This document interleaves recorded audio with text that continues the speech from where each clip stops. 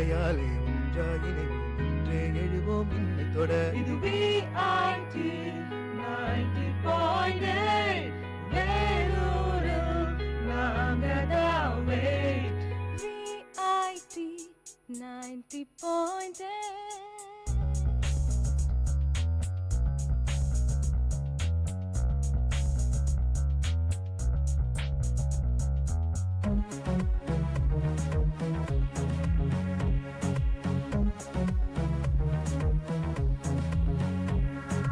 VIT 90.8 வேலூரில் நாங்கதாவே. VIT 90.8 வேலூரில் நாங்கதாவே.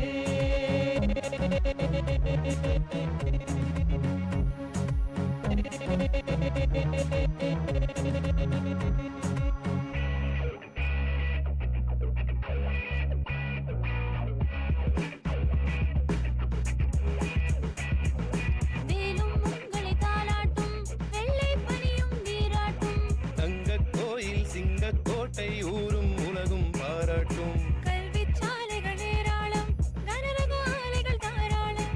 தீரா நோய்கள் ஆரா காயம் தீவேகம் தீராகும்.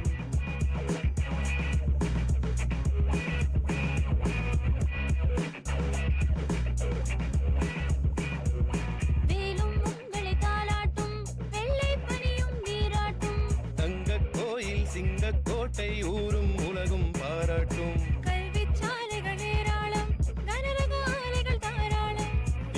நோய்கள் ஆரா காயம் தீண்டு தேகம் தீராகும். இது VIT 90.8 வேலூரில் நாங்கதாவே. VIT 90.8 வேலூரில் நாங்கதாவே.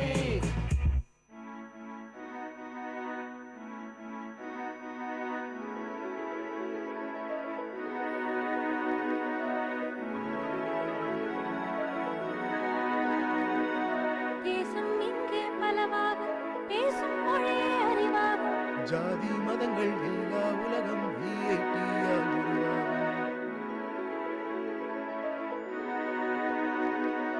தேசம் இங்கே பலவாகும், பேசும் மொழியே அறிவாகும். ஜாதி மதங்கள் எல்லா உலகம் VIT-யால் உருவாகும். திறமை கொண்ட பட்டாளம் உங்கள் அன்பால் உலகாளும். மக்கள் பணிக்கு துடிக்கும் எங்கள் இதயம் ஒன்றே அடையாளம். VIT இது VIT 90.8 வேலூரில் நாங்கதாவே. VIT 90.8 வேலூரில் நாங்கதாவே.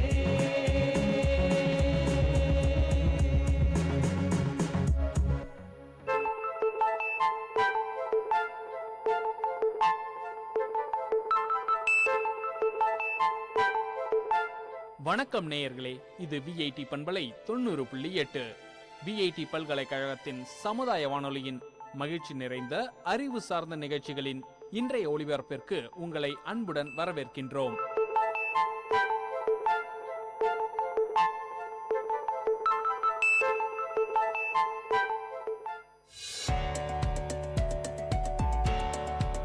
வணக்கம் வேலூர். இன்று 2023ஆம் ஆண்டு டிசம்பர் மாதம் 5ஆம் தேதி, சோபகிருத வருடம் கார்த்திகை மாதம் 19ஆம் நாள் செவ்வாய்க்கிழமை. நாம் நம் மீது வைத்திருக்கும் நம்பிக்கை நாளை நடக்கப் போவதின் முன்னோட்டம். இந்த ஒரு இனிய கருத்தோடு இன்றைய தினத்தை இனிதாய் துவங்குவோம்.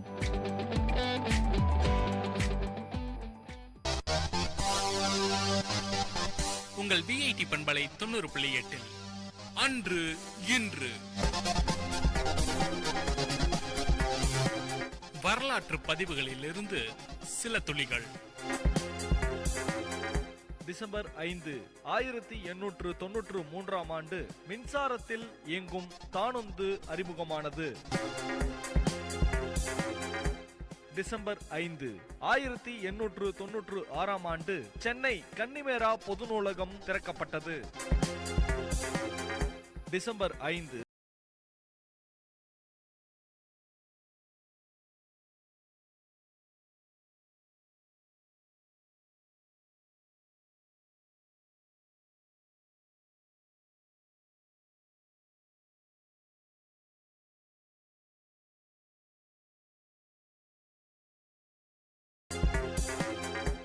டிசம்பர் 5 1978 ஆண்டு சோவியத் ஒன்றியம் ஆப்கானிஸ்தானுடன் நட்புறவு ஒப்பந்தத்தில் கையெழுத்திட்டது. டிசம்பர் 5 1978 ஆண்டு சோவியத் தமிழக ஆப்கானிஸ்தானுடன் நட்புறவு ஒப்பந்தத்தில் கையெழுத்திட்டது. டிசம்பர் 5 1978 ஆண்டு சோவியத் தமிழக ஆப்கானிஸ்தானுடன் நட்புறவு ஒப்பந்தத்தில் தலைவர் மார்டின் வான் பியூரன் பிறந்தார். டிசம்பர் 5 2013 ஆண்டு தென்னாப்பிரிக்காவின் முதலாவது அரசு தலைவர் நெல்சன் மண்டேலா மறைந்தார். டிசம்பர் 5 1901 ஆண்டு நோபல் பரிசு பெற்ற ஜெர்மானிய இயற்பியலாளர் பெர்னர் ஐசன்பர்க் பிறந்தார். டிசம்பர் 5 2016 ஆண்டு தமிழகத்தின் முன்னாள் முதலமைச்சர் ஜே ஜெயலலிதா மறைந்தார். உங்கள் விஐடி பண்பலை 90.8 அன்று இன்று வரலாற்று பதிவுகளில் இருந்து சில துளிகள். விஐடி பண்பலை 90.8 அன்று இன்று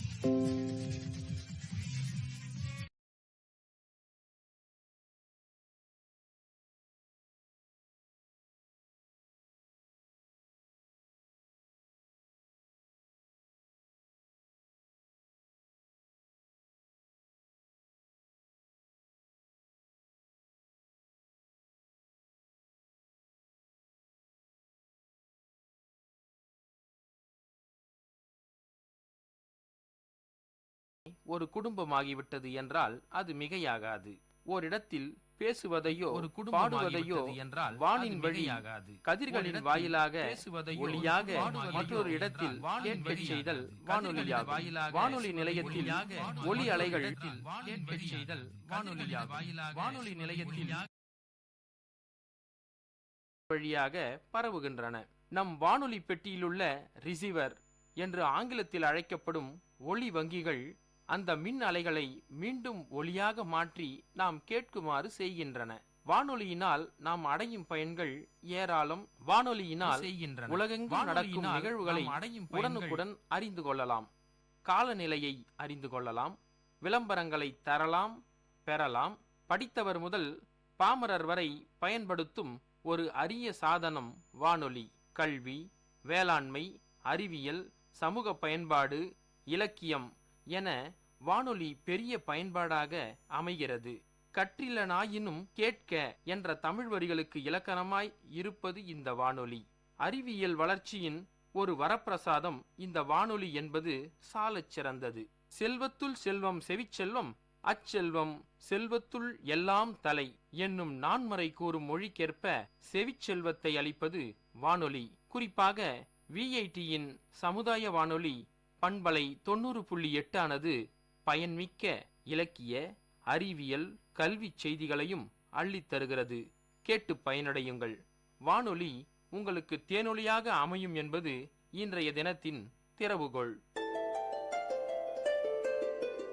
இன்றைய கருத்து சிதறலில் சிந்தனை துளிகள் உங்களை சிந்திக்க வைத்திருக்கும் என்ற நம்பிக்கையோடு மற்றும் ஒரு தினம் ஒரு திறவுகோள் நிகழ்ச்சியில் சந்திக்கும் வரை உங்களிடமிருந்து விடைபெறுவது முனைவர் க. தமிழ்ச்செல்வன். இது விஐடி பண்பலை 90.8 விஐடி பல்கலைக்கழகத்தின் சமுதாய வானொலி. நன்றி.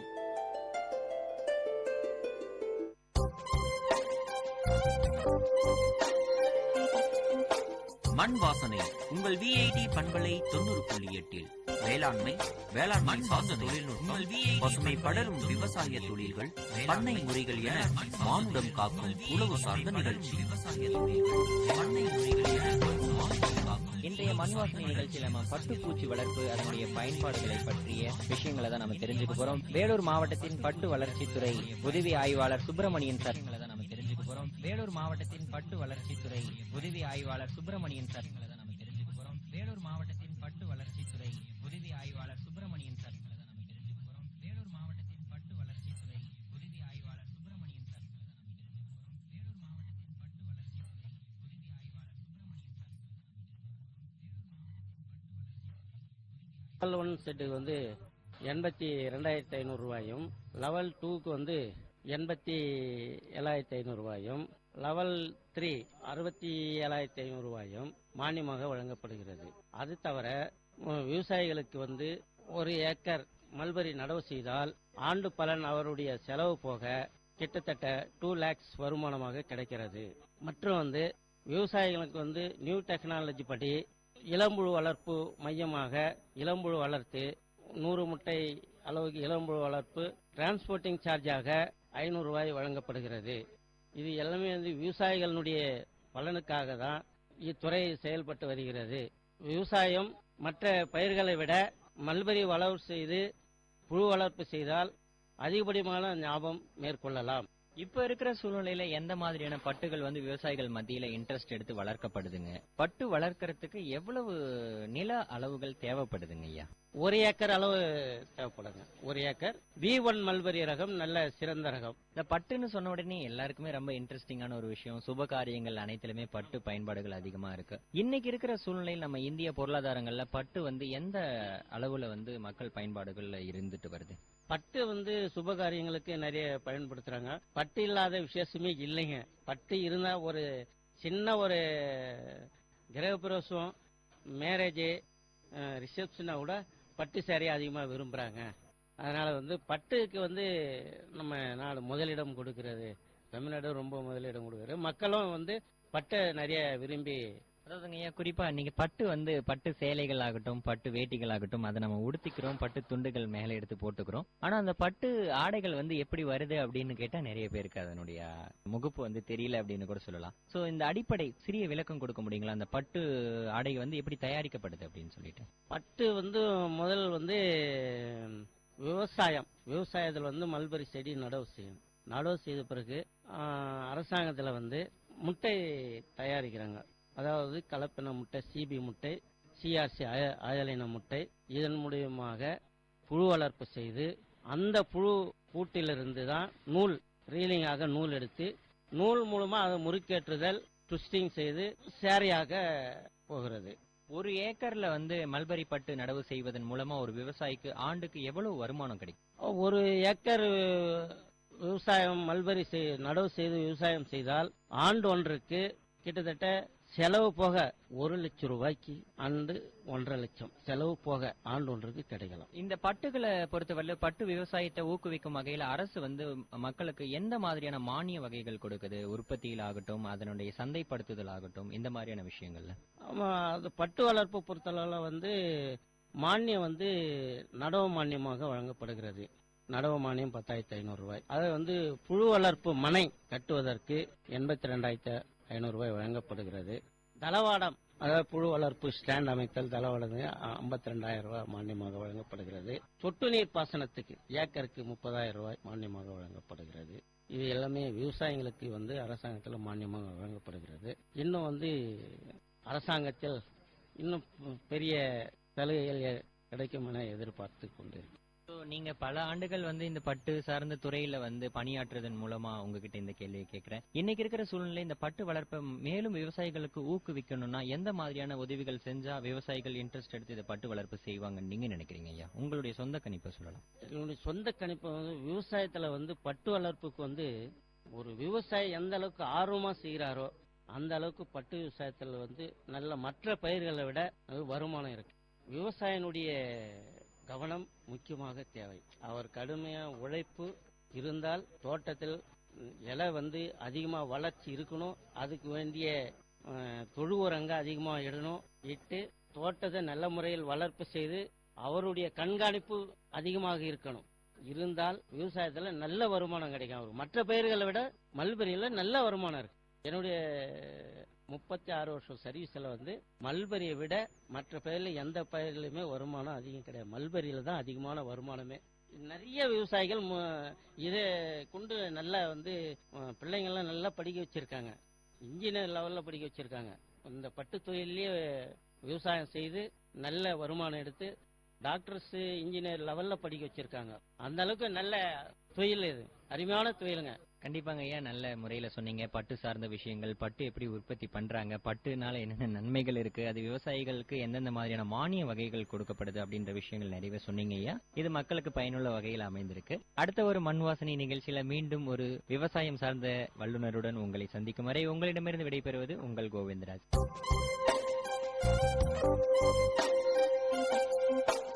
நேயர்கள் இதுவரை கேட்டது மண் வாசனை, உங்கள் VID பண்பலை 90.8 வேளாண்மை சார்ந்த தொழில்நுட்பம், பசுமை படரும் விவசாய தொழில்கள், பண்ணை முறைகள் என மானுடம் காக்கும் உழவு சார்ந்த நிகழ்ச்சி.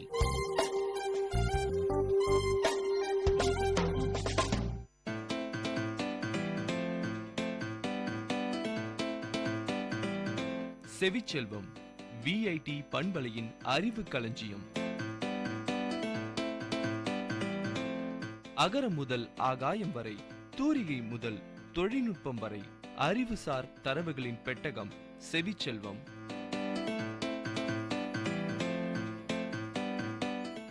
இது VIT பண்பலை 90.8 செவிச்செல்வம் நிகழ்ச்சியில் சீரகம் பற்றிய அறிவுசார் தொகுப்போடு உங்கள் அஸ்வினி. சீரகம் அசை அல்லது நற்சீரகம் இது ஒரு மருத்துவ மூலிகையாகும். சீரகத்தின் வரலாறு 5000 ஆண்டுகளுக்கு முன்பு வரை நீள்கிறது. எகிப்தியர்களின் உணவுப் பொருளாகவும் இது பயன்படுத்தப்படுகிறது. கிரேக்கர்களும் ரோமானியர்களும் சுவைக்காகவும் மருத்துவ நோக்கங்களுக்காகவும் சீரகத்தை பயன்படுத்துகின்றனர். மிளகாய் தூள்களுக்கான ஒரு மூலப்பொருளாகவும் பயன்படுகிறது. இது பெரும்பாலும் இந்திய, மெக்சிகன் மற்றும் வியட்நாம் உணவுகளில் பயன்படுத்தப்படுகிறது. வட இந்தியாவில் மலைப்பகுதியில் அதிகம் பயன்படுத்துவர். தமிழகத்தில் மேட்டுப்பாங்கான இடங்களிலும் மலைப்பகுதிகளிலும் பயிர் செய்யப்படுகிறது.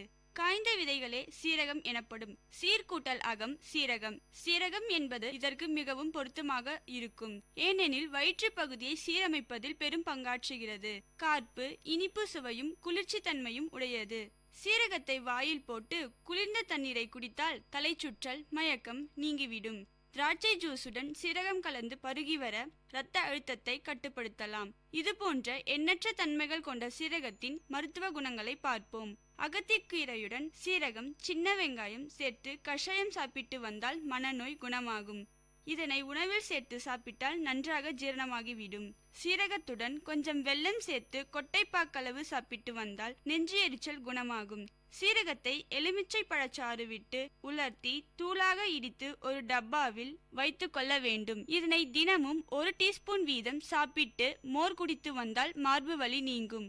மோருடன் சீரகம், இஞ்சி, சிறிது உப்பு சேர்த்து பருகினால் வாயு தொல்லை நீங்கும். சீரகம் மற்றும் இஞ்சியை எலுமிச்சை பழச்சாற்றில் கலந்து 1 நாள் ஊற வைத்து கொள்ளவும்.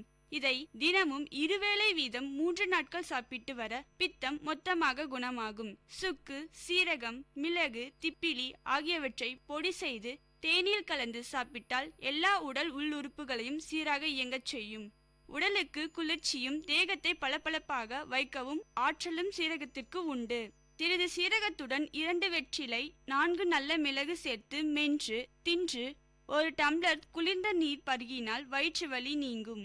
ஓமத்துடன் சிறிது சீரகம் இட்டு கஷாயம் செய்து சாப்பிட்டால் அதிக பேதி போக்கு நிற்கும். சிறிது சீரகத்துடன் கீழாநெல்லி வைத்து அரைத்து எலுமிச்சை சாறில் சேர்த்து பருகி வர கல்லீரல் நோய் குணமாகும். சமையலுக்கு சுவையும் மணமும் தருவதில் சீரகம் பல வழிகளில் உதவுகிறது. வித மசாலா பொடி தயாரிப்பில் இது ஒரு முக்கிய பங்கு வகிக்கிறது. செரிக்காமை, வாயு தொல்லை இவைகளுக்கு மாமருந்தாக சீரகம் விளங்குகிறது. நல்ல மிளகை பொடித்து எண்ணெயில் இட்டு காய்ச்சி அந்த எண்ணெயை தலையில் தேய்த்து குளித்தால் கண்ணெரிச்சல், கண்ணிலிருந்து நீர் வடிதல் நீங்கும். சீரகத்தை லேசாக வறுத்து அத்துடன் கருப்பட்டை சேர்த்து சாப்பிட்டு வர நரம்புகள் வலுப்பெறும், நரம்பு தளர்ச்சி குணமாகும். சீரகத்தை தூள் செய்து லேகியமாக மெலிந்து போனவர்களுக்கு கொடுப்பது உண்டு. செவிசெல்வம் நிகழ்ச்சியில் சீரகம் பற்றிய அறிவுசார் தரவுகளோடு உங்கள் அஸ்வினி.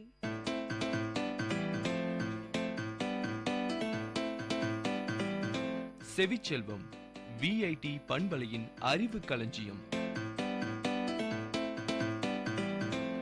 அகரம் முதல் ஆகாயம் வரை, தூரிகை முதல் தொழில்நுட்பம் வரை, அறிவுசார் தரவுகளின் பெட்டகம் செவிச்செல்வம்.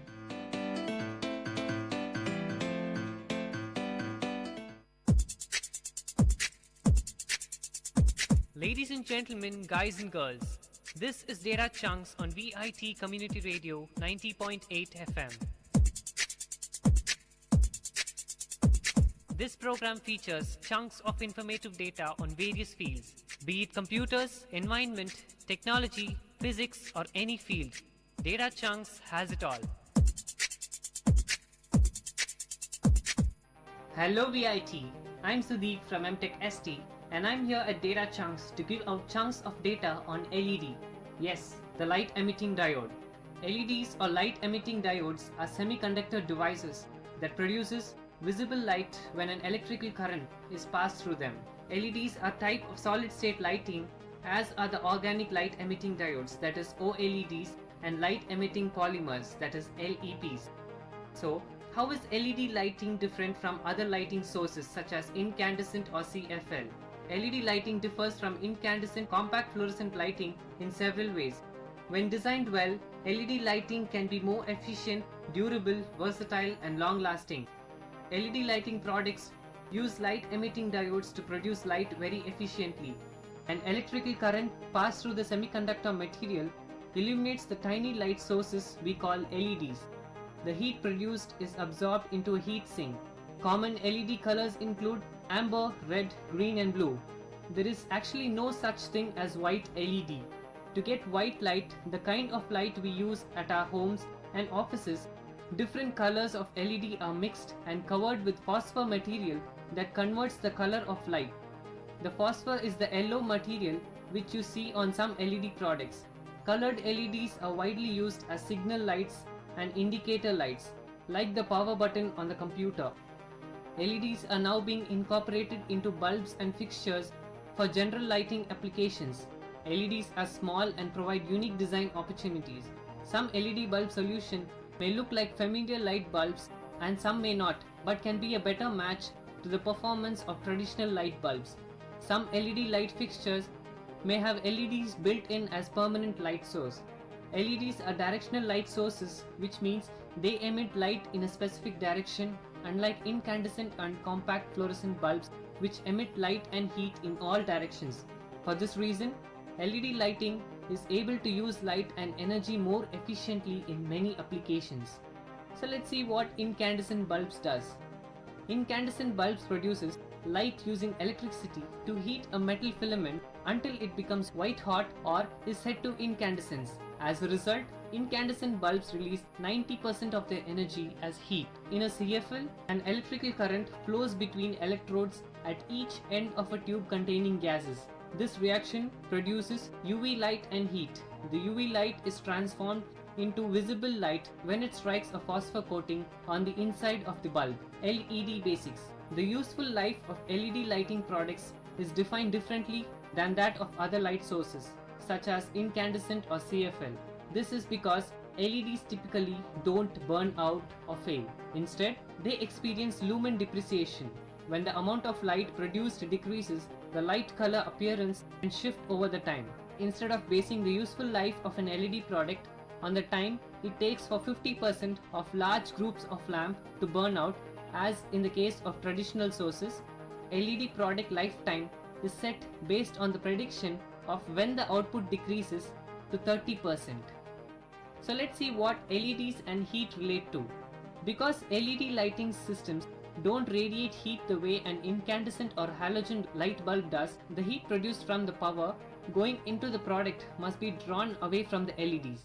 This is usually done with a heat sink, which is a passive device that absorbs the heat produced and dissipates into the surrounding environment. This keeps LED from overheating and burning out. Thermal management is probably the single most important factor in the successful performance of an LED product over its lifetime, because the higher the temperature at which the LED is operated, the more quickly the light will degrade, and the shorter the useful life will be.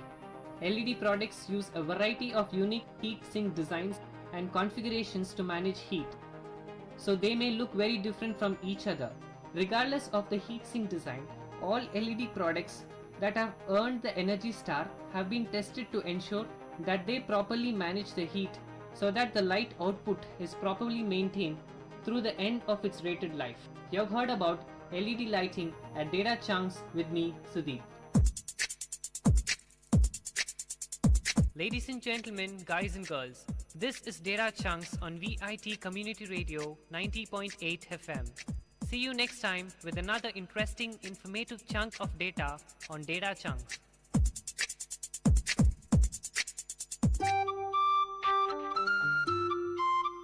தம்பி வா வா வா வா வா. அண்ணே வேலண்ணே, யார கூப்பிட்டு இருக்க?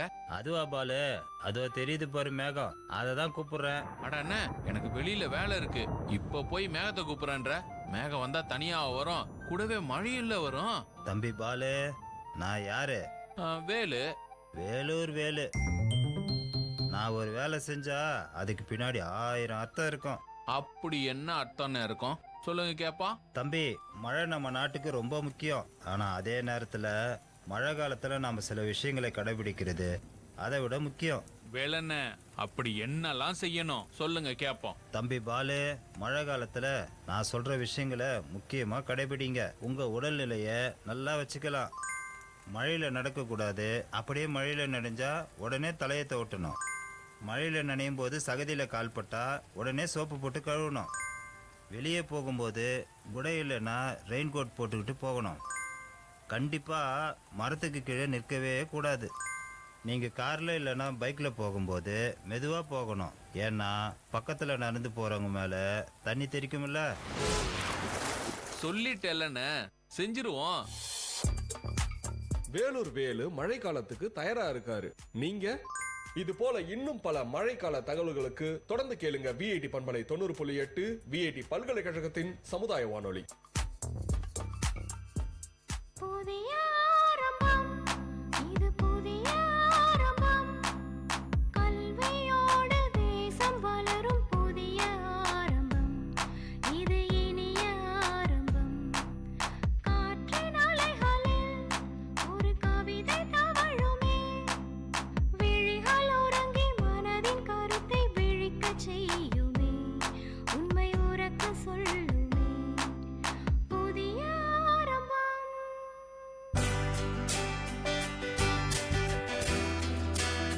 உங்கள் விஐடி பண்பலை 90.8 அனுபவ மேடை. மக்கள் தங்கள் வாழ்க்கை அனுபவங்களையும் முன்னேற்ற பாதைகளையும் விரிவாக கலந்துரையாடும் நிகழ்ச்சி.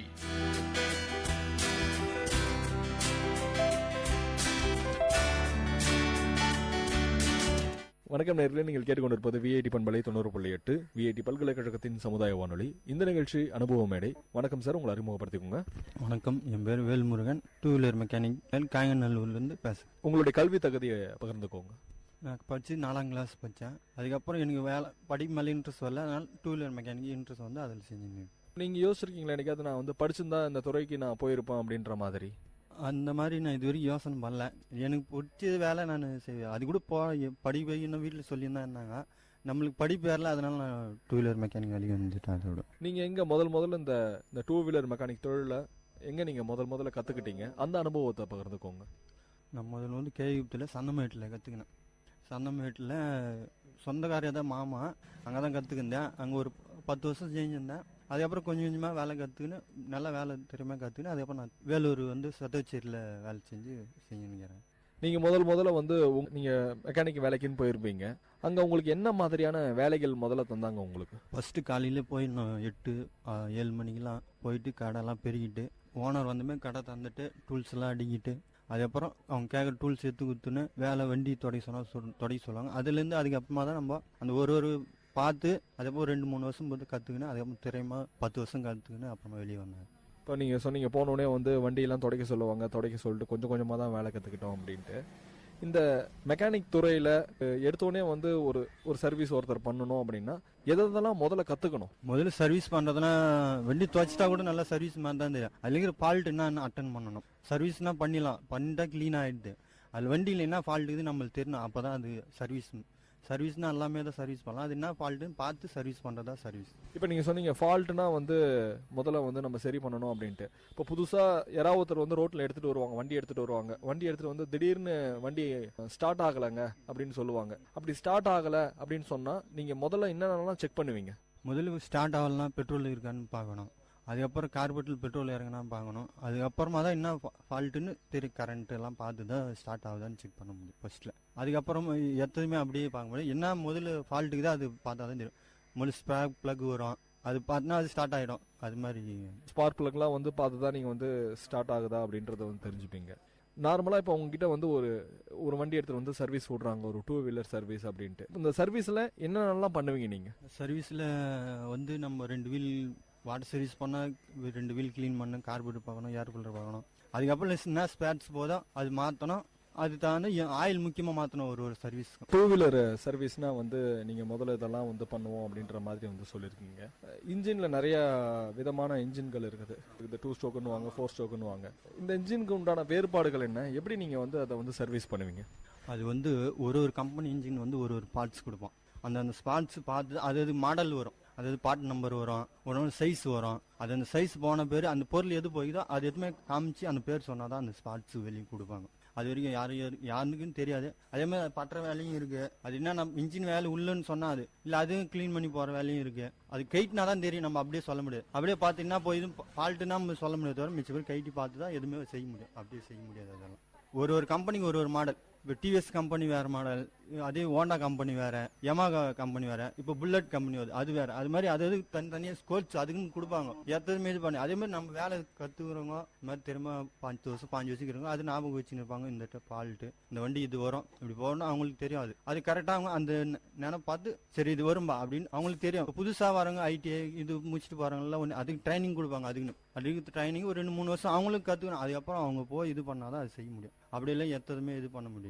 நீங்கள் முதல்ல வந்து ஒரு வண்டியை வந்து ரெடி பண்ணியிருப்பீங்க, ரிப்பேர் பண்ணியிருப்பீங்க. உங்களுக்கு ஃபர்ஸ்ட் ஒரு வண்டி ரிப்பேர் பண்ணும்போது எப்படி இருந்துச்சு அந்த அனுபவங்கள்? ஃபர்ஸ்ட் நம்ம ரெடி பண்ணும்போது இந்த வண்டி நம்ம ரெடி பண்ணி கொடுக்குறோமா அந்த ஃபீலிங் நம்ம வைக்கணும். என்ன சொல்றது, இது மனசுக்குள்ள ஒரு பயம் இருக்கணும். நம்ம இது பண்றோமே கரெக்டாக வருமா. அந்த வண்டியெல்லாம் ரெடி பண்ணி வண்டி ஸ்டார்ட் பண்ணி கஸ்டமர் கொடுக்கும்போது தான் அந்த நிம்மதி நம்மளுக்கு இருக்கும். அது வரைக்கும் நம்ம எந்த பொருளையும் எப்படி ஆகும்னு தெரியாது. அதான் விஷயம் இருக்கும். கஸ்டமர் யாராவது வந்து உங்ககிட்ட சொல்லியிருக்காங்களா, அது மாதிரி பாராட்டி இருக்கிறாங்களா, நீ நல்லா வண்டி சர்வீஸ் பண்ணியிருக்கிற அப்படின்ற மாதிரி? இல்லை அவங்களோட வண்டியில் ஏதாவது நிறைய மெக்கானிக் கிட்ட போயிருப்பாங்க, அதை சரியாக பண்ணி தந்திருக்க மாட்டாங்க. யாராவது கண்டிப்பாக அவங்ககிட்ட சொல்லியிருப்பாங்க நீங்கள் நல்லா பண்ணியிருக்கீங்க அப்படின்ட்டு. அது மாதிரி யாராவது சொல்லியிருக்காங்களா? இருக்கு. அதெல்லாம் இன்ஜின் வேலை செய்யறதுல எல்லாம் ஓடுது. அதுல 1000ல் ஒரு 4-10 வண்டி ஃபால்ட் வரதான் செய்யும். அது வந்து சொல்லுவாங்க. ஆனா ஓடினா இருக்கு ஒன்றும் பிரச்சனை இல்லை. வந்துச்சுன்னா ஒரு சின்ன டைமிங் செயின் ஃபால்ட் வரும். அப்படி இல்லை ஆயில் சீலு இல்லை பேக்கிங் நம்ம உட்கார வைக்குது, அது எதனா மிஸ் ஆகிடும். அது க்ளீன் பண்ணும்போது எதனா டாக்கு போட்டுச்சா பள்ளம் ஆயிடுனா அது மாதிரி வரும். அந்த டைம்ல நம்ம அது தாந்து கைட்டி நம்மளே தான் ரெடி பண்ணி கொடுப்போம். அதெல்லாம் நல்லா அதான் சொல்றேன். அதெல்லாம் பக்காவா இருக்கும். அதெல்லாம் ஒன்றும் இல்லை. அதான் 100ல் ஒரு 10 வண்டியில ஒரு வண்டி ஏதாவது ஒரு சின்ன ஃபால்ட் வரும், தவிர மற்றபடி வண்டியெல்லாம் கரெக்டாக இருக்கும். எந்த பிரச்சனை சர்வீஸ் கூட போச்சுன்னா அதோட போச்சுன்னா இன்ஜின் வேலைலாம் 5 வருஷம் 6 வருஷம் போட்டு தான் வரும். சர்வீஸ்லாம் பண்ணால் 10,000 கிலோமீட்டர்ல பண்ணோம், 15,000 கிலோமீட்டர் பண்ணோம். அது மாதிரி ஒரு 2 வருஷம் 3 வருஷம் ஓட்டுவாங்க.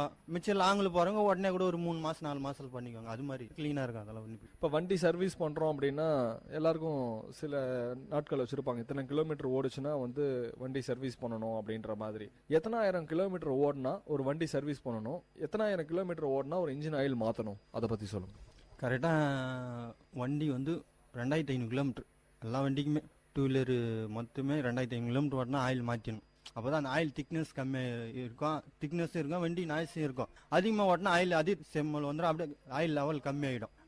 அது மாதிரி ஆயில் இன்ஜின் மாற்றிடலாம். ஆயில் சர்வீஸ் ஃபுல் சர்வீஸ் பண்ணால் கரெக்டாக 10,000 கிலோமீட்டரில் பண்ணிடணும். எப்படின்னா அது நம்ம இன்ஜின் ஓட அந்த நம்ம தேவை, மற்றபடி பிரேக் ஷூ இதுங்கெல்லாம் தேவை, அதெல்லாம் நம்ம நாளுக்கு ஓட அது ஒன்றும் அடிக்கடிக்கு மாற்றலாம். சர்வீஸ்ன்னு பண்ணால் கரெக்டாக 10,000 கிலோமீட்டர் அப்புறம் பண்ணால் க்ளீனாக இருக்கும். அதெல்லாம் வண்டி கரெக்டாக இருக்கும். 10,000 கிலோமீட்டர் பண்ணால் வண்டி புது வண்டி கூட இன்னும் ஒரு 20 வருஷம் 30 வருஷம் 40 வருஷம் கூட வச்சு ஓட்டிக்கலாம். அது மாதிரி இப்போ புதுசாக ஒரு வண்டி உங்ககிட்ட எடுத்து வந்து விடுறாங்க, இந்தாங்க சர்வீஸ் பண்ணுங்க அப்படின்ற மாதிரி ஒரு வண்டி எடுத்து வந்து தராங்க. கரெக்டாக வந்து ஒரு 5-6 விஷயம் அப்படியே சொல்லுங்க. இந்தந்த விஷயங்கள்லாம் முதல்ல ஸ்டார்டிங்லேருந்து ஆரம்பிச்சு இது வரையும் நாங்கள் முடிப்போம் அப்படின்ற மாதிரி என்னென்ன விஷயங்கள்லாம் நீங்கள் வண்டியில் பண்ணுவீங்க?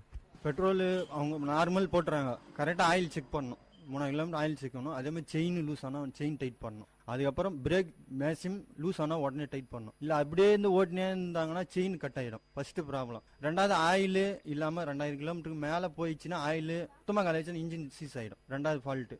நெக்ஸ்ட் பிரேக்கு லூஸாக ஓட்டினே இருந்தாங்கன்னா பிரேக் திடீர்னு சடனாக ஆச்சுன்னா போல்டு கட் ஆகிடும். அதுக்கு ஒரு சப்போர்ட் போல்டு அது கட் ஆயிடுச்சுன்னா அதுவும் ஜாம் ஆகிப்படும். இருக்குது இந்த 3 தான் விஷயம் இருக்குது, அதுதான் நாங்கள் கரெக்டாக சொல்லுவோம்.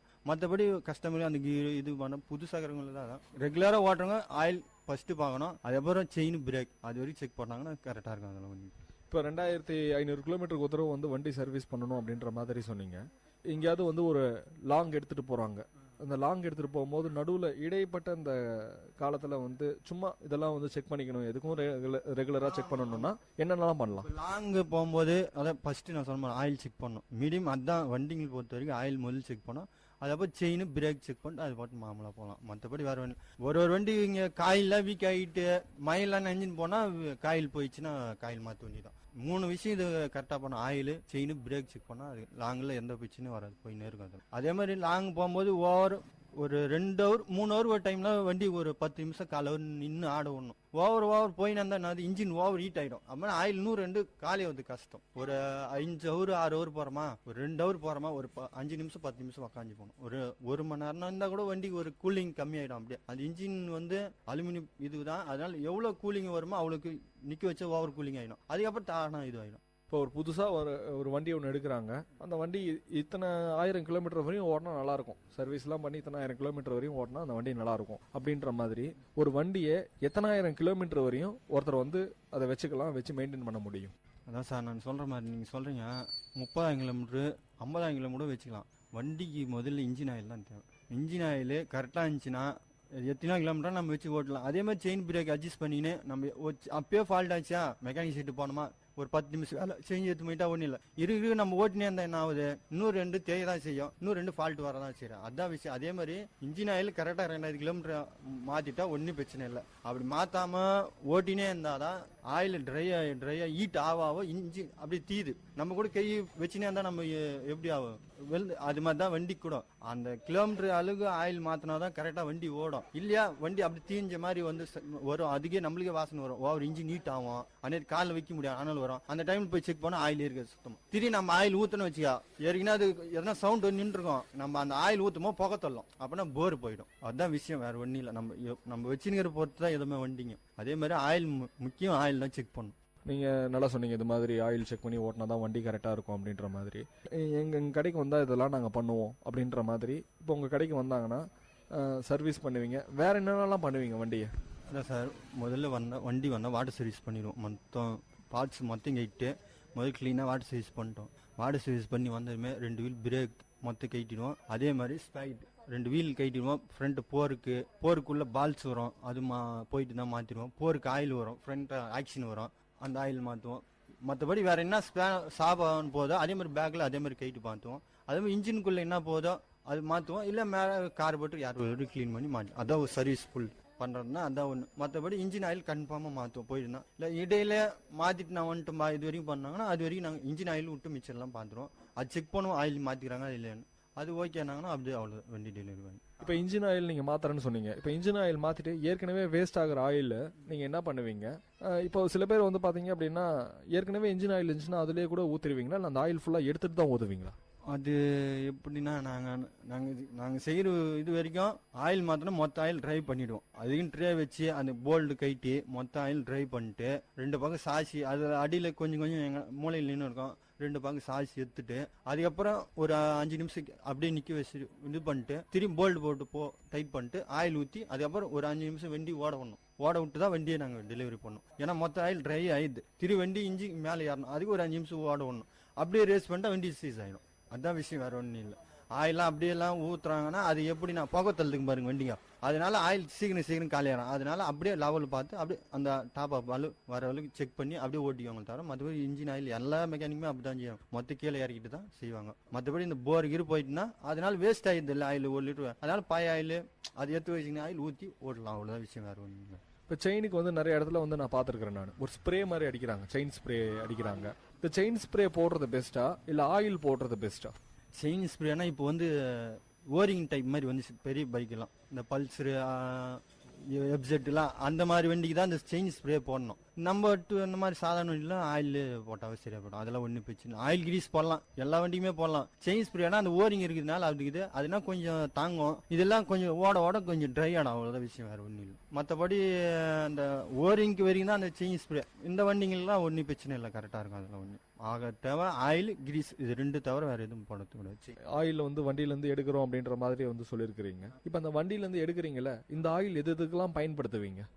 அந்த ஆயில் அதுதான் நம்ம செயினுக்கு விடலாம், பிரேக் பெடலுக்கு விடலாம், நம்ம எதுக்கு நம்ம ஃப்ரீயாக ஓடணுமோ அது எதுக்கு விட்டுக்கலாம், அது பற்றி ஒன்று. அதுக்கு தான் அந்த ஆயில் எடுத்து வைக்கிறோமே, வேற ஒன்றும் யூஸ் ஆகாது, வேற எதுக்கும் யூஸ் ஆகும். அதுக்கு வரைக்கும் தான் யூஸ் ஆகும், மிச்ச பேர் அப்படியே இருக்கும், வேற எதுவும் பண்ண முடியாது. உங்கள் வண்டியில் உங்கள் கடைக்கு வந்து பார்க்கும்போது தான் தெரிஞ்சது நீங்கள் வந்து வண்டி சர்வீஸும் பண்ணுறீங்க, அதே நேரத்தில் வந்து பஞ்சர் இது மாதிரிலாம் கூட வந்து போடுறீங்க. இப்போது இதுக்கெல்லாம் வந்து பஞ்சர் போடுறதுக்கெல்லாம் வந்து நீங்கள் எவ்வளோ காசு வாங்குறீங்க? வண்டி சர்வீஸ் பண்ணால் உங்களுக்கு எவ்வளோ காசு எவ்வளோ காசு வாங்குவீங்க, அதை பற்றி சொல்லுங்கள். இந்த ஃபுல் சர்வீஸ் பண்ணுறதுனா 350 ரூபா வாங்குங்க சார். பஞ்சர் போகிறதுனா 50 ரூபா வாங்குவோம், அவ்வளோ. வீலுக்கு 80 மாட்டினா 60 ரூபா வாங்குவோம் பஞ்சருக்கு. ஃபுல் சர்வீஸ் பண்ணுறதுக்கு 350 ரூபா வாங்குவோம். அதே மாதிரி வாட்டர் சர்வீஸ் பண்ணுறது தனி, ஸ்பேர்ஸ் வாங்கிறது அது தனி. நம்ம லேபர் வரையும் 350 ரூபா, மிச்சர்லாம் தனி. இப்போது ஒரு நாளைக்கு வந்து எனக்கு வந்து இந்த ஃபீல்டில் வந்து எனக்கு இவ்வளோ காசு கிடைக்குது அப்படின்ற மாதிரி இந்த தொழில் நீங்கள் இப்போ தனியாக செய்கிறீங்க, கிட்டத்தட்ட ஒரு 10 வருஷமாக வேற ஒருத்தர்கிட்ட வேலை செஞ்சுட்டு வந்து இப்போ நீங்கள் தனியாக செய்கிறீங்க. உங்களுக்கு மாதம் வருமானம் இந்த தொழிலில் வந்து எவ்வளோ கிடைக்குது? நாங்கள் காலையில் எத்தனை நம்ம சாயங்காலம் வந்தால் வண்டிக்கு விடுங்க, அதில் 1-2 பஞ்சர் வரும், அது போக செல்ல வேலை. ஒரு நாளைக்கு ஒரு 500 ரூபா 600 ரூபா கிடைக்கும் சார். ஒரு நாளைக்கு 500 ரூபா, ஒரு 600 ரூபா கிடைக்குது. நீங்கள் ஒரு நாளைக்கு எத்தனை வண்டி சர்வீஸ் பண்ண முடியும் உங்களால்? கம்பெனிஸ் எல்லாம் வந்து பார்த்துருந்தீங்கன்னா நிறைய ஸ்டாண்ட் வச்சுருப்பாங்க, நிறைய பேரை போட்டு வேலைகள் வாங்குவாங்க. இப்போ நீங்கள் தனியாளாக இருக்கிறீங்க, நீங்கள் ஒரு நாளைக்கு நான் எத்தனை வண்டி சர்வீஸ் பண்ணுவேன் அப்படின்ற மாதிரினா எத்தனை வண்டி சர்வீஸ் பண்ணுவீங்க? நான் வண்டி இருக்கிறதுனால நானே வாட்டர் சர்வீஸ் பண்ணணும், ஸ்பேர்ஸ் நானே போய் வரணும். அதனால ஒரு நாளைக்கு ஒரு 3 வண்டி நம்மளால சர்வீஸ் பண்ண முடியும் சார். ஏன்னா எந்த சில்லற வேலையும் நம்மளே பார்க்கணும், பஞ்சர் நம்மளே அப்படி போகிறதுனால ஒரு நாளைக்கு அதனால ஒரு 2 வண்டி கேரண்டி நம்மளால செய்ய முடியும். அதே ஆளுங்க பசங்க தான் அது ஒரு 5-6 வண்டி கூட எடுத்து செய்யலாம், அவ்வளோதான் மீடியம். அது மாதிரிலாம் செய்ய முடியும். ஒரு 5 வண்டி செய்யலாம், ஒரு பையன் இருந்தாங்கன்னா. நம்ம வண்டியாக இருந்தால் ஒரு 2 வண்டி, ஒரு வண்டி செய்யலாம் மேக்ஸிமம். எல்லா வேலையும் பார்த்துன்னு வந்து அதுக்கு நம்ம அதிகமாகலாம் எடுக்க முடியாது. இப்போ புதுசாக கடை ஆரம்பிச்சிருக்கிறீங்க, இந்த ஏரியாவில் வந்து உங்களுக்கு பிஸ்னஸ் எப்படி இருக்குது? யாரெல்லாம் உங்களுக்கு வந்து இந்த ஏரியாவில் வந்து பிஸ்னஸ் தராங்க? நீங்களே யோசிப்பீங்க, இவங்க ஒரு கஸ்டமர் எப்பயுமே ஒரு தடவை போயிட்டு 2வது தடவை வந்தால் நம்மளுக்கு சக்ஸஸ் அப்படின்ற மாதிரி பிஸ்னஸ் சொல்லுவாங்க. இப்போ உங்களுடைய ரெகுலர் கஸ்டமர்ஸ்லாம் இங்கே வராங்களா? அவங்களுக்கு எது மாதிரி நீங்கள் வந்து சர்வீஸ் பண்ணுறோம் அப்படின்னா வந்து என்னுடைய சர்வீஸ் இப்படி தான் இருக்கும், ஒரு பெஸ்ட்டாக தரோம் அப்படின்ற மாதிரி சொல்லுவாங்க. நீங்கள் எப்படி அவங்களுக்கு சர்வீஸ் பண்ணுறீங்க? அது மாதிரி தான் சார், நம்ம சின்ன ரிப்பேருனாலும் நம்ம பண்ணி கொடுக்குறோம், அதே மாதிரி சர்வீஸ் நாம் பண்ணி கொடுக்குறோம். அது மாதிரி தான் எந்த பண்ணி கொடுத்து தான் இப்போ நெக்ஸ்ட் அவங்களே தான் வராங்க நம்மகிட்ட திருப்பி, நல்லா பண்ணுறீங்க அதனால நீங்களே பண்ணி கொடுங்க அப்படின்னு சொல்லிட்டு வராங்க. அதெல்லாம் ஒன்றும் பிரச்சனை இல்லை, எல்லாமே வராங்க. பென்சிலேருந்து இருக்குது, ஏட் ஷாப் கூட வராங்க, அது ஒன்றும் பிரச்சனை இல்லை. இங்கே காங்கநல்லூர்லேருந்து வராங்க, அப்போத்துக்கு டைம் இருந்தால் பண்ணி எடுத்து போயிடறாங்க, வண்டி நல்லா செய்கிறாங்க அப்படின்ட்டு தான் வராங்க, ஒன்றும் பிரச்சனை இல்லை. இப்போ புதுசாக பிஸ்னஸ் நீங்கள் ஆரம்பிச்சிருக்கிறீங்க, வேலை செய்யறதுக்கும் இப்போ நீங்கள் தனியாக வந்து பிஸ்னஸ் பண்ணுறீங்க, இதுக்கும் என்ன வித்தியாசங்கள் நீங்கள் பார்க்குறீங்க? என்னன்னு நம்ம கடையில் வேலை செய்யணும்னா ஓனர் கேட்டு நம்ம செய்யணும், அது ஒரு விஷயம். அதே மாதிரி அவர் கரெக்டாக இருக்காருன்னா அவர் சொல்லி தான் நம்ம இது பண்ணணும். இது நம்ம கடையாக இருக்கு, நம்ம இஷ்டப்படி செய்யலாம். இந்த ஃபால்ட்டு இது கரெக்டாகுது, இதுன்னு நம்ம யோசனை பண்ணி ஒரு 10 நிமிஷம்னாலும் நம்ம இஷ்டப்படி நம்ம மனசுக்கு பிடிச்ச மாதிரி செஞ்சு அனுப்பலாம், அந்த விஷயம். இப்போ உங்களுக்கும் வந்து 2 வீலர் யூனியன்ஸ்லாம் இருக்கிறாங்க அப்படின்ற மாதிரி கூட நீங்கள் சொன்னீங்க. இப்போ இந்த யூனியன்லேருந்து உங்களுக்கு என்ன மாதிரியான சப்போர்ட்லாம் வந்து கிடைக்குது? யூனியனில் வந்து நாங்கள் ஒரு சங்கம் மாதிரி, அது இந்த புது வண்டிங்கெல்லாம் டெலிவரி பண்ணுறாங்களா, அதுக்கு ஒரு மீட்டிங் வச்சு அவங்க இது பண்ணுவாங்க. மற்றபடி நாங்கள் ஒரு யூனியனில் எது இருந்தாலும் சப்போர்ட் எங்கே இருந்தாலும் அவங்க வந்து கேட்பாங்க, செய்வாங்க. அதுதான் ஒரு விஷயம், வேறு ஒன்று பெனிஃபிட் அவ்வளோதான். இந்த கடை நீங்க ஆரம்பிக்கிறதுக்கு ஏதாவது ரெஜிஸ்டர் ஏதாவது பண்ணிருக்கீங்களா? ரெஜிஸ்டர் பண்ணி ஆரம்பிச்சிருக்கீங்களா? அது மாதிரி ஏதாவது?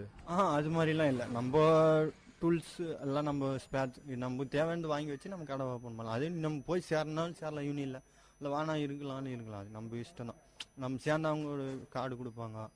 அது எதுனா மீட்டிங் மாதத்துக்கு ஒரு டைம் போனோம், எதனா ஒரு கம்பெனிக்கு யார் கூப்பிட்டாங்கன்னா அந்த டைமில் நம்ம போய் நின்னா அவங்க அந்த இது சொல்லுவாங்க, அந்த பார்த்து நம்ம இது பண்ணிக்கலாம். அந்த விஷயம் நீங்கள் படிக்கல அப்படின்ற மாதிரி வந்து சொன்னீங்க. இப்போ உங்களுக்கு பசங்க இருக்கிறாங்க, அவங்கள நீங்கள் என்ன படிக்க வைக்கணும்னு ஆசைப்படுறீங்க?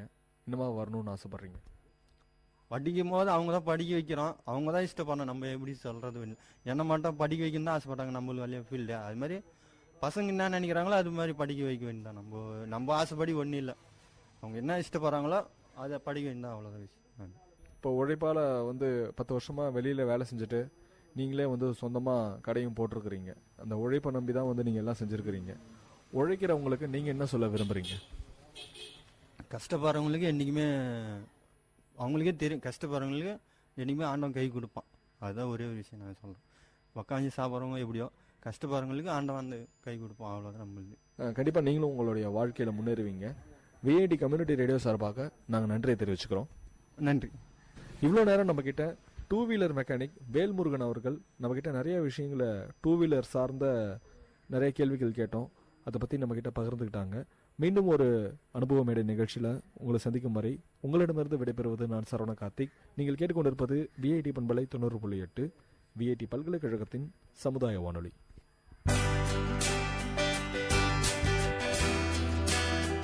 நேர்கள் இதுவரை கேட்டது அனுபவ மேடை. மக்கள் தங்கள் வாழ்க்கை அனுபவங்களையும் முன்னேற்ற பாதைகளையும் விரிவாக கலந்துரையாடும் நிகழ்ச்சி. உங்கள் விஐடி பண்பலை 90.8 விஐடி பல்கலைக்கழகத்தின் சமுதாய வானொலி.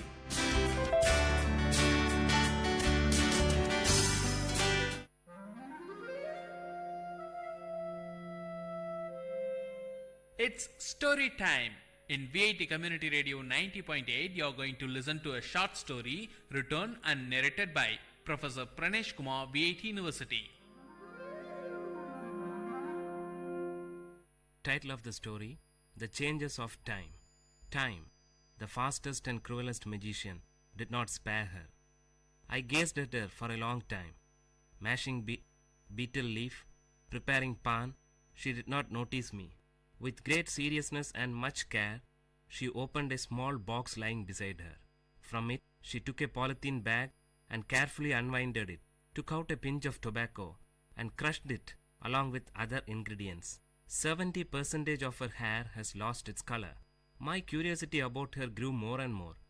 As I sat there, inhaling the fresh smell of pan, I must talk to her, I said to myself.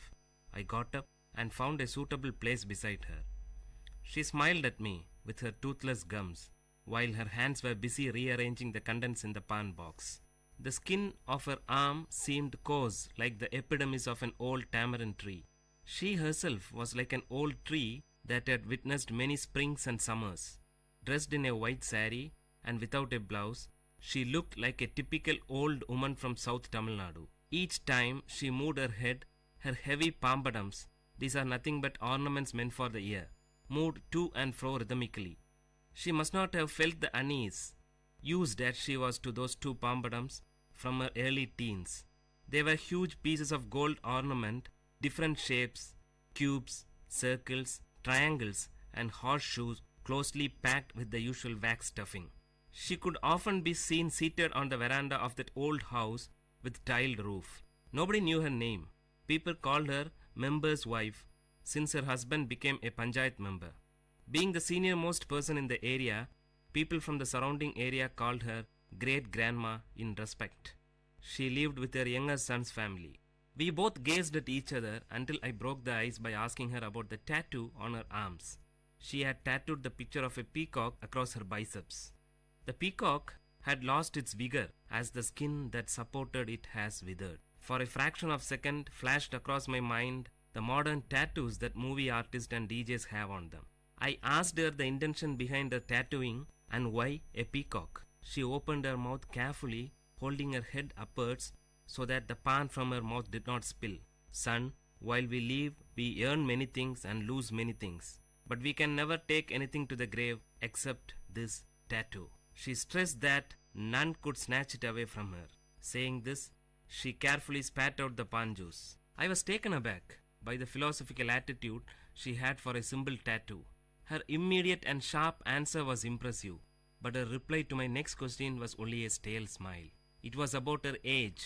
Might be she did not know her exact age, or she did not wish to reveal it. I don't know for sure. I did not question her anymore, but she started talking. She murmured the names of Tamil months: Thai, Margari, Pankini, Chittirai. It will rain today, she said to herself. She must have observed the casual smile and expression on my face. She continued, I am sure it usually rains on the final day of Mandakiyat festival. It's a local temple festival of South Kanyakumari, but only if the deity is pleased. She seemed to have memorized the dates of local festivals and the names of local deities. Soon she was interrupted by her daughter-in-law approaching her with a tumbler of tea. Placing the tea beside her mother-in-law, she disappeared into the house. Spitting out the remaining pan from her mouth, the great-grandma stared into the tea for a while. With a deep sigh, she lowered her voice to speak again. Today's women are indolent. They don't know the pleasure of working. They enjoy only staring at the television for hours together. When we were young, we never had the time to stare at anything. We took great pleasure in working for the family. During harvest season, my husband and I used to join the workers to make things easy. He worked hard till his end. There was a great pause. We used to work in full swing throughout the season. During the tamarind season, I buried myself in hectic work. Shelling the tamarind was my prime job then. My daughter and younger brother shared the work with me. We used to divide the heap of tamarind among ourselves and were confined to labor even till after midnight until our share of work was totally completed. Piercing out the seed from the ripe tamarind was the next task. Our happiness knew no bounds since the work was completed in the midst of the heaps of mangoes and jackfruit and other festive eatings. Hearing this from her, I said to myself that she is not aware of the multi-dimensional task that today's women handle.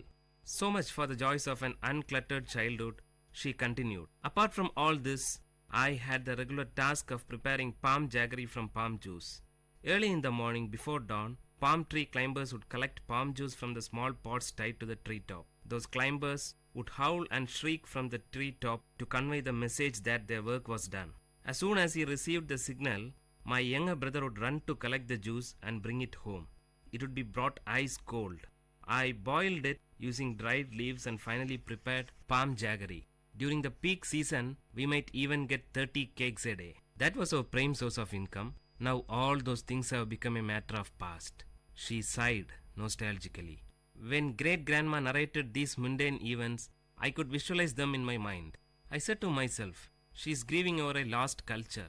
This culture must have been prevailed some 75 to 80 years back, roughly in the 1930s. Today, her granddaughter is working for a leading multinational IT company in Chennai. The sharp contrast from palm jaggery to an IT company shouts out loud that change is inevitable.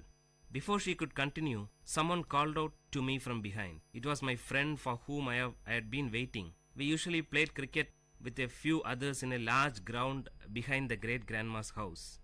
The match must have begun and I had to join them. I shook my head to her, telling that I had to leave. Her eyes wore a pathetic expression to convey, wait, I have more to say. But her lips remained silent. I left her to join my friends, and from a far distance, I turned back to get a glimpse of her. I could hardly see her. She sat there sipping her tea. By that time, it must have gone cold. Currents of thought about the giant running wheel called time and the disability and helplessness of man or any other mighty power to stop or alter it flashed over my inner mind.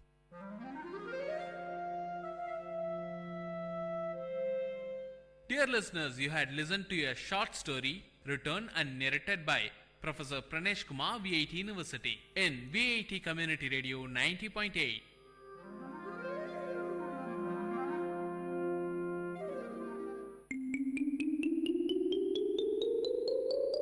Hi குட்டீஸ், இது VIT பண்பலை 90.8. VIT பல்கலைக்கழகத்தின் சமுதாய வானொலியில் கதை கேளு. சின்ன கதை சொல்லி பெரிய கருத்தை சொல்ல வந்திருக்கோம். நான் உங்கள் லீஷு.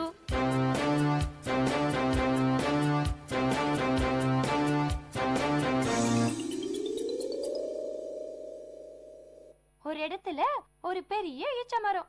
அது எப்படி இருக்கும்னா தென்னை மரம் போல ரொம்ப ஹைட்டா இருக்குமா. அந்த ஈச்ச மரத்துல 2 தூக்கணாங்குருவிகள் ஒரு கூடு கட்டி அதுல ரொம்ப சந்தோஷமா அழகா வாழ்ந்துட்டு வந்தது. தினமும் 2 தூக்கணாங்குருவிகளும் காலையில எழுந்து தங்களோட சாப்பாடு தேட கிளம்பிடுமா. வெளியே போய் தங்களுக்கு தேவையான உணவை சாப்பிட்டுட்டு ஜாலியா சுத்திட்டு திரும்பவும் சேர்ந்து ஒன்னா கூட்டுக்கு வந்துடுமா. அப்படிதான் ஒரு நாள் என்னாச்சு தெரியுமா? எப்பவும் போல 2 தூக்கணாங்குருவிகளும் அதுங்களோட கூட்டை விட்டு வெளியே போயிருந்தப்ப வேற ஒரு இடத்துல சிட்டுக்குருவிகள் வாழ்ந்துட்டு வந்துச்சான். அங்க ஒரு தாய்க்குருவியும் 3 குட்டி குருவிகளும் இருந்தது. எப்பவுமே தாய்க்குருவி இரைய தேடி கொண்டு வந்து தன்னோட குஞ்சுகளுக்கு கொடுக்கும்.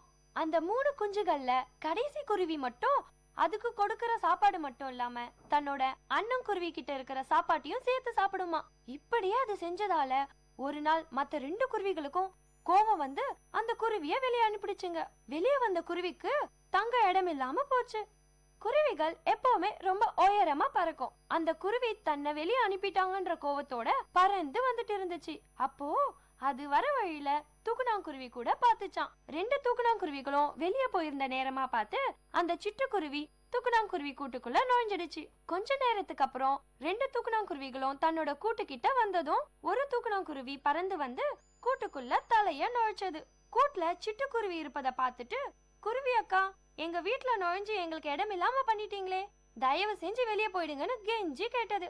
அதுக்கு அந்த குருவி, போடி போ, உன்னால முடிஞ்சத பாத்துக்கோ, இதுக்கு மேல இதுதான் என் வீடு, நான் இதை விட்டு போக மாட்டேன்னு சொல்லிடுச்சு. இத கேட்ட தூக்கணாங்குருவிகள் அங்கிருந்து வருத்தத்தோடையும் யோசனையோடையும் பறந்து போச்சான். அந்த சிட்டுக்குருவி கூட்டுல ஹாயா உக்காந்துட்டு ஜாலியா பாட்டு பாடிட்டு இருந்துச்சு. திடீர்னு தூக்கணாங்குருவிகளின் கூட்டம் பறந்து வந்து ஒவ்வொன்றும் ஈரமண்ண தன்னோட அலகுல கொத்தி வந்து கூட்டு வாசல்ல கொஞ்சம் கொஞ்சமா போட்டு கூட்ட அடைச்சிட்டாங்க. கூட்டோட வாசல் குறுகிக்கிட்டே போனது. முதல்ல சிட்டுக்குருவியின் கழுத்து, அப்புறம் தலை, கடைசியா அலகு வரைக்கும் அந்த ஈரமண்ணை போட்டு மூடிடுச்சுங்க. மண்ணோட வெயிட் தாங்காம கூடு கீழே விழுந்துடுச்சு. அப்புறம் அந்த சிட்டுக்குருவி நொண்டுகிட்டே போச்சான். அடுத்த ஒரு பொருளுக்கு ஆசைப்பட்டா இதுதாங்க கதி. இதுல இருந்து என்ன தெரியுது குட்டீஸ்? எப்பவும் நம்ம அடுத்த ஒரு பொருளுக்கு ஆசைப்படக்கூடாது. நம்ம கிட்ட இருக்கிறத வச்சு சந்தோஷமா இருக்கணும். இனிமே உங்க அண்ணா அக்கா கிட்ட எல்லாத்தையும் ஷேர் பண்ணிப்பீங்க தானே?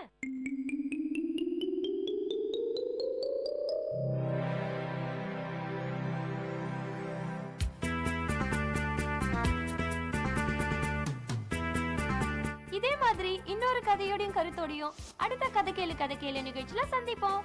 அது வரைக்கும் உங்களிடமிருந்து விடை பெறுவது உங்கள் லேஷோ. பாய் குட்டீஸ்.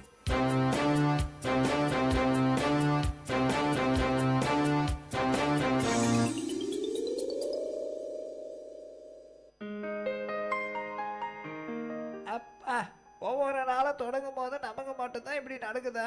இல்லை குழந்தாய், 350 கோடி பேருக்கும் இப்படித்தான் நாள் துவங்குகிறது. யார் பேசுறது? நான் யாராக இருந்தால் என்ன, நான் சொல்ல வருவதுதான் முக்கியம். அப்படி என்ன முக்கியமான விஷயம் சொல்ல வந்தீங்க நீங்க? நான் காலைக்கடை முடிக்கும் போதுதான் வரணுமா? சீக்கிரம் சொல்லுங்க. உன்னுடைய கழிவறையை பார், அது ஏன் இவ்வளவு அசுத்தமாக இருக்கிறது? அது வந்து, நீ ஏன் மூக்கை பிடித்துக் கொண்டு தினமும் சலித்துக் கொண்டு உன் நாளை துவங்க வேண்டும்? அது வந்து, உன் கழிவறையை தினமும் சரியாக சுத்தம் செய்து பராமரித்து வை. அப்படி செய்தால் நீ அந்த 350 கோடி பேரில் ஒருவனாக இருக்க மாட்டாய். ஆமா, யார் அந்த 350 கோடி பேரு?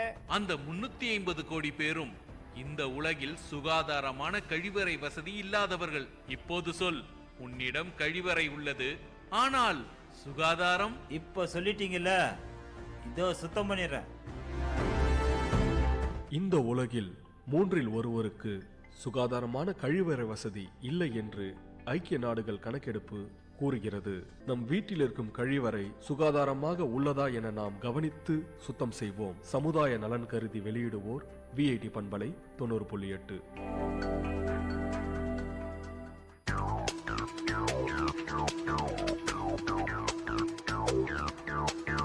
நேர்களே, இது VIT பண்பலை 90.8. இந்த நிகழ்ச்சி திரைக்கடலோடி கண்டங்களை இணைக்கும் ஒரு புரிதல் தொடர்.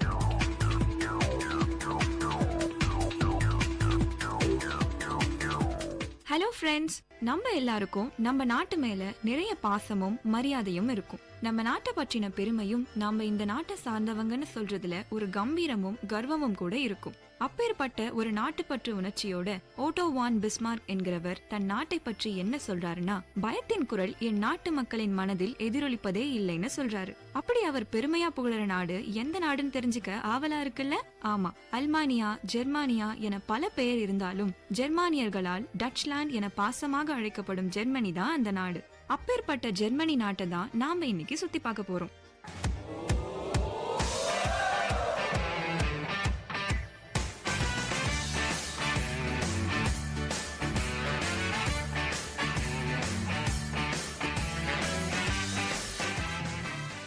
வெறும் 3,57,021 சதுர கிலோமீட்டர் பரப்பளவு கொண்ட ஜெர்மனி எப்படி எல்லோருக்கும் தெரிஞ்ச ஒரு நாடா இருக்குன்னு ஆச்சரியமா இருக்குதுல்ல?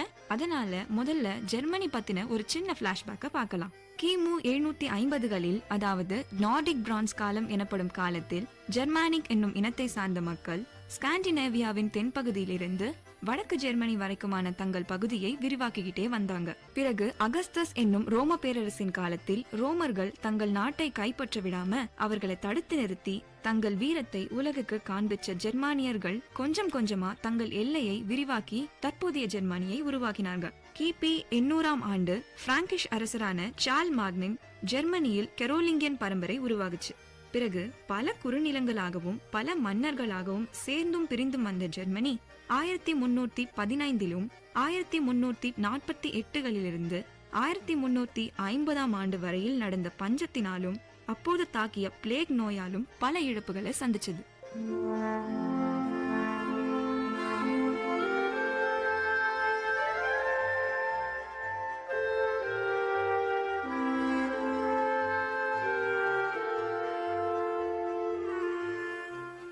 பிறகு 1618லிருந்து 1648ஆம் ஆண்டு வரை நடந்த 30 வருட போரும் ஜெர்மனியை ரொம்பவே சேதப்படுத்துச்சு.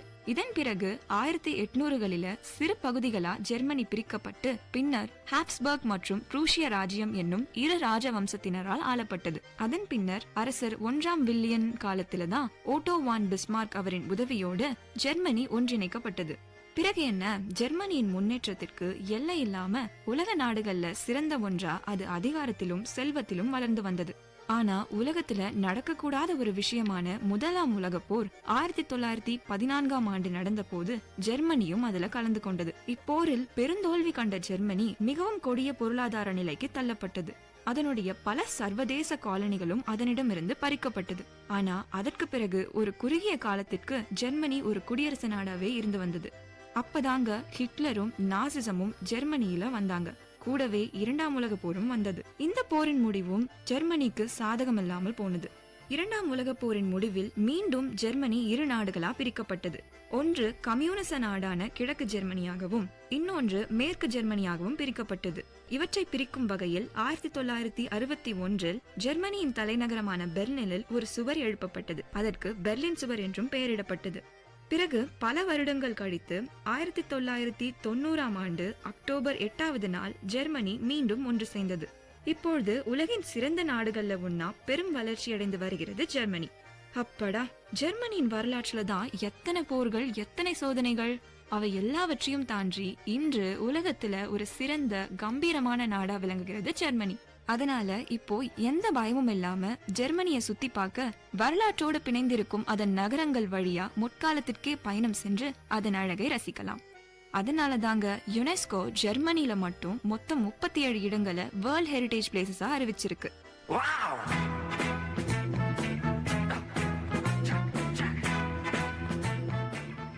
காலை, மாலை, இரவு என ஒவ்வொரு நேரத்திற்கேற்ப ஒவ்வொரு முகத்தோட பல்வேறு சிறப்பம்சங்களும் தனித்துவமும் பெற்ற பல நகரங்கள் ஜெர்மனியில இருக்கு. 16 மாநிலங்கள் கொண்ட ஜெர்மனியின் முக்கிய நகரங்களை மேஜிக் சிட்டிஸ்னு அழைக்கிறாங்க. பெர்லின், முனிச், கொலோன் மற்றும் பிராங்க்ஃபோர்ட் போன்ற 11 நகரங்கள் இவ்வாறு அழைக்கப்படுகிறது. சரி, முதல்ல ஜெர்மனிக்கு எப்படி போலான்னு யோசிக்கலாம். டென்மார்க் வழியா போகலாமா? வேண்டாம், ஆஸ்திரியா வழியாவா? இல்ல பிரான்ஸ் இல்ல சுவிட்சர்லாந்து வழியா போலாமா? என்ன குழப்பமா இருக்கா? இவை எல்லாமே ஜெர்மனியின் அண்டை நாடுகள். இத்தனை நாடுகள் சுற்றி இருந்தாலும் ஜெர்மனியில நார்த் சி, பால்டிக் சி போன்ற கடல்களின் கடற்கரையும் இருக்கு. அது மட்டுமல்ல, ஆல்பின் எனப்படும் மலைப்பகுதிகளும் ஜெர்மனியின் தென்பகுதியில அமைஞ்சிருக்கு. சோ எல்லா விதமான நிலப்பரப்புகளையும் பெற்ற நாடா ஜெர்மனி இருந்துட்டு வருது. சரி வாங்க, முதல்ல ஜெர்மனியின் தலைநகரத்தை பற்றி பார்க்கலாம். என்றும் இளமை மாறாமல் மாறிக்கொண்டே இருக்கும் பெர்லின் நகரம் தான் ஜெர்மனியின் தலைநகரம்.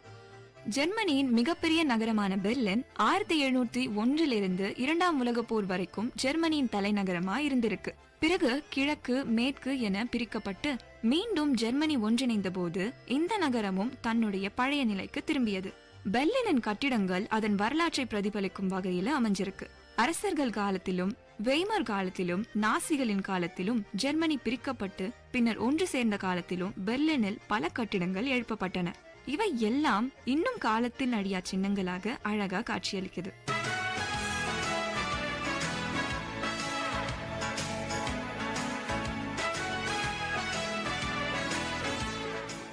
அப்படிப்பட்ட ஒரு கட்டிடம் தான் ஃபேன்சி ட்ரம் என அழைக்கப்படும் ஒரு கோபுரம். இது 368 மீட்டர் உயரம் கொண்ட ஒரு அமைப்பு. இங்கிருந்து பார்த்தா முழு பெர்லின் நகரமும் நம் கண் முன்னாடி தெரியும். மும்பைக்கு இந்தியா கேட் இருக்கிற மாதிரி பெர்லினுக்கு பிராடன்பர்க் கேட்னு ஒரு இடம் இருக்கு. இது பெர்லினின் மேற்கு பகுதியில அமைஞ்சிருக்கு. இதற்கு பக்கத்திலேயே தான் ஜெர்மன் பாராளுமன்றமான ரைஸ்டாக் கட்டிடமும் இருக்கு. 2ஆம் வில்லியம் ஃப்ரெட்ரிக் என்னும் அரசரால ஒரு அமைதியின் சின்னமா உருவாக்கப்பட்ட இந்த கேட் இன்றைக்கும் ஐரோப்பிய கண்டத்தின் ஒற்றுமைக்கும் சமாதானத்துக்குமான சின்னமா விளங்குது. பெர்லின் கட்டிடங்களுக்கு மட்டுமல்ல, பல அருங்காட்சியகங்களுக்கும் பேர் பெற்றது. 1-2 அல்லங்க, மொத்தம் 153 மியூசியங்கள் பெர்லினில் இருக்கு. இங்கிருக்கும் 5 இடங்களை யுனெஸ்கோ உலக பாரம்பரிய இடங்களா அறிவிச்சிருக்கு. அது மட்டும் இல்லைங்க, நீங்க ஒரு பிசினஸ் மேனா இருந்தா உங்களுக்கு ஜெர்மனி மிகவும் பிடிக்கும். ஏன்னா இங்க IFA, இனோட்ரான், க்ரூன்பவுச் என பல்வேறு வர்த்தக கண்காட்சிகள் ஆண்டுதோறும் நடந்துட்டு வருது. என்னடா இவ்வளோ பேசணும், ஒரு முக்கியமான விஷயத்த பத்தி நம்ம பேச மறந்துட்டோமேன்னு யோசிக்கிறீங்களா? ஆமா, அது என்னன்னு யோசிக்காதீங்க, நான் சாப்பாட்டை பத்தி தான் சொல்றேன். ஜெர்மனி நாட்டினர் சாப்பாட்டுல மிக முக்கிய பொருட்களா மாமிசம், மீன் மற்றும் காய்கறில சேர்த்துக்கிறாங்க. ரொட்டி, நூடுல்ஸ், கேக், ஐஸ்கிரீம் போன்றவற்றையும் அவங்க விரும்பி சாப்பிடுறாங்க. அவர்களுடைய சமையல் கலைகளே பவேரியன், ஹேசியன், சனோன், துரிஞ்சியன் என பல வகைகளா இருக்கு. இதுல பவேரியன் மிகவும் சிறப்பு வாய்ந்ததா இருக்கு.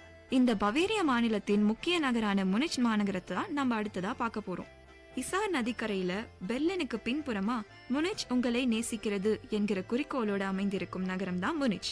நீங்க கஷ்டமே இல்லாம சந்தோஷமா வாழக்கூடிய இடங்கள்ல ஒன்னா இந்த நகரம் மோனோக்கல் என்னும் பத்திரிகையிலால அறிவிக்கப்பட்டது.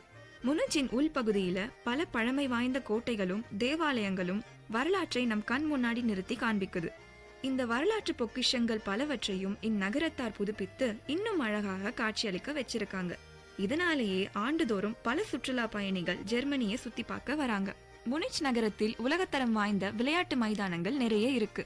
1972ஆம் ஆண்டு ஒலிம்பிக்ஸ் மற்றும் கால்பந்து உலகக்கோப்பை போட்டிகளும் இங்க நடந்திருக்கு. இங்குள்ள ஏலியன்ஸ் ஏரினா கால்பந்து மைதானம் மிகவும் பிரம்மாண்டமான நவீனமான ஒரு விளையாட்டு மைதானம். இங்க பல ஸ்டார்ஸ் விளையாடி இருப்பாங்க. வாங்க நாமளும் ஒரு விளையாட்டை விளையாடிட்டு அப்படியே பவேரியன் லஞ்சை சாப்பிட்டு ஒரு கனவு உலகத்துக்கு போகலாம். என்னது கனவு உலகமா?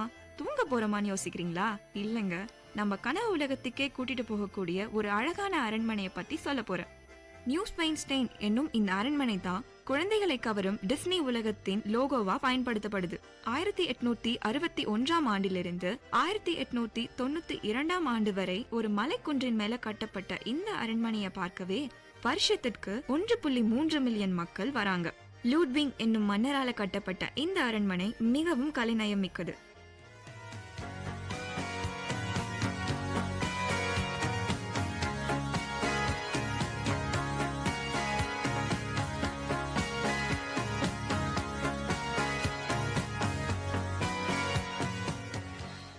இந்த அரண்மனை மட்டும் இல்லைங்க, ஜெர்மனியின் பல நாட்டுப்புற கதைகள் தான் டிஸ்னி மற்றும் கிரிம் பிரதர்ஸ் போன்றவர்களால சிண்ட்ரெல்லா, ஸ்லீப்பிங் பியூட்டி போன்ற கதைகளா மாற்றப்பட்டு நம்மை தேவதைகளின் உலகத்திற்கே அழைத்து சென்றது. சரி, அப்படியே கனவு உலகத்துல நிக்காம சீக்கிரமா வாங்க கொலோன் நகரத்துக்கு போகலாம். கலர் கலரா உடை அணிந்து கொண்டு ஆட்டமும் பாட்டமுமாக கொலோன் நகர வீதியே கோலாகலமா ஒவ்வொரு வருடமும் நவம்பர் 11ஆம் தேதியிலிருந்து சாம்பத் புதன் வரை கலகலப்பா இருக்கும். நகர வீதிகளை களை கட்டும் அந்த நேரத்துல நாமளும் அந்த ஊர்வலத்தை தவறாம பார்த்து மகிழணும். ஆர்ப்பாட்டமான ஊர்வலத்தை பத்தி பார்த்தாச்சு. அடுத்ததா நாம அமைதியான மிகவும் வியக்க வைக்கக்கூடிய ஜெர்மனியின் அருங்காட்சியங்களை பற்றி பார்க்கலாம். கிட்டத்தட்ட 4000 அறிவு பொக்கிஷ சாலைகள் ஜெர்மனியில் உள்ளன. மியூசியம்னாவே போர் அடிக்கும் அப்படின்னு இல்லைங்க. நம்ம அறிவுத்திறனையும் கற்பனை திறனையும் தூண்டும் விதத்தில் ஜெர்மனியின் அருங்காட்சியகங்கள் அருமையா அமைஞ்சிருக்கு. கலைகளை ரசிக்க பிராங்க்ஃபோர்ட்டிலும், கலாச்சாரத்தை அறிய பெர்லினிலும், அறிவியலை ஆராய முனிச்சினும் ஒவ்வொரு நகரத்திலும் பல சிறந்த அருங்காட்சியகங்கள் செயல்பட்டு வருது. என்னங்க, இவ்வளவு கலைநயம் மிக்க ஜெர்மனி நாட்டை பத்தி பல விஷயங்களை இன்னைக்கு தெரிஞ்சிருப்பீங்க. அடுத்த வாரம் இன்னொரு நாட்டை சுத்தி பார்க்க ரெடி ஆயிருங்க. திரைக்கடலோடி நிகழ்ச்சியில அடுத்த வாரம் சந்திக்கலாம்.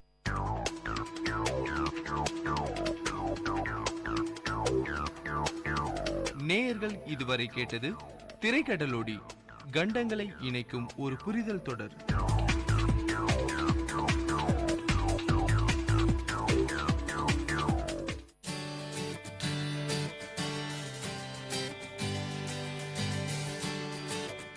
It's 8:30 in the morning. The scene is father, Mr. Joshi, and mother, Mrs. Joshi, waiting at the dining table for their children, Rohan and Sonam.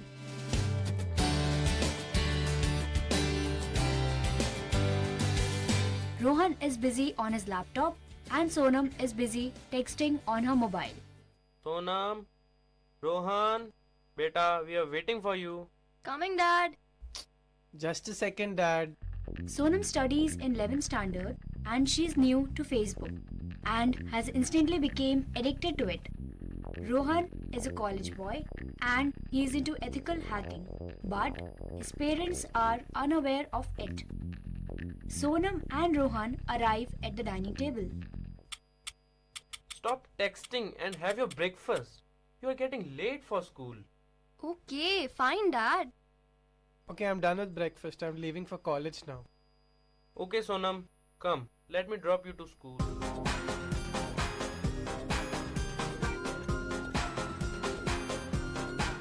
At school, Priya is Sonam's friend who lives in hostel and was equally addicted to Facebook. Hi, Priya. Did you see my latest profile pic?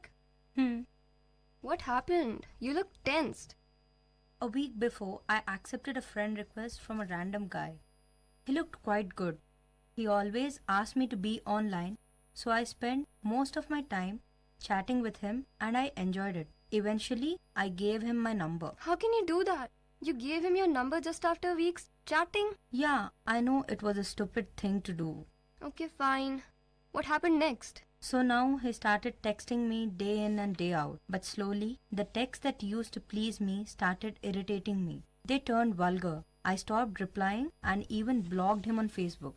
After some days, I received notifications that I am tagged in some photos. And when I opened those, I saw that those were some morphed pics of me. I am really shocked. I suspect it is him. Please, Sonam, help me out. I am ashamed. I can't even tell my parents about it. Damn you, you idiot. Why do you always get into trouble? Okay, fine. My brother knows a lot about these things. Maybe he can help us in some way. Okay, let's meet him as soon as possible.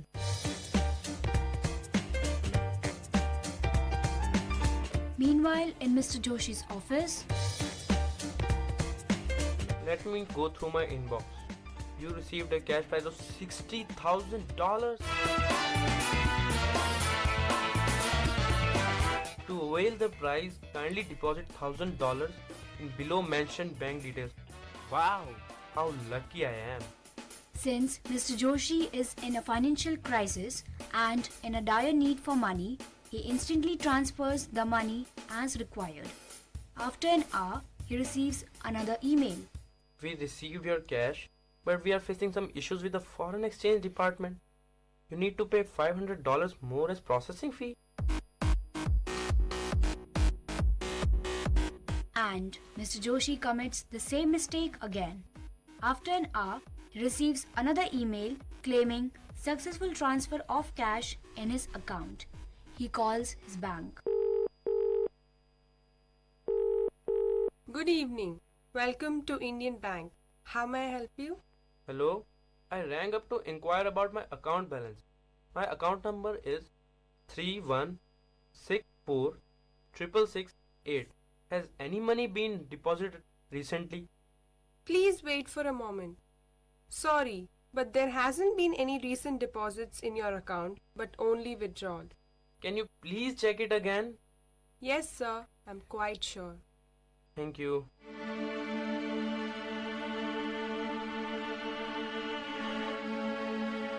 How is this possible? I've been duped. I must go to the police station to report. Meanwhile, Sonam and Priya meets Sonam's brother Rohan and discuss the problem with him. That's a very grave issue. So, I should not poke my nose into this matter, and we should directly approach the police. Do we have to go to the police station?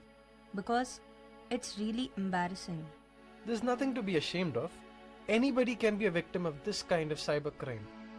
These crimes are on the rise, and steps must be taken to bring justice to the perpetrators.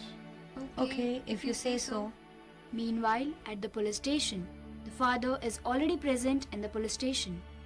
Ma'am, I got an email claiming that I received a cash prize of $60,000 and I was asked to deposit $1,500 as processing fee. Ma'am, I deposited the amount but I didn't get any money. Please help me, ma'am, please. Hello, mister. I don't even know how to start a computer and you expect me to understand your problem? Huh. Now what has been done has been done. As it is, it was your mistake. Your greed has put you in such a situation. I cannot do anything. Please, ma'am, do something. I have lost a huge amount of money. Leave me alone. I have already told you I cannot help you. Do not disturb me again. Constable, take him outside.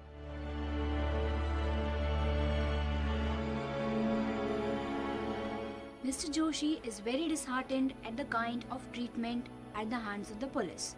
But to this surprise, he sees Rohan, Sonam and Priya entering the police station. Rohan and Mr. Joshi exchange their stories. What were you thinking? You should have at least asked me before doing any such thing. This is a kind of online fraud and the victims are usually duped heavily. It is very difficult to trace back the perpetrators. Now, the three of them go to the police officer with their woes, and they get a similar reply as Mr. Joshi. Lack of awareness among people has led to the increase in these crimes. It is also unfortunate that our cyberspace is vulnerable, but our government is taking steps to make the internet a safer place. Special cyber cells are being set up at major police stations and the framework is being expanded. Pooja Agrawal as narrator, Ritesh Sood as Mr. Joshi, Rishi Soni as Rohan, Sirat Chima as police officer, Harita as banker, Vatsala Daur as Sonam, and Sneha Gantasala as Priya.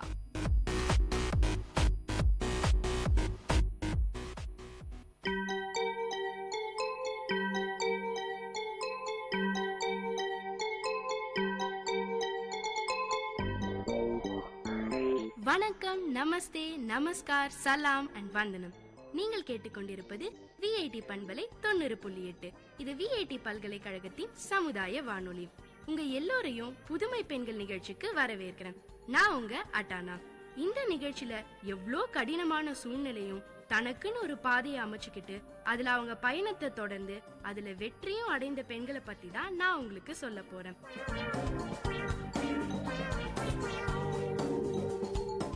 நம்ம வாழ்க்கையை நம்ம நேசிக்கவும் ஸ்பெஷலா நினைக்கவும் கத்துக்கிட்டாலே போதும், ஈஸியா ஜெயிக்க முடியும்னு நம்புறவங்க தாங்க நம்ம சுட்டி பொண்ணு மால்விகா. புத்திசாலி, கருணையானவள், படிப்பாளி, உள்ளுணர்வு உடையவள், விடாமுயற்சி செய்பவள், பகுத்தாய்பவள். மால்விகாங்கிற பேருக்கு இப்படியெல்லாம் கூட அர்த்தம் சொல்ல முடியுங்க. நம்ம நிகழ்ச்சியில இன்னைக்கு நம்ம மால்விகா ஐயரை பத்தி தான் பார்க்க போறோம். எந்த ஒரு மனிதருக்குமே வாழ்க்கை ஆரம்பிக்கிற வயது 13. ஆனா நம்ம மால்விகாக்கோ 13 வயசுலயே எல்லாம் கருகி போச்சு. விதியோட விளையாட்டால மாற்றுத்திறனாளிகள்ல ஒருவரானாங்க மால்விகா. இவங்க கடந்து வந்த கரடுமுரடான பாதைகளை பத்தி தான் நான் இன்னைக்கு உங்களுக்கு சொல்ல போறேன். நம்ம மால்விகா ஐயர் பிறந்த ஊர் கும்பகோணம். மால்விகா ரொம்ப சின்ன குழந்தையா இருந்தப்பவே அவங்க அப்பாவுக்கு ராஜஸ்தான்ல இருக்கிற பிகானீருக்கு டிரான்ஸ்பர் ஆயிடுச்சாம். அதனால இவங்க குடும்பமே பிகானீருக்கு போய் செட்டில் ஆயிட்டாங்களாம். நம்ம மால்விகாக்கு 13 வயசு வரைக்கும் அங்கதான் இருந்தாங்களாம். ஸ்விம்மிங், ஸ்கேட்டிங், கத்தக்னு மால்விகாக்கு பிடிச்சதை எல்லாம் கத்துக்கிட்டாங்க. மால்விகாக்கு பிடிச்சதை எல்லாத்தையும் கத்துக்கிட்டாங்க. அவங்க நினைச்சபடியே ரொம்ப சந்தோஷமா போய்கிட்டு இருந்தது அவங்க குழந்தை பருவம். 2002 மே 26 அவங்க வாழ்க்கையில வராம இருந்திருந்தா அவங்க இப்ப எப்படியோ இருந்திருப்பாங்கங்க. அந்த மே 26 என்ன நடந்ததுன்னு நான் உங்களுக்கு சொல்லும் போதே என்ன அறியாம கூட என் வார்த்தைகள் நடுங்கலாம். ஏன்னா அவ்வளவு கொடுமையான சம்பவங்க அது. இப்போ அந்த நாள்ல என்னதான் அவ்வளவு பயங்கரமா நடந்ததுன்னு உங்களுக்கு சொல்றேன். அப்ப நம்ம மால்விகாக்கு ஒரு 13 வயசு இருக்குங்க. ஒரு வெடிகுண்டு கிடங்குல தீ பிடிச்சுது. அதுல கை வெடிகுண்டு உள்பட பலதும் வெடிச்சு ஊர் முழுக்க சிதறி போச்சு. அதுல ஒரு துண்டு மால்விகா குடியிருந்த பகுதியில விழுந்திருக்கு. அந்த வெடிகுண்டு துண்டு செயலிழக்க செய்ததுன்னு சொல்லிருக்காங்க. அதான் செயலிழந்து போச்சேன்னு ஊர் மக்கள் சொன்னதை நம்பி நம்ம மால்விகா விளையாட்டுத்தனமா அதை தட்டிருக்காங்க. இவங்க தட்டின முதல் அடியிலே அது டொம்முன்னு வெடிச்சு சிதறிச்சு. அவ்வளவுதாங்க. அடுத்த சில நொடிகள்லயே மால்விகாவோட 2 கைகளும் சிதறி போச்சு. கால்களும் செயலிழந்து போச்சு. மால்விகா கால்கள்ல ஹைப்போ எஸ் தேசியான்னு சொல்ற உணர்வுகள் மரத்து போன நிலை. இந்த சம்பவம் நடந்த முதல் 3 நாள் மால்விகாக்கு நல்ல நினைவு இருந்துதாம். என் மகளோட கை போயிடுச்சேன்னு அவங்க அம்மா அலறினது இன்னும் அவங்க காதுல கேட்டுக்கிட்டே இருக்காம். மால்விகாவோட உடம்பு முழுக்க மரத்து போயிருந்தது. உடனடியா மால்விகாவை ஹாஸ்பிட்டலுக்கு கூட்டிட்டு போனாங்க. கிட்டத்தட்ட 80% ரத்தம் போயிருச்சாம். முக்கியமான 4 நரம்புகளும் கட்டாயிடுச்சு. பிபிஓ 0க்கே வந்துருச்சு. மால்விகா பிழைப்பாங்களாங்கிறதே சந்தேகமா ஆயிடுச்சு. கால்களை எடுத்தாகணும்னு சொல்லிட்டாங்க டாக்டர்ஸ். மால்விகாவோட அம்மாக்கும் அப்பாக்கும் அதுல உடன்பாடு இல்ல. அதனால மால்விகாவை ஆம்புலன்ஸ்ல வச்சு ஜெய்ப்பூருக்கு கூட்டிட்டு போனாங்க. அந்த ஹாஸ்பிட்டல்ல காலை எடுக்கலாம் தேவையில்ல, ஆனா மெட்டல் ராட்ஸ் வச்சாதான் மால்விகாவால எழுந்தே நடக்க முடியும்னு சொல்லிட்டாங்க. காலை எடுக்கிறதுக்கு இதுவே பரவாயில்லன்னு மெட்டல் ராட்ஸ் வைக்க அவங்க அப்பாவும் அம்மாவும் சம்மதிச்சாங்க. உடனே ஆபரேஷன் நடந்துதான். மால்விகா கால் முழுக்க மெட்டல் பொருத்தினாங்க. அது கால்களுக்குள்ள ஆழமா போயிருந்ததுல உயிரே போகிற அளவுக்கு வலி. 24 மணி நேரமும் வலியோட துடிச்ச அந்த நாட்களை இப்பவும் ஏன் எப்பவுமே மறக்க முடியாது நம்ம மால்விகாவால. ஒரு வழியா டாக்டர்ஸ் மால்விகாவோட கால்களை காப்பாத்திட்டாங்க. மால்விகாவோட இடது கால் மொத்தமும் வடிவம் இழந்து உணர்வுகள் இல்லாத நிலையிலும் வலது கால்ல ஒரு அடி கூட எடுத்து வைக்க முடியாத நிலையிலும் காப்பாத்தினாங்களாம். வெடிச்சு சிதறினதுல துண்டானதால கைகளை எடுக்க வேண்டிய அவசியம் ஏற்படலையாம். இந்த கொடுமையான நிகழ்வுக்கு அப்புறம் சென்னைக்கு வந்து அண்ணா நகர்ல ஒரு ஹாஸ்பிட்டல்ல தொடர்ந்து சிகிச்சை எடுத்துக்கிட்டாங்களாம். மெல்ல மெல்ல எழுந்து நடமாட ஆரம்பிச்சாங்க மால்விகா. உபயோகம் இல்லாத நிலையிலும் கால்களை காப்பாத்தினதுல மால்விகாக்கு மகிழ்ச்சி. ஆனா கைகளை எழுந்துட்டோமேன்னு தாங்க முடியாத அதிர்ச்சி. கைகளையும் கால்களையும் மட்டும் இல்லங்க, கனவுகளும் கருகி போச்சு. விளையாடி கொண்டிருந்த மால்விகாவோட வாழ்க்கையில குண்டுவெடிப்பு ரூபத்துல விதி விளையாடினதோட விளைவு மாற்றுத்திறனாளிகள்ல ஒருவரானாங்க மால்விகா. 8ஆவதுல இருந்து 10ஆவது படிக்கிற வரைக்கும் படுக்கையிலே தான் இருந்தாங்க. 10ஆம் வகுப்பு எக்ஸாம்ஸ் நெருங்கிருச்சாம். அந்த எக்ஸாம்ஸை எப்படியாச்சும் எழுதணும், படிப்பை விட்டுட கூடாதுன்னு செயற்கை கைகளை வச்சு ஏதாவது பண்ண முடியுமான்னு மால்விகாவும் அவங்க அம்மாவும் இன்டர்நெட்ல தேடினாங்களாம். செயற்கை கைகளை தயாரிக்கிற கம்பெனி பத்தி தெரிய வந்தது. மயோ எலக்ட்ரானிக் கைகளை பொருத்தினாங்களாம். பேட்டரியில இயங்குற இந்த கைகளை நெஜ கைகளை போல திறக்கவும் முடியும், மூடவும் முடியும். அந்த கைகளை வச்சு எழுத பழகினாங்க நம்ம மால்விகா. ஆனா 10ஆம் வகுப்பு எக்ஸாம்ஸ்க்கு 3 மாசம் தான் இருந்துதாம். இந்த நிலையில கடுமையா உழைச்சாங்களாம் மால்விகா.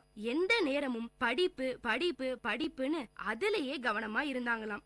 கடுமையா உழைச்சோம்னா எதுலயும் தோல்வி இல்லைன்னு நிரூபிச்சிருக்காங்க நம்ம மால்விகா.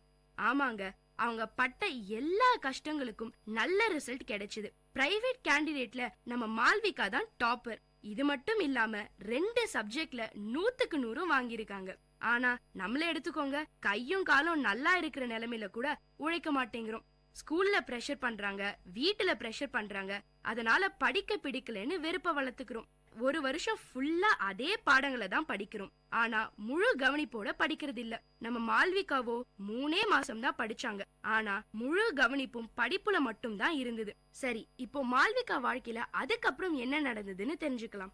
அடுத்த நாளே எல்லா பத்திரிகையிலும் மால்விகாவை பத்தி தான் எழுதியிருக்காங்க. அவங்களுக்கு நடந்த ஆக்சிடென்ட், அதன் தொடர்ச்சியா நடந்த துயரங்கள் எல்லாத்தையும் கடந்து மால்விகா எப்படி படிப்புல சாதிச்சாங்கன்னு பாராட்டி ஊக்கப்படுத்தினாங்களாம். அவங்க வாழ்க்கையில பெரிய மாற்றம் ஏற்பட்ட மாதிரி ஃபீல் பண்ணினாங்க மால்விகா. அப்போ ஜனாதிபதியா இருந்த நம்ம அப்துல் கலாம் சார் மால்விகாவை வரவழைச்சு பாராட்டினாராம். அதுக்கப்புறம் +2, அடுத்து எக்கனாமிக்ஸ், சோஷியல் ஒர்க்ஸ்ல மாஸ்டர்ஸ் டிகிரின்னு நிறைய படிச்சாங்களாம். பயிற்சியின் போது மாற்றுத்திறனாளி குழந்தைகளோட வேலை பார்க்கிற அனுபவம் கிடைச்சது. அவங்க இடத்துல இருந்து அவங்கள மால்விகாவால நல்லா புரிஞ்சுக்க முடியும்னு தோணுச்சாம். அவங்களுக்கு ஏதாவது செய்யணுங்கிற உத்வேகம் வந்துச்சாம். அந்த சம்பவம் மால்விகாவோட வாழ்க்கைய இன்னும் கலர்ஃபுல்லா மாத்திருச்சாம். அது வரைக்கும் அவங்க உண்டு, அவங்க வேலை உண்டுன்னு மட்டும் இருந்தாங்களாம். மத்த எல்லாரும் நார்மலானவங்க. நான் அப்படி இல்லைங்கிற எண்ணம் மால்விகாக்குள்ள இருந்துதாம். ஆனா அந்த ஸ்பீச்சுக்கு அப்புறம் அவங்க எவ்வளவு ஸ்பெஷல்னு உணர்ந்தாங்களாம். இப்ப மோட்டிவேஷனல் ஸ்பீக்கர்னு மால்விகா உண்டாகி இருக்க அடையாளத்துக்கும் அந்த டெட்எக்ஸ்ல பேச்சு தாங்க அஸ்திவாரம். இன்னைக்கு நிறைய ஸ்கூல்ஸ்ல காலேஜஸ்ல மால்விகா கூப்பிட்டு மோட்டிவேஷனல் ஸ்பீச் கொடுக்க சொல்றாங்களாம்.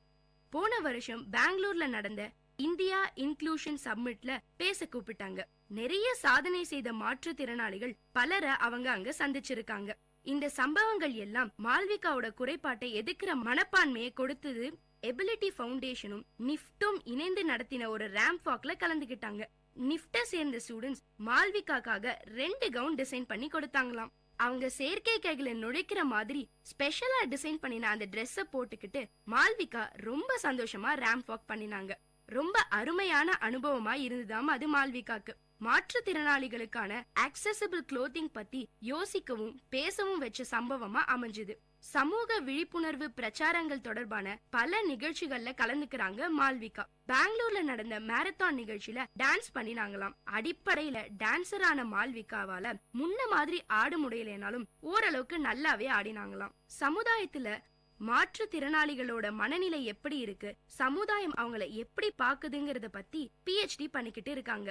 இன்னைக்கு நம்ம மால்விகா ஒரு குளோபல் ஸ்பீக்கருங்க. ஒவ்வொரு மேடையிலும் அவங்க கதைய சொல்ற போது நிறைய பேர் கலங்குறாங்களாம். ஏன் நமக்கே அவங்க கதையை கேட்கும் போது வருத்தமா இருக்குல்லங்க. ஆனா நம்ம மால்விகாக்கோ அவங்க நிலைய நினைச்சு என்னைக்குமே கம்ப்ளைண்ட் பண்ணினது இல்லையாம். இவங்க அந்த பயங்கர நிகழ்வுக்கு அப்புறம் வாழ்க்கைய பாசிட்டிவா எடுத்துக்கிட்டு நடக்கிற விதம் பல பேருக்கு தைரியத்தை கொடுக்குதுங்க.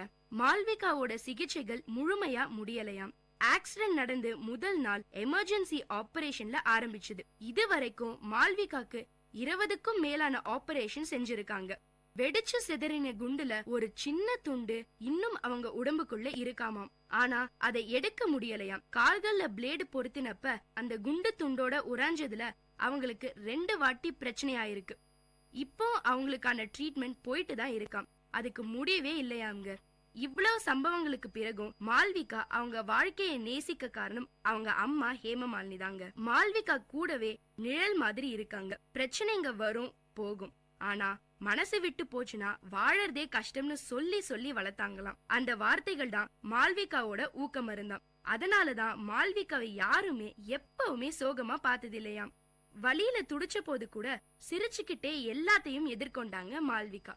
மால்விகாவை பொறுத்த வரைக்கும் இது கடவுள் அவங்களுக்கு கொடுத்த செகண்ட் லைஃப், ஸ்பெஷலான லைஃபும் கூட. நம்ம வாழ்க்கையை நாம நேசிக்கவும் ஸ்பெஷலா நினைக்கவும் கத்துக்கிட்டாலே போதும், ஈஸியா ஜெயிச்சிடலாம். நான் ஸ்பெஷல்னு முதல்ல நம்ம நினைக்கணும். அப்பதான் மத்தவங்களும் நம்மள அப்படி நினைப்பாங்கிறது தான் நம்ம மால்விகா நம்மளுக்கு கொடுக்கிற சக்சஸ் டிப்ஸ். இத மறந்துடாம எல்லாரும் அப்படியே ஃபாலோ பண்ணுங்க. அப்புறம் இதே விஐடி பண்பலையில உங்களை பத்தி வருங்கால சாதனையாளர்களா சொல்றேன். அதனால விடாமுயற்சி பண்ணிக்கிட்டே இருங்க, வாழ்க்கையில வெற்றி பெறுங்க. இதோட இந்த எபிசோட நான் முடிச்சுக்கிறேன்.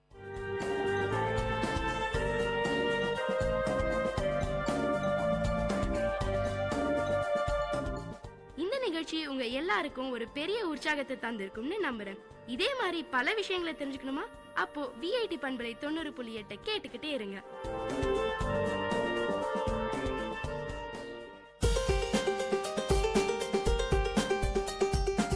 வல்லுனர் பார்வை. பல்துறை பகிர்வுகள், வல்லுனர் தரவுகள், மக்களின் சந்தேகங்களுக்கான சான்றுகளோடு விஐடி பண்பலை 90.8 வல்லுனர் பார்வை. வணக்கம் நேயர்களே, இது விஐடி பண்பலை மற்றும் விஐடி CSRDS இணைந்து வழங்கும் வல்லுனர் பார்வை. நம்ம இந்த வல்லுனர் பார்வை நிகழ்ச்சியின் மூலமா பல்வேறு துறை சார்ந்த வல்லுநர்கள் அவர்களின் எண்ணங்கள், கேள்விகளுக்கான பதில்களை பார்த்துட்டு வரோம். அதன் வரிசையில இன்னைக்கு நம்ம பார்க்க போகும் நபர் யாருன்னு பார்த்தா ரொம்ப முக்கியமான நபர். இவர் பல்வேறு துறைகள்ல தன்னுடைய திறமையால பல்வேறு சாதனைகளை படைத்திருக்காருன்னு தான் சொல்லணும். இவரை பற்றி நம்ம சொல்றதை விட தன்னுடைய வாயாலே அவருடைய அறிமுகம் செய்து கொள்ளலாம். வணக்கம் சார், உங்களை வல்லுனர் பார்வை நிகழ்ச்சிக்கு வரவேற்கிறோம். உங்களை பற்றி ஒரு சிறிய அறிமுகம். Thank you for inviting me for this important program. My name is Stanley Jones. I'm the proprietor of Ajanta Marriage Hall in Viridambat, Vellore. I worked as a medical stenographer in CMC Vellore for nearly 6 years.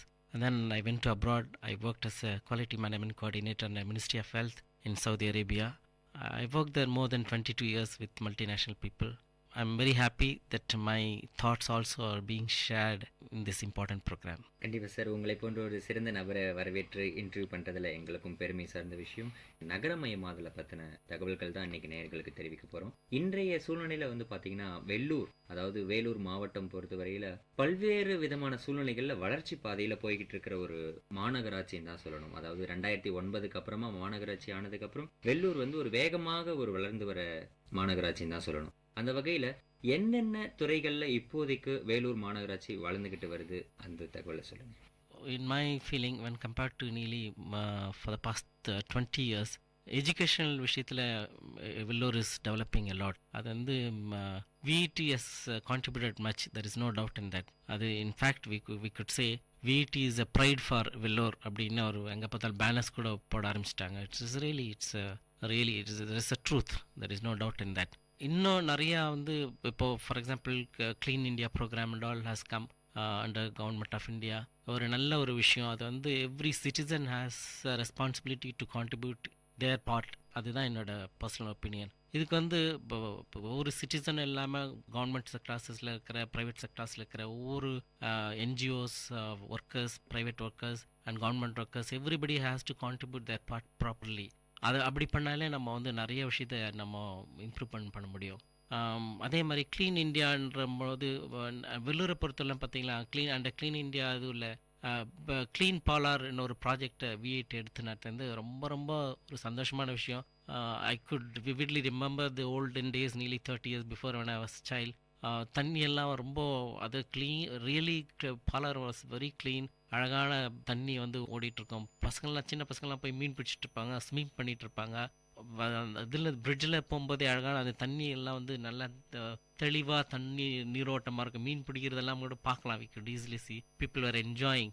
But now you can see how the Palar was completely damaged. Like ஒவ்வொருத்தரும் வந்து like human waste, animal waste எல்லாத்தையும் போட்டு இப்போ பாலாரை வந்து ரொம்ப பாழ்படுத்துறதை நம்ம கண்கூட பார்த்துருக்குறோம். அதே நேரத்தில் பாலார் வந்து ஒரு நியர்லி 3 years before பார்த்தீங்களா, எங்கே பார்த்தாலும் அந்த மரம் வீட்ஸ் எல்லாம் பண்ணி வேலூரோட நீராதாரமே பாலாரை பேஸ் பண்ணி தான் இருக்குதுன்னு நம்ம சொல்கிறோம். இருந்தாலும் வேலூரோட நீராதாரம் இருந்தால் கூட அதை வந்து பாழ்படுத்துகிற கான்ட்ரிபியூட்டும் நம்ம பப்ளிக்கே பண்ணுறது வந்து ரொம்ப அசிங்கமான ஒரு விஷயமா இருந்தது.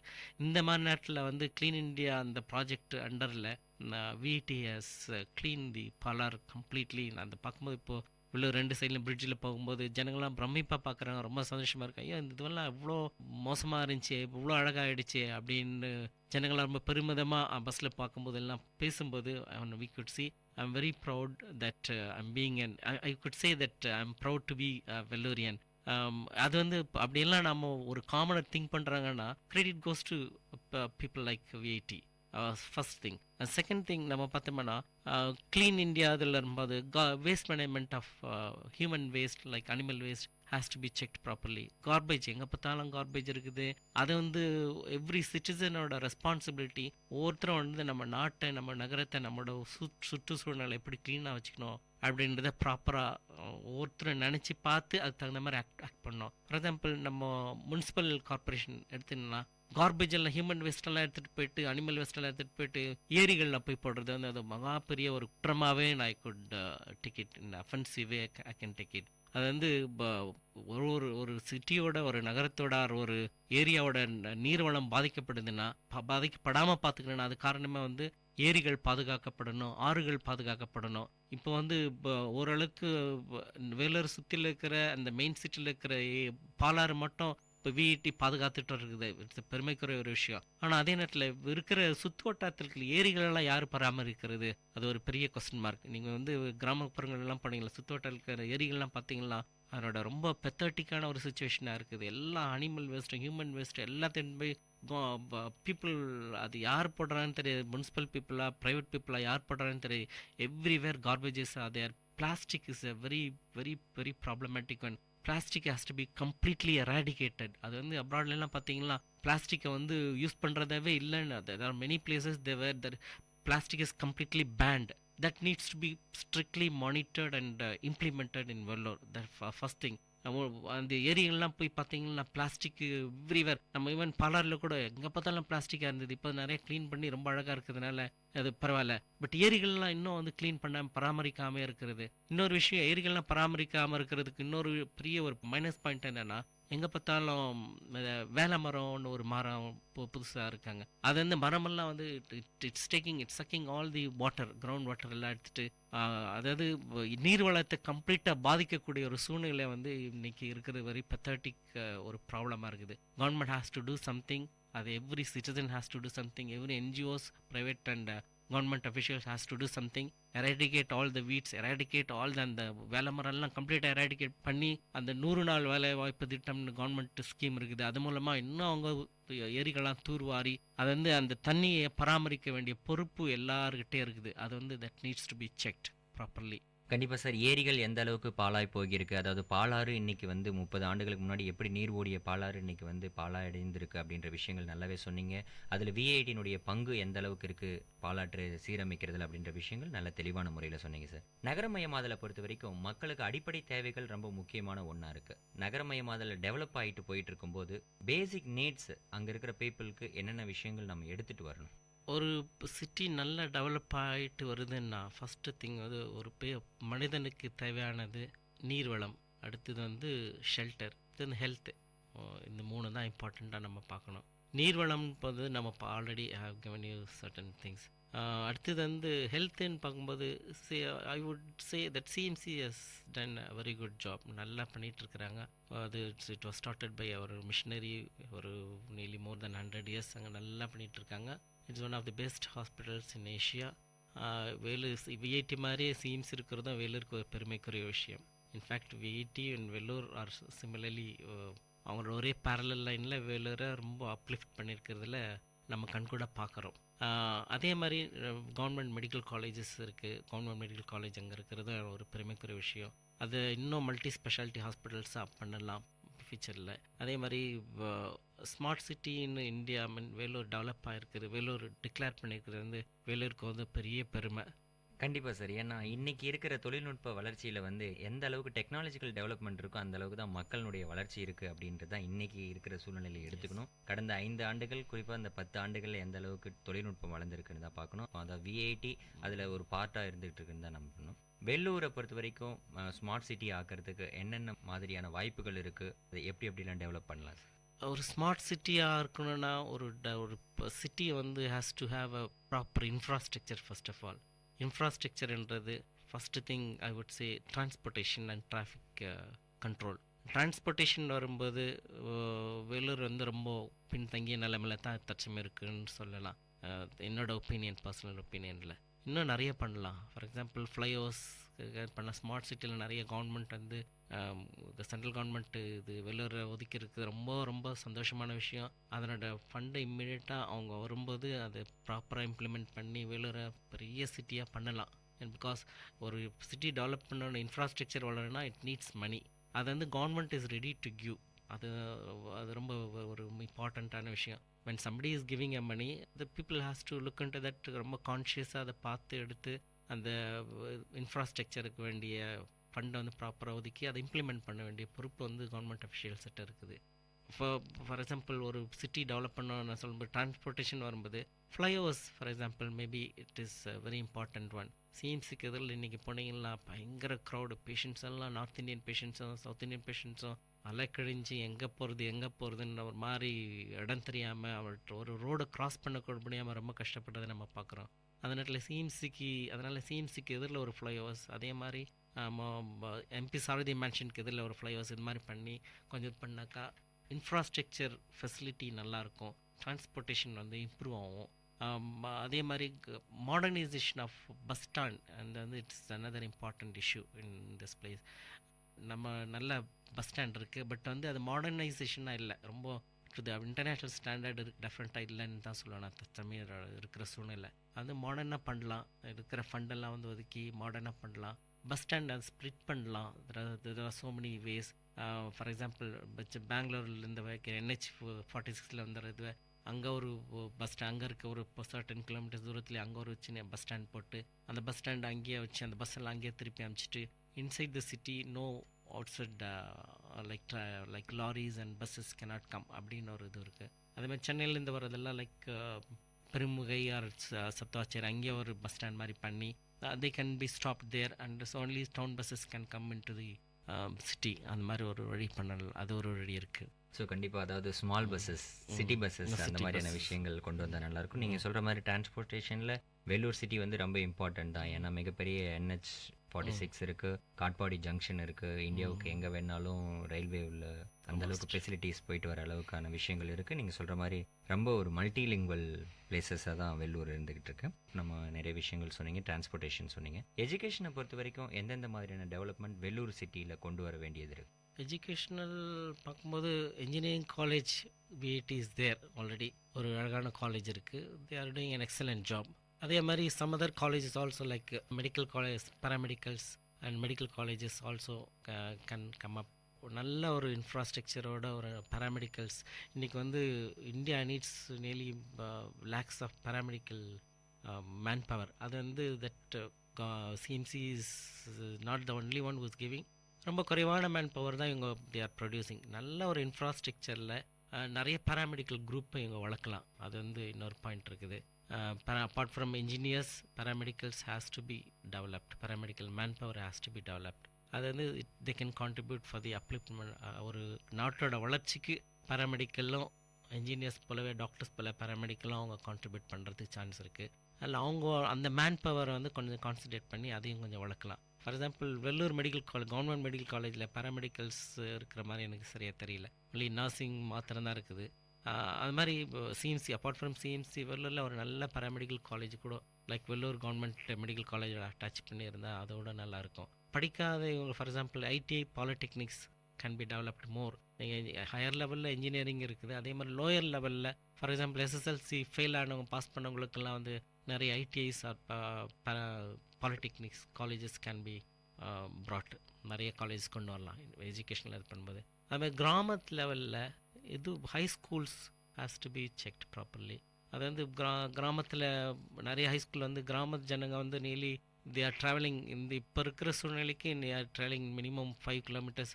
ஒரு நல்ல ஒரு ஹை ஸ்கூல் போனோன்னா ஒரு 5 கிலோமீட்டர் தூரம் கிராமத்து பசங்க போக வேண்டிய சூழ்நிலை இருக்குது. அந்த கிராமத்துலேயே ஒரு நல்ல ஒரு ஸ்கூல், ஹை ஸ்கூல்ஸ் இருந்தால் இன்னும் நலமாக இருக்கும். அது வந்து so that what ever the government plan என்ன பண்ணுறா அது வந்து it should reach to the commoner. ஒரு வில்லேஜ் லெவலுக்கு போய் ரீச் ஆகணும்னா கிராமங்கள் வளர்ச்சி அடையணும்னு காந்தி கூட சொல்லியிருக்காரு. அதே மாதிரி கிராமங்கள் வளர்ச்சி அடையணும்னா அங்கே எஜுகேஷனல் லெவலில் வந்து இதுவாக இருக்கணும். அதே மாதிரி இது லைக் மாடர்ன் ஃபெசிலிட்டி லைக் இப்போ சொல்லிட்டு இருக்கிறாங்க இன்டர்நெட் ஃபெசிலிட்டி எல்லாம் வில் கோ டு தி வில்லேஜஸ்ன்னு சொல்லிட்டு இருக்கிறாங்க. அது எந்த அளவுக்கு எவ்வளோ சீக்கிரம் வரும்னு தெரியாது. அது வந்து ஒரு காமனருக்கு அந்த benefit should go to the common people in village. அதுதான் என்னோட ஒப்பீனியன்.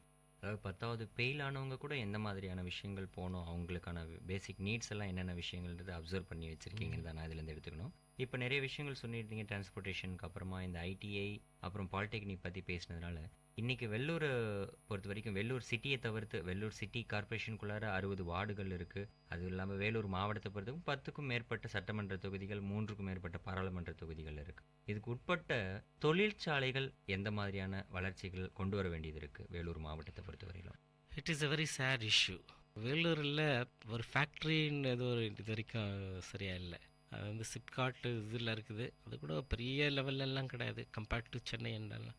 ஸோ அதுதான் நான் ஏற்கனவே சொன்ன மாதிரி இன்ஃப்ராஸ்ட்ரக்சர் நம்ம வளர்ந்தாக்கா multinationals or big companies will come to Vellore automatically. அதுதான் என்னோட பர்சனல் ஒப்பீனியன். அதனால் நம்ம கான்சன்ட்ரேட் பண்ண வேண்டிய இன்ஃப்ராஸ்ட்ரக்சரை நம்ம வளர்க்கணும். இன்ஃப்ராஸ்ட்ரக்சர்னால் அதுதான் பேசிக் ஃபெசிலிட்டி லைக் டிரான்ஸ்போர்ட்டேஷன், டிராஃபிக் இது பண்ணுறது, பஸ் ஸ்டாண்ட் அப்லிஃப்ட் பண்ணுறது, திருப்பதி டு அந்த இருக்க ஹைவேஸை வந்து மாடர்னைஸ் பண்ணி கொஞ்சம் NH46 மாதிரி பெருசாக ப்ராடன் பண்ணால் அந்த வந்து இது இருக்கும். இதெல்லாம் மாடர்ன் ஃபெசிலிட்டி பார்க்கும்போது automatically the multinationals will come to Vellore. மல்டிநேஷ்னல்ஸ்லாம் கூட big companies like those are in Chennai, பெங்களூரில் இருக்கிற மாதிரி எல்லாம் பெரிய கம்பெனி எல்லாம் வேலூரை நோக்கி வந்துட்டு இருக்கிறாங்க. ஒரு சில தான் வராங்களே தவிர இன்னும் பெரிய லெவலில் வரல.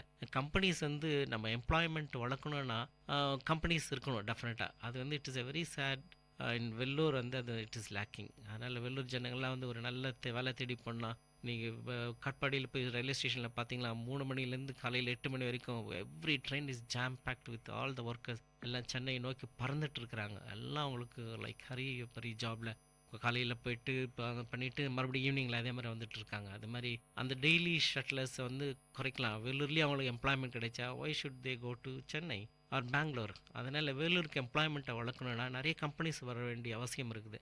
கம்பெனிஸ் வரணுன்னாக்கா இன்ஃப்ராஸ்ட்ரக்சர் வர வேண்டிய அவசியம் இருக்குது. அந்த இன்ஃப்ராஸ்ட்ரக்சரை வளர்க்க வேண்டிய பொறுப்பு வந்து எல்லார்கிட்டையும் இருக்குது. Like government for example can take விஐடியோட ஹெல்ப்பை வந்து எடுத்துக்கலாம். நிறைய சிவில் இன்ஜினியர்ஸ் இவங்க ப்ரொடியூஸ் பண்ணிகிட்ருக்குறாங்க. சிவில் இன்ஜினியர்ஸ் எடுத்து அவங்களோட நிறைய இன்ஃப்ராஸ்ட்ரக்சர் வளர்க்குறதுக்கு, அப்புறம் நிறைய டெக்னாலஜிஸ்ட்டு இன்ஜினியர்ஸ் எல்லாம் வளர்க்குறாங்க. அவங்க டெக்னாலஜிஸ்ட் அவங்களோட இன்ஜினியர்ஸ் எல்லாம் கூப்பிட்டு டிஸ்கஸ் பண்ணி எப்படியெல்லாம் நம்ம வந்து வளர்க்க முடியும், அதை இன்ஃப்ராஸ்ட்ரக்சரை நம்ம எப்படி நம்ம இம்ப்ரூவ் பண்ண முடியும் அப்படின்ற இதில் நம்ம தாட்டை கொடுக்கலாம். அவங்க அது தெளிவான முறையில் சொன்னீங்க. இன்றைக்கி வந்து அடிப்படை கட்டுமான வசதிகள் வந்து வேலூர் மாவட்டத்தை சுற்றி இல்லை, அதனால தான் பெரிய பெரிய கம்பெனிகள் எதுவுமே வரல அப்படின்ற மாதிரி சொன்னீங்க.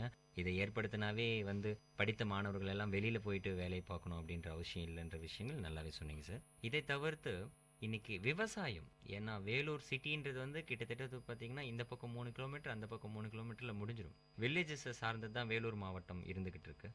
அதில் விவசாயம் எந்த அளவுக்கு இருக்குது, அதை எப்படி இன்னும் டெவலப் பண்ணலாம்? இன்றைக்கி விவசாயிகளோட கண்டிஷன் பார்த்தீங்கன்னா ஐ வுட் சே இப்போ அதாவது ரொம்ப சந்தோஷப்படுற மாதிரி ஒரு விவசாயிகள் யாரும் இல்லை.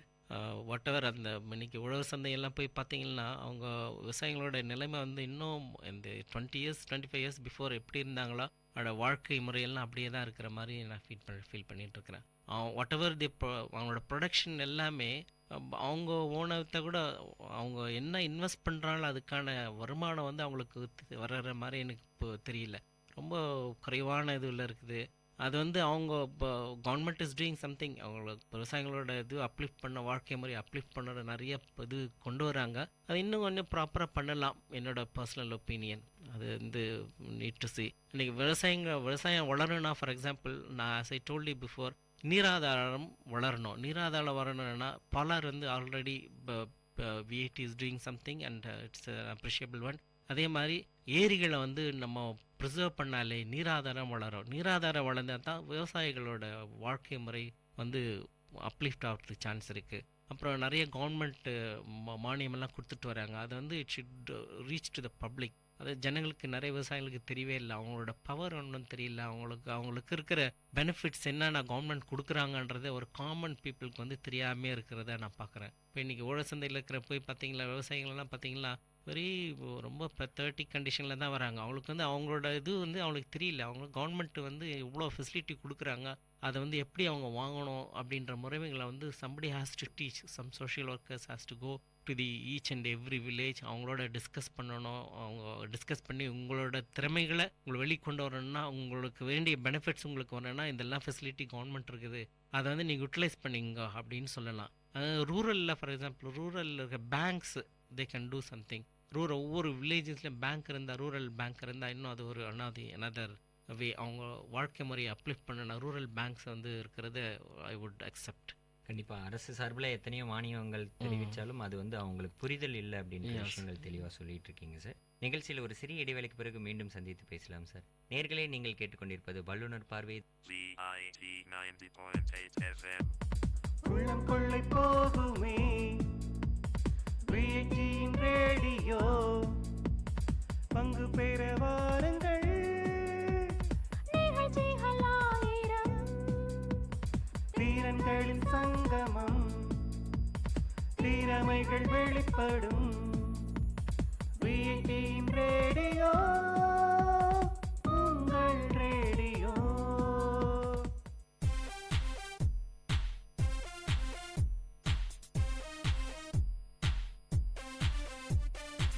ये जवानी है दीवानी, हाँ मेरी रानी, रुक जाओ रानी, एक जरा पीछे मुड़ के, चली कहाँ ऐसे उड़ के, हा हा. Oi Chintu, are you taking bath or recording some song inside, huh? Mintu, can't you read do not disturb outside the bathroom? I am just worried about the water you are wasting inside. Remember, save water, save life. Okay, I'm coming out. Go green.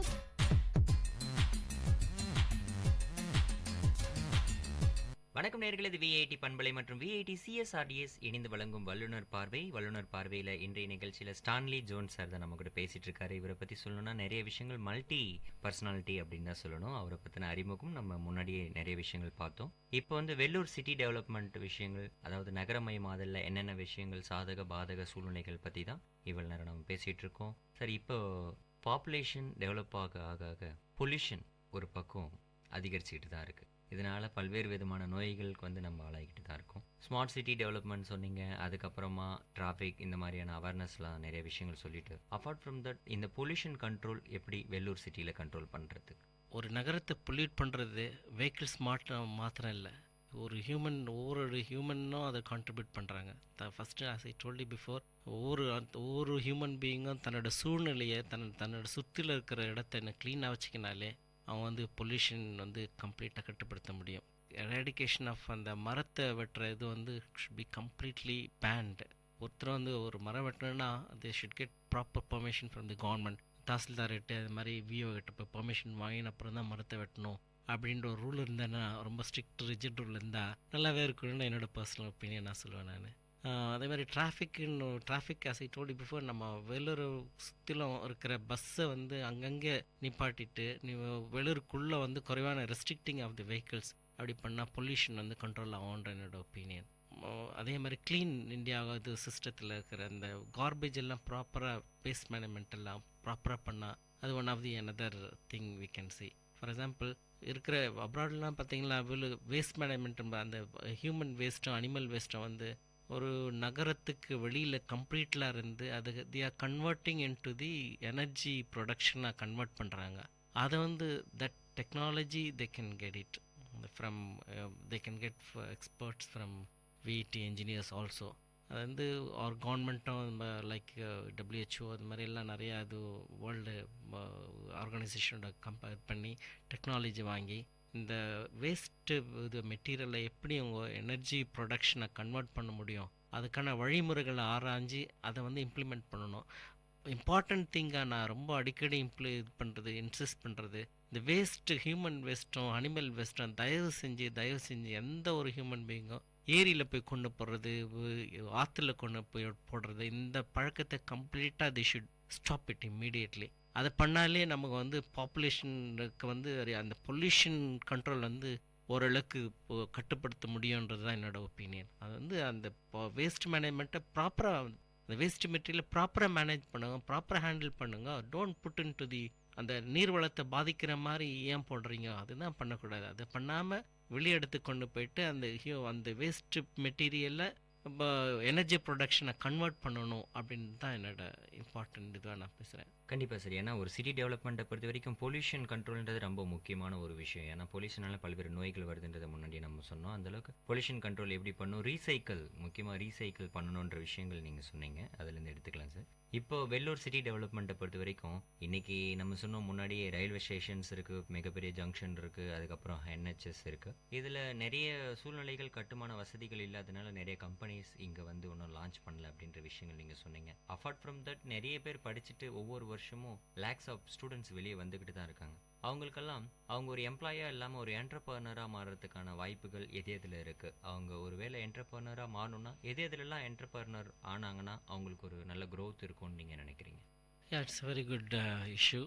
There are a lot of engineers nowadays coming. நிறைய engineering colleges are producing. அந்த engineers எல்லாம் நல்லா innovative இதோட வெளியில் வர்றது ரொம்ப நல்ல பெருமைக்கிற ஒரு விஷயம். அதை வந்து இன்னும் கவர்மெண்ட்டை வந்து என்கரேஜ் பண்ணி மானிட்டரி அவங்களுக்கு சப்போர்ட் பண்ணி அவங்களுக்கு இருக்கிற டேலண்ட்ஸ் முழுக்க அவங்க வெளியில் வேறு ஒருத்தர்கிட்ட போய் ஒர்க் பண்ணாமல் அவங்க டேலண்ட்ஸ் முழுக்க ஒரு தனி கம்பெனியாக ஸ்டார்ட் பண்ணி ஒரு சின்ன பெரிய லெவலில் ஒரு சின்ன கம்பெனியாக ஸ்டார்ட் பண்ணி அவங்க வந்து இது பண்ணால் they can give employment to others also. அவங்க ஒரு வேறு இடத்துல போய் ஒர்க் பண்ணுறத விட அவங்க ஒரு தனியாக சின்ன கம்பெனி ஸ்டார்ட் பண்ணாக்கா அவங்க வந்து தே பிகம் எம்ப்ளாயர். அவங்க வந்து நிறைய எம்ப்ளாய்மெண்ட் ஆப்பர்ச்சுனிட்டிஸை வந்து ஒரு நிறைய பேருக்கு கொடுக்குற வாய்ப்பு இருக்குது. Mechanical engineers for example PET is producing, சுற்று வட்டாரத்தில் கிங்ஸ்டன் இஸ் ப்ரொடியூசிங். நிறைய mechanical engineers are coming out every year. அதில் வேலூர் சார்ந்தவங்க வேலூரில் போய் மற்றவங்க கிட்ட போய் வேலை செய்யாமல் அவங்களோட டேலண்ட்டை முழுக்க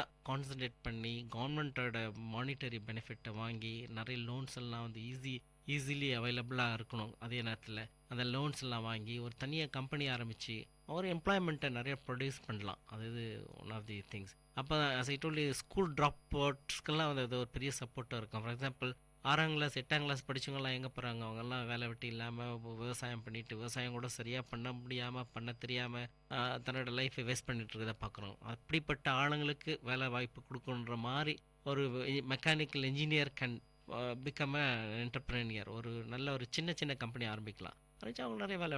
ஃபார் எக்ஸாம்பிள் ஒரு வெல்டிங் பெரிய லெவலில் வெல்டிங் ஷாப் போட்டால் கூட they can recruit lot of welders. Train பண்ணலாம்.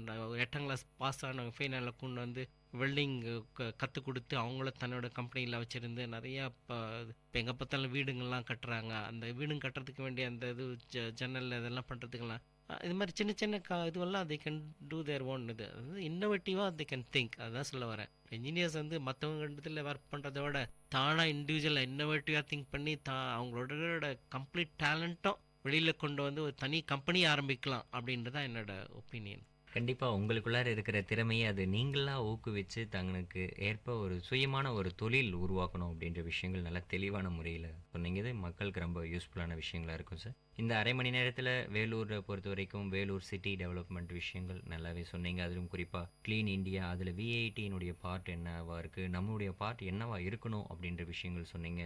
பொல்யூஷன், அப்புறம் பாப்புலேஷன், இந்த மாதிரியான விஷயங்கள், டிராஃபிக், அப்புறம் எஜுகேஷன், ஹெல்த் அண்ட் அக்ரிகல்ச்சர், அப்புறம் ஃபேக்ட்ரி, எல்லா விஷயமுமே வந்து ரொம்ப யூஸ்ஃபுல்லான விஷயங்கள் நிறையவே நேயர்களுக்கு உபயோகரமான வகையில் சொல்லிட்டு இருக்கீங்க சார். இந்த வல்லுநர் பார்வையில் நிகழ்ச்சியில் கலந்து கொண்டு வேலூர் மாவட்டம் எந்த அளவுக்கு வளர்ச்சி பாதையில் போய்கிட்டு இருக்கு, இன்னும் என்னென்ன விதங்களில் வளர்ச்சி பாதையில் போகணும் அப்படின்ற பல்வேறு தகவல்களை நேயர்களுடன் பகிர்ந்து கொண்டமைக்கு மிக்க நன்றி சார். Thank you very much. என்ன நேயர்களே, இன்றைய வல்லுநர் பார்வை நிகழ்ச்சியில் வேலூர் மாவட்டத்தை பொறுத்தவரையில் என்னென்ன மாதிரியான வளர்ச்சிகள் இப்போது நடந்து கொண்டிருக்கிறது, என்னென்ன மாதிரியான வளர்ச்சிகள் மீண்டும் நம்ம கொண்டு வரணும், எதையெல்லாம் நம்ம வந்து பாதுகாப்பு பண்ணோம்னா நம்முடைய வாழ்க்கை பிரகாசமாக இருக்கும், அப்படிப்பட்ட தகவல்களை ஸ்டான்லி ஜோன்ஸ் சார் நமக்கு சொன்னார். அடுத்த ஒரு வல்லுநர் பார்வை நிகழ்ச்சியில் மீண்டும் உங்களை சந்திக்கும் வரை உங்களிடமிருந்து விடைபெறுவது உங்கள் கோவிந்தராஜ். இது விஐடி பண்பலை மற்றும் விஐடி CSRDS இணைந்து வழங்கும் வல்லுநர் பார்வை. நன்றி, வணக்கம். நேயர்கள் இதுவரை கேட்டது பல்துறை பகிர்வுகள், வல்லுநர் தரவுகள், மக்களின் சந்தேகங்களுக்கான சான்றுகளோடு விஐடி பண்பலை 90.8 வல்லுநர் பார்வை. நன்றி, வணக்கம்.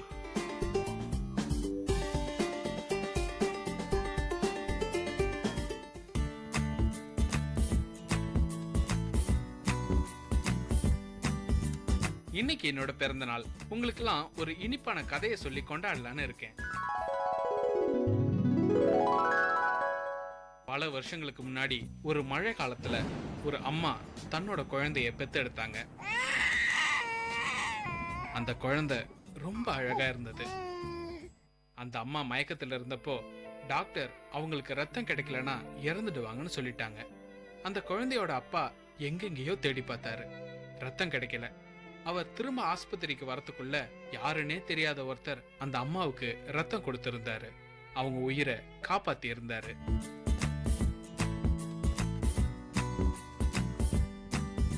இத ஞாபகத்துல வச்சிருந்த அந்த அப்பாவும் அம்மாவும் 18 வருஷம் கழிச்சு அந்த பையனோட ஒவ்வொரு பிறந்த நாளைக்கும் ரத்த தானம் செய்யணும்னு கேட்டுக்கிட்டாங்க. இன்னைக்கு என்னோட பிறந்த நாள். நான் ரத்த தானம் செஞ்சிருக்கேன். உங்களுக்கு இனிப்பான கதை ஒன்று சொல்லியிருக்கேன். நீங்களும் இது மாதிரி ஒரு சந்தோஷமான கதையை சொல்லுங்க. ரத்த தானம் செய்யுங்க, உயிர்களை காப்பாத்துங்க.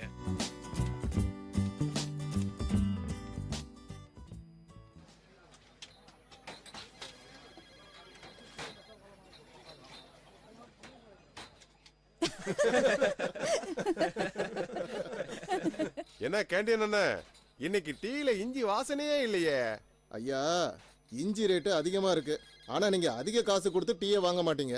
அதனால தான் நானும் இஞ்சியை சேர்க்கல. என் நிலைமையையும் கொஞ்சம் யோசிச்சு பாருங்க. ஸ்ரீராம், இஞ்சி டீ குடிக்காம உன்னால வாழ முடியாதா? நீ என்னதான் செய்வியோ டீ குடிக்காம? ஜோக்கு நல்லா தான் இருக்கு. ஆனா அவங்க உண்மையிலேயே நல்லவங்கன்னா மற்றவங்கள பத்தியும் யோசிக்கணும். இப்போ நம்ம தலைவரை பாருங்க, அவர் நாட்டில் இருக்கிற எல்லார பத்தியும் யோசிக்கிறார்ல, அந்த மாதிரி நாமளும் இருக்கணும். அது சரி, மத்தவங்களுக்கு பயனுள்ளவங்களா கொஞ்சமாச்சும் இருக்கணும். இல்லனா இந்த வாழ்க்கை பயனற்றது. அப்புறம் விலங்குக்கும் மனுஷனுக்கும் என்ன வித்தியாசம்? ஆமா, நீங்க சொல்றது ரொம்ப சரி. நீங்க ஒரு உண்மையான மனுஷனா இருந்தா மனித நேயத்தை பின்பற்றி அதே மாதிரி நடக்கணும். என்னாச்சு தம்பி? ஸ்ரீராம் மாமா, கடவுள் ரொம்ப மோசமானவர். ஷாருக் தம்பி, என்ன நடந்துச்சு? நீங்க என்ன பண்ற? என்னாச்சு தம்பி, சொல்லுங்க. ஏன் இப்படி பேசுறீங்க? ஸ்ரீராம் மாமா, உங்க அசிஸ்டன்ட் மேனேஜர் இருக்கார்ல பீட்டர், அவரோட பையன் மெல்வின் என்னோட உயிர் நண்பனா இருந்தான். தம்பி, நண்பனா இருந்தான்னு ஏன் சொல்றீங்க? இப்போ அவர் உங்க நண்பன் தானே? இல்ல, இப்போ அவன் இல்ல, இனிமேலும் வரமாட்டான். மெல்வின் ஹெல்மெட் போடாம பைக் ஓட்டிட்டு போனான். அப்போ அவனுக்கு விபத்து ஏற்பட்டுருச்சு. அவனுக்கு தலையில பலமான காயம். அவனை ஹாஸ்பிட்டலுக்கு கொண்டு போனாங்க. ஹாஸ்பிட்டல்ல சேர்த்ததும் டாக்டர் அவனுக்கு எல்லா டெஸ்டும் எடுத்துட்டு அவனோட மூளை இறந்துருச்சுன்னு சொன்னாரு. அதான் பீட்டர் மாமா அவருக்கு லீவ் அப்ளை பண்ண என்ன ஆபீஸ்க்கு அனுப்புனாரு. அவனோட சின்ன பையனை பீட்டர் இழந்துட்டான்பா. ரொம்பவே கஷ்டமா இருக்கு. ஆனா மாமா, மெல்வின் தன்னோட உடல் உறுப்பை தானம் பண்ணி 9 பேருக்கு உயிர் கொடுத்திருக்கான். அவன் சாகும் போது கூட ஒரு பெரிய தானம் பண்ணியிருக்கான். எப்படி? பீட்டர் மாமா குடும்பத்தை சேர்ந்தவங்க சரியான நேரத்துல மெல்வினோட உடல் உறுப்பை தானம் செஞ்சு ஒரு பெரிய உன்னதமான காரியம் செஞ்சாங்க. அப்படியா? உறுப்பு தானம்னா என்ன? நாங்க அத பத்தி கேள்விப்பட்டிருக்கோம். ஆனா என்ன நடக்குது எப்படிங்கறத பத்தி எங்க கிட்ட முழுமையான தகவல் இல்ல.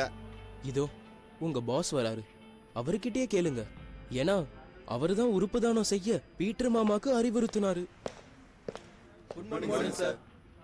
சார், உறுப்பு தானம் பற்றி எங்களுக்கு சொல்லுங்க. உறுப்பு தானம்னா என்ன? நீங்க உடல் உறுப்பு தானம் பத்தி கேக்குறது எனக்கு ரொம்ப சந்தோஷமாவும் பெருமையாவும் இருக்கு.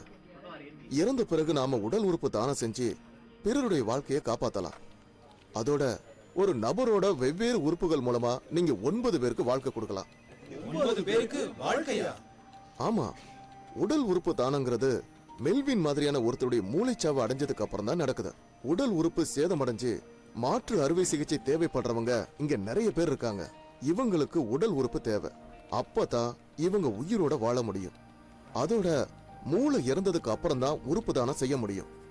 அவங்களுடைய குடும்ப உறுப்பினர்கள் அவங்க சொந்த விருப்பத்துல தான் உறுப்புகளை தானம் செய்யறாங்க. ஆனா சார், பொதுவா உறுப்புகளை தானம் செஞ்சா அடுத்த ஜென்மத்துல அந்த உறுப்புகள் இல்லாம பொறப்போன்னு நிறைய பேர் சொல்றாங்க. இப்படி யோசிச்சு பாருங்களேன். நீங்க இறந்ததுக்கு அப்புறம் உங்க இதயம் தானம் செய்யப்பட்டிருந்தா அடுத்த வாழ்க்கையில இதயம் இல்லாம ஒரு நபர் பிறக்க முடியுமா? இதெல்லாம் வெறும் மூட நம்பிக்கை தான். மூட நம்பிக்கையில இருந்து வெளியில வாங்க.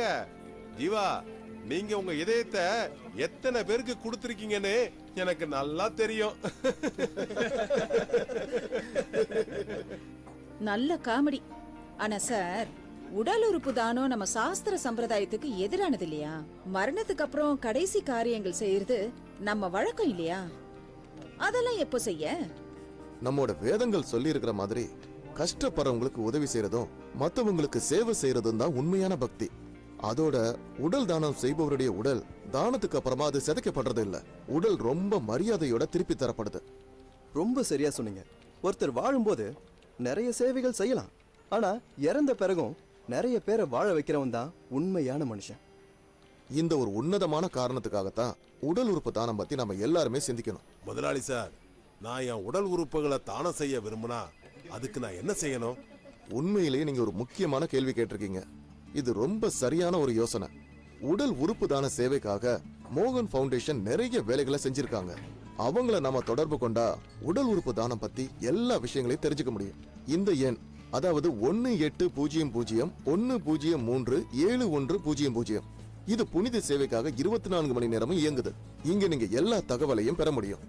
இங்க பாத்தீங்களா, இதுதாங்க என்னோட உடல் உறுப்பு தான அட்டை. இது கண்டிப்பா யாராவது ஒருத்தருக்கு பயனுள்ளதா இருக்கும். நீங்களும் உடல் உறுப்பு தானம் செய்ய ஆர்வமா இருந்தீங்கன்னா கண்டிப்பா இந்த உறுப்பு தான அட்டையை வாங்கிக்கோங்க. சார், நாங்களும் அந்த மாதிரி உறுப்பு தான அட்டையை பதிவு செய்ய விரும்புறோம். இந்த வாழ்க்கை யாருக்காவது பயனுள்ளதா இருந்தா அது மிகவும் நல்லதுதானே சார்? இதே மாதிரி எல்லாருமே ஒரு சிறந்த மனுஷனா மாறதுக்கு சபதம் எடுத்து நீங்க உறுப்புகளை தானம் செய்யுங்க. உடல் உறுப்பு தானம் பற்றி மேலும் விவரங்களுக்கு அழைக்கவும் 180010371000. இந்த படைப்பு SBI ஃபவுண்டேஷன், SBI கார்ட்ஸின் ஆதரவால் மோகன் ஃபவுண்டேஷனால் வழங்கப்பட்டது.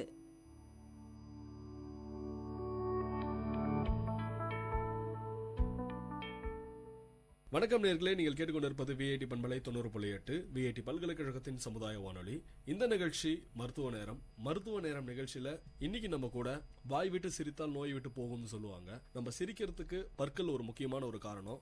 அந்த வகையில இன்னைக்கு நம்ம கூட ஸ்வேதா டென்டல் கிளினிக்கை சேர்ந்த பல் மருத்துவர் டாக்டர் கோமதி சத்யராஜ் நம்ம கூட இருக்கிறாங்க. வணக்கம் மேடம், நிகழ்ச்சிக்கு உங்களை விஐடி சமுதாய வானொலி சார்பாக வரவேற்கிறோம். பற்கள் பராமரிப்பு நிறைய பேர் வந்து யோசிப்பாங்க, நம்ம ப்ரஷ் எத்தனை தடவை வந்து நம்ம ப்ரஷ் பண்ணுறது, என்னெல்லாம் பண்ணால் நம்ம பற்களை நம்ம ஆரோக்கியமாக வச்சுக்க முடியும் அப்படின்ற ஒரு டவுட்ஸ் வந்து நீங்கள் நிறைய பேருக்கு வந்துருக்குது. என்ன பண்ணால் பற்களை வந்து நம்ம நல்லா பராமரிக்கலாம், அதை பற்றி சொல்லுங்கள் மேடம். ரெகுலராகவே நம்ம வந்து எப்போவுமே மார்னிங் நைட் எப்போவுமே 2 times ப்ரஷ் பண்ணணும், கம்பல்சரி. ஓகேங்களா? ஸோ அது இல்லாமல் நம்ம எந்த பொருள் சாப்பிட்டாலுமே வந்து ஒரு வாட்டி வாய் கொப்பளிக்கிறது ரொம்பவே நல்லது. யூஸ்வலாக சாக்லேட்டு அந்த மாதிரி வந்து ஸ்டிக்கி ஃபுட்ஸ்ன்னு சொல்லுவோம். நம்ம சாப்பிட்றதுல இப்போலாம் வந்து ஸ்டிக்கி ஃபுட்ஸ் அதிகமாகிடுச்சு. ஸோ அதனால் கேவிட்டி ப்ரொடெக்ஷன்றது ரொம்ப கம்மியாயிடுச்சு. ஸோ எப்போவுமே எது சாப்பிட்டாலுமே ஃபஸ்ட்டு வாய் கொப்பளிக்கிறதுன்றது நம்மளுக்கு ரொம்ப நல்ல ஒரு பழக்கம். அது இல்லாமல் கம்பல்சரி மார்னிங் எழுந்த உடனே ப்ரஷ் பண்ணுறதும், பிறகு சாப்பிட்டு பின்னாடி நைட்டு தூங்க போகிறதுக்கு முன்னாடி ப்ரஷ் பண்ணுறதும் ரொம்ப நல்லது.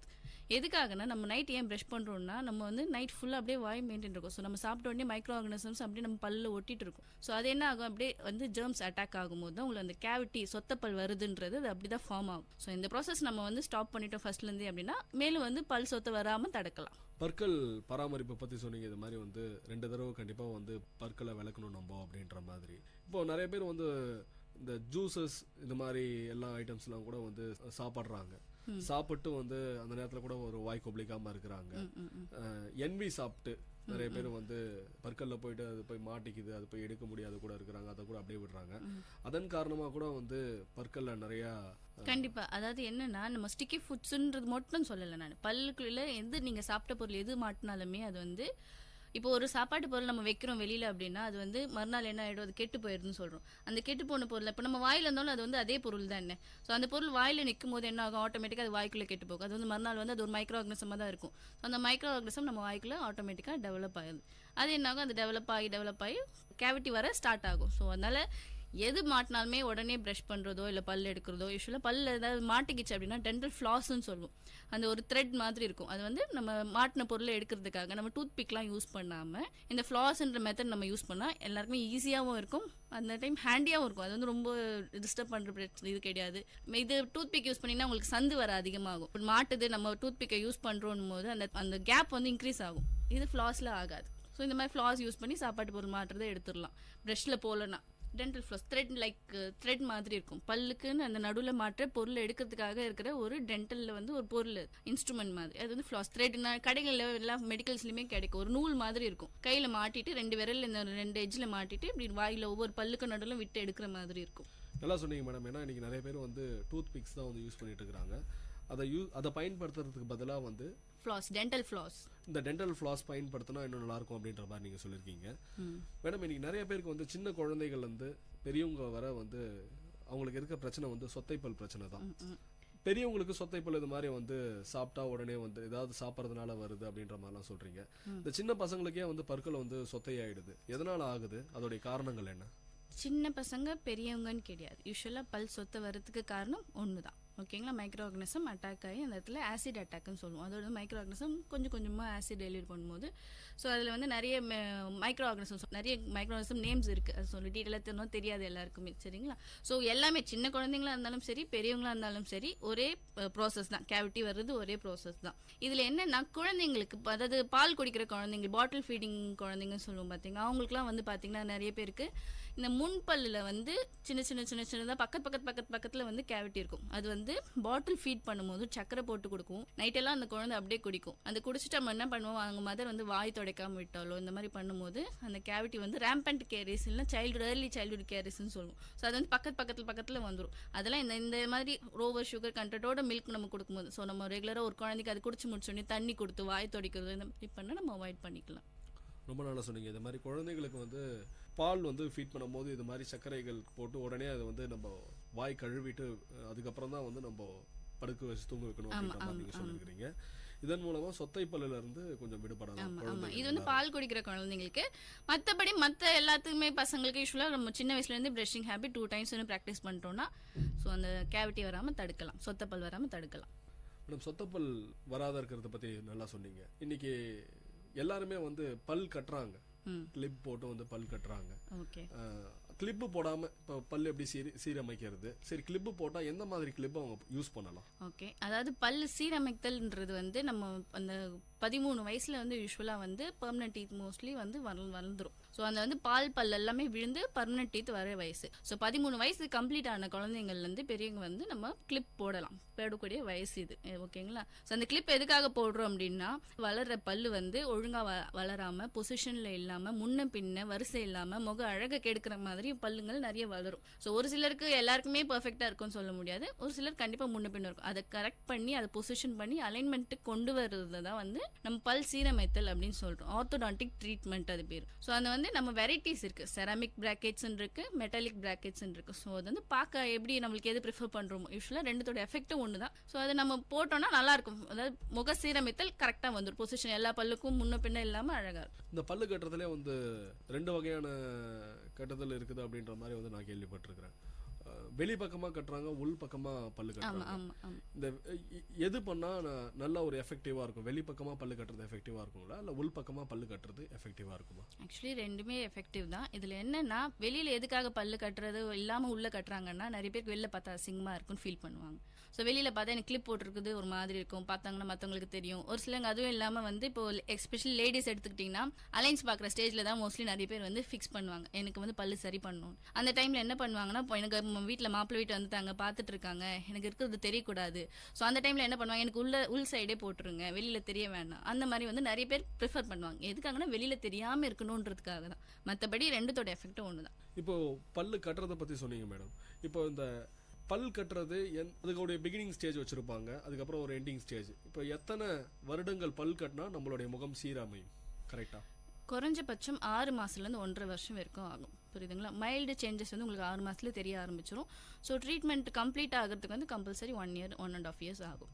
ஸோ அதுக்குள்ளே உங்களுக்கு இந்த சேஞ்சஸ் நடுவிலே தெரிய ஆரம்பிச்சிடும். பட் ஃபுல்லாக எந்த ஸ்பேஸும் இல்லாமல், எந்த இதுவும் இல்லாமல் இருக்கிறதுக்கு வந்து 1.5 இயர்ஸ் கம்ப்ளீட்டாக ஆகும். முன்னாடியே சீக்கிரமாக முடியறதும் இருக்குது, இருந்தாலும் 1.5 இயர்ஸ் வரைக்கும் நல்லாயிருக்கும். சில பேருக்கு அவங்களுடைய வந்து குடும்பத்துலேருந்தே வந்து அவங்களுடைய முக அமைப்பு, பற்களோட அமைப்பு வேறமா இருக்கிறதுனால அவங்க வந்து பல்லு கட்டுவாங்க. இப்போ இந்த குழந்தைங்க வந்து கை சப்புறது மூலமாக கூட வந்து அவங்களுடைய பற்கள் வந்து கொஞ்சம் தூக்கிட்டு இருக்கிற மாதிரி இருக்குது அப்படின்ற மாதிரி நிறைய பேர் கண்டிப்பா.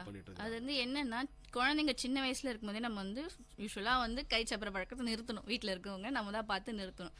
ஸோ ஒரு சில பசங்க வந்து நிறுத்தாம சக் பண்ணிட்டே இருக்கும்போது என்ன ஆகும்னா, பல் தூக்கிட்டு வரும். ஃப்ரண்ட்ல இருக்க அந்த முன் பல்ல இருக்க வந்து தூக்கிட்டு அசிங்கமா இருக்கும். அதுக்கு என்ன பண்ணணும்னா, அந்த குறிப்பிட்ட வயசுலேயே அந்த பல் அந்த சக் பண்ற, அந்த கை வச்சு சக் பண்ற பழக்கம் இருக்கிற வயசுல என்ன பண்ணணும், ஹேபிட் பிரேக்கிங் அப்ளைன்ஸ்னு ஒன்று இருக்கு. ஸோ அது தனியாக டென்டிஸ்ட் கிட்ட போய் நீங்க வந்து காமிச்சிங்கன்னா, அந்த ஒரு கழட்டி மாட்டுற மாதிரி ஒரு அப்ளைன்ஸ்னு சொல்லுவோம். அது சின்ன ஒரு மாட்டு பொருள் மாதிரி வாயில மாட்டிக்கிற மாதிரி இருக்கும். அதை வந்து குழந்தைங்க யூஸ் பண்ணும்போது அவங்களால அந்த கை வச்சு சப்பவே முடியாது வாயில. ஸோ அந்த மாதிரி பண்ணும்போது அந்த ஹேபிட் ஆட்டோமேட்டிக்காக பிரேக் ஆகும். அந்த தூக்கிட்டு வருவதே நம்ம தடுக்கலாம். ரொம்ப நல்லா சொன்னீங்க. இந்த குழந்தைங்களுக்கு இந்த மாதிரி வந்து ஹேபிட் பிரேக்கிங் அப்ளையன்ஸ் இது வந்து எல்லா டென்டிஸ்ட் டாக்டர் கிட்டையும் நம்ம போய் கேட்டோம் அப்படின்னா அவங்க எல்லாமே ப்ரிஃபர் பண்ணுவாங்க.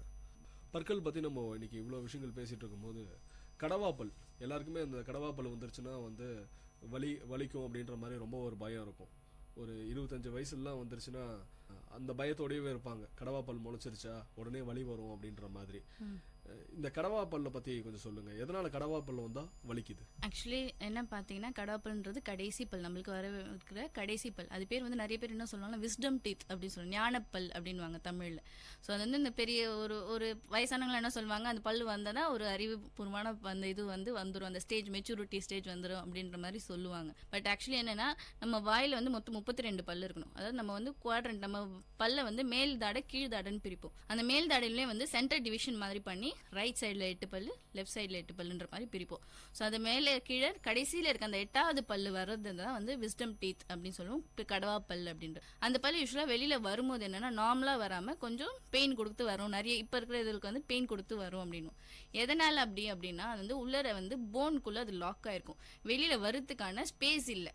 ஸோ முன்ன பின் இப்போ முதல்லாம் வந்து நிறைய அந்த பழங்காலத்தில் பார்த்தீங்கன்னா நம்ம தாடைகள் அளவு பெருசாக இருக்கும். இப்போ வர வந்து தாடை அளவு சிறியதாக ஆரம்பிச்சு. ஸோ அதனால வெளியில் வரத்துக்கான ஸ்பேஸ் இல்லை. நம்ம ஜென்ரேஷன் மாற நம்ம முக அளவு வந்து சிறுசாகவே அந்த வெளியில ஸ்பேஸ் இல்லாததுனால, இடம் இல்லாததுனால அந்த போனுக்குள்ள லாக் ஆகி அந்த பல்லு வெளியில வர முடியாம பாதி வெளியில வந்து பாதி உள்ள இருக்கிற மாதிரி நிறைய பேருக்கு வாய் திறந்து பாத்தீங்கன்னா அந்த மாதிரி சதை மூடி இருக்கும், கொஞ்சம் பல்லு வெளியில இருக்கும், இல்ல 1/4 வந்திருக்கும், 3/4 உள்ள இருக்கும். ஸோ அந்த டைம்ல அந்த இடத்துல ஏதாவது சதை இல்ல சாப்பாடு ஏதாவது மாட்டினாவோ அந்த இடத்துல லோக்கல் இன்ஃபெக்ஷன் ஆகும்போது பல்லு அந்த இடத்துல சுத்தி இருக்கிற ஈரெல்லாம் வீங்கி ஸோ கண்டிப்பா அது ஒரு பெயின் கொடுக்கும். இப்போ ஒரு டைம் வருது பெயின் அப்படின்னா நம்ம விட்டுடலாம், அதை பத்தி நம்ம கேர் பண்ண வேண்டிய அவசியம் கிடையாது. பட் திருப்பி ரிப்பீட்டடா வருது அப்படின்னா நம்ம வந்து அந்த பல்லு எடுக்கிறது தான் பெஸ்ட் ஆப்ஷன். சரிங்களா? இல்ல பல்லு வெளியில வருது அப்படின்னா நம்ம லைட்டா அந்த டிஷ்யூ மட்டும் கட் பண்ணி விட்டோம்னா வரதுக்கான இடம் இருக்கு, பட் டிஷ்யூ வந்து இடிச்சிட்டு இருக்குன்னா நம்ம லைட்டா அந்த டிஷ்யூ மட்டும் நம்ம டென்டிஸ்ட் கிட்ட போனீங்கன்னா அவங்க எடுத்து விடுவாங்க. அந்த மாதிரி பண்ணா பல் வலி இல்லாம கொஞ்சம் இன்ஃபெக்ஷனோட குறைஞ்சி நம்ம நார்மலா பாத்துக்கலாம். இல்லைன்னா பல் எடுக்கணும். பல் எடுக்கிறதா வந்து கரெக்டான ஒரு முறை. ஆமா, வலி வந்ததுன்னா பல் எடுக்கிறது தான் பெஸ்ட். பல் தேய்மானம் இன்னைக்கு நிறைய பேர் வந்து இப்படி கூட பயப்படுறாங்க. இப்போ ப்ரஷஸ் யூஸ் பண்ணிட்டு இருக்காங்க.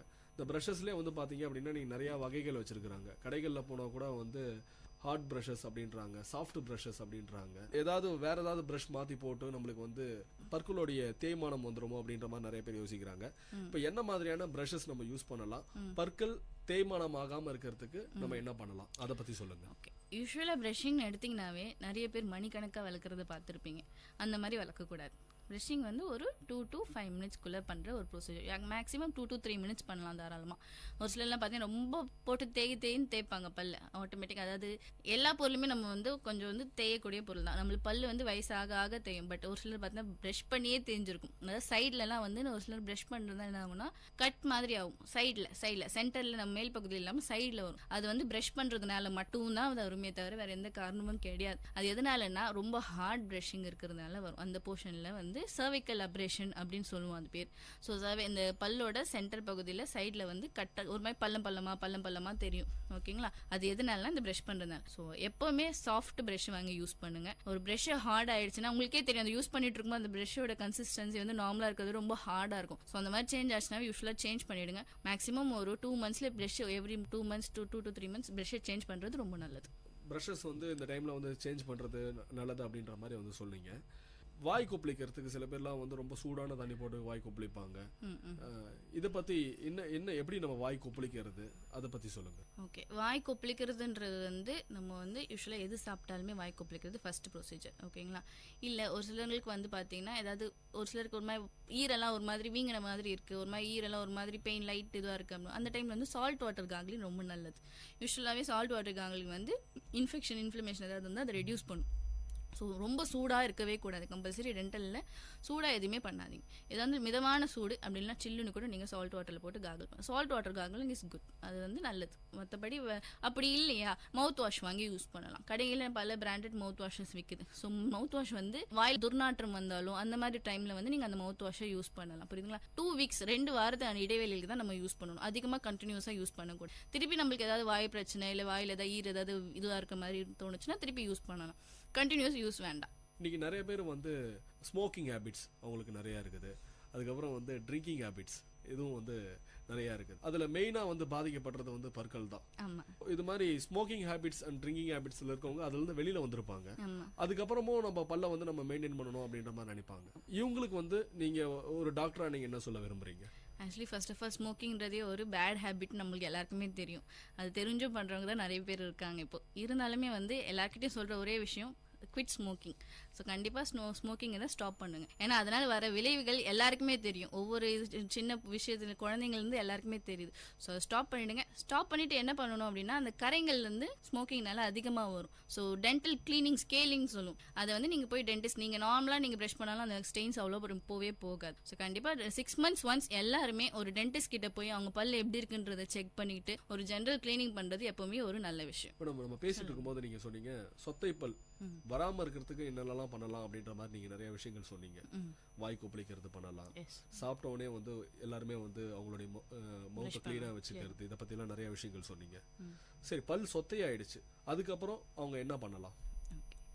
ஒரு வாட்டி பல் சொத்தை வந்ததுன்னா அது திருப்பி பேக் டு ஃபார்ம், அது திருப்பி வந்து சரி ஆகாது அதுவா, சரிங்களா? அது வந்து நம்ம வந்து க்ளீன் பண்ணி பல்ல நம்ம சொத்தையான பல்ல ரிமூவ் பண்ணி க்ளீன் பண்ணிட்டு அந்த பல்ல அடைக்கணும்னு சொல்லுவாங்க. அந்த மாதிரி பண்ணணும். அது வந்து சாதாரணமாக பல்லு வந்து சொத்தை ரொம்ப டீப்பாக போகாமல் மேலோட்டமாக இருக்குது அப்படின்னா நம்ம தாராளமாக அந்த ப்ரொசீஜர் பண்ணலாம். இல்லை அது வந்து பல் வந்து சொத்தை வந்து டீப்பாக போயிடுச்சுன்னாவே உங்களுக்கு ஒரு பல் கூச்சமோ இல்லை பல் வலியோ கண்டிப்பாக வந்து ஒரு தெரியும், உங்களுக்கே தெரிஞ்சும். ஸோ அந்த மாதிரி இருக்கும்போது நம்ம வந்து சாதாரணமாக நம்ம பல் அடைக்கிற மாதிரி அடைக்க முடியாது. ஸோ அதனால் என்ன பண்ணணும்னா ரூட் கெனால் ட்ரீட்மெண்ட்னு சொல்லுவாங்க, வேர் சிகிச்சை அப்படின்னு சொல்லுவாங்க. ஸோ என்னென்னா வேர் நரம்பு, பல்லுக்குள்ளே இருக்கிற வேர் நரம்பை எடுத்துட்டு மாற்றி ஆர்டிஃபிஷியலாக ஒரு மெட்டீரியல் வச்சு சீல் பண்ணிவிடும். ஸோ அது மேலே சிமெண்ட் போட்டு மேலே பல் கேப் ஒன்றும் போட்டுவிடும். அந்த மாதிரி பண்ணி பல்லை காப்பாற்றலாம். அப்படி இல்லை அப்படின்னா பல்லை எடுக்கலாம். ஸோ இப்போ மோஸ்ட்லி வந்து நம்மளோட பேரண்ட்ஸ் அந்த மாதிரி வரும்போது தான் வந்து பல் எடுத்துகிட்டே இருந்தாங்க. ஸோ அப்போ ரூட் கெனால் ட்ரீட்மெண்ட்லாம் அந்தளவுக்கு வந்து ஃபேமஸாக இல்லை. இப்போ எல்லாருக்குமே வந்து ரூட் கெனால் ப்ரொசீஜர் தாராளமாக ஈஸியாக பண்ணிக்கலாம். தான் வேர் சிகிச்சைன்றது கம்பல்சரி எல்லாமே பண்ணி பல்லை சேவ் பண்ணிக்கலாம், பல் எடுக்காமல். ரொம்ப நல்லா சொன்னீங்க. இன்னைக்கு அட்வான்ஸ் ட்ரீட்மெண்ட் வந்து இவ்வளோ விஷயங்கள் வந்திருக்கிறது அப்படின்றது நீங்கள் சொல்லி தான். நிறைய பேருக்கு வந்து பல் செட்டு கொஞ்சம் வயசாகிட்டு இருக்கும், அதுக்கப்புறம் வந்து அவங்களுக்கு எல்லா பற்களுமே கீழே விழுந்துட்டு இருக்கும். அவங்க வந்து பல் செட்டு கட்டியிருப்பாங்க. இந்த பல் செட்டு கட்டுற முறையை பற்றி சொல்லுங்க. பல்லு கட்டுறதுன்றது வந்து 2 வகையாக பிரிக்கணும். நம்ம யூஸ்வலாக வந்து ரிமூவபிள் டைப், ஃபிக்ஸட் டைப் அப்படின்றது பிரிப்போம். ஸோ ரிமூவபிள்ன்றது கழட்டி மாட்டக்கூடிய ஒரு அப்ளையன்ஸ், ஓகேங்களா? கழட்டி பல் செட்டை கழட்டி எடுத்து கையில் வச்சுட்டு திருப்பி போடுறது பேர் ரிமூவபிள் அப்ளையன்ஸ் சொல்லுவோம். ஃபிக்ஸட்ன்றது நம்ம கழட்ட வேண்டிய அவசியம் இல்லை. 1-2 பல்லு மட்டும் இல்லை அப்படின்ற டைமில் வந்து பக்கத்தில் இருக்க பல்லோட சப்போர்ட் எடுத்து நம்ம பல்லு கட்டும். அது மாதிரியும் ஒரு மெத்தட் பண்ணலாம். அப்படி இல்லைன்னா எலும்புக்குள்ளே சின்னதாக ஒரு ஸ்க்ரூ மாதிரி போட்டுட்டு போனுக்குள்ளே இம்ப்ளான்ட்னு சொல்லுவோம். இப்போ இருக்கிறதுலே அட்வான்ஸ் டெக்னாலஜி அதுதான். ஸோ இம்ப்ளான்ட்ன்ற மாதிரி ஒரு பல்ல மட்டும், எந்த பல்லு இல்லையோ அந்த பல்ல மட்டும் போட்டு ரீப்ளேஸ் பண்ணுற ப்ரொசீஜர் பேர் தான் இம்ப்ளான்ட். அந்த மாதிரியும் பல்லு கட்டலாம். இல்லை இது வந்து 1-2 பல்லு மட்டும் இல்லாமல் ஃபுல்லாகவே பல் செட் இல்லை அப்படின்னாங்கன்னா அந்த சீடின்னு சொல்லுவோம். வயசான பாட்டி தாத்தாங்களாம் வந்து பல் செட் கட்டியிருப்பாங்க, டிவிலலாம் நிறைய பேர் பார்த்துருப்பீங்க. அந்த மாதிரி பல்லு கட்டிக்கலாம். அதுலேயே வந்து ரிமூவபிள் அப்ளைன்ஸ் இருக்குது, ஃபிக்ஸடுன்றதும் இருக்குது. ரிமூவபிள்ன்றது கழட்டி மாட்டி வைக்கிற மாதிரி, கழட்டி எடுத்து நைட்டில் தண்ணியில் வச்சிடணும், காலையில் எடுத்து போட்டுக்கணும், அந்த மாதிரி. மற்றது வந்து ஃபிக்ஸடுன்றது இம்ப்ளான்ட் மாதிரி இப்போ சொன்னோம் பார்த்தீங்களா? ஸோ அதே மாதிரி ப்ரோனில் வந்து ஸ்க்ரூ போட்டுட்டு இம்ப்ளான்ட் பண்ணிவிட்டு அதோட சப்போர்ட்டில் அப்படியே ஃபிக்ஸடாக பல் செட்டை கட்டுறது.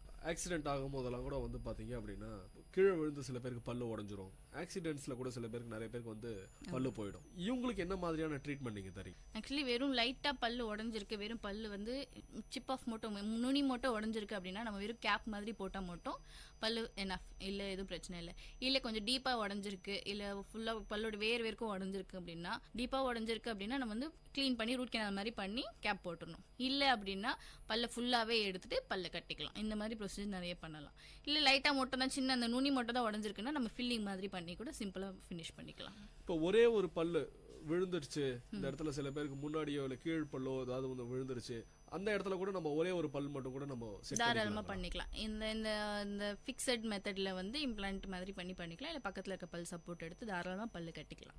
இந்த பற்களை பற்றி இன்னைக்கு நிறைய கேள்விகள் கேட்டேன். நிறைய கேள்விகளுக்கு நீங்கள் நிறைய பதில்கள் நீங்கள் சொன்னீங்க. டாக்டரா பல் பராமரிப்பில் சுலபமாக இந்த விஷயங்கள்லாம் பண்ணால் ரொம்ப நல்லாயிருக்கும் அப்படின்ற மாதிரி, என்ன பண்ணால் பற்களை நம்ம நல்லா பராமரிக்கலான்ற ஒரு விஷயத்த சின்னதாக சொன்னீங்கன்னா நல்லாயிருக்கும். ஸோ முதல் சொன்ன விஷயம்னா கம்பல்சரி எல்லாருமே காலையில் எழுந்த உடனே ஒரு வாட்டி ப்ரஷ் பண்ணணும். எது சாப்பிட்டாலுமே வாய் கொப்பளிக்கணும். பின்னாடி நைட்டு தூங்க போகிறதுக்கு முன்னாடி ஒரு வாட்டி ப்ரஷ் பண்ணணும். இது இல்லாமல் 6 மாதத்துக்கு ஒரு வாட்டி எல்லாருமே வந்து சின்ன பசங்கள்லேருந்து பெரிய வயசானவங்க வரைக்குமே வந்து ஒரு வாட்டி ஒரு பல் டாக்டர் கிட்ட, பக்கத்தில் எவ்வளோ டாக்டர்ஸ் இருக்காங்க, போய் ஒரு வாட்டி செக் பண்ணி எனக்கு எதாவது பல் சொத்த வந்திருக்கா, இல்லை பல்ல ஈரில் வேறு ஏதாவது பிரச்சனை இருக்கா அப்படின்றத பார்த்து செக் பண்ணிக்கிட்டு கிளியராக எது கரெக்ஷன் அப்பப்போ பண்ணணுமோ பண்ணிட்டீங்கன்னா டீப்பாக எந்த பிரச்சனையும் இருக்காது. பல்ல பொறுத்தவரைக்கும் அழகாக மெயின்டைன் பண்ணலாம். இவ்வளோ நேரம் நம்ம கிட்ட ஸ்வேதா டென்டல் கிளினிக்கை சேர்ந்த பல் மருத்துவர் டாக்டர் கோமதி சத்யராஜ் அவர்கள் நம்ம நிறைய கேள்விகள் கேட்டோம். நம்ம நிறைய கேள்விகளுக்கு அவங்க ரொம்ப நல்லா அழகாக பதில் சொன்னாங்க. அவங்களுக்கு நம்மளுடைய விஐடி சமுதாய வானொலி சார்பாக நம்ம நன்றியை தெரிவிச்சுக்கலாம். நன்றி. மீண்டும் ஒரு மருத்துவ நேரம் நிகழ்ச்சியில் உங்களை சந்திக்கும் வரை உங்களிடமிருந்து விடைபெறுவது நான் சரவண கார்த்திக். நீங்கள் கேட்டுக்கொண்டிருப்பது விஐடி பண்பலை 90.8 விஐடி பல்கலைக்கழகத்தின் சமுதாய வானொலி.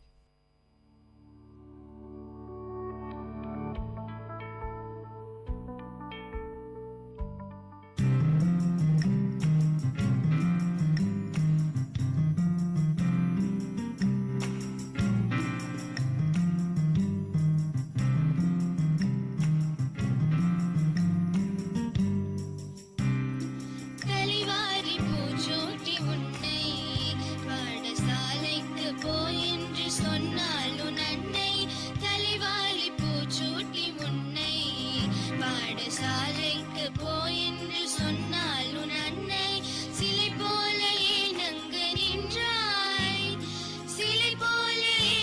அங்கு நின்றாய், நீ சிந்தாத கண்ணீரை ஏன் சிந்துகின்றாய், தலைவாரி போச்சோட்டி உன்னை பாடசாலைக்கு போ என்று சொன்னால் உன் அன்னை. விலை போட்டு வாங்கவா முடியும், கல்வி வேலை தோறும் கற்று வருவதால் படியும். விலை போட்டு வாங்கவா முடியும், கல்வி வேலை தோறும் கற்று வருவதால் படியும். மலைவாழை அல்லவோ கல்வி, மலைவாழை அல்லவோ கல்வி, நீ வாயார உண்ணுவாய் போயேன் புதல்வி, தலைவாரி பூச்சூட்டி உன்னை பாடசாலைக்கு போ என்று சொன்னால் உன் அன்னை. படியாத பெண்ணாயிருந்தால் கேலி பண்ணுவார் உன்னையே ஊரார் அறிந்தால். படியாத பெண்ணாயிருந்தால் கேலி பண்ணுவார் உன்னையே ஊரார் அறிந்தால். கடிகாரமோடும் உன்னோடு, கடிகாரமோடும் உன்னோடு, என் கண்ணல்ல அண்டை வீட்டு பெண்களோடு, தலைவாரி பூச்சூட்டி உன்னை பாடசாலைக்கு போ என்று சொன்னால் உன் அன்னை. கடிதாக இருக்கும் இப்போது, கல்வி கட்டிட கட்டிட தெரியும் அப்போது. கடிதாக இருக்கும் இப்போது, கல்வி கட்டிட கட்டிட தெரியும் அப்போது. கடல் சூழ்ந்த தமிழ்நாடு, கடல் சூழ்ந்த தமிழ்நாடு, பெண் கல்வி என்றதன்போடு, தலைவாரி பூச்சூட்டி உன்னை பாடசாலைக்கு போ என்று சொன்னால் உன் அன்னை. தலைவாரி பூச்சூட்டி உன்னை, தலைவாரி பூச்சூட்டி உன்னை.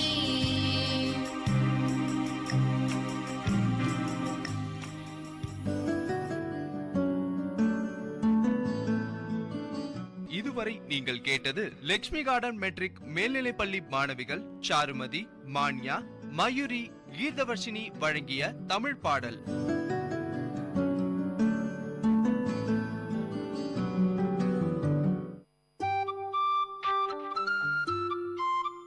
தம்பி வா வா வா வா வா. அண்ணே வேலண்ணே, யார கூப்பிட்டு இருக்க? அதுவா பாலு, அதோ தெரியுது பாரு மேகம், அததான் கூப்பிடுறேன். அட அண்ணே, எனக்கு வெளியில வேலை இருக்கு, இப்ப போய் மேகத்தை கூப்பிடுறேன்ற. மேகம் வந்தா தனியா வரும், கூடவே மழையில வரும். தம்பி பாலு, நான் யாரு? வேலு.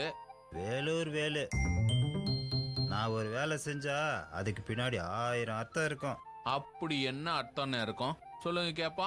தம்பி, மழை நம்ம நாட்டுக்கு ரொம்ப முக்கியம். ஆனா அதே நேரத்துல மழை காலத்துல நாம சில விஷயங்களை கடைபிடிக்கிறது அதை விட முக்கியம். வேலண்ண, அப்படி என்னெல்லாம் செய்யணும் சொல்லுங்க கேப்போம். தம்பி பாலு, மழை காலத்துல நான் சொல்ற விஷயங்களை முக்கியமா கடைபிடிங்க. உங்க உடல்நிலைய நல்லா வச்சுக்கலாம். மழையில நடக்க கூடாது. அப்படியே மழையில நனைஞ்சா உடனே தலையை துவட்டணும். மழையில நனையும் போது சகதியில கால்பட்டா உடனே சோப்பு போட்டு கழுவணும். வெளியே போகும்போது குடை இல்லைன்னா ரெயின் கோட் போட்டுக்கிட்டு போகணும். கண்டிப்பா மரத்துக்கு கீழே நிற்கவே கூடாது. நீங்க கார்ல இல்லைன்னா பைக்ல போகும்போது மெதுவா போகணும். ஏன்னா பக்கத்துல நடந்து போறவங்க மேல தண்ணி தெரிக்கும்ல. சொல்லிட்டேல்லண்ண, செஞ்சிருவோம். வேலூர் வேலு மழை காலத்துக்கு தயாரா இருக்காரு. நீங்க இது போல இன்னும் பல மழைக்கால தகவல்களுக்கு தொடர்ந்து கேளுங்க விஐடி பண்பலை 90.8 விஐடி பல்கலைக்கழகத்தின் சமுதாய வானொலி.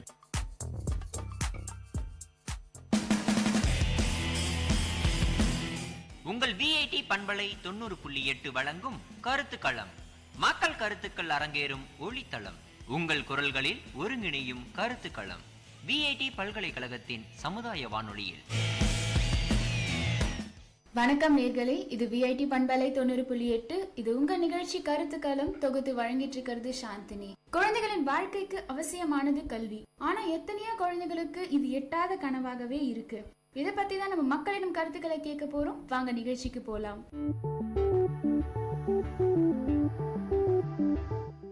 வணக்கம் சார், உங்க பேரு, நீங்க எங்க இருந்து வரீங்க, என்ன பண்றீங்கன்னு சொல்லுங்க சார். நான் கோவையிலிருந்து வருகிறேன். அரசு கலைக்கல்லூரியில் ஆங்கில பேராசிரியராகவும் சட்டக்கல்லூரியில் பேராசிரியரும் பணிபுரிந்து 33 ஆண்டுகள் மாணவர்களிடமே எனக்கென்ற ஒரு தனி பாணியை ஏற்படுத்தி பெரிய அறிஞர்கள் அவர் நடந்து சென்ற பாதையில் கிடைத்த அரும்பெரும் பொக்கிஷான வாழ்க்கையினுடைய நடைமுறைகளையும் மாணவர்களுக்கு பாங்காக ஊட்டுவதில் எனக்கென்ற தனி பாதையை அமைத்துக் கொண்டேன்.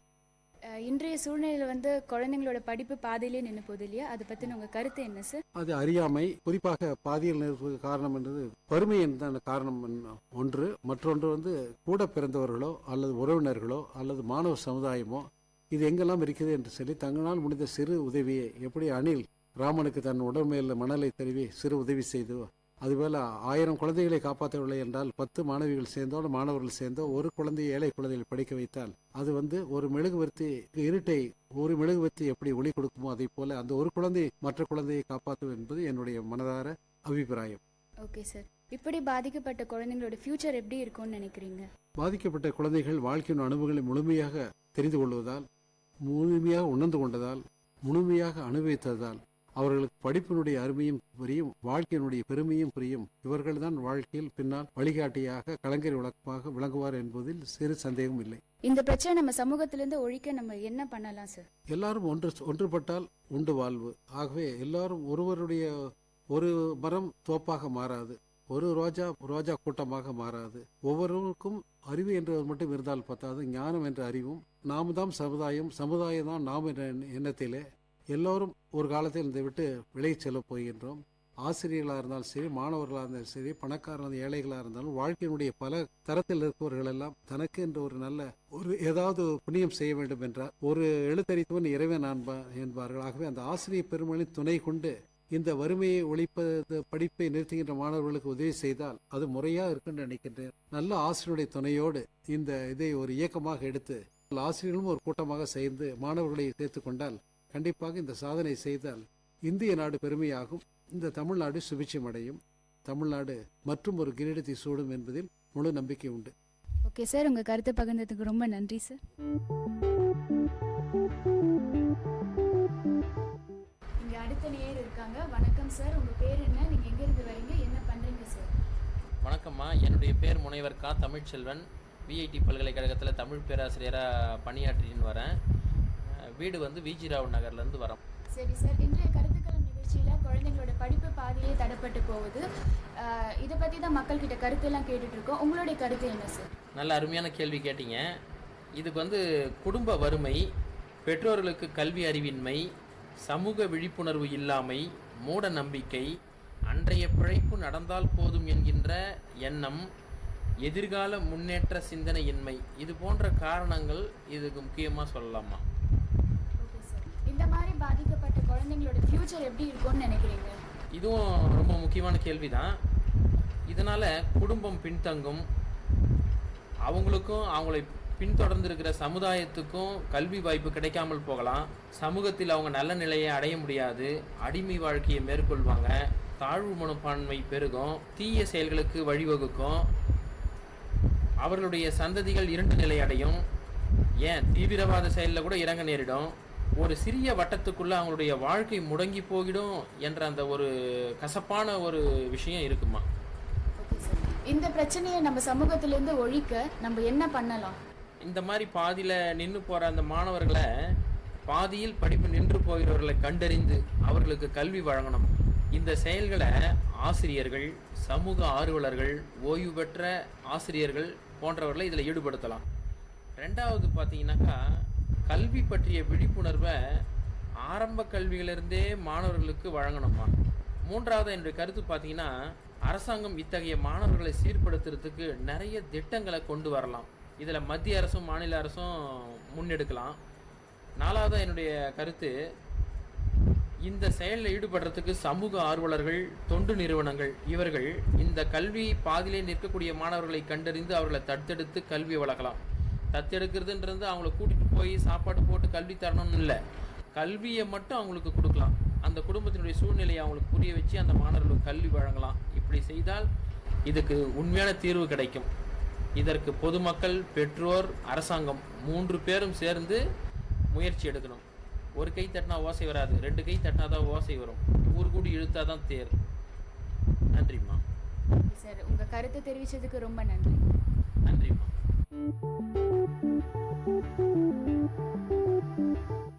வணக்கம் சார், உங்க பேரு, நீங்க எங்கிருந்து வரீங்க, என்ன பண்றீங்கன்னு சொல்லுங்க சார்.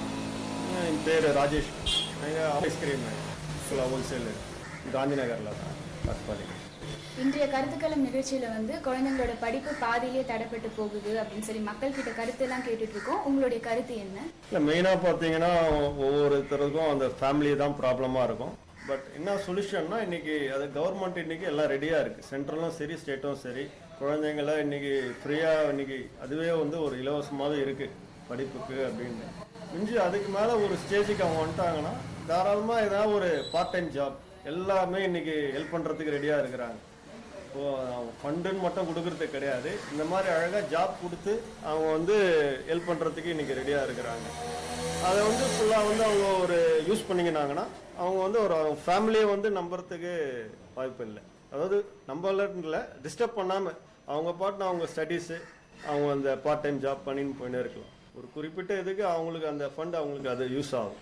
இன்னும் அதை பற்றி அவன் அந்த திருப்பி வந்து ஸ்டடீஸை டிஸ்கண்டினியூன்ற பேச்சுக்கு அதெல்லாம் அப்போது ஃபேமிலி வந்து ஒரு மாதிரியா இருக்குது, அதனால் பசங்களை வந்து நிறுத்திட்டோம் அப்படின்றதெல்லாம் இன்றைக்கி வந்து எல்லாமே இன்றைக்கி அதாவது அவங்க வந்து எல்லாமே நம்ம நல்லா வேலை செஞ்சு நம்மளே வந்து படிக்கணும், நம்மளும் அது இதுலேயே வந்து அவங்க குடும்பத்தையும் அவங்க காப்பாற்றலாம் தாராளமாக. அது வந்து என்னோட இது. ஓகே சார், உங்க கருத்துக்கு ரொம்ப நன்றி.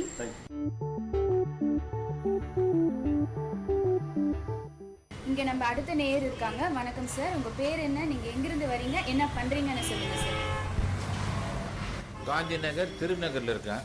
இப்போ வந்து கல்வின்றது எல்லாத்துக்கும் முக்கியம். கல்வின்றது தீய பழக்கம் வராது, கெட்ட பழக்கம் வராது, தீவிரவாதியாக மாற முடியாது, உதவி மனப்பான்மை, பெருந்தன்மை எல்லாத்துக்கும் உபயோகமாக இருப்பது. குழந்தைங்கள படிக்க வைக்கணும். அப்படியே கல்வி அறிவு வந்துனீங்க எல்லாமே சமுதாயத்தில் நல்ல ஒரு மனிதனாக வாழ முடியும். ஒரு கைத்தொழில் பிஸ்னஸ் அது கூட கல்வி தேவை. அதுதான் கல்வி அறிவுன்றது மிக மிகமான முக்கியம். கல்வி அறிவு இல்லைனாக்கா தீய பழக்கம், திருட்டு பழக்கம், குறுக்கு வழி. கல்வி அறிவு அது போய் தடுக்குது, அது ஞாபகப்படுத்துது நீ படித்தது எதுக்கு, மனிதனாக வாழணும், மிருகமாக வாழக்கூடாது. அதனால் எல்லாமே கல்வின்றது மிக மிக முக்கியம். அரசியல் ஆகட்டும், சமுதாயத்தில் ஆகட்டும், எல்லாத்துக்குமே முக்கியம். கல்வின்றது அது ஊக்கப்படுத்துது. கெட்ட பழக்கத்துக்கு நீ போகாது. அந்த கல்வி படித்தது எதுக்கு, அதே தான். இப்போ நான் படிச்சிருக்கிறேன்னா 71, 72 முத்துராம் காலேஜில் பிஏ படிச்சிருக்கிறேன். அந்த என்னுடைய லைன் பிஸ்னஸ் வந்துட்டேன். அந்த கல்வி அறிவினால் மாறல, கெட்ட பழக்கத்துக்கு போகல, பிஸ்னஸில் நாணயமாக அடுத்தவங்க ஹெல்ப் மனப்பான்மை, கஸ்டமர்களில் மரியாதை. காசு இன்னைக்கு முக்கியம் கிடையாது, பணம் முக்கியம் கிடையாது.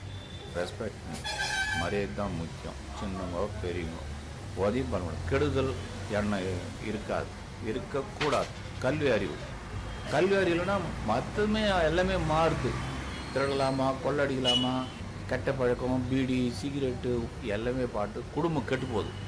நாளைக்கு அவனுக்கு வந்து ஒரு மேரேஜ் ஆச்சுன்னா குடும்பத்தில் நடத்த முடியாது.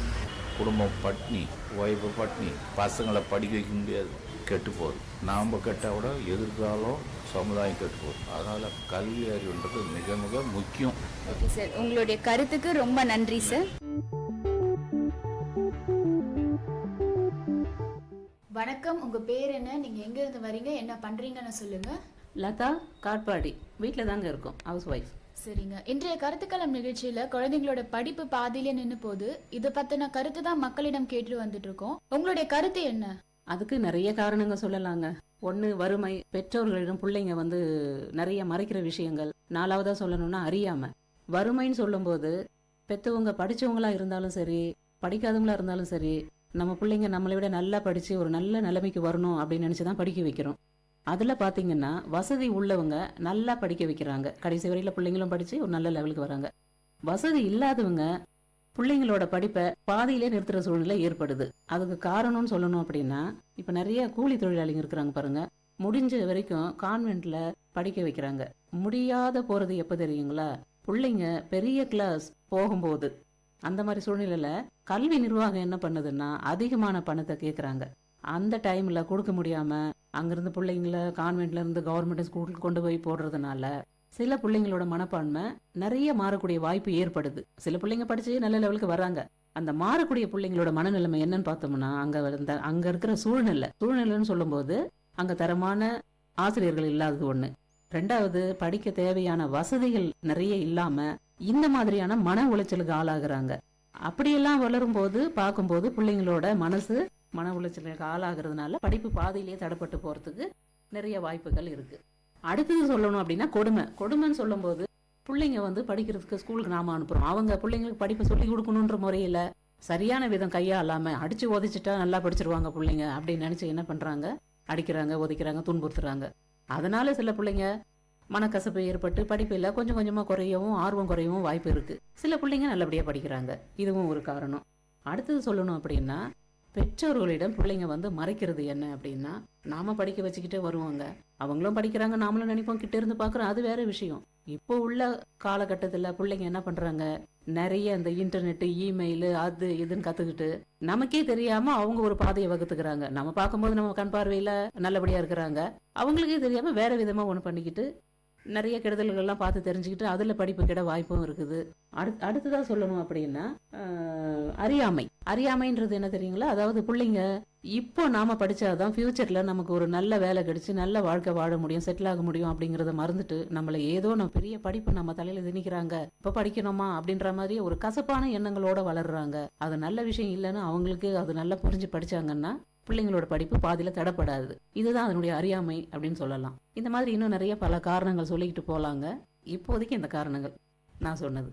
ஓகே, உங்க கருத்துக்கு ரொம்ப நன்றி மேம்.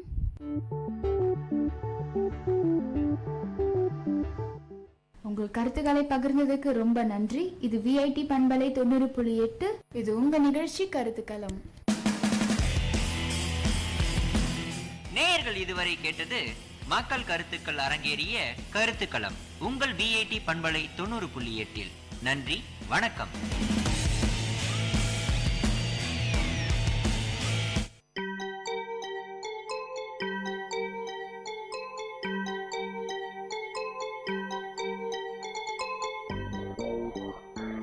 வணக்கம், நமஸ்தே, நமஸ்கார், சலாம் அண்ட் வந்தனம். நீங்கள் கேட்டுக்கொண்டிருப்பது விஐடி பண்பலை 90.8. இது விஐடி பல்கலைக்கழகத்தின் சமுதாய வானொலி. உங்க எல்லோரையும் புதுமை பெண்கள் நிகழ்ச்சிக்கு வரவேற்கிறேன். நான் உங்க அட்டானா. இந்த நிகழ்ச்சியில எவ்வளோ கடினமான சூழ்நிலையும் தனக்குன்னு ஒரு பாதையை அமைச்சுக்கிட்டு அதுல அவங்க பயணத்தை தொடர்ந்து அதுல வெற்றியும் அடைந்த பெண்களை பத்தி தான் நான் உங்களுக்கு சொல்ல போறேன்.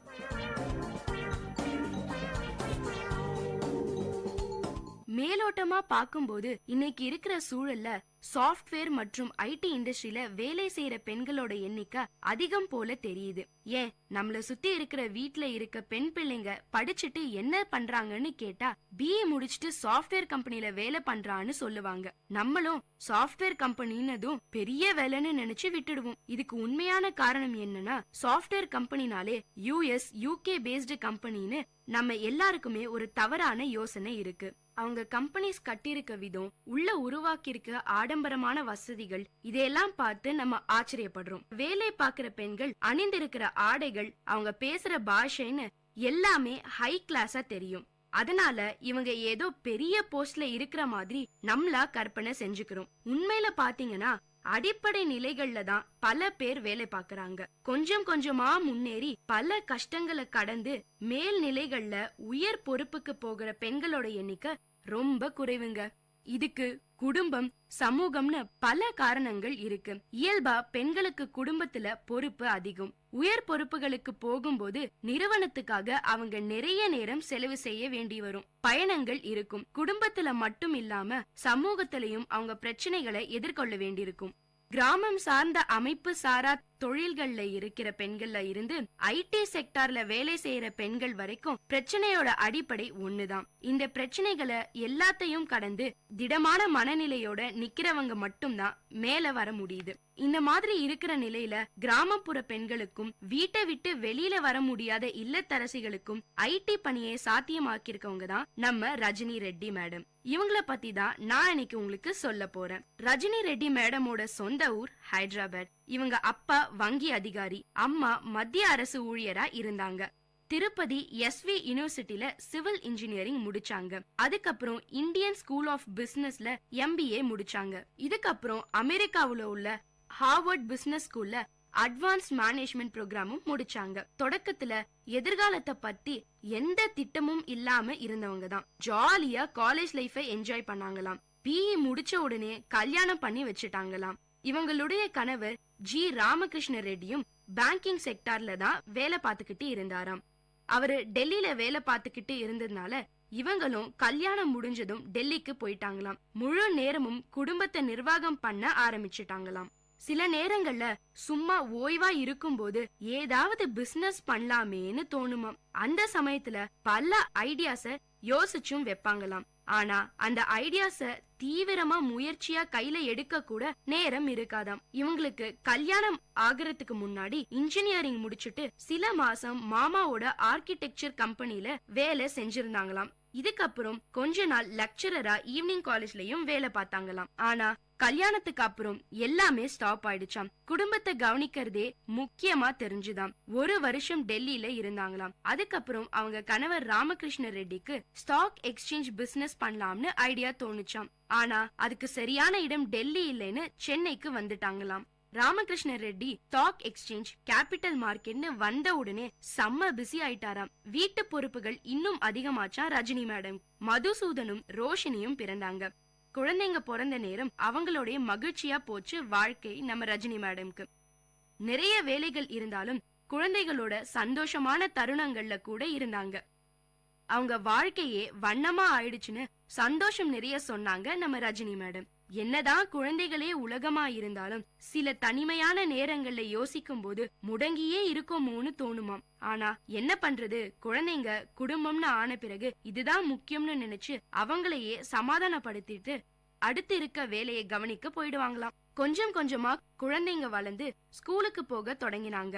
அந்த சமயத்துல தனக்குன்னு சில மணி நேரம் கிடைச்சுதாம். அதையும் பயனுள்ளதா செலவு செய்யணும்னு MBA PGDCIன்னு படிக்க ஆரம்பிச்சாங்க நம்ம ரஜினி மேடம். கணவர் ரொம்ப பிஸியா ஸ்டாக் எக்ஸ்சேஞ்ச் பிசினஸ்ல இருக்கிறதுனால மாசத்துல 20 நாள் பிசினஸ் டூர் போயிடுவாராம். அந்த மாதிரியான நாட்கள்ல அவரோட ஆபீஸ்க்கு போக தொடங்கினாங்களாம். ஸ்டாக் எக்ஸ்சேஞ்ச் பத்தி எல்லாம் அவங்களுக்கு ஒண்ணுமே தெரியாதாங்க. சும்மா ஆபீஸ்ல ஒழுங்கா வேலை நடக்குதான்னு பார்க்க போக ஆரம்பிச்சது. ஒரு கட்டத்துல இந்த தொழில்நுட்பத்தை நம்ம ஏன் கத்துக்க கூடாதுன்னு யோசிச்சாங்களாம். சரி, இதையும் தான் கத்துப்போமே, எங்கேயாவது எப்பாவது யூஸ் ஆகும்னு கத்துக்க ஆரம்பிச்சாங்களாம். பெண்கள் நினைச்சா எதையுமே கத்துக்க முடியுங்கிறதுக்கு சாட்சி நம்ம ரஜினி மேடம் தாங்க. 3 மாசத்துல ஸ்டாக் ப்ரோக்ராமிங் பண்ற அளவுக்கு கத்துக்கிட்டு பிசினஸ் பண்ண தொடங்கினாங்களாம். எதையாவது ஒண்ணுத்துல தீவிரமா விடாமுயற்சியோட கத்துக்கிட்டோம்னா அதுல மாஸ்டராவே ஆயிடலாம்ங்க. ஆனா அதுல சில அசௌகரியங்கள் இருந்துச்சாம். இதெல்லாம் உனக்கு சரிப்படாது, வேண்டாம்னு சொல்லிட்டாராம் கணவர் ராமகிருஷ்ண ரெட்டி. சரிங்க, இது வேண்டாம், ஆனா என் ஃபீல்டுல எதையாவது செய்யறேன்னு சொன்னாங்களாம் நம்ம ரஜினி மேடம். அதுக்கு உடனே சரின்னு சொல்லிட்டாராம் கணவர். 1990கள்ல IT செக்டாரோட வளர்ச்சி தொடங்கின தருணம். ஊழியர்களுக்கான தேவை அதிகரிச்சுக்கிட்டே இருந்துச்சு. மேல்தட்டுல உள்ள நல்ல ஆங்கில புலமை உள்ளவர்களுக்கு மட்டுமே சாஃப்ட்வேர் துறையில வாய்ப்புகள் கிடைச்சுது. ஒரு பக்கம் நகர பகுதியில இந்த சாஃப்ட்வேர் வேலை மோகம் ஏற்பட்டிருந்தாலும் கிராமப்புறங்கள்ல அது பற்றின விழிப்புணர்வே இல்ல. நல்லா படிச்சுட்டு கிராமத்துல இருந்து நகரத்துக்கு வந்த பெண்கள் கூட இது நமக்கான துறை இல்லைங்கிற அவநம்பிக்கை தான் இருந்துச்சு. இந்த எண்ணத்தை மாத்துற மாதிரி ஒரு ட்ரைனிங் இன்ஸ்டிடியூட் தொடங்கலாம்னு திட்டமிட்டாங்க நம்ம Rajini madam. IT, software, BPO நிறுவனங்களுக்கு தேவையான மொழித்திறன், தன்னம்பிக்கை, அணுகுமுறைன்னு கத்துக் கொடுக்கிற ஒரு பாடத்திட்டத்தை உருவாக்கினாங்க. இவங்களோட 2 பேர் பார்ட்னரா வர சம்மதிச்சாங்க. அட்லாண்டா சாஃப்ட்வேர் பயிற்சி நிறுவனத்தை ஆரம்பிச்சாங்களாம். 3 வருஷம் அந்த நிறுவனம் செயல்பட்டது. எதிர்பார்த்ததை விட நல்ல வளர்ச்சி. ஆனா ஒரு கட்டத்துல நிறுவனத்துல பங்குதாரர்களா இருந்தவங்களுக்கு வேறு வேறு கமிட்மெண்ட்ஸ் வந்துருச்சாம். அதனால பிரிஞ்சு போக வேண்டிய சூழ்நிலை ஏற்பட்டதுனால நிறுவனத்தை மூடிட்டாங்களாம். இதை எதிர்கொள்ள ரொம்ப கஷ்டமா இருந்துதாம். ஆனா ரஜினி மேடம் எங்கேயுமே முடங்கி போல. எப்பவும் முரட்டுத்தனமான தைரியத்தோட ஒரு செயலை செய்யற பெண் ரஜினி மேடம். தனக்கு அனுபவம் இல்லைன்னு யோசிக்கவே மாட்டாங்களாம். அந்த தைரியம் தான் பல நேரங்கள்ல வெற்றியை தந்திருக்கு அவங்களுக்கு. எவ்வளோ தவறுகள் செஞ்சிருந்தாலும் அதுல இருந்து கவனமா ஆய்வு செஞ்சு கத்துப்பாங்களாம். இந்த தவறுல இருந்து இனி எதுவா இருந்தாலும் நம்மளே செய்யணும்ன்ற முடிவை செஞ்சாங்களாம். அந்த சமயத்துல பிபிஓக்கு நல்ல வாய்ப்புகள் இருந்துச்சாம். அதனால ஒரு பிபிஓ நிறுவனத்தை தொடங்குற முயற்சியில இறங்கினாங்களாம். கணவர் ரொம்ப சப்போர்ட் பண்ணதுனால சீக்கிரமா ஆர்ஆர் இன்ஃபோடெக் உதயமாச்சு. மெடிக்கல் பில்லிங்ல இருந்துதான் பணிய ஆரம்பிச்சாங்களாம். 20 ஊழியர்கள் இருந்தாங்களாம் ஆரம்பிச்ச புதுசுல. அப்படியே ஏற்றமும் இறக்கமுமா கம்பெனி நகர்ந்துச்சாம். தொடக்கத்திலேயே கிராமப்புற மாணவர்களை தான் வேலைக்கு சேர்க்கணுங்கிற முடிவா இருந்தாங்களாம். கல்லூரிகள்ல போய் பிளேஸ்மெண்ட் செஞ்சாங்களாம். 3 மாசம் பயிற்சிக்கு அப்புறம் அந்த ஊழியர்களை வேலைக்கு சேர்த்துக்கிட்டாங்களாம்.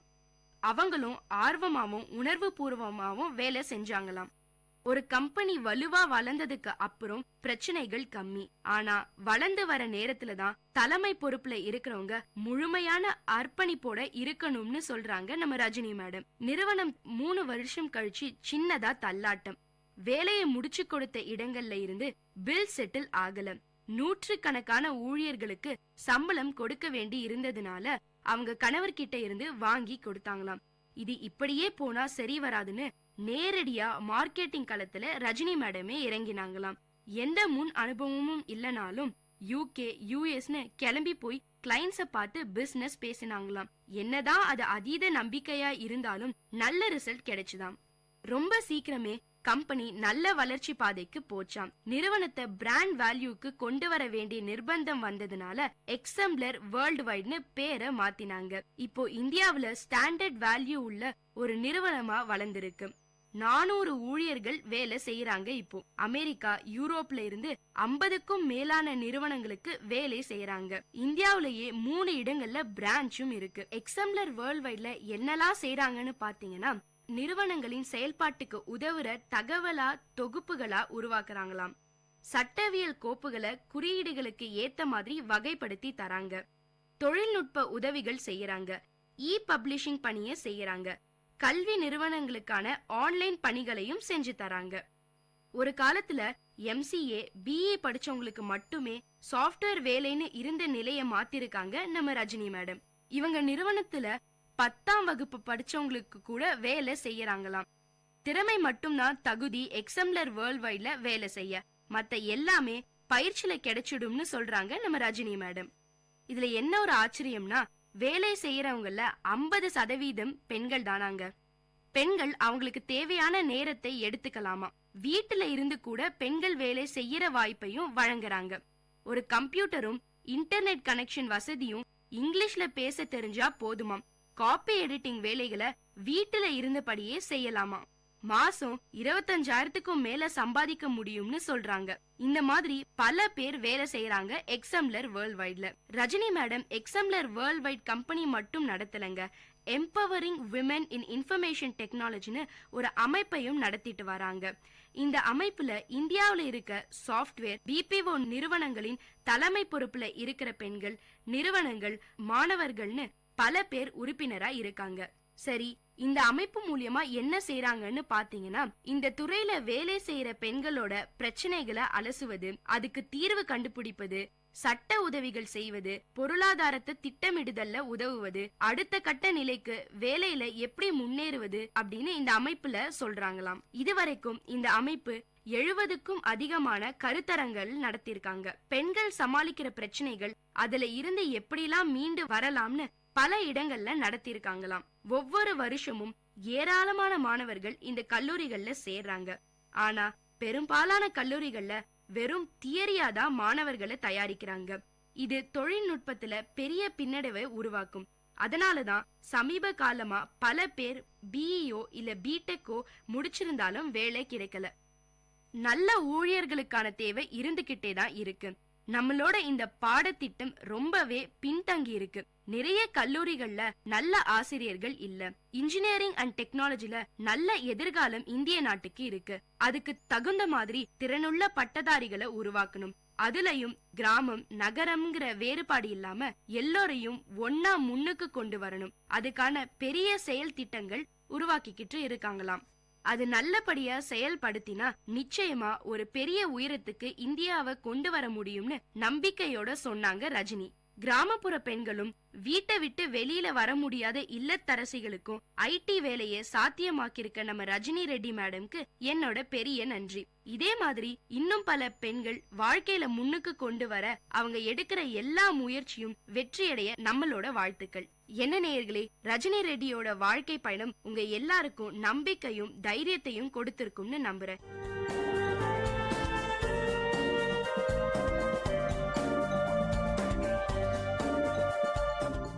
இந்த நிகழ்ச்சி உங்க எல்லாருக்கும் ஒரு பெரிய உற்சாகத்தை தந்திருக்கும்னு நம்புறேன். இதே மாதிரி பல விஷயங்களை தெரிஞ்சுக்கணுமா? அப்போ விஐடி பண்பலை 90.8 கேட்டுக்கிட்டே இருங்க.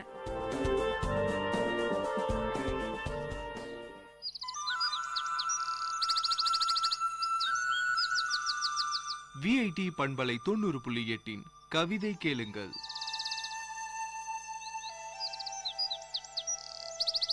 பேனா மரங்கள். ஊரெங்கும் முளைத்து நாடெங்கும் வளர்ந்து உயரம் ஏற்றம் கொண்டன பேனா மரங்கள்.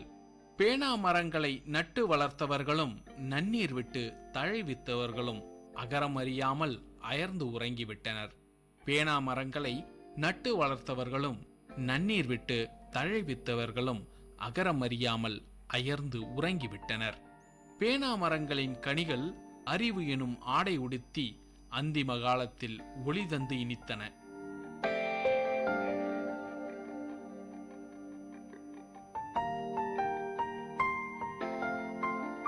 மரம் நட்டவனுக்கோ அகரம் தெரியாது, கனி கொண்டவனுக்கோ நட்டவனின் மனம் புரியாது.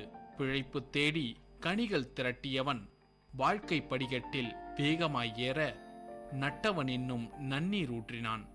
பிழைப்பு தேடி கனிகள் திரட்டியவன் வாழ்க்கை படிக்கட்டில் வேகமாய் ஏற நட்டவன் இன்னும் நன்னீர் ஊற்றினான். தலைமுறைகள் தாண்ட நன்னீர் மாறி பன்னீரானது. கனி கொண்டவன் பாதையில் வேர்கள் நின்றன. கனி கொண்டவன் பாதையில் வேர்கள் நின்றன.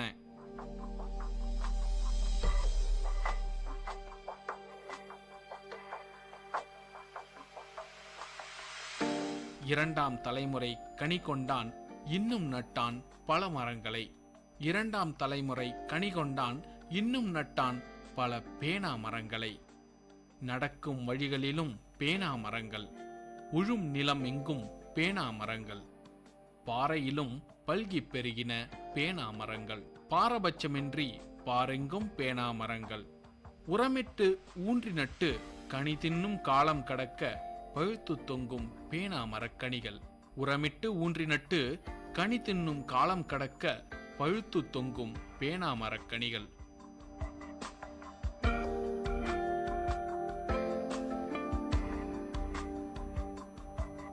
காடு கழனி கண்டு பாறை அடித்து நொறுக்கி. காடு கழனி கண்டு பாறை அடித்து நொறுக்கி உடல் உழைப்பின் உச்சம் தொட்ட முதல் தலைமுறைக்காரன் ரகசியமாய் தோண்டிய புதையல் பேனா மர விதைகள். உடல் உழைப்பின் உச்சம் தொட்ட முதல் தலைமுறைக்காரன் ரகசியமாய் தோண்டிய புதையல் பேனா மர விதைகள். விதைவித்தவன் விரும்பி உண்ணாது அமுதாய் அளித்தான் அடுத்த தலைமுறைக்காரனுக்கு. அன்பாய் புசித்து அளவாய் ரசித்து 1000 ஆண்டுகள் அரவமின்றி வளர்ந்தது அந்த ஆக்ரோஷம். அன்பாய் புசித்து அளவாய் ரசித்து 1000 ஆண்டுகள் அரவமின்றி வளர்ந்தது அந்த ஆக்ரோஷம். புதையல் உதிர்த்த மரங்கள் உதிர்த்தன தன் மழலைகளை.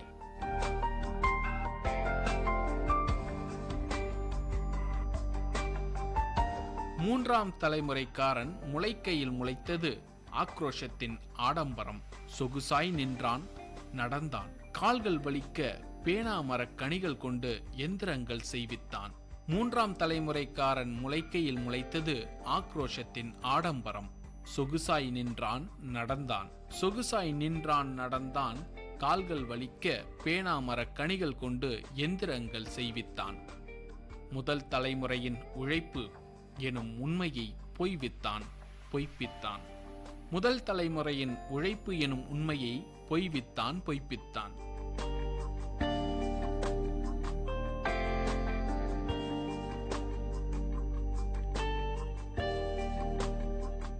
இன்னும் 2 தலைமுறைகள் தாவ காடு கழனி காணாமல் போக அன்பாய் புசித்தவன் அதிகாரமாய் கை வைத்தான் பேனாமரக் கனிகள் மீது.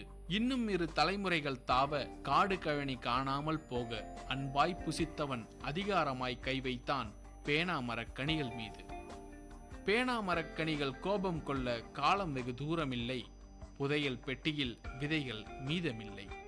பேனாமரக் கனிகள் கோபம் கொள்ள காலம் வெகு தூரமில்லை, புதையல் பெட்டியில் விதைகள் மீதமில்லை. பேனாமர விதைகளில் இன்று வீரியமில்லை. பேனாமரங்கள்.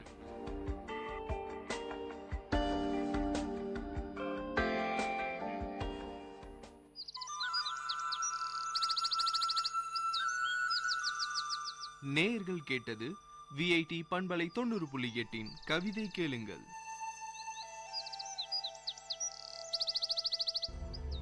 Exchange of ideas. Normal laymen, they do not understand the title in depth. What are short-lived climate forces? These are, of course, particles in the atmosphere that are short-lived. They have an atmospheric residence time. If you look carefully, you will see tiny particles floating about in the air. Exchange of ideas.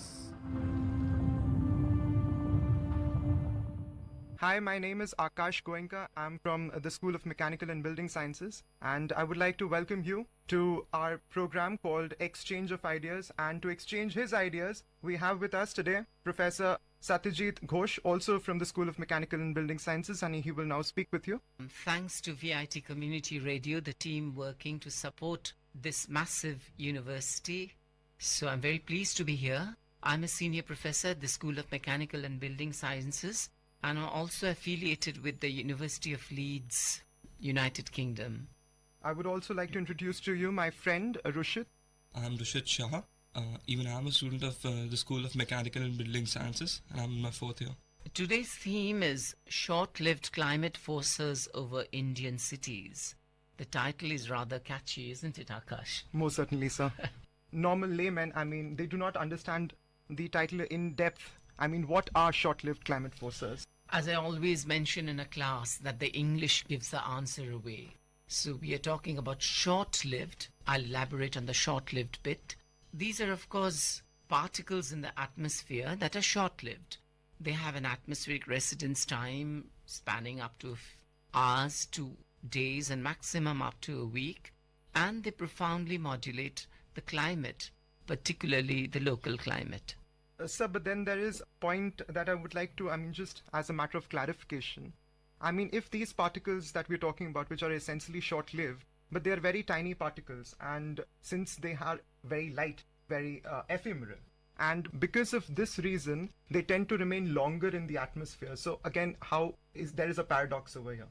Right, I'm glad you brought in that posh word ephemeral and linked it to the times they stay in the atmosphere. So that critically depends on size. So even here, size matters rather profoundly. Big particles, and big is not really big in this sense, they are tens or hundreds of microns. And 1 micron is 10 to the power minus 6 of a meter. So the big particles, because of their weight, they settle out faster, and the smaller particles stay aloft. So could you please tell us how these climate forces are produced? What are their sources? There are various sources. There are natural sources and anthropogenic sources. And since we are talking about climate forces over Indian cities, I'll first talk about the anthropogenic sources. If you take a walk down VIT, we have a pristinely green campus. But if you just make your way towards the villages surrounding VIT, you will see a lot of people burning chullas or coal briquettes and unseasoned firewood. And all of that leaves a smoky pall over the region. And if you look carefully, you will see tiny particles floating about in the air. And if you go towards the CMC area, you'll see a lot of vehicular pollution, and some of the catalytic converters are not functioning. The exhaust pipes from buses, run-down buses, they're spewing out a trail of black smoke. So these are some of the anthropogenic sources. And if you went to other places, you'll find some of them can be natural sources. For instance, when a volcano erupts, it spews out a lot of ash particles. So that's not anthropogenic, it's natural, but nevertheless, ash in the air acts as a climate forcer also. And so in the present context where air pollution is so profound and it so deeply affects our lives, could you please elucidate upon the effect of these soot particles or these aerosol particles on on human health, and more importantly in how they infringe the natural cycles of the atmosphere? I'm glad you asked this question. Obviously, soot has a profound effect on human health. I mean, it affects the cardiopulmonary mortality and the vectors of toxic chemical because they enter into our lungs. As we breathe in this carbonaceous particles, they stay lodged in the lungs and cause respiratory disorders. And they also infringe natural cycles of the atmosphere. Here we are talking about a specific effect because of it being black. So I'll first talk about the direct effect when they're floating about in the atmosphere and the sun's light is hitting on their surface. Because it's providing a surface for reflection, incident photon gets reflected back to space, and this is called the direct effect, and this has a cooling effect. Now there's a second effect called the indirect effect, where these aerosol particles serve as cloud condensation nuclei. I mean, they're precursors to cloud formation, and so what we're suggesting is these airborne soot and black carbon particles, when they mature in the atmosphere containing sulfates and nitrates, then they become cloud condensation nuclei in the sense that cloud droplets start forming. And when cloud droplets start forming, the cloud as a whole reflects radiation. Then there's a third effect called the semi-direct effect. Whilst many natural sources of aerosols are white in color, I mean almost perfectly reflecting, soot and black carbon are black. And you must have read in the high school about black bodies. So what do black bodies do? They absorb radiation, and so they're very good absorbers of radiation. In the process, as they're absorbing radiation, themselves becoming hot and are heating up the atmosphere. So this semi-direct effect of black carbon has a profound effect on Indian cities, and it affects local climate. So what are some of the challenges that you face while modeling these atmospheric processes? Yes, there are air pollution models that tells us what is the concentration of sulfur dioxide or soot and black carbon or particulate matter in and around VIT campus. There are instruments that will measure this. But as fluid mechanics is advancing, so is our prediction capacity. And we have to use a model to predict levels of pollution. Now that's the easy bit. You asked me about the challenges of predicting occurrences of cloud condensation nuclei. Now for that we would require a model that has basically 2 or 3 components. First is a model that will lift up the air carrying these particles and will raise it up in a humid atmosphere that will provide the moisture. And the way the moisture will stick around these particles and form cloud droplets.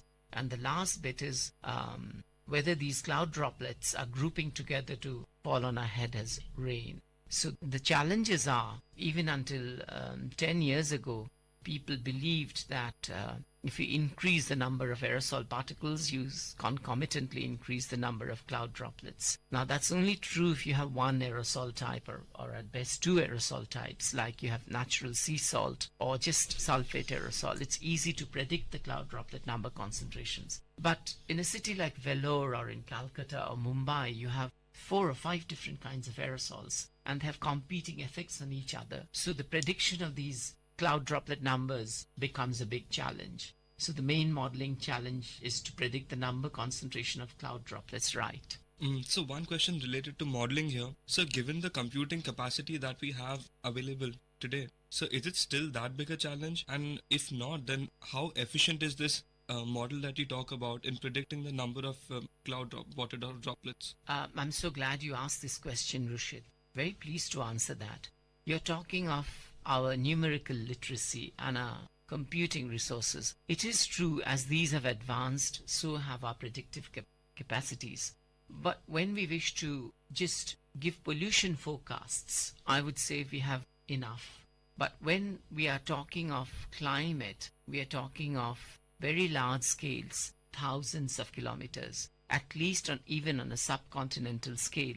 Like this summer, we were worried that the monsoons will be deficient, and prediction of monsoon rains becomes a big challenge. Obviously, monsoon rains are associated with the formation of cloud droplets. So when we increase the scale, we also increase our computing resource requirements. And because it's a fluid dynamical model, the prediction equations have to be predicted across grids. You must have studied about that. So if we increase the number of meshes horizontally and vertically by several orders of magnitude, then it really becomes a challenge. You cannot do them on your personal computers. So many a times the theory that you have just spoken about remains locked up in textbooks and do not find any real-time application. Of course, Rishit and I, we've had the fine privilege of working with you, sir. But for our listeners, could you please throw some light on how you relate these problems which exist in fact to classroom teaching? Right. Classroom teaching should be an integral component of problems society faces, and I'm glad you're asking this question.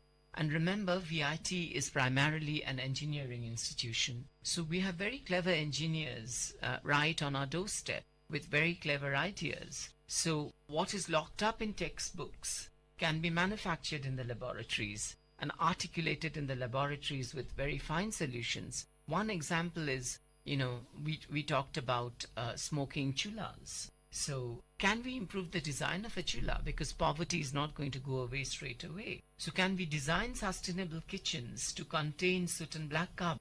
The answer is yes. So engineering students of mine who are abroad now, your seniors, Anuj and Rutika and Abhinav from mechanical engineering, they designed a sustainable kitchen stove. The basic components are, it had a desiccation chamber. Sunlight is plentifully available in Vellore and whole of Tamil Nadu. So the first component was using a solar-assisted desiccation chamber. You put the firewood or the cow dung cakes or the coal briquettes, leave them in the desiccation chamber for several hours. It removes all the moisture, and the chamber itself gets heated, and that heat is conducted to the kitchen wall of your village kitchen. And then wood that is completely free of moisture, that is burned. And even in that, if you have a little bit of smoke coming out, it is shunted upward through a chimney and is vented out to the atmosphere. In this way, the cleansing is so efficient, smoke concentrations gets drastically reduced even up to 80% just by adding a simple feature like a sun-dried desiccation chamber. And this can be used throughout rural India. So that's one domestic solution to contain these short-lived climate forces. Another solution, engineering solution that I can think of is the novel filter design for exhaust that Akash and myself have designed over the period of the last 1 year. I think that was a very clever idea. Why don't you elaborate on the brilliant idea and how it can be mass-produced, and talk about it, Rishit?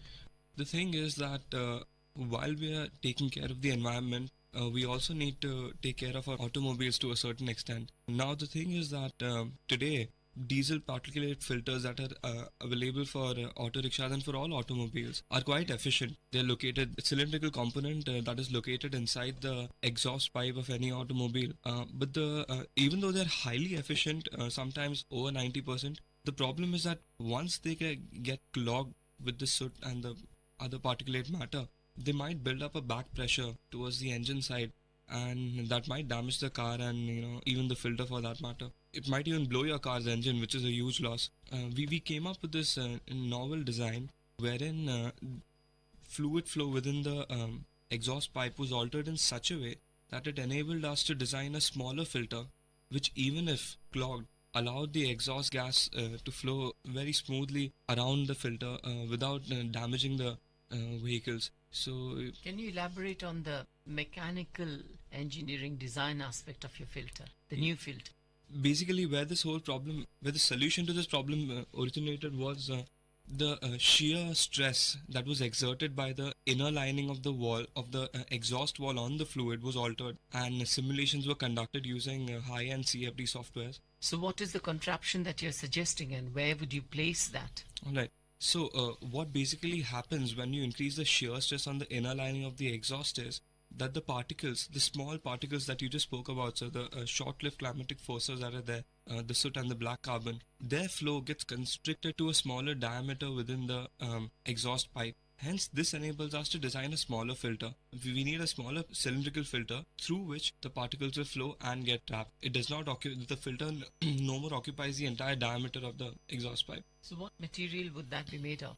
So the material that the filter is made of is usually ceramic. Yeah, where various types of ceramics are used. And of course, the inner lining, the shear stress can be increased by introducing, say, for instance, sand particles. Okay, so can you run through the simulations and where are they contained and how easy would it be for the car owner to clean it up? The cleaning of the filters is actually very easy. The filter can be removed at any time from the exhaust for cleaning. Once the owner knows that the filter is clogged, it can be routinely cleaned. With a screwdriver, you can simply just unscrew the filter, take it out, have it cleaned with a brush and have it attached back. So Nakash, I mean, is it going to be expensive if we go to our TIFAC or our business incubator facilities that we have and they will ask us about a price of manufacturing? I mean, can you give us an idea of how much will it cost? Of course. So basically, the thing is that the material using which these filters are made, they are available in per meter length, right? So it's rupees per meter, so per unit length. So of course, the material that we're using, since we're now suggesting a smaller filter, of course, the material that we would require would be lesser. And Rishit and I, we have reached a conclusion, and I think it is a very logical conclusion, that the percentage reduction in the cost would be of around about 75%, which is huge. And of course, with government subsidies, this component can be mass manufactured for use in India and other South Asian countries. Say, for instance, Bangladesh and Sri Lanka and Pakistan, where the auto rickshaws, such a cardinal means of transportation for the local citizens. So it can be widely used in these auto rickshaws and even other components. But you haven't told us what is the price tag. Give us an idea of the price tag. So I think it would be around about, say, 2,000 rupees per unit. Okay, that's affordable. So I have a question to ask you, and sir, of course, Rishit and I, we both are from the School of Mechanical and Building Sciences, and we've been talking about core mechanical engineering throughout the course of this program. But to listeners who belong to other schools of engineering, how can they contribute towards solving the problem of air pollution? I think by now it must have been increasingly clear that disciplines are not tightly compartmentalized. For instance, under the overarching concern of climate, I mean, the whole world is talking about global warming and climate change, and engineering solutions have to provide for a more habitable planet. And many aspects of sciences and engineering come together to solve these problems. I'll give some examples. The ozone hole has largely got healed. I mean, there are newer technology that does not release the CFCs that go up and destroy the ozone layer, and there was a government treaty called the Montreal Protocol where people got together, and now we know that the ozone hole is going to be healed. That was possible because of engineering solutions, interfacing chemical and physical sciences, mechanical, and to do better products. And similarly, air pollution, there have been engineering solutions. There are particle filters available, and the smokeless chiller is another engineering solution. But when we are talking of climate, the engineering solutions have to be extremely far-reaching. It is very difficult to avert the onslaught of a cyclone with current day technology. But people are already thinking about that. Is it possible to do something so that a Phelan or a Thane doesn't hit the coast of Tamil Nadu? Is there something that we can do to dissipate its fury on the ocean and before it makes landfall? People around the world are already thinking about it. And so air pollution, climate change, everything can be tackled. We want to solve the problems of society by merging all avenues of research. So I have just one last question. Many conspiracy theorists believe that global warming is a myth. Could you settle this once and for all our listeners? I think global warming is not a myth. We have 2 copies of the IPCC Intergovernmental Panel on Climate Change reports, and the new one is now due If you turn the pages, you will see a sheet that talks about the radiative forcing vis-a-vis the levels of scientific understanding. And the last IPCC conclusively proved that global warming is not a myth through careful measurements within ice cores and through sensors sensitively placed all around the world, and looking at patterns of natural occurrences. A trace of the perturbing influence, anthropogenic perturbations, is quite clear. The planet is warming up.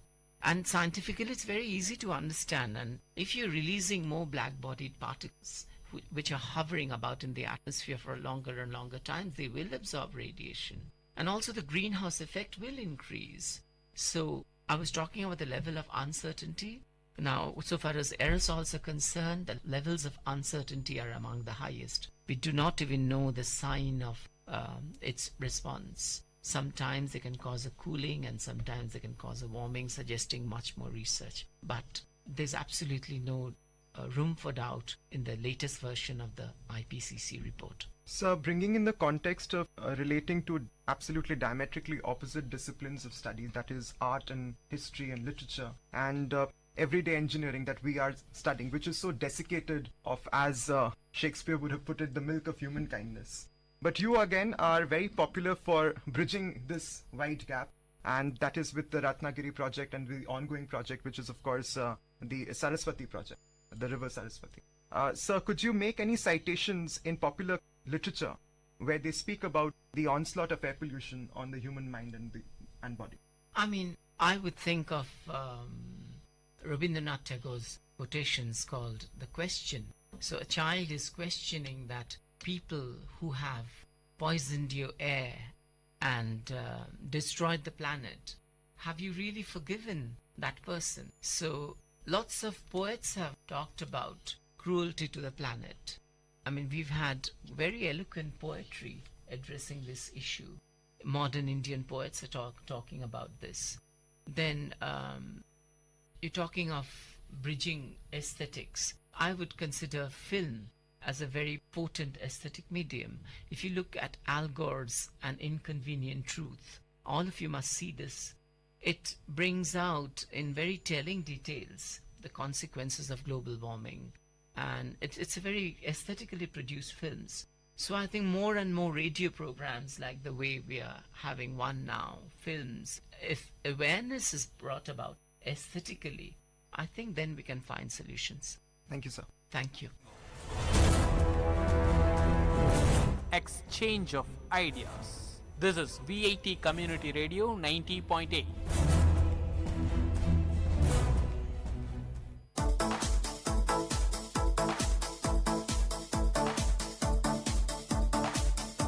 Welcome to the Noble Lectures, an audio lecture series of VIT Community Radio 90.8 FM. Interesting innovations, technological inventions, technical presentations, inspiring impressions, philosophical thoughts, lingual leaps, artistic amusements, and lecture formats delivered by eminent professors, researchers, and innovators from various fields. Let the talks touch your thoughts with our noble notions. In today's Noble Lectures, we are going to listen to the short lecture on Importance of Mathematics in Daily Lives, delivered by Professor Sandeep, VIT University.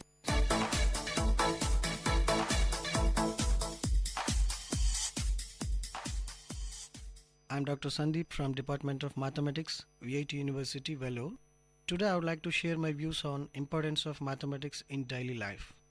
Generally, we had the common questions like why we need to learn mathematics, what is the use of this study, and it's very hard to learn, etc. But the importance of mathematics cannot be questioned. Mathematics finds its applications in the field of science, technology, economics, business, commerce, and computer design and functioning. These fields may be advanced applications for the layman. However, an even simple common man finds his maths useful in day-to-day life. For example, consider a housewife going for grocery shopping. She would need to add up the total value of the things she bought and she pays the store teller. She needs to calculate how much change should she ask for back. All that involves maths. The importance of mathematics can be mainly categorized into two parts. The first is that it helps the man progress in the field of science and technology, and the second is that helps us to understand exactly how our universe works. For the common man, knowledge of mathematics helps him in his personal development, not just at his workplace, but also enhancing his mental abilities. The mathematics helps the common man to understand how the world around him functions. It also helps him realize how the things can be changed for his betterment. The mathematical tools that he use in purpose could logical reasoning, problem solving ability, basic arithmetic, etc. Basically, it is the ability to think from various viewpoints that helps him the most, and that itself a part of mathematics. Mathematics is related to understanding structure and pattern. It is used to logical analysis, make the relevant calculations, and eventually to deduce conclusions. Practicing mathematics helps a person to develop the ability to imagine various situations. Since it helps our imagination, it helps get rid of factors that are less relevant or irrelevant to situations. So we can think more clearly and our thought process become more logic based rather than intuition based. In simple words, in our day-to-day life, we need to think more with our mind than with our heart, and mathematics helps us to do just that. All the great civilizations of the past rose because of mathematics. Every great scientific discovery was preceded by a corresponding breakthrough in mathematics. Look up the history of Einstein's theory of relativity, the Lorentz transformation, and Minkowski's unified space-time model. Many discoveries in physics were predicted by mathematics before they were observed experimentally. If we see some applications like computer games, many computer games use 3D graphics, moving animating these on a two-dimensional screen, as well as rendering colors, light and shadows. All this requires vectors, matrices, and many other concepts from linear algebra and 3D geometry. Computer games also have to create realistic water and animate moving and colliding physical objects. They often use numerical solutions to the appropriate partial differential equations such as Navier-Stokes equations, which model the fluids. Generally, computer games have to generate random numbers to make the game more interesting and model the artificial intelligence of virtual players. This would not be possible without advanced mathematics. If you observe the reading CDs and DVDs, data on CDs and DVDs is stored in the surface of the discs, is more than 10 times smaller than the width of the human hair. Scratches and dust on the surface of the disc can destroy the information they encode. This should mean that DVD or CD should not play correctly or not at all. Mathematics can help to solve this problem. Data stored on disks is encoding using Reed-Solomon codes. These are designed in a way that even if parts of the data is missing or incorrect, computers can use the remaining data to find the correct errors to fill the gaps. In this case, cross-interleaved Reed-Solomon codes used for CDs and DVDs are based on the polynomials or finite fields. If we take search engines, nowadays billions of people use internet every day. One of the reasons is that the internet makes it so easy to find information quickly. For example, using search engines like Google, in order to find the most useful websites and display them at the top, Google represents all pages in the internet in gigantic matrix. The matrix knows about how the various websites are linked, and you can use linear algebra, probability, and graph theory to find the most popular sites.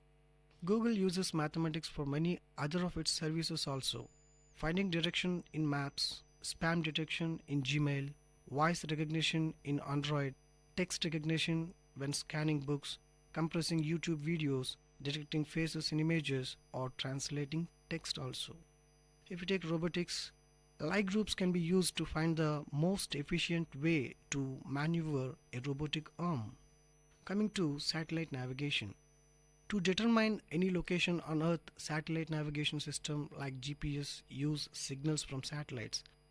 These signals are extremely accurate times. By finding their delay, a computer can calculate how far away the satellite are. If you know the distance from the least 3 different satellites and the position of the satellites, we can find the unique and exact position of the receiver on Earth. For accuracy, we have to take account of numerous physical issues. According to special relativity, time moves faster for the satellite because it's moving so fast, and slower because it is further from the Earth's gravitational field. Both effects are tiny and understandable in everyday life. But without taking these effects into account, GPS receivers would accumulate an error of 10 kilometers per day. Metrics are the mathematical generation of measuring distance. Because of the general relativity, GPS receivers have to use the Kerr metrics to calculate distances rather than the usual Euclidean metric. And we are all well known about the MRI scanners. Generally, MRI scanners can create three-dimensional images of the human body by taking countless two-dimensional snapshots from different directions. The process of recovering the original three-dimensional model using these snapshots is called tomography, and it won't work without advanced mathematics, such as random transforms. We have to agree that mathematics is quite literally saving our lives.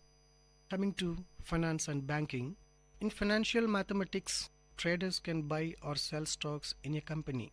Commodities like oil and gold, overdrives, which are virtual goods whose practices are derived from the change of order things. For example, you can buy options which could allow you to buy or sell a stock at a particular price at some point in future if you still want to at that time. Financial analysts have many different mathematical tools to help them to make better decisions. For example, statistical models to analyze historic economic data, or probability and stochastic calculus to predict the behavior of the financial markets.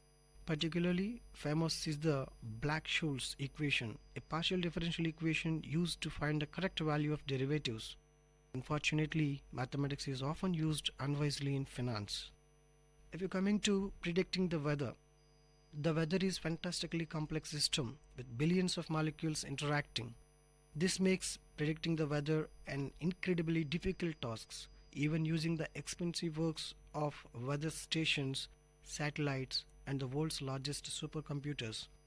But even tiny differences in measurements and simulation parameters can have great effect on these predictions. Therefore, it is still impossible to accurately predict the weather more than a few weeks in advance. But the accuracy of mathematics models and speed of computers will only improve in the future. Coming to measuring climate change. Climate change may be one of the great challenges which humanity have facing nowadays. Particularly important is the melting of polar ice caps, which has significant impact upon the global sea level and climate. Unfortunately, satellite images from above give limited information regarding the state of the entire ice shield or process underlying their melting. Probability and statistics can be used to analyze environmental data, for example, ice thickness and composition. At the time, complex mathematical models using differential equations and thermodynamics can help scientists to understand the interaction of wind, sea ice, ocean currents, and heat transfer. If we take a design of roller coaster, designing roller coaster is not easy. They have to be exciting but not jerky, fast but able to brake quickly, and most importantly, they have to be safe. Mathematics can be used to calculate the forces acting on roller coaster trains as they gain momentum, and the structural support need to support these forces. Mathematical equations and calculus can be used to calculate the shape of the smooth track, including loops, crack screws, and many other features. If we discuss about digital music, music and sound consists of waves, small vibrations of instruments, loudspeakers, air molecules, and our ear. These waves can be stored on the CD as a string of numbers by taking samples at short time intervals, usually 44,100 times per second. This is a lot of numbers, and the reason why the CD often as large as 700 MB. Sound waves are the combination of many waves with different frequencies. While all the frequencies stored on a CD, our ear and only hear the certain range. The mathematical Fourier transforms allows us to split the complex sound wave into many simple sine waves with different frequencies. Audio formats like MP3 only keep the frequencies which are audible to humans, thus making the files much smaller. To reduce the file size even further, you can use Huffman codes which analyze the digital content of music and make sure that common parts encoded using less space than rare parts. Without mathematics, there would be no iPods, specify no iTunes. Even more mathematics is used for digital music editing, such as equalizing, reverb, noise reduction, and mixing. Now, mathematics in crowd control. Large crowds at sports matches, concerts, festivals, or religious events are inherently dangerous. There are countless examples of tragic accidents in the past, and it is extremely difficult to predict the behavior of crowds in these cases. The moments of every human depends upon the moment of all the others in their immediate surrounding. This is similar to the way in which the motion of water and air molecules depends on the motion of surrounding molecules. It is completely fluid dynamics. Analyzing the complex behavior of crowd dynamics using mathematics and computer simulations has the potential to reduce the likelihood of accidents in the future. If we understand how the local changes in human behavior and architecture affect a crowd as a whole. If we take a rocket and satellites, before a rocket reaches space, it has to overcome the enormous gravitational pull of the Earth. This is only possible with sufficient speed and fuel.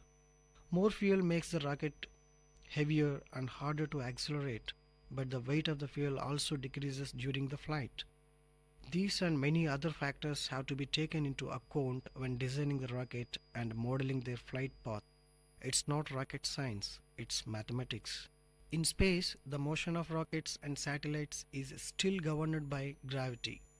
In order for space shuttles to meet up with ISS, GPS, and television satellites to be in the right place at the right time, and for lunar models to be able to land on the motion, we need to differential equation and spherical geometry.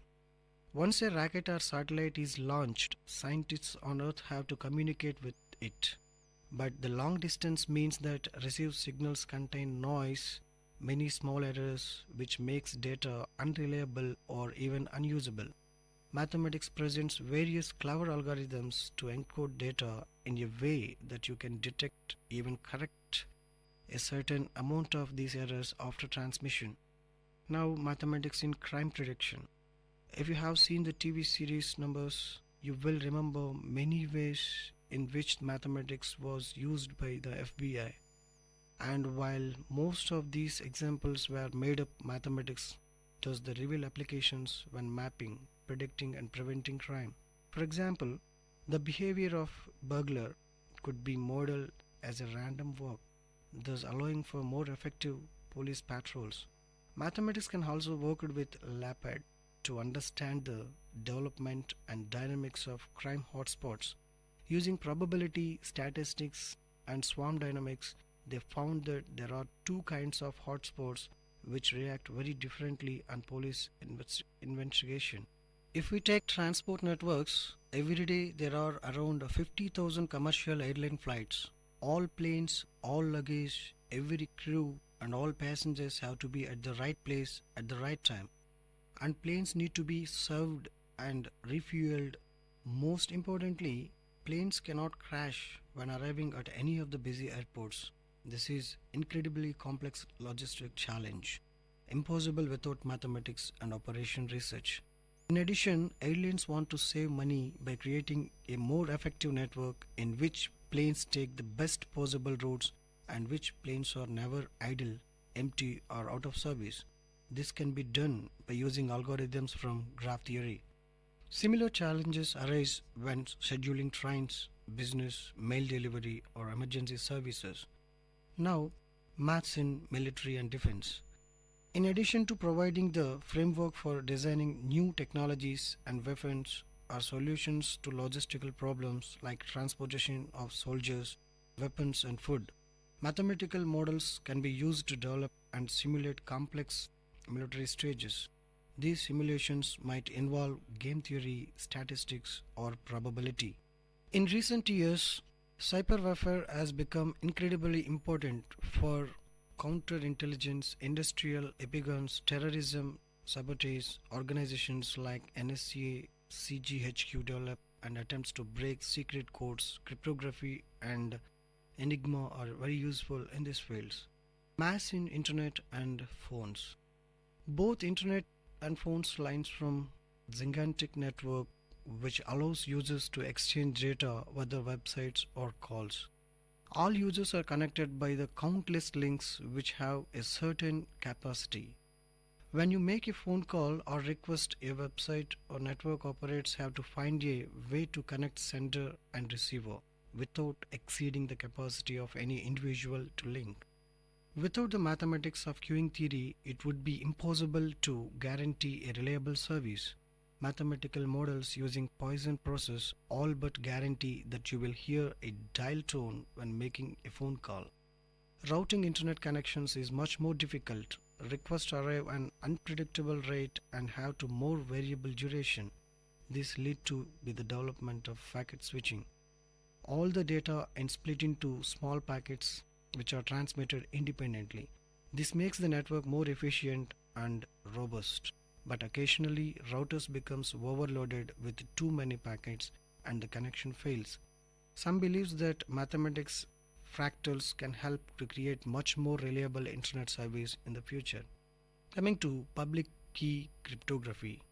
Whenever you send an email or use your credit card online, secret information has to be exchanged between your computer and the web server. Mathematics can be used to encrypt this information so that third party cannot read and misuse it. The receiving computer thinks of two very large prime numbers, usually it is more than 100 digits, and publishes their product. The sending computer uses this product to encrypt the message and sends to its receiver.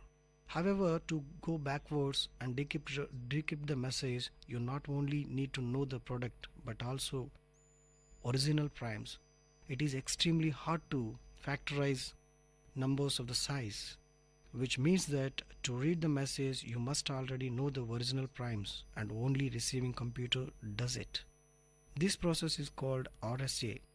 After its inventors Rivers, Shamir and Adelman is used everywhere in the world, from banking to cell phone messages. Search for alien life. Primes are the universal building blocks of numbers, not just on the earth but everywhere in the universe. If radio signals from space contains the sequence of prime numbers like 2, 3, 5, 7, 11 and so on, they would almost indicate a non-natural origin and could be starting point for communication with alien life. A famous signal sent from Earth into space, the Ericbo message, consists of a long string of zeros and ones. The length of this message is product of two prime numbers, 23 into 73, that is 1679, which should be prompt alien astronomers to reassemble the zeros and ones into rectangular image with sides 23 and 73. Mathematics can also help estimating the number of extraterrestrial civilizations which we might get to know at some point in the future using the Drake equations.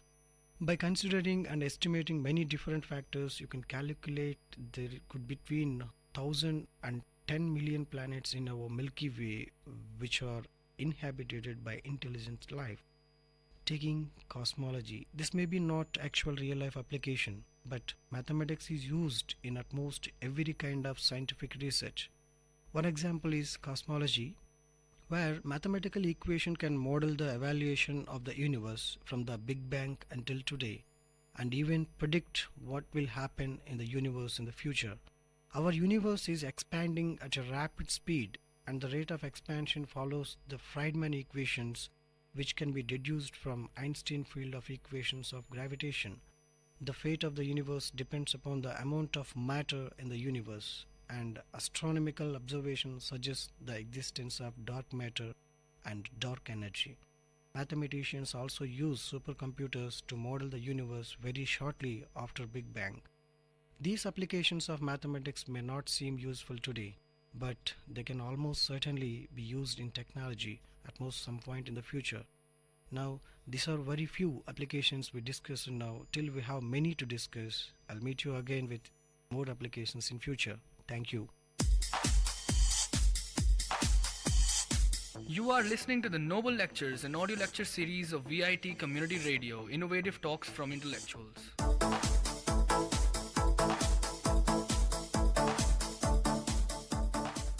Next, we are going to listen to the short lecture on operating system, delivered by Professor Praveen Kumar Reddy, VIT University. I am Professor Praveen Kumar Reddy from VIT University. Today, we are going to discuss the topic called as an operating system. In operating system, we are going to discuss about the memory management techniques. Okay, before going to the memory management, first of all, we are going to discuss about the definition of operating system. Operating system is nothing but it acts as an interface between the user and hardware. The basic definition given by the so many authors about the operating system is nothing but it acts as a resource management, provides a set of utilities, controls the program. Why it is called as a resource management? Resource manager is nothing but for every program, suppose if you want to execute anything, or you want some resources like CPU, memory, like that. So operating system is the one who will provide the resources for you to execute the program. This is the definition of operating system. Now coming to the memory management. First of all, what is meant by memory? Memory is nothing but a storage. There are two types of memories. One is primary memory, another is secondary memory. The examples of primary memory are nothing but main memory, RAM, ROM, cache and registers. Whereas for the secondary memory, the examples are hard drive, pen drive, like that. For example, in order to execute any instruction in a program, the program must be brought into the main memory. This is the basic first step that should be done in order to execute one program. Operating system will check whether the main memory is free or not. If the main memory is free, then only it will allow the programs to execute. Now we should know the difference between what is the program and a process. Process is nothing but a program under execution, whereas the process will be in active state, whereas the program is in passive state. Coming to the memory management, operating system is a memory manager. Memory manager is nothing but checks whether main memory is free or not. If the main memory is free, then only it will allocate some memory to the process. The abstract view of the memory will be like this. The memory will be organized in the form of words. The total capacity of the memory will be given to the 2 to the power of n bits. Why I have called as n bits is nothing but, for example, if you take the address in bits, suppose it is a 16-bit address, then the total memory locations will be 2 to the power of 16 memory locations will be there. Means that is 2 to the power of 16 address locations will be there. That is the total capacity of the memory. Operating system is the memory manager outside. What are the functions and goals of the operating system? First of all, the functions we are going to discuss. The operating system allocates the memory for the program. It will protect the program. Means nothing but there are operating main memory will be divided in the two forms. One is user area and another is operating system area. There are some restrictions that the user area should not enter into the operating system area and operating system area program should not enter into the user area. So operating system functions like that in protecting the user area should not enter into the main operating system area. The another function is nothing but free space management. Another function is nothing but deallocation of memory. Coming to the goals, first goal of the operating system is to effectively utilize the space. Then another goal is run large programs in a small memory. Then there are different memory management techniques. We are going to discuss different memory management techniques. There are two types of memory management techniques. One is contiguous memory allocation and another is a non-contiguous memory allocation. Here in contiguous memory allocation, the entire program is stored in the contiguous memory locations. Means, for example, if you want to execute one program, the entire program must be brought up into the main memory. That too, the memory location, free location should be in continuous. Otherwise, the program will not be allowed to enter into the main memory. This is one of the drawbacks. There are different types of contiguous memory management techniques. I will give you the examples. One is overlays, another one is partitioning. Because there are so many drawbacks of continuous memory allocations, then we are going to the non-contiguous memory allocation. What is meant by non-contiguous memory allocation? Here in non-contiguous memory allocation, the program is partitioned and distributed in the memory. For example, the program is of large size, but the memory is not in a contiguous. So the program will be partitioned and the program will be allocated wherever the free space is there. For example, there are different types of examples of non-continuous. One is paging, segmentation and virtual memory. Coming to the contiguous memory, the partitioning will be of two types. One is fixed partition, another is the variable partition. Here, previously I discussed that the main memory will be divided into two parts. One is operating system area, another is the user area. Whereas coming to the fixed partition, here the number of partitions are fixed, means memory user area will be divided into fixed number of partitions. Like that, for each partition only one process should be executed, one process should be resided.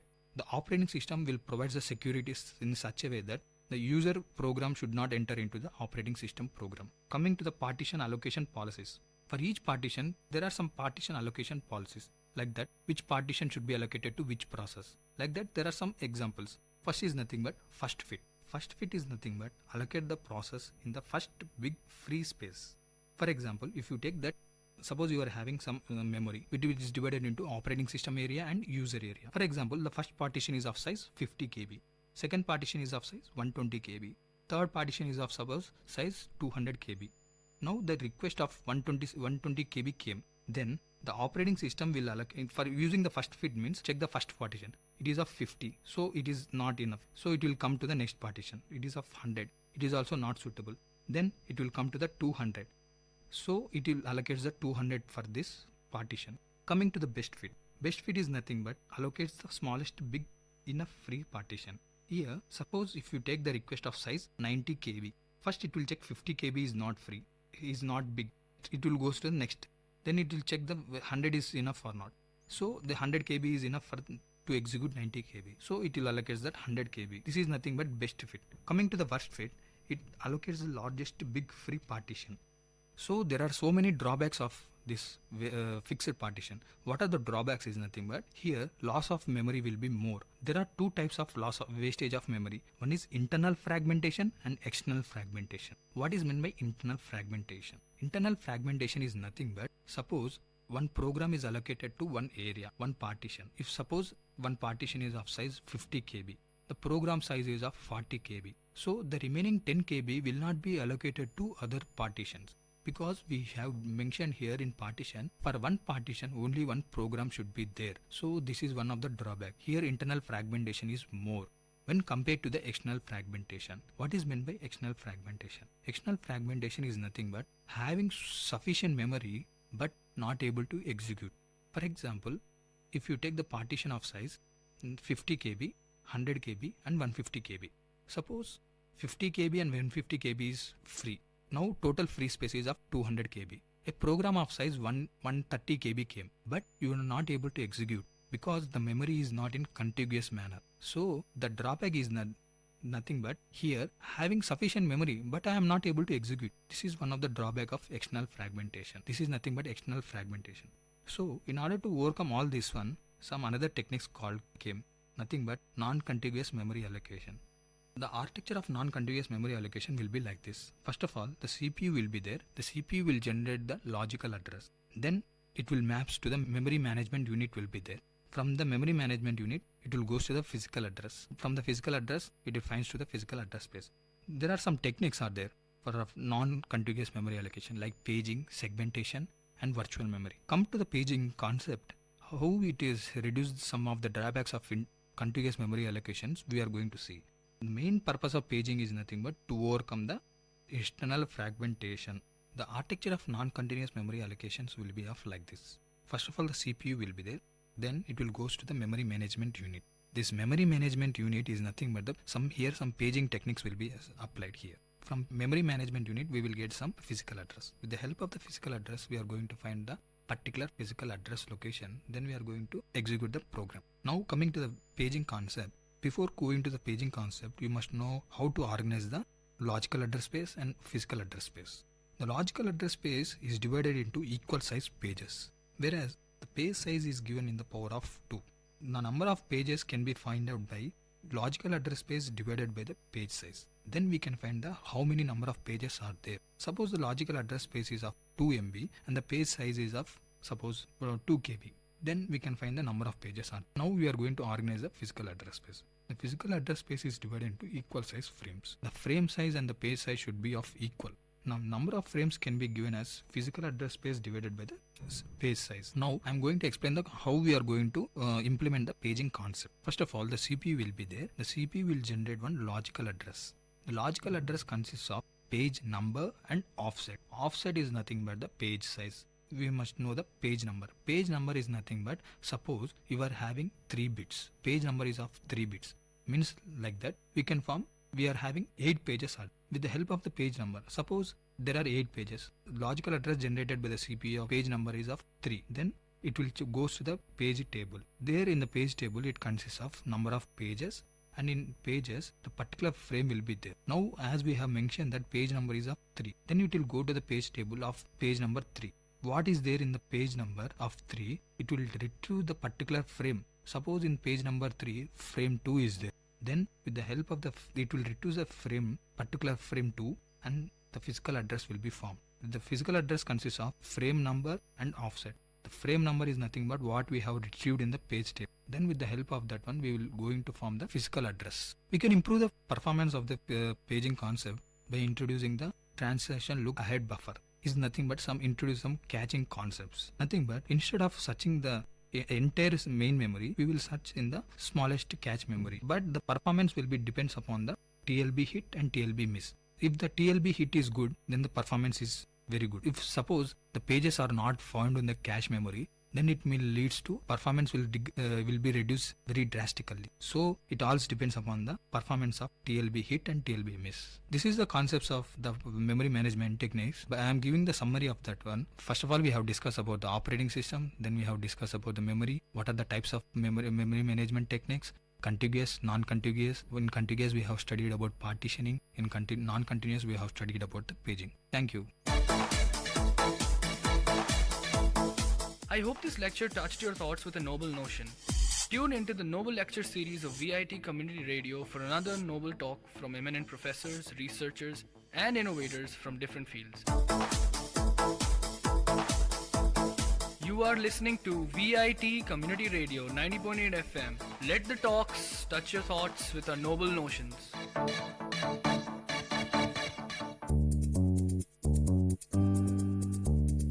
மழலைகளின் மொழிகளோடும் மாணவர்களின் திறன்களோடும் வாராவாரம் ஆர்ப்பாட்டம், பள்ளி பிள்ளைகளின் கொண்டாட்டம்.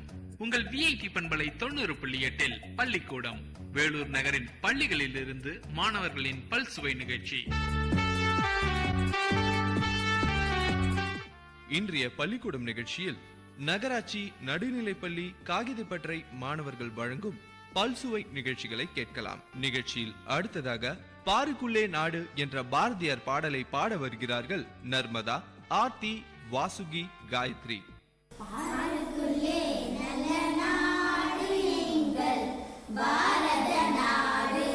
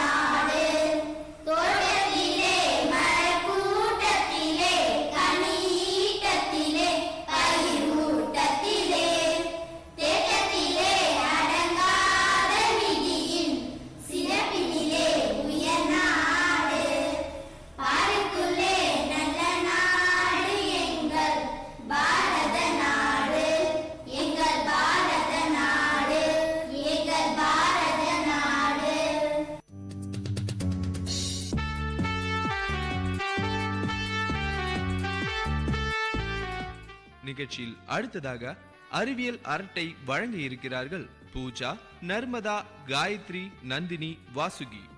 பூஜா, இன்னைக்கு school முடிஞ்சு வாடி, நம்முடைய அரட்டை சங்கத்திலேயே பேசிக்கிட்டு இருக்கலாம். ஓடி சும்மா பேசி பொழுத வேஸ்ட் பண்ணாம அறிவியல் சம்பந்தமா எதனா பேசி தெரிஞ்சுக்கலாண்டி. சரி வா, என் அக்கா காயத்ரி அறிவியல் பத்தி அதிகமா தெரிஞ்சு வச்சிருப்பாங்க, அவகிட்ட பேசி தெரிஞ்சுக்கலாமடி. இரு, என் தங்கச்சி நந்தினியும் கூட்டிட்டு வரேன், அவளும் அறிவியல்ல ஆர்வமா இருக்கிறா. வாங்க சகோதரிகளா, என்ன இந்த பக்கம் வேஸ்டா பேசி வீணா போகாம நல்ல விஷயங்களை பேசக்கூடாதா? அதுக்கு தான் நாங்கள் வந்திருக்கிறோம், உங்ககிட்ட அறிவியல் சந்தேகங்களை கேட்கணும்னு வந்திருக்கிறோம். எனக்கு ஒரு பெரிய டவுட். பெரிய இரும்பால் செய்யப்பட்ட கப்பல் நீரில் முழுகுகிறது, ஆனால் சின்ன குண்டூசி நீரில் முழுகுது, அது எப்படி?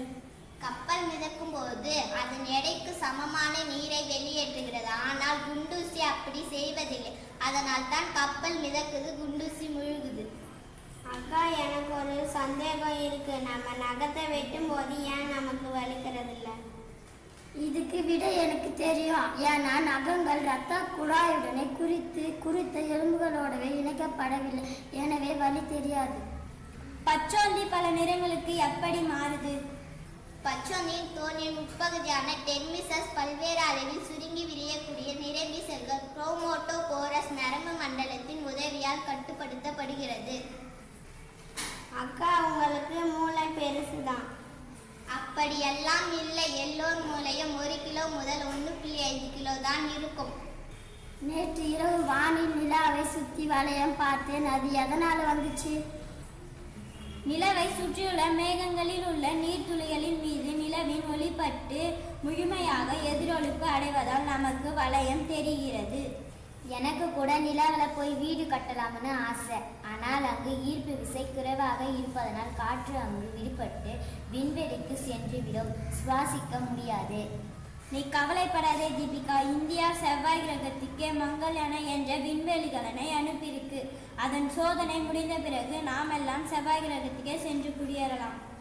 சினிமாவில் பாம்பு பால் குடிப்பது போல் வருகிறதே, அது உண்மையா? இது தவறு. பாம்பு பால் குடிக்காது. பாம்பு திட உணவுகளை, தவளை, தேரை, எலி போன்றவற்றை தான் சாப்பிடும். பாம்பு கொட்டியவுடன் வாயில் உறை வர காரணம் என்ன தெரியுமா? பாம்பு கொட்டியவுடன் இரத்த ஓட்ட மண்டலத்தை விஷம் பாதிக்கும். இதனால் விழுங்க முடியாத உமிழ்நீர் அதிக கோழையுடன் வாயிலிருந்து வெளியேறும். எங்க மாமா ஃப்ளைட்டில் போகும்போது அவரோட பேனாமை கீழே விழுந்துச்சான். ஏன்? அதுக்கு காரணம் தரையிலிருந்து மேலே செல்ல செல்ல காற்றழுத்தம் குறையும். ஆனால் பேனாவில் உள்ள அழுத்தம் அதிகமாக இருப்பதால மழை வழியும். ஒரு ஆச்சரியமான விஷயம் சொல்லட்டுமா? சிலந்திக்கு 8 கால்கள் தான். நிறைய பேருக்கு தெரியும், ஆனால் சிலந்திக்கு 8 கண்கள் தான். கடவுள் நமக்கு நிறைய நல்லது பண்ணியிருக்கிறார். அதில் ஒன்று காற்று மின்சாரத்தை கடத்தாது என்பதுதான். காற்று மின்சாரத்தை கடத்தினால் நாம் எல்லாம் ரப்பர் ட்ரெஸ் தான் போடணும். வேப்பம்பூ, இலை இதெல்லாம் கசப்பாக இருப்பதற்கு காரணம் தெரியுமா? அதில் சிறப்பு மிக்க ஆல்கலாய்டுகள் இருப்பதாலும் அதில் அசாடக்டின் என்ற வேதிப்பொருள் இருப்பதாலும் கசக்கிறது. ரொம்ப நன்றி அக்கா. வீணா அரட்டை அடிச்சு காலத்தை வீணாக்கின்னு இருந்தோம், ஆனால் இன்னைக்கு நல்ல அறிவியல் செய்திகளை தெரிஞ்சு கொண்டோம். ஆமாம், எனக்கு தெரியாத அறிவியல் செய்திகளை உங்க மூலமா தெரிந்து கொண்டதில் எனக்கு மகிழ்ச்சி. சினிமா கதை, சீரியல் கதை பேசி நேரத்தை வீணாக்காம நல்ல விஷயங்களை கற்றுக்கிட்டு இது நல்ல நாளாக அமைந்தது. மனிதன் மட்டும் முதுகெலும்பு தரையில் படும்படி உறங்கினம் விளங்கினம் என்பதை தெரிந்து கொள்ளுங்க. வானொலி தொலைக்காட்சி ஒளிபரப்புக்கு வளிமண்டலத்தில் உள்ள அயனி மண்டலம் உதவுகிறது. நன்றி, வணக்கம்.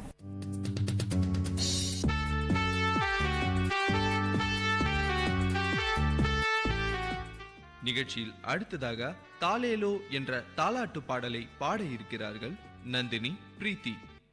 குரலின் இசையே தாலேலோ, குரலின் பொருளே தாலேலோ, நிழலின் இதமே தாலேலோ, நெல்லின் மணியே தாலேலோ, துள்ளும் மானே தாலேலோ, துளசி மனமே தாலேலோ, வெல்லும் வாலே தாலேலோ, வளபுரி சங்கே தாலேலோ, குளிரும் நிலவே தாலேலோ, குயிலின் குரலே தாலேலோ, வளரும் செல்வமே தாலேலோ, வெண்மை அன்னமே தாலேலோ, மங்க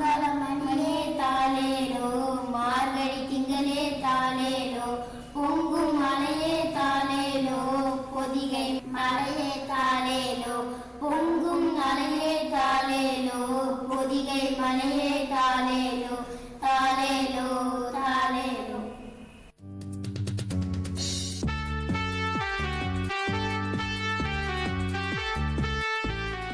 நிகழ்ச்சியில் அடுத்ததாக மாம்பழமும் சுடுகோலும் என்ற நாடகத்தை வழங்க இருக்கிறார்கள் ஜீவா, சிட்டி பாபு, லிங்கேஸ்வரன், மூர்த்தி, மதன்குமார், சாம்ராஜ். ராஜாதிராஜர், ராஜ கம்பீரன், ராஜகுல திலகர், அரசர் வருகிறார் வருகிறார் வருகிறார். அரண்மனை வைத்தியரை உடனே அழைத்து வாருங்கள். அரண்மனை வைத்தியரே, எங்களை அரசர் அழைத்தார். வணக்கம் மன்னரே, எதற்காக என்னை அழைத்தீர்கள்? வருத்தத்துடன் அரண்மனை வைத்தியரே, என் ஈர்த்த அன்பு தாயாரின் உடல்நிலை இப்போது எப்படி உள்ளது? கொஞ்சம் பொருத்த வேண்டும் அரசே. நாடியை பிடித்து பார்த்ததில் தங்களின் தாயார் பிறப்பது கடினம் என்று தெரிகிறது. இன்னும் சில நாளே இருப்பார். ஆகவே அவர் விரும்பியதனை செய்து அவரை மகிழ்விக்கலாம். அப்படியா? தாயாரின் அருகே செல்கிறார் அரசர். தாயே, தங்கள் விருப்பத்தை சொல்லுங்கள், அதை நிறைவேற்ற காத்திருக்கிறேன். மாம்பழம் வேண்டும். அரசரின் தாயார் முனைகிறபடி ஏதோ மெல்ல சொல்கிறார். புரிந்து கொண்ட அரசர் ஆணையிடுகிறார். அமைச்சரே, என் அன்னை மாம்பழம் சாப்பிட விரும்புகிறார். இதுவே அவர் தம் விருப்பம். உடனே அதற்கு ஏற்பாடு செய்யுங்கள். பொறுத்தழுதல் வேண்டும் அரசே, இது மாம்பழ காலம் இல்லை. எங்கிருந்தாலும் சரி, அண்டை நாடு சென்றாவது மாம்பழம் கொண்டு வாருங்கள். அப்படியாகட்டும் அரசே. சேவர்கள் பல திசைகளிலும் சென்று அடைகிறார்கள். ஆனால் மாம்பழம் கொண்டு வருவதற்குள் அவருடைய தாயாரின் உயிர் பிரிந்துவிட்டது. அரசர் பெருங்கவலை கொள்கிறார். என் அன்னையின் இறுதி விருப்பத்தை நிறைவேற்ற முடியவில்லையே என்கின்ற குற்ற உணர்ச்சியில் என்னை அரித்துக் கொள்கிறது. அவருடைய மனம் அமைதியடையாமலே உயிர் பிரிந்துவிட்டது. வருத்தம் வேண்டாம் அரசே, அதற்கு பரிகாரம் செய்யலாம். இந்த குற்ற உணர்ச்சியில் இருந்து நீங்கள் தப்பிக்க வழி இருக்கிறது அரசே. என்ன வழி சொல்லுங்கள். சொல்கிறேன் அரசே.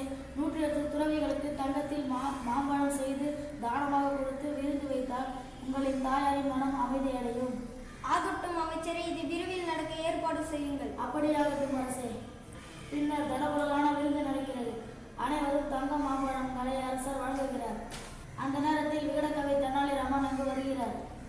அத்தப்படி இவர்களுக்கு தங்க மாம்பழம் கொடுத்தால் இறந்து போன தாயாரின் மனம் எப்படி அமைதியடையும்?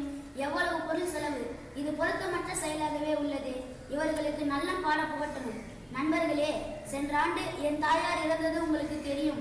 என் தாயின் இறுதி ஆசையை நிறைவேற்ற இயலவில்லை என்கிற குற்ற உணர்ச்சியில் இருக்கிறேன். ஆகவே இன்று என் இல்லத்தில் பரிகார விழா நடைபெறுகிறது. அனைவரும் தவிராமல் வருதல் வேண்டும். சரி ராமா, நாங்கள் உங்கள் வீட்டிற்கு வருகிறோம். மாலை நேரம் தெனாலிராமன் வீட்டில் 108 பேரும் அறைக்குள் செல்கின்றனர். தெனாலிராமன் எல்லோரையும் உட்கார சொல்லி சூடு கோலை கொடுத்து எல்லோருக்கும் சூடு போடுகிறான்.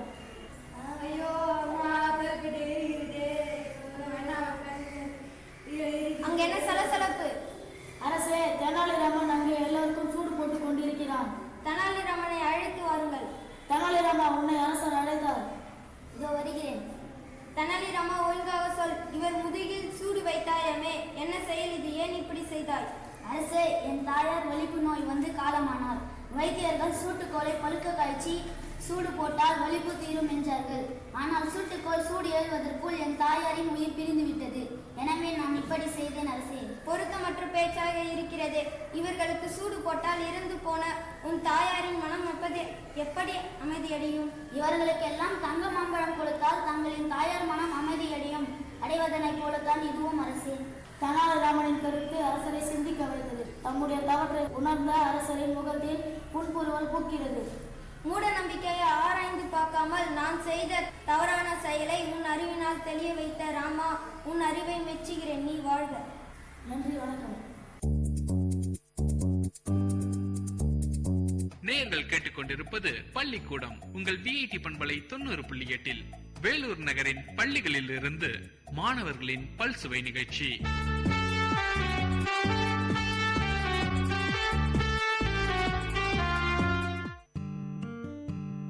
வானொலி ஒலித்திடுதே, மனிதத்தை வளர்த்திடுதே, சமுதாயத்தை நலமாய் மாற்றிடுதே, செவிகளை வருடுதே, கவிதைகள் வார்த்திடுதே, பண்பலைகளின் பயன்களை பரவிடுதே.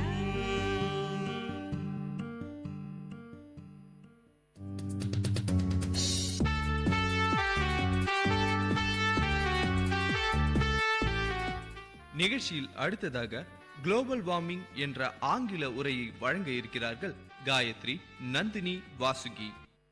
Global warming. What is global warming? Global warming is the increase in the temperature of the earth, which leads to many ill effects to the earth. How is global warming created? A combination of light and heat energy from the sun reaches the earth and warms the land, ocean and air. When earth's surface warms up, it radiates heat which rises toward the sky. A few gases in the atmosphere called the greenhouse gases, water vapor, carbon dioxide, methane, ozone, absorb this heat and prevent it from escaping into space. This warming the earth, so the increase in the temperature of the earth. Effect of global warming. Since 1980, Earth has received more hot gases. The sea levels are rising faster, threatening to flood coast, wetlands and many low-lying islands. On an average, rainfall and snowfall patterns have changed across the globe. Around the world, glaciers are melting rapidly.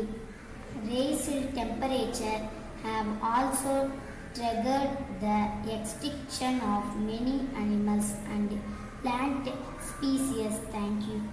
Conclusion. To escape from such bad effects, the following should be followed around the world.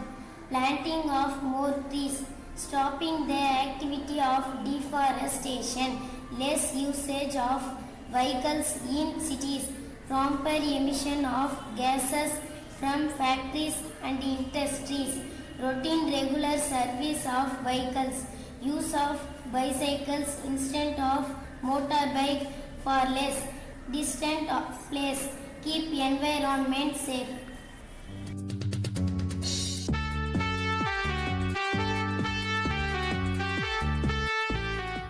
நிகழ்ச்சியில் அடுத்ததாக கீரை நாடகம் வழங்குகிறார்கள் ஸ்னேகா, தனலட்சுமி. கீரையோ கீரை, அரைக்கீரை, சிறுகீரை, முளைக்கீரை, பசலைக்கீரை, வாங்கலையம்மா வாங்கல, கீரையம்மா கீரை. கீரைக்காரம்மா, நான் தான் சொல்கிறேன்ல கீரை வேணான்னு, ஏமா வந்து சும்மா பெல் அடித்து தொந்தரவு பண்ணிட்டு போகிற? அம்மாடி வாமா இங்க. என்னன்னு சொல்லுமா. கூடைய கொஞ்சம் கீழே இருக்குமா.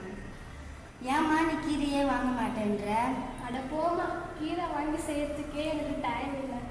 24 மணி நேரம் டைம் இருக்கு, டைமே இல்லைன்ற. என்னை பார்த்தா அவனுக்கு கிண்டலாக இருக்காமா? நான் என்னால் வேலைக்கு போயிட்டு வந்து கீரை கிளி செய்ய முடியலம்மா. ஓஹோ, அதான் காரணமா? சரி, உங்கள் பசங்களுக்கு என்னம்மா செய்து கொடுத்து அனுப்புறீங்க? சமோசா, பர்கர், பீட்சா, ஹோட்டல் சாப்பாடு தாம்மா வாங்கி கொடுத்து அனுப்புகிறேன். அப்போ நீ சமையலே செய்ய மாட்டியாம்மா? வேலைக்கு போகிறதுனால செய்ய முடியலம்மா. ஏம்மா நீ டிவி பார்க்குறியா இல்லையாம்மா? அதில் உணவே மருந்துன்றாங்க, மருந்தே உணவுன்றாங்க. சிறுகீரை சாப்பிட்டா அந்த நோய் போகுன்றாங்க, அரைக்கீரை சாப்பிட்டா இந்த நோய் போகுன்றாங்க, முளைக்கீரை சாப்பிட்டா அந்த நோய் போகுன்றாங்க. ஏதோ விட்டமின் சொல்கிறாங்க, மினரல் சொல்கிறாங்க. அதெல்லாம் நம்ம உடம்புக்கு நல்லதாமேம்மா. அட நான் ஒரு முட்டாள், படித்த உங்களுக்கே தெரியாமல் இருக்குமா? நான் சொல்கிறேன்னு தப்பாக நினைக்காதீங்கம்மா. காலையில் 1/2 மணி நேரம் முன்னே எழுந்து சத்துள்ள உணவை செய்து நீங்களும் உங்கள் பிள்ளைங்களும் சாப்பிட்லாமா. உங்கள் பிள்ளைங்க கான்வென்ட் ஸ்கூலில் தானே படிக்கிறாங்க? ஆமாம்மா. அப்போனா நல்ல சத்துள்ள உணவாக செய்து கொடுமா. ஆனால் எங்கள் பிள்ளைங்க கவர்மெண்ட் ஸ்கூலில் படிக்கிறாங்கம்மா. நான் சமையலே செய்யணும்னா கூட எனக்கு கவலை இல்லைம்மா. அப்போ என்னம்மா சாப்பிடுவாங்க உங்கள் பிள்ளைங்க? கவர்மெண்ட் ஸ்கூலில் எங்கள் வீட்டு பக்கத்துலே இருக்குதுமா. மதிய சத்தான உணவு, சுண்டல், கீரை, தினமும் ஒரு முட்டை, உருளைக்கிழங்கு தராங்கம்மா. அதனால எங்கள் பிள்ளைங்க சத்தான உணவை சாப்பிட்டு நல்லா இருக்கிறாங்கம்மா. சரிம்மா, நீ சொல்கிற மாதிரியே செய்கிறேன். நாளையிலேருந்து எனக்கு கீரை எடுத்துகிட்டு வந்து கொடுமா, நான் வாங்கிக்கிறேன். பழப்புக்கு பழப்பாய்ச்சி, நல்லதுக்கு நல்லதாச்சு.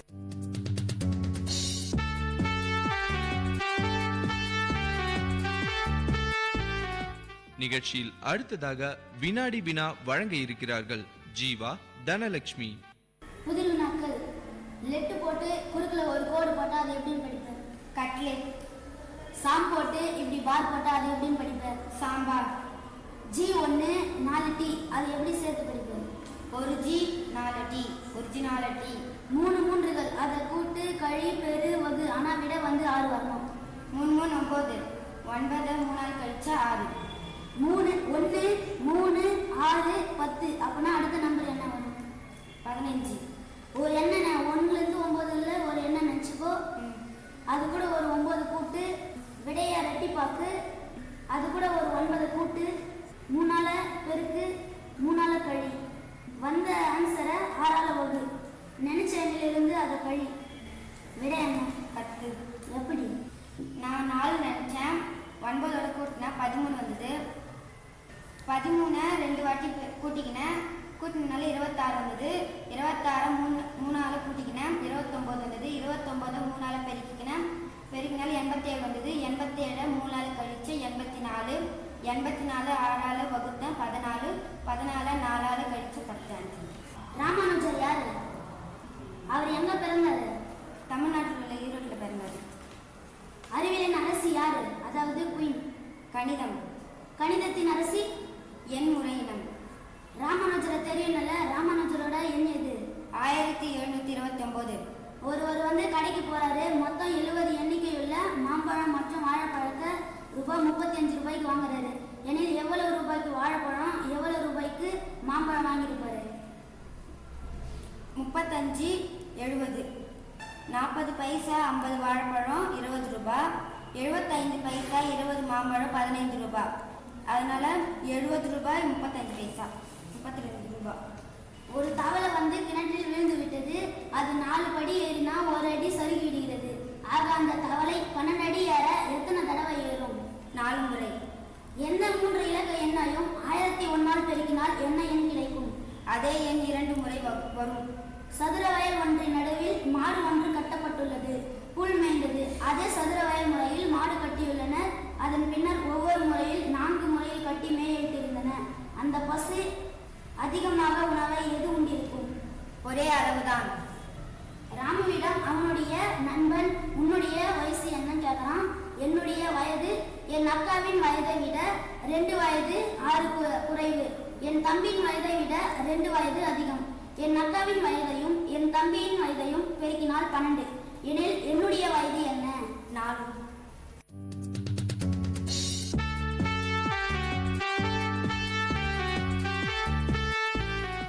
நிகழ்ச்சியில் அடுத்ததாக பாரதியார் பாடலை பாட இருக்கிறார்கள் ஷாலினி, கீர்த்தனா, பிரீத்தி.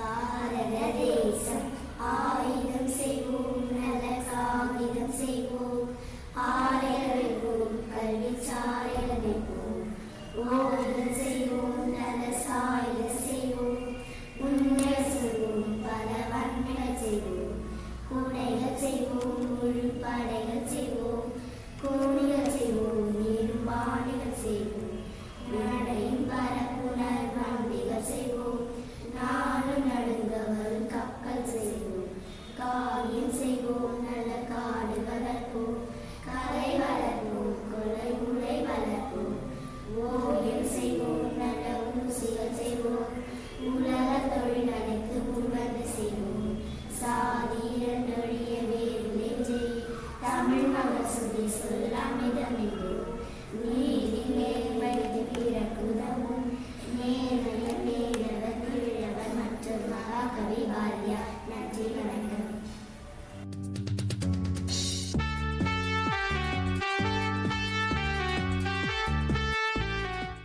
நிகழ்ச்சியில் அடுத்ததாக ஃப்ரூட் அண்ட் யூனிட்டி என்ற உரையை வழங்க இருக்கிறார்கள் ஜீவா, தேவி Priya, Thenmozhi, Sujatha, Eswari. Fruit of unity. In Kodaikanal, owing to heavy rain, a rock rolls down from the top of a hill and reaches a busy street. Mighty person come forward one by one to remove the stone. I am Ranjit Singh. I am a boxer. The stone is an obstacle to my movement. I shall remove this stone. Oh God, he seems to be very heavy. I can't remove it. Pakkaji, daily 2 30 chapati, 1 kg rice and 10 liter of milk. I can remove this stone. Oh, I can remove it. Panijal, I am from the land of Emperor Shivaji. We had no for our bravery. I can remove this rock so people can move easily. Oh, it is not a rock, I cannot remove it. Apara, I was born and brought up in the Coromandel coast of our country. My muscles have been strengthened by sea goddess. I can remove this rope. I can't remove it.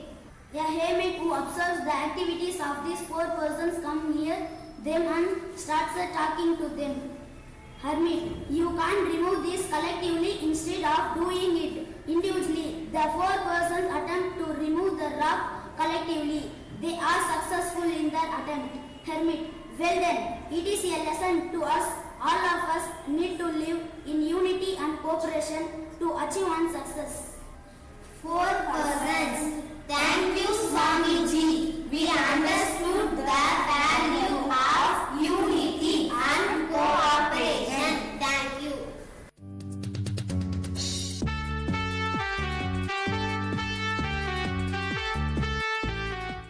நிகழ்ச்சியில் அடுத்ததாக வினாடி வினா வழங்க இருக்கிறார்கள் bias Prithviraj. நத்தை ஒரு mile தூரத்தை கடக்க எத்தனை வாரங்களாகும்? 3 வாரங்கள் ஆகும். சிப்பிக்குள் முத்து விளைய எத்தனை வருடங்களாகும்? 15 முதல் 20 வருடங்கள் ஆகும். கோல் விளையாட்டு தோன்றிய நாடு எது? ஸ்காட்லாந்து. சூரிய நாராயண சாஸ்திரி இப்படி அழைக்கப்படுகிறார். பரிதி மார்கலைஞர். சிவப்பொலி தரும் வாயு எது? நியான்.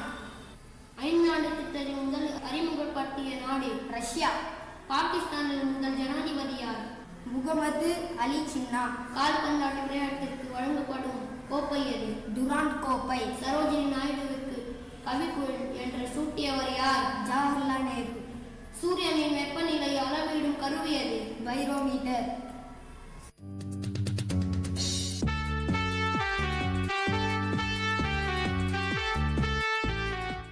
நிகழ்ச்சியில் அடுத்ததாக உடலை பற்றி செய்திகளை தர இருக்கிறார் சுஜாதா. அனைவருக்கும் வணக்கம். உடல் ஒரு அதிசய பெட்டகம். நமது உடலை பற்றி அறிந்திராத பல உண்மைகளை தெரிந்து கொள்வோமா? நமது மூக்கை பற்றி சில சுவாரஸ்யங்கள். மூக்கின் அளவு கட்டை விரல் அளவுதான் இருக்கும். நமது மூக்கில் 50,000 விதமான வாசனைகளை நுகர முடியும். ஆனால் தூங்கும் போது நமது மூக்கினால் வாசனை பிரிக்க முடியாது. நம்மால் வாசனை பிரிக்க முடியாத நிலை அனோஸ்மியா எனப்படுகிறது. அதிகமாக வாசனை பிரிக்கும் சக்தியை ஹைபரோஸ்மியா என்கிறார்கள். மூளை பற்றி சில செய்திகளை தெரிந்து கொள்வோமா? நம் மூளையில் என்ன உள்ளது? நமது மூளை 80% தண்ணீரால் ஆனது. பகலை விட இரவில் மூளை சுறுசுறுப்பாக இருக்கும். அதிகமாக சிந்தனைகள் தோன்றும். வலி என்ற உணர்வே மூளையின் உதவியால் தான் உணரப்படுகிறது. ஆனால் மூளையில் காயம் பட்டால் வலி தெரியாது. குழந்தைகள் எப்போது வளர்கிறார்கள் என்று உங்களுக்கு தெரியுமா? குழந்தைகளின் வளர்ச்சி இளவேலை காலத்தில் அதிகமாக இருக்கும். கண்ணை பற்றி சில செய்திகளை அறிந்து கொள்வோமா? நமது கண்களால் எப்போதும் பார்த்து கொண்டிருக்கும் ஒரே பொருள் நம் மூக்கின் நுனிதான். மூளையானது அந்த பதிவை எப்போதும் புறக்கணித்து விடும். காகிதத்தில் உள்ள எழுத்துக்களை விட கணினியில் உள்ள எழுத்துக்களை நம்மால் 25% மெதுவாகத்தான் படிக்க முடியும். நம் கண்கள் பிறக்கும் போது எப்படி உள்ளதோ அதே அளவுதான் இருக்கும். நமது கண்களின் எடை என்னவென்று உங்களுக்கு தெரியுமா? நமது கண்களின் எடை சராசரி 28 கிராம் இருக்கும். நம் தசைகளின் பயன் என்ன? நம் உடம்பில் உள்ள தசைகள் எவ்வளவு சுறுசுறுப்பாய் உள்ளதை அறிந்து கொள்வோமா? நம் ஒரு அடியை எடுத்து வைக்கும் போது நமது உடலில் 200 தசைகள் செயல்படுகின்றன. எலும்புகளை பற்றிய சில செய்திகளை அறிந்து கொள்வோமா? பிறக்கும் போது நமது உடலில் 300 எலும்புகள் உள்ளன. ஆனால் வளர்ச்சி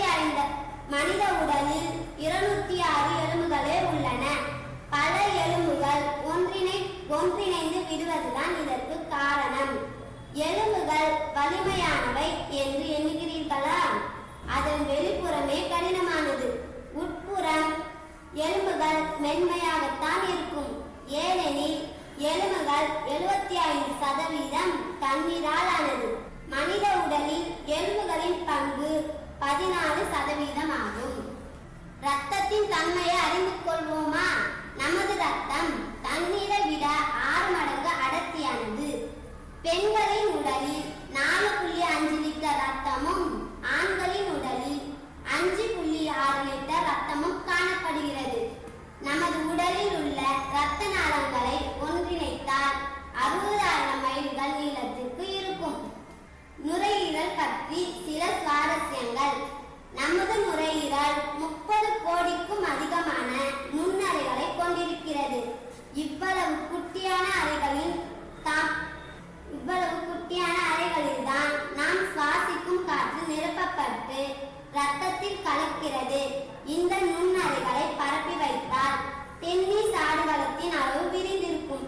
அதே வேளையில் ஒன்றை அடுத்து ஒன்று அடக்கினால் சுமார் 15,000 மைல் தூரத்திற்கு நீளும் தன்மை கொண்டவை. அடேங்கப்பா என்று சொல்ல தூண்டும் நுரையீரலில் மகத்துவத்தை உணர்ந்தது நல்லவைகளாக மட்டும் சுவாசிப்போம்.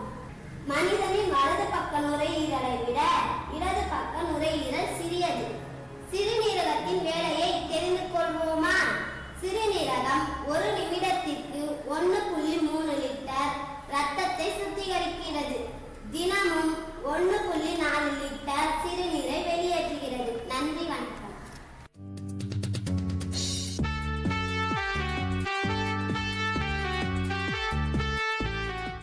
நிகழ்ச்சியில் அடுத்ததாக ஆங்கில பாடலை பாட வருகிறார்கள் வரலட்சுமி, ஹேமலதா, ராணி, பிரியா, திவ்யா, காயத்ரி தேவி, Durga Devi, Saraswati. Color, color, what color do you choose? There are 7 colors of the rainbow. The name of which are. Color, color, what color do you choose? I like yellow, lemon is yellow. Color, color, what color do you choose?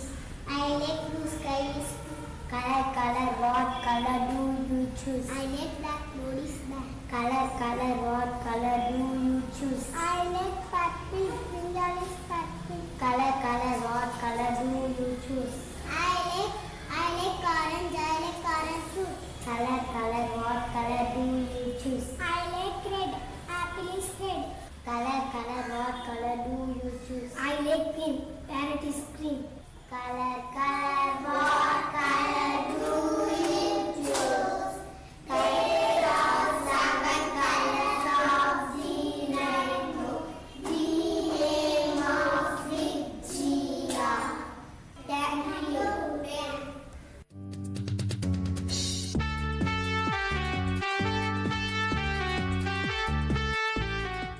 நிகழ்ச்சியில் அடுத்ததாக வில்லுப்பாட்டு வழங்க இருக்கிறார்கள் தேவி பிரியா, ரேவதி, சுஜாதா, தேன்மொழி, திலகவதி, மோனிஷா. அனைவருக்கும் வணக்கம். வில்லுப்பாட்டு. தந்தனத்தோம் என்று சொல்லியே ஆமாம் வில்லினி பாட, ஆமாம் வில்லினி பாட, ஆமாம் வந்தொருவர் தமிழ் மகளே, ஆமாம் தந்தனத்தோம் என்று சொல்லியே ஆமாம் வில்லினி பாட, ஆமாம் வில்லினி பாட, ஆமாம் வந்தொருவர் தமிழ் மகளே, ஆமாம். இன்றைக்கு நம்ம தமிழ் மொழியின் சிறப்புகளை பாட போகிறோம். தந்தனத்தோம் என்று சொல்லியே ஆமாம் வில்லினி பாட, ஆமாம் வில்லினி பாட, ஆமாம் வந்தொருவர் தமிழ் மகளே, ஆமாம் தானானே தந்த தந்த தானானே, தானானே தந்த தந்த தானானே, தமிழ் மொழியின் தொன்மையிலே பாட வந்தோமே, ஆமாம் பாட வந்தோமே, ஆமாம் பாட வந்தோமே. தானானே தந்த தந்த தானானே, தானானே தந்த தந்த தானானே, தமிழ் மொழியின் தொன்மையிலே பாட வந்தோமே, ஆமாம் பாட வந்தோமே, ஆமாம் பாட வந்தோமே. பாடுங்க பாடுங்க. கதை கேளு கதை கேளு, தமிழ் மொழியின் கதை கேளு, சுவையாக நான் சொல்வேன், அதை இப்போ நீ கேளு. உலகில் உள்ள மொழிகளிலே தொன்மை வாய்ந்த தமிழ் மொழிதான். தமிழில் உள்ள இனிமைகளே எதுவும் இங்கே நமக்கில்லை. உலகில் உள்ள மொழிகளிலே தொன்மை வாய்ந்தது தமிழ் மொழியாம். தமிழில் உள்ள இனிமைகளே எதுவும் இங்கே நமக்கில்லை. அண்ணா அண்ணா தொன்மை தொன்மைன்னு சொல்றீங்களே, அப்படின்னா என்ன?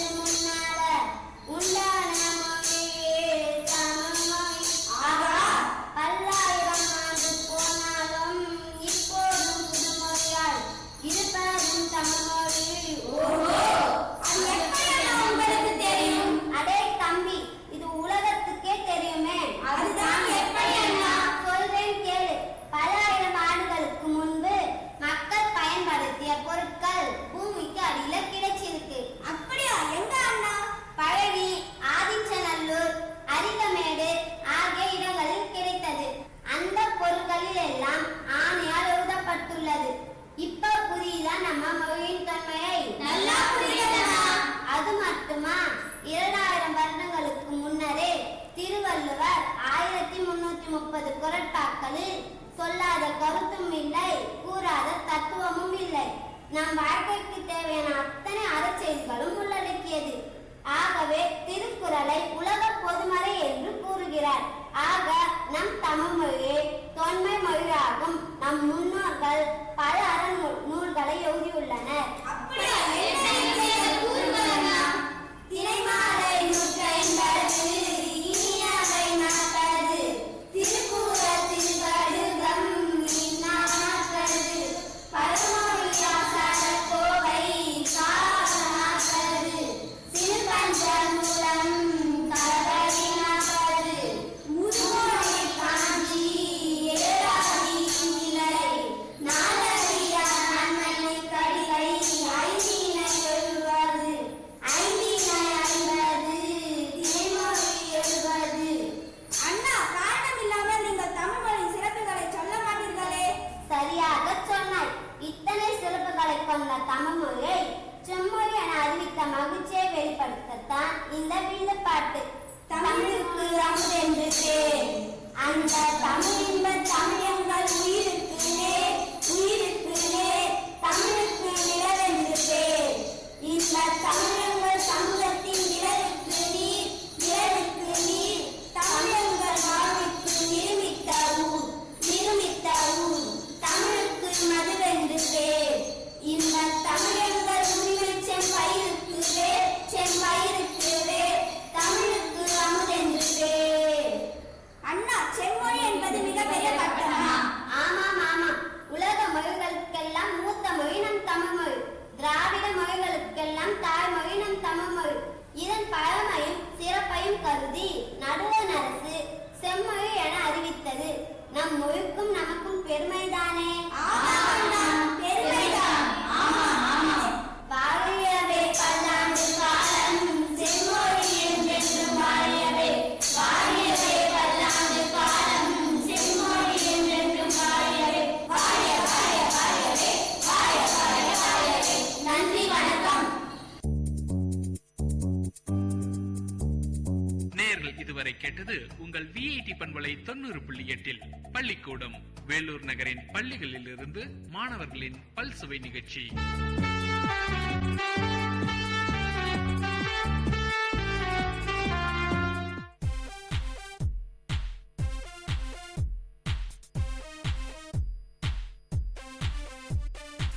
Mintu, I'm going to the market today. I have to get some vegetables. Are you coming? Wait, Chintu, I am coming. Hey, where is the carry bag? Carry bag? Huh? Why? Don't worry, we will get plastic bags there, no? Don't be so stupid. You know how much waste is generated every year by plastic bags. So please save your planet by carrying your own bags to the market. All right, I got it. Let's go now.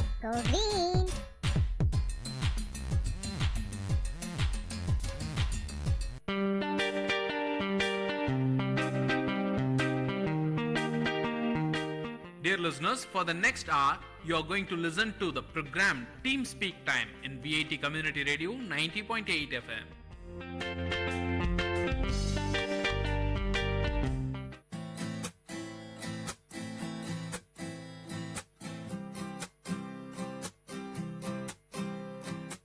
Hello everybody. Hello everybody, आप सुन रहे हैं VIT community radio 90.8 FM और ये है आपका brand new show learning German. मैं हूँ आपकी होस्ट श्राव्या और मैं हूँ आपका होस्ट एंड दोस्त हिमांशु मंघानी।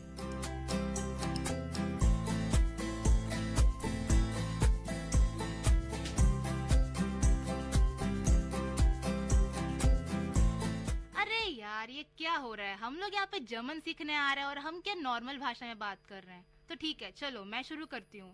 इश बिन श्राव्या। ओह, तुमने अगर जर्मन में खुद को इंट्रोड्यूस किया है तो मैं भी अपने आप को जर्मन में इंट्रोड्यूस करता हूँ। इश बिन हिमांशु मंघानी और मैं हूँ हिमांशु मंघानी। तो श्राव्या, आज हम क्या करने वाले हैं? भाई, हमने तो लास्ट शो में बोला था कि हम बहुत सस्पेंस लाने वाले हैं, तो इस शो तो बहुत थ्रिलिंग होने वाला है। तो आई गेस हम सीधा जाएंगे WH सेंटेंसेस पर। WH क्वेश्चन में ऐसा क्या थ्रिल है? अरे, तुम्हें कुछ पूछना है किसी से या कुछ बताना है तो तुम कैसे बताओगे? WH बिना यूज करके बताओ मुझे। WH बिना यूज करे कौन बता सकता है श्राव्या, बट इसमें ऐसा थ्रिलिंग क्या है? अरे, कुछ नया सीखने को मिलेगा, वही थ्रिल है। ओके, हम अप्रिशिएट करते हैं श्राव्या की पॉजिटिविटी को। लगता है लिसनर्स भी अच्छी तरह से इसको सुनेंगे, समझेंगे। और हमारा ये एपिसोड 4 जो कि क्वेश्चन टैग के ऊपर है, तो शुरू करते हैं। सबसे पहले हम छोटे छोटे शब्द, छोटे छोटे वर्ड्स आपको जर्मन में बोलना सिखाएंगे, जैसे कि where, from where, to where, why और ऑल, ये सारी चीजें। तो सबसे पहले वेयर, वेयर को क्या बोलते हैं श्राव्या? वेयर को बोलते हैं वो, WO, वो, राइट। सो वेयर को बोलते हैं वो, और फ्रॉम वेयर को वेयर या कमिंग फ्रॉम, मतलब उसको हम बोलते हैं वोर, WOHRE, वोर। और टू वेयर को वोहिन, वोहिन। अच्छा, ये थोड़ा मतलब पोएटिक टाइप है। वो जैसे वेयर था, फ्रॉम वेयर यानी वो हर, वो ही है, पर उसमें हमने हर और जोड़ दिया। It's WOHER, HRE Himanshu, HRE। अच्छा, तो मैंने गलत लिख रखी है स्पेलिंग, नहीं वोहर, बोहर है। ओके, मैंने स्पेलिंग गलत लिख रखी है, कोई बात चूक नहीं, हो गलतियां जाती है। सही। और जैसा कि हम हमेशा बोलते हैं कि आप अगर बोलेंगे गलतियां करेंगे, बट गलतियों से ही आप सीखेंगे। और सच्ची जो गलती करके सीखता है इंसान, उसको जल्दी से जल्दी वो चीज ज्यादा समझ आती है और याद भी अच्छी तरह रहती है। हाँ, जैसे कि हम बोल रहे हैं, हमें याद हो रही है कि मैंने जैसे गलती अभी वो हर बोला, वो हर मतलब कुछ नहीं होता, वो हर, यही अब सही बोला मैं? हाँ, सही बोला। ओके, तो इसका मतलब है फ्रॉम वेयर। हाँ, और देखिए गलती से मुझे याद आ गया हिमांशु का साई सी वाला मिस्टेक, मुझे अभी तक याद है। सही है। साई और सी, जी है वो, ना ही साई है। हाँ, जी, ना ही साई है, ना ही सी है, वो जी है। बढ़िया, काफी अच्छा चल रहा है, गुड। तो चलिए अभी वेयर टू को हम वोहिन बोलते। वेयर टू को वोहिन, जैसे कि ये पूरा पीरियोडिक है। वेयर यानी वो, फ्रॉम वेयर वोहर, और where in to where, right. Okay, cool. 3 शब्द सीख गए, बढ़िया। अरे यार 3 से क्या, हम काफी नहीं है, और बहुत कुछ सीखना है हमें। हाँ, जरूर। चलो, अब वॉट को क्या बोलते हैं श्राव्या? वॉट को बोलते हैं वॉस। अरे ये तो बहुत इजी है, बस थोड़ा वॉट है और ये वॉज है। वॉज भी इंग्लिश वर्ड है, ऐसे सोच लो, इंग्लिश में जो वॉज है वो जर्मन का वॉट है। बट भाई हम लोग ना इंग्लिश और जर्मन को कंपेयर ना करें, वही बेहतर है, क्योंकि हम बहुत कंफ्यूज हो जाएंगे। सही है, बहुत कंफ्यूज हो जाएंगे, क्योंकि लैंग्वेज बहुत कंफ्यूजिंग होती है अगर तुम उसे एज इट इज रिलेट करोगे। इससे बेहतर है कि हम कुछ रियल लाइफ का कुछ एक्सपीरियंस लें और उससे रिलेट कर लें, तब हमारे काम बहुत आसान हो जाएगा। ओके, तो अगर मेरे को बोलना हो कि व्हाट आर यू डूइंग, उसको कैसे बोलेंगे? मैं बोलूंगी व्हाट मतलब वॉस, आर इज जिन, बिस्ट, ओके, बिस्ट दू, व्हाट वॉस बिस्ट दू। तो इश बिन, आई एम, इश बिन। रिकॉर्डिंग ही बोल दो भाई, रिकॉर्डिंग बाद में सीखेंगे, इसका जर्मन वर्ड क्या है? रिकॉर्डिंग, रेडियो तो रेडियो ही रहेगा जर्मन में। हाँ, सही है, क्योंकि जर्मन में एक ऐसा क्लॉज है कि जैसे कि रेडियो, होटल, पार्क और कैमरा, ऐसे जो सारे इंग्लिश वर्ब्स हैं वो ऐसे ही उन्होंने अडेप्ट कर लिया, ताकि हमें अभी देखिए संस्कृत से हमने हिंदी में बहुत सारे शब्द अडेप्ट किए हैं, ऐसे ही जर्मन में उसने इंग्लिश के वर्ड्स अडेप्ट कर। अडॉप्शन चलता रहता है जिंदगी में। हाँ। चाहे वो वर्ड्स का हो या किसी और चीज का। Okay.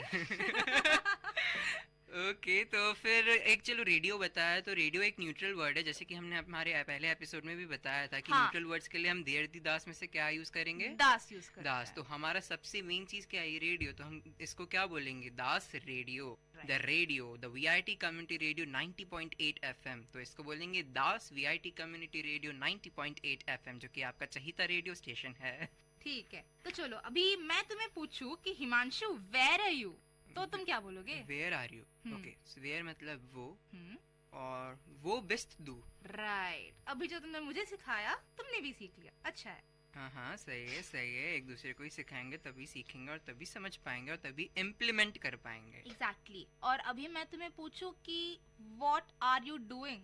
What are you doing, ये मैं तुमसे शायद पूछ चुका हूँ, तो इसलिए what are you doing. What मतलब वॉज, आर मतलब बिस्ट, यू मतलब डू, वॉज बिस्ट डू। Exactly, right. तो ठीक है, अभी हम थोड़े और नए वर्ड सीखते हैं, यानी कि WH में हमने एक छोड़ दिया था, वो कि when। अभी बहुत सारे छूटे हुए हैं, पर when, ओके ठीक है, तो when बोलेंगे हम वॉन बोल, WANN, when मतलब वॉन। Y को क्या बोलेंगे? Y को वॉरम। ओके, स्पीक श्राव्य, 2 बार बोल। Y को हम बोलते हैं वॉरन, वॉरम। ओके। Y को मतलब warm. Y is warm. Y is warm, okay. और विच को विच को बोलते हैं वेल्शे। वो क्या था? वेल्शे। वेल्शे, WELSCHE। ओके, तो विच बन गया वेल्शे। या विच वेल्शे थोड़ा सा उससे मिलता जुलता है, जैसे विच का वेल्शे। हालांकि बहुत इमेजिनेशन करना मुश्किल है, अगर मैं बोलूं बिल्कुल इंग्लिश से सेम है, पर थोड़ा कुछ आप प्रेडिक्ट कर सकते हो कि विच मतलब वेल्शे। यार इस सबसे बढ़िया तकनीक है इसको याद करने का, दोस्तों के साथ सीखो। हाँ, जैसा कि मैं और श्राव्या इस समय कर रहे हैं, हम आपस में बोल रहे हैं, बातचीत कर रहे हैं, और जितना हो सके हम इन वर्ड्स को यूज कर रहे हैं। तो आशा जब आप सुन रहे होंगे तो आप भी अपने दोस्तों के साथ थोड़ा फन लीजिए, थोड़ा मजा कीजिए, क्योंकि लैंग्वेज एक मजा करने का भी जरिया बन सकता है अगर उसको सीखे सही तरीके से, क्योंकि कुछ कुछ ऐसी गलतियां हो जाती है। हम तो पहले दिन से बोल रहे हैं कि भाई मजे करो, दोस्तों के साथ सीखो। हाँ, क्योंकि क्लास में तो समझ आने वाला है नहीं, वही बोरिंग लेक्चर्स होंगे, तो क्यों ना साथ में सीख लो। लेक्चर्स होते ही बोरिंग है, but it depends upon you कि तुम उसको कितना इंटरेस्टिंग बनाते हो। हाँ, जैसे कि हम अभी लेक्चर्स ही ले रहे हैं, बट थोड़ा इंटरेस्टिंग ले रहे हैं। ये लेक्चर नहीं है, मैं इसको लेक्चर नहीं बोलूंगी। ओके, चलो तुम्हारी जो डेफिनेशन श्राव्या, चलो वापस से मैं तुम्हारा रिवीजन कराता हूँ, और हो सकता है शायद लिसनर्स जो सुन रहे हो वो भी रिवीजन करें। तो वॉरम मतलब क्या था? वॉरम मतलब कि वाई। गुड। वेल्शे? वेल्शे इज विच। वो इज वेयर। वो हर? Vohra, Vohra is where from. Wohin? Wohin. It's not Wohin, it's Wohin. Okay, Wohin. Wohin is where to. Was? Was मतलब what. और ये मैंने अभी शब्द नहीं बताया है, वी को क्या बोलेंगे? WIE. WI को हाउ बोलेंगे। मतलब हाउ का मतलब हो गया वी, WIE वी। इसका एक नॉर्मल सेंटेंस भी है। मैं अभी बोलूंगी हाउ आर यू। हाँ, वी गेट्स। ये एक मतलब टैगलाइन समझ लीजिए। अब मैं अगर अपने रिस्पेक्टफुल पर्सन से बात करूंगा जो मुझसे बड़ा है, तो आई विल नॉट यूज वी गेट्स, मैं नॉर्मली यूज करूंगा कुछ दूसरा शब्द। उसके लिए हम नेक्स्ट एपिसोड में देखेंगे, बट आज के लिए अगर आपको अपने दोस्तों से या आपके जो नॉर्मल एज वाले, आपके जो एज वाले ग्रुप हैं, उनसे बात करोगे तो आप क्या बोलोगे हाउ आर यू को श्राव्या? वी गेट्स। वी गेट्स। तो अभी वी गेट्स। अच्छा, मैंने तुमसे क्वेश्चन पूछा, वी गेट्स। I am fine. तो इश बिन गुड। Okay, I am good. I am fine के लिए तभी हमें वर्ब नहीं पता, तो हम आई एम गुड बोलेंगे। तो इश बिन गुड। ओके, मैं और श्राव्य भी व्हाट्सएप पे बात कर रहे थे, तो फाइन का मतलब ही नहीं होता है, बट उसकी स्पेलिंग में थोड़ा डिफरेंस है। FIEN, right? या ग्रेट गुड श्राव्य। अरे नहीं, मैं कल जर्मन ऐसे कुछ वर्ड सीखने की कोशिश कर रही थी, तो मुझे ये सेंटेंस आ गया कि वी हाइस्ट डू। So how are you called? सही है बोला मैं? How are you called? That's nothing but what's your name? Yeah, what's your name in short? But Huygens का एग्जैक्ट मतलब होता है call. How you called means एक तरह से हाइजन। बट अभी अपन मतलब बेसिक जर्मन सीख रहे हैं, तो अपन इतना टिपिकल नहीं जाएंगे, तो हम बोलते हैं वी हेज डू means how are you called. तो इश बिन हिमांशु, आई एम हिमांशु। और अगर आपको बिल्कुल उसकी टोन में रखना है जिस तरह से आप क्वेश्चन पूछा गया है, तो आप बोलेंगे आई हेज ए हिमांशु। सॉरी इश हेजे हिमांशु। ओके, जैसे कि श्राव्या भी बोल चुकी है, एक मूवी से आता है इश सॉन्ग, बट इतना मूवी नहीं जाना है क्योंकि it's basically community radio. So next हम एक और शब्द है हु को क्या बोलेंगे? हु को हम बोलते हैं वेर। WER। वेर या वर? वेर। पक्का? हाँ। लॉक कर दिया जाए? हाँ। फ्रीज कर दिया जाए? कर दो। अभी तुमने बोला कि हम कम्युनिटी रेडियो में हैं, तो केबीसी क्यों ला रहे हो बीच में? केबीसी अब क्या करे, लोग तभी जुड़ पाएंगे जब उनको उनसे जुड़ी चीज के बारे में थोड़ा बताएंगे, और केबीसी भी उनसे जुड़ी हुई चीज है। तो फ्रीज, लॉक्ड ऐसे शब्द है जो वो कुछ ज्यादा जल्दी सुन पाएंगे, समझ पाएंगे, और हमें भी अप्रिशिएट करेंगे। I believe. कंग्रेचुलेशंस, आपने 1 करोड़ जीत लिया। आय हाय छोड़ो ये इंजीनियरिंग, कौन करे अब ये इंजीनियरिंग? 1 करोड़ आ गया, बस छोड़ो इंजीनियरिंग। हाँ, मैं बस फैक्ट्री सेट कर लूंगा, अब क्या, फिर कोई जर्मन सीख रहे हैं, जर्मन कंपनी में ही चले जाएंगे। बस मुझे पार्टनर बनाना मत भूलना। जरूर यार, तुमसे ही तो मैं ज्यादा सीख पाया था जर्मन। चलो ठीक है, वापस आते हैं काम पे। चलो अब तुम मुझसे क्वेश्चन पूछो। ये कुछ शायद 9 वर्ड्स सीखे हैं अपन ने, तुम मुझसे पूछो क्या बोलते हैं उनको जर्मन में। अच्छा हिमांशु, अब ये बताओ कि वो को क्या बोलते हैं? वो को इंग्लिश में हम क्या बोलते हैं? वेयर। ओके। From where? वोर। वोर। ओके। To where? वोइन। वोइन, राइट। अभी व्हाट? वॉस। राइट। हु मींस वर, WER। फाइन। इट्स वो वर नहीं, इट्स वेयर। वेर। राइट। वेर। राइट। हाउ? वी गेट्स, ये कैसे भूल सकते हैं? ये तो टैगलाइन है, हाउ आर यू, वी गेट्स। और वाई?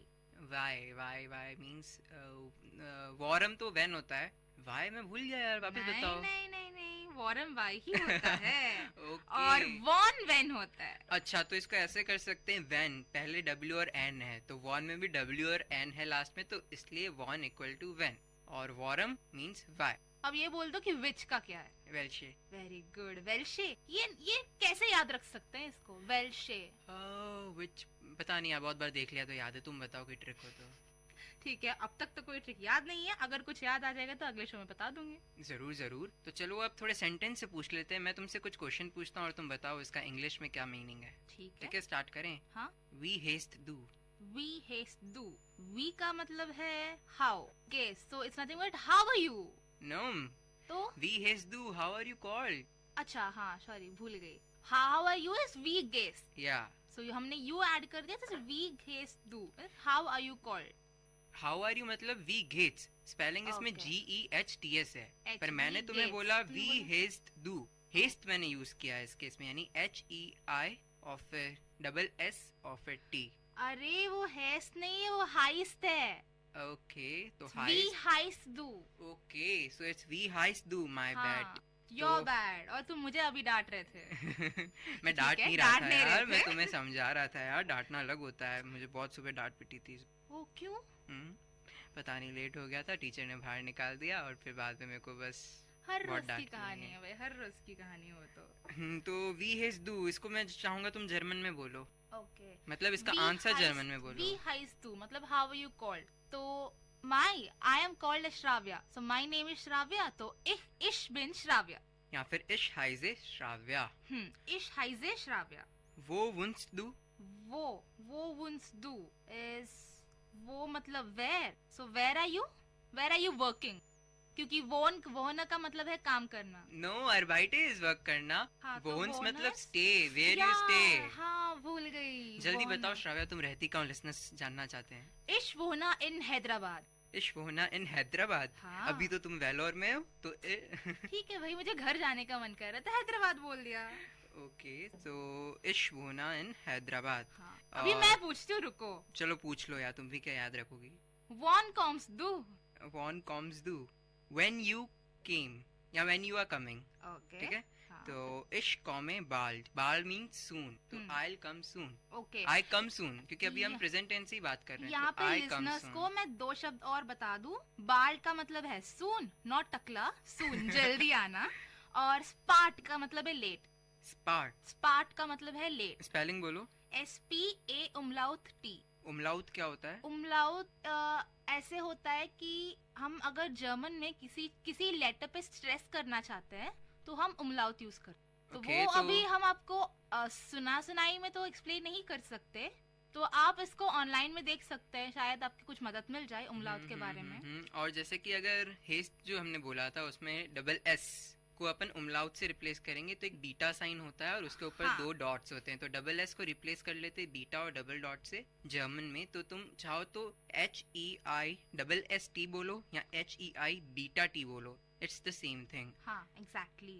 तो अभी चलो हम काम पे आते हैं। अब मैं पूछता हूँ अर्बाइटिस डू। अर्बाइटिस डू, अर्बाइट का मतलब है काम करना, सो डू यू वर्क। तो अभी मैं बोलूंगी इश अर्बाइटर radio jockey. Okay, I work radio jockey. हालांकि थोड़ा टूटा फूटा है, हमें बोलना चाहिए कि I work as radio jockey. अभी एस को जर्मन में क्या बोलोगे? अब इतना रहने दो टाइम के हिसाब से, बस तुम, क्योंकि हम पहले स्टार्टिंग से शो में बोलते हैं कि हम आपको पूरा तो नहीं सिखा पाएंगे पर इतना सिखा पाएंगे कि अगर आपको कोई जर्मन बंदा आपसे कुछ आगे चल के बात करना चाहता है तो आप फिगर आउट कर लोगे कि वो क्या बोलना चाहता है, या वो फिगर आउट कर लेगा कि आप क्या बताना चाहते हो। अगर आपसे बोले कि इश अर्बाइते रेडियो जॉकी, तो वो सामने वाला समझ जाएगा, ठीक है, मतलब आप रेडियो जॉकी की जैसे काम करते हैं।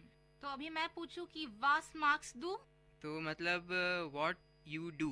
अब इसका मतलब हुआ व्हाट डू यू डू, क्योंकि मार्क्स तो माखन अपने देखा था कि वो बटर वाला माखन नहीं, माखन जो एग्जैक्ट है, मतलब कि मेक, आप क्या बना रहे हैं या क्या काम कर रहे हैं, मेक या फिर डू मार्क्स का मतलब होता है। व्हाट डू यू मेक और what do you do. Okay, तो मैं बोलूंगा इश हो रे music, so I am making music.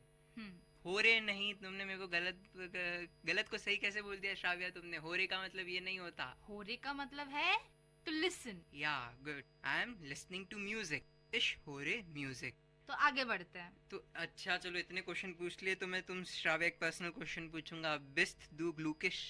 Yes, उसका मतलब तो ये है कि आर यू हैप्पी। सोचा है कि हमारे लिसनर्स भी ग्लूकिश होंगे, यानी कि हैप्पी फील कर रहे होंगे, तो अपन लिसनर से बहुत फोर्सफुली पूछते हैं, ठीक है ना, अच्छी तरह से पूछते हैं। दोनों साथ में बोलेंगे 1 2 3 गो।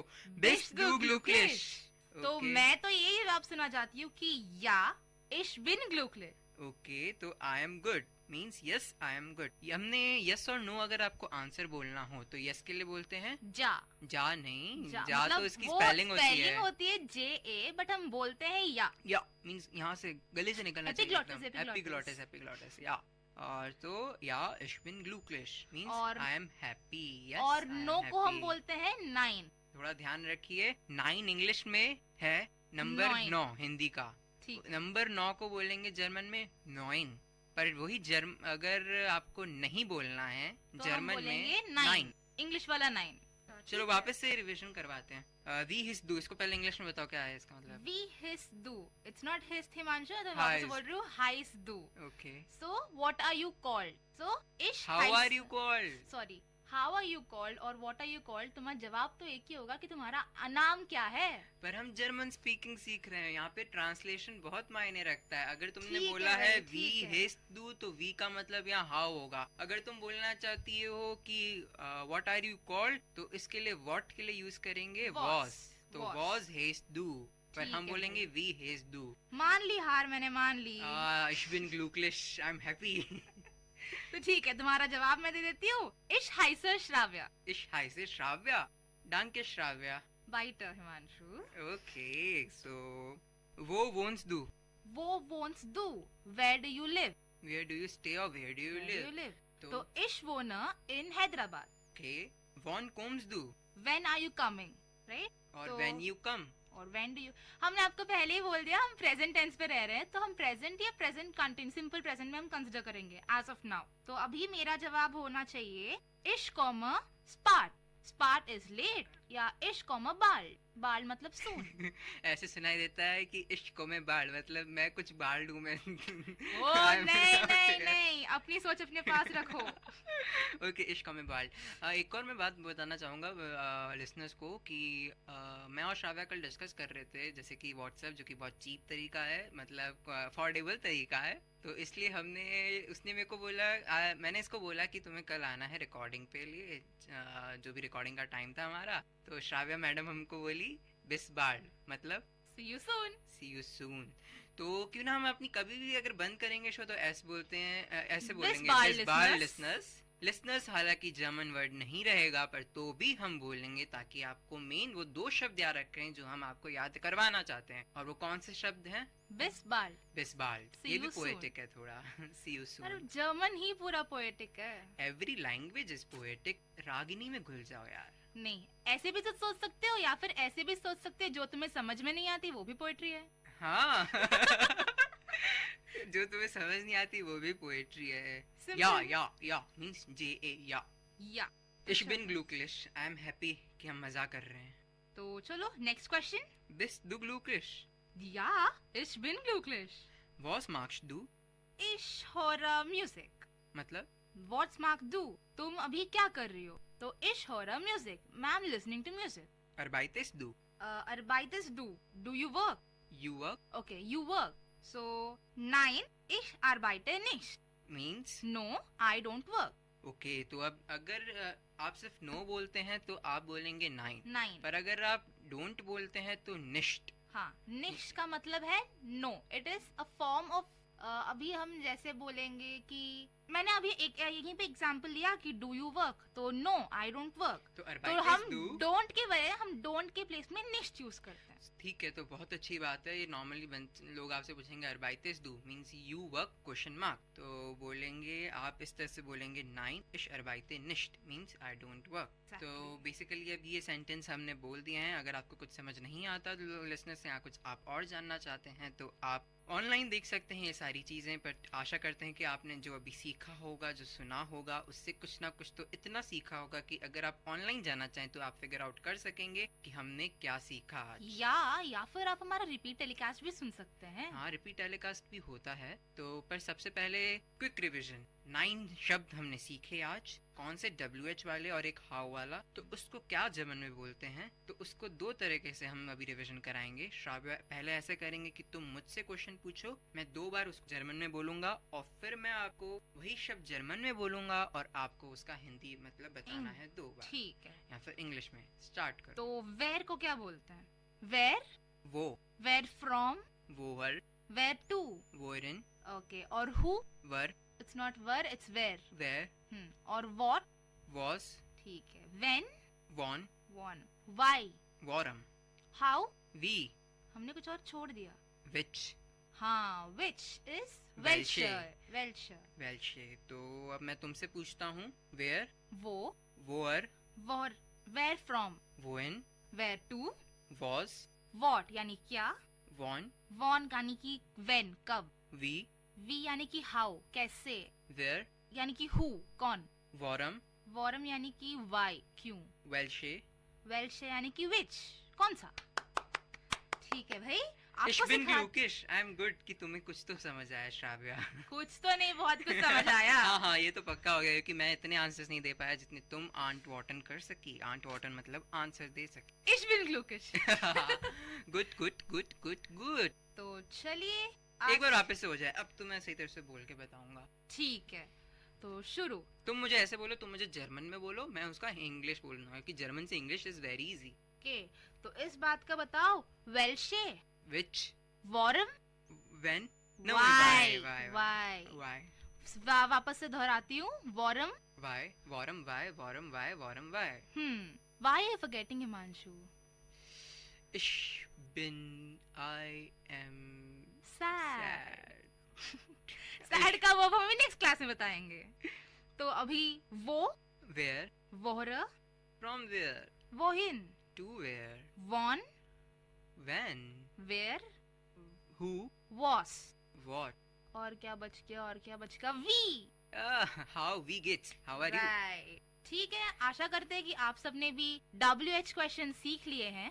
और ठीक है, दिस इश बिन श्राव्या एंड इश बिन हिमांशु मंघानी, और मैं हूँ आपका होस्ट एंड दोस्त हिमांशु मंघानी, और आप सुन रहे थे हमारा brand new show learning German. और प्लीज प्लीज प्लीज सुनते रहिए VIT community radio 90.8 FM।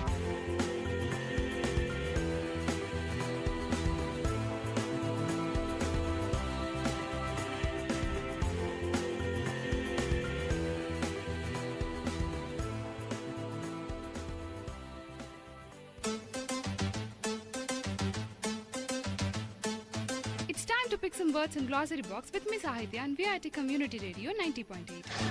Rake, R-A-K-E, to talk about something that has been forgotten or as to remind someone of it. Synonym of the word rake is collect, examine. Antonym of the word rake is scatter, disperse. And to use it in a sentence format, why do you want to rack up the fight? To pick more words from glossary box, stay tuned to VIT Community Radio 90.8.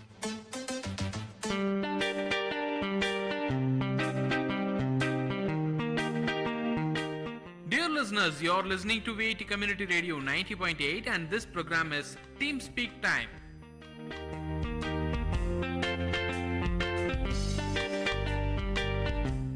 Hello listeners, this is VIT Community Radio 90.8 FM with your host Digjay on the show Opinions. Today we are discussing on the topic objectification of women in media platforms, their rights and the dilemmas.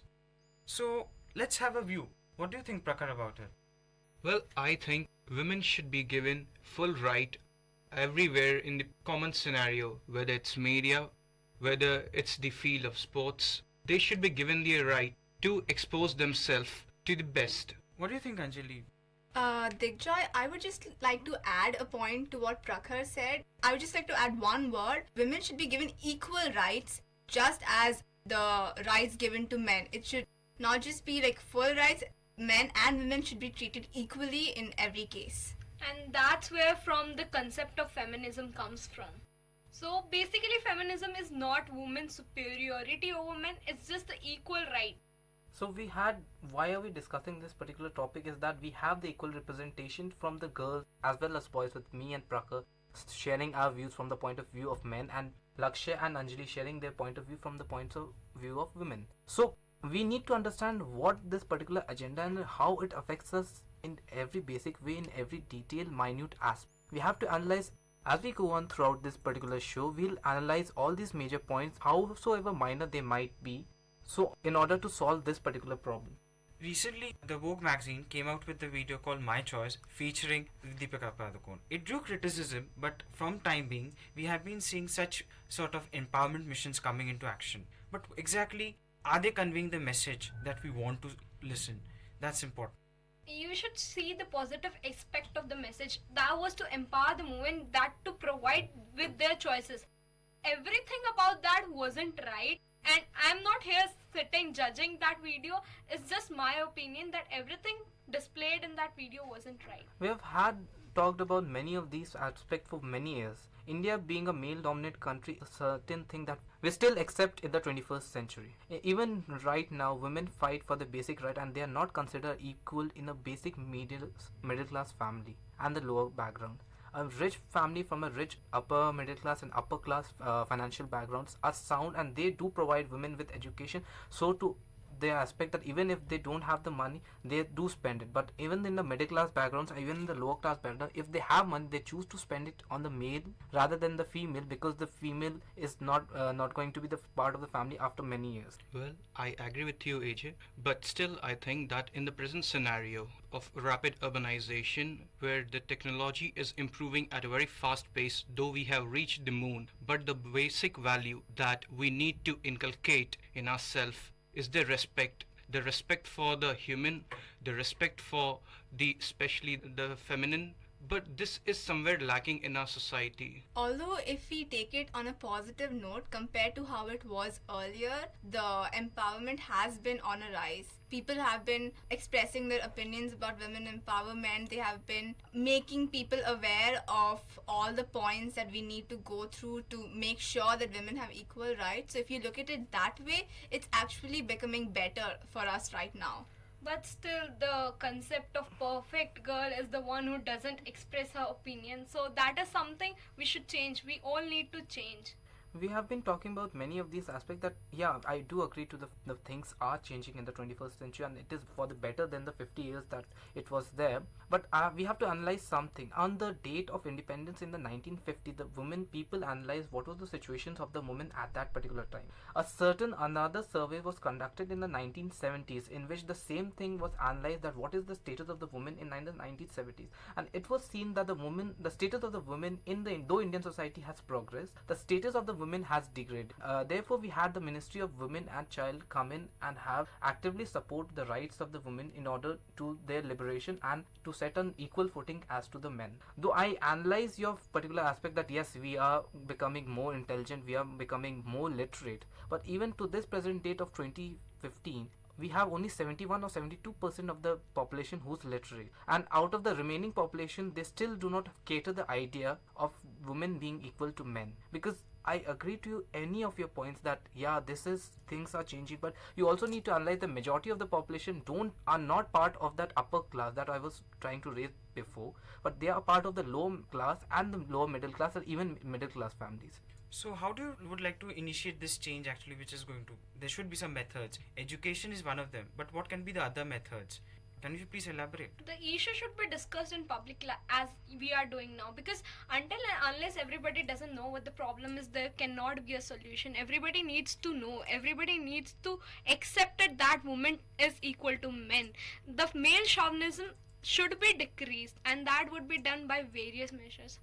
Though I agree to your particular point, Lakshya, that yeah, women, the idea of the men should change, and that it is the basic psychology of every man as in whole that needs to change. Just knowing about a particular topic brings no change, but having a basic, because if you need to analyze that if a person is above the age of 30 or even 35, the change in his psychology is not going to happen. This is just not practically possible. He might be condemned by the law, he might be stopped by the law. That where the law comes in. But we need to inculcate this idea even to the younger generation and the generation to follow. I do agree with you, AJ. Like we all just discussed, public awareness is the first foot of every journey. But one thing that we need to know is half the knowledge is always the most dangerous knowledge. So as in, what I mean to say is that when we talk to people about women empowerment, we need to make sure that we don't give it halfway through. We need to make sure that they know everything about it, so that they don't get confused in the middle or mix up two completely different topics together, because that has actually happened in a couple of scenarios. Yeah, because they actually start comparing feminism with women's superiority. Feminism is not female chauvinism. It is nowhere related to that. Feminism believes in equal rights of both men and women. I agree to both of your points, considering my mother was a feminist and she was the leader of the Rajiv wing in Jharkhand. I'm coming from a family that had these feminist idea. With all of my grandmother, my great grandmother, all of them were working throughout their generation, all of them were literate. But yeah, on this particular point I do agree with that psychology comes in, and wherever the psychology of a person doesn't change, the laws comes. So far as the psychology part is concerned, what I feel is the inculcation of respect inside the human thought, inside the human brain, that needs to be changed. When you take an example from the very basic beginning of the life, when the life starts, take an example of a normal baby, he is being like discriminated. He's been bifurcated that if he's a boy, he'll be given a gun or a bat ball to play. So far as the girl child is concerned, she'll be given the dolls. So this is the very basic beginning where the problem starts. And once we are done with this, I'm sure in the coming time, we'll get over with this problem. Don't agree with your point totally, for the very basic fact that agree to the point that okay fine, a boy is given with a boys toys and the girl is given with girls toys. There's a particular reason. I agree with all your points that okay, men and women are still equal, but they are still not equal to one very basic particular point, is that when they become adults, a man has to be a gentleman and a woman has to be a lady. Not that they are not strong or not that they are not literate enough or equal foot.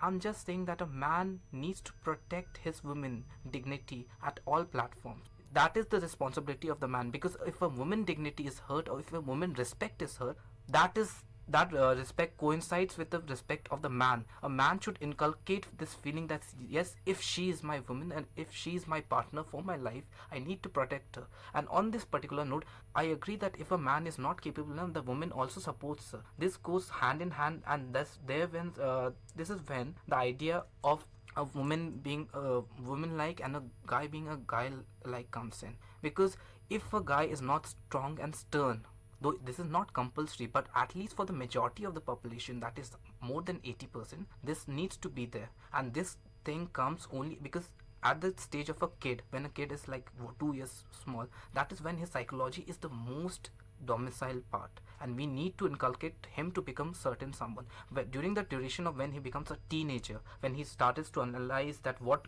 makes a girl different from a boy, and we go through puberty, that is when he needs to learn the ideas of respect to women. Though respect can come in before also, but that is when he needs to analyze, yes, this is my duty, this is my situation, I need to protect my sister, I need to protect my family. I want to say that strength is not all about physical strength. It's about mental strength, it's about emotional strength, providing support when she needs it. And she should do the same for her men. So it's not about like a guy should be taught about it or inculcate these habits just from his childhood. A woman should be also taught she has to protect her man, to support her men. So it's not one-sided, it's both-sided. Both should be made strong about the physical emotional strengths and the mental strength, just not about the physical strength. Just giving him gun doesn't prove anything. And I agree with all your points, but then you're failing to analyze one basic idea, is that I clearly said that on the equal footings of education and on the equal footing of age and maturity that comes as we go forward in life.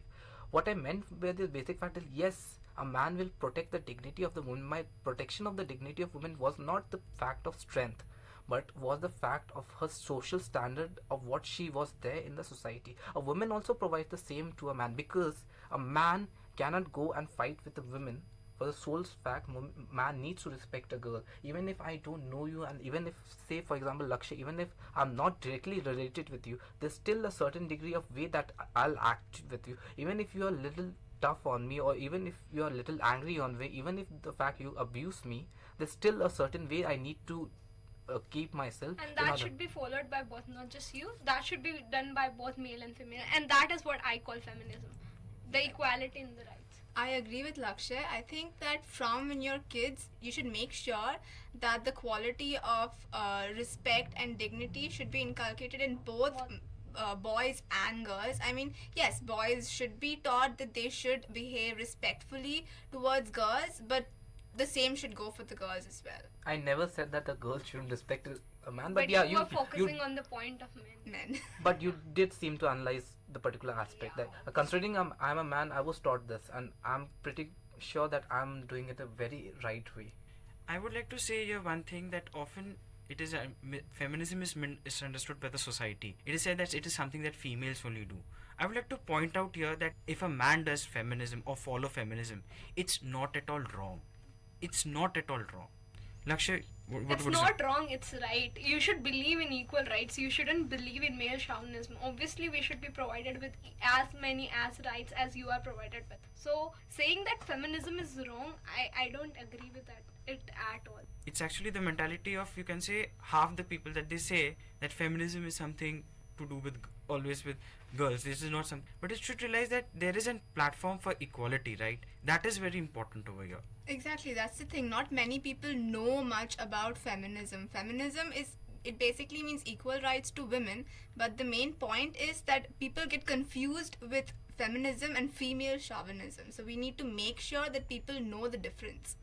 I'll give you an example what my mother told me, because then during that time I wasn't born. My mother was, as I said, was an active feminist when she was young, in her 20s, early 20s, and she was the leader of her wing.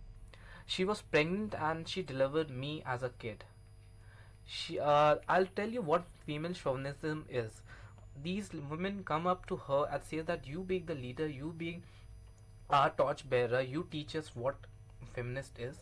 How did you had a kid as a son? Why don't you let him die on the street? That is some of the idea that is coming about. I just wanted to highlight this particular point, though I don't support it, but still, this was an idea that my mother, being spending whole 10 years of her life saying this particular aspect, had to face. So that is what Anjali said. Half knowledge is always harmful. The full knowledge should be given about feminism. So even she was leading it, the people who were with her weren't right about it. Their opinions weren't right. Exactly, I do agree with you all. But now we are at such a point, at such a bar, it's a high time that we should think about its solution. What could be done in order to change this mindset, in order to bring a new era, a new scenario where we could have a clear concept about feminism? So basically we can say that education is one of the methods, but like changing mindsets of villages, in the villages where there is male chauvinism or male patriarchy existing, like, do you think that it's education and just public awareness is enough, or giving a role example within ourselves? That is very important. This is something that needs to come in from the within of a person. That's what we have all been trying to analyze, and we have all said that even all the cases, like in India, not 90% of the cases of female abuse are not reported to the law authorities. What's the reason for that? That women often feel that either it's not worth it to go to them, or either they feel scared enough to go to the law, because they feel that even if they go to the law, nothing will change, and that this is the society will stay the very same as it is. We also need to analyze that this particular idea that comes from within of a person, that all the 1.2 billion people of India needs to analyze, is that a real female is equal to a man, and that this needs to seep in deep inside the brain and deep inside the subconscious too. So basically we can say that that's it, very important to come from within. So how do you say, for example, there's a person who is very orthodox minded, how do you want to bring about a change in him? Well, one way to bring about a change would be having a person inside that particular community know about topics like this and know the right things. Might I just add, just the right things that need to be inculcated into the minds of people. If there's at least one person in that community who knows all that, that would be the best case scenario. There is my personal experience related to it. Actually, my parents are not that open-minded and all. But once I started telling them that society works like this, there's an age gap, there are differences, I can do as good as a guy, they started to understand. So it's basically their kids or someone who is closely related to them influence them a lot. That was the very same example that I was going to raise to the Anjali's point, that often if you say a man is well within his 60s and he still feels has that aura that no, women are not equal to man, at that particular age to change the psychology of a man is very tough. That is sole very fact that our psychology makes us what we are. So the only way that he can analyze and self-improve himself is to see that someone within his family or some changes that happen very closely to him, someone he really feels about. Because these things, if he sees his daughter or say even if his granddaughter becoming successful and becoming a person to be known, and he being a proud grandfather of that particular girl, he'll inculcate these ideas. Okay, feminism is there, and yes, women are equal to men, and this is one of the ways a 60-year-old man could have a change in his psychology, so bringing in a better society. So basically, we being the youth of the country, it's our, like, we are the ones who should actually bring about the change. So basically, by what you're saying, we are the ones who need to make sure that the adults in our families, in our communities, need to follow the right ideas of feminism. We also want to make a point over here that there was a time when the government said that there should be reservation for women in parliament. It is actually breaking down this principle where it says equality of women. Don't you all agree about it? I completely agree with it, but as we are saying that there are still orthodox people. So for women to come up, there are not just orthodox men, there are orthodox women as well. So for women to come up, there should be some initiative that should be taken to enhance the number of women in such aspects like political aspects and all. Okay, I need to analyze this particular reservation thing, that okay, reservation was something like a bill being passed in the parliament. What happens when a bill is being passed in a parliament, it becomes part of the politics of that particular country. Politics is a very dynamic process. At this particular solution, at this particular year, 2015 that we are living in, this particular year we are still facing the problem of male dominated society. Okay, yes, at this particular point of time I do support the women reservation bill, but we can have, if this bill fails to have this particular idea or inculcate these ideas, 50 years down the line when the India society is not so much male dominated, we can still bring in a new law that doesn't support this particular idea. And because politics as it is a very dynamic. A country which might be a communist sometime later might become a capitalist as well. So it depends on the people, it depends on the general population. So general population, as it is, you said, is the one who controls these everyone and the general thinking of a particular country. And but if just being the youth of a country doesn't make solves our problem, because even if we are the youth of the country, we still need a political leader who's around the age of 40 to 45. We being the youth are from the 20 to 30 age group. We need to analyze that there's still at least 65% of the population that is not considered youth, and we need to have a certain degree of organic change slowly and steadily that we are trying to do through the feminist idea, so that the feeling of women being equal to men inculcates to everyone, each and every particular person, or at least the majority of the population. And the position should be directly related to the capability of the person rather than being about gender. It's not about women or men, it's about the capability. The one who's capable of leading that position, the one who's capable to be on that position should be on that position. Okay, so now after having these topics, I think so far as orthodox, if we need to eliminate the orthodox thoughts from the people in 50s, 60s, we can do one thing. Apart from these things, we can make a rehabilitation form of scenario where we can teach them the very basic needs of what society expects, what the coming generation, what the coming era expects. On this very particular note, I'll like to object to that because there is a particular way of organic change.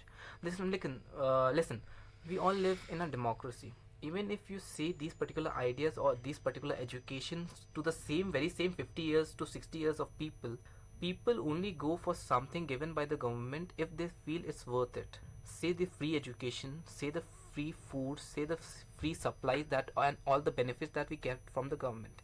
And you cannot force all the peoples to go over there and have this knowledge given to them, because you have to be accepting too, and that's where the psychology comes in again. And second very fact is that this is a democracy. Everyone is allowed to have a very free will of to do what they want, and within the laws of a country, obviously.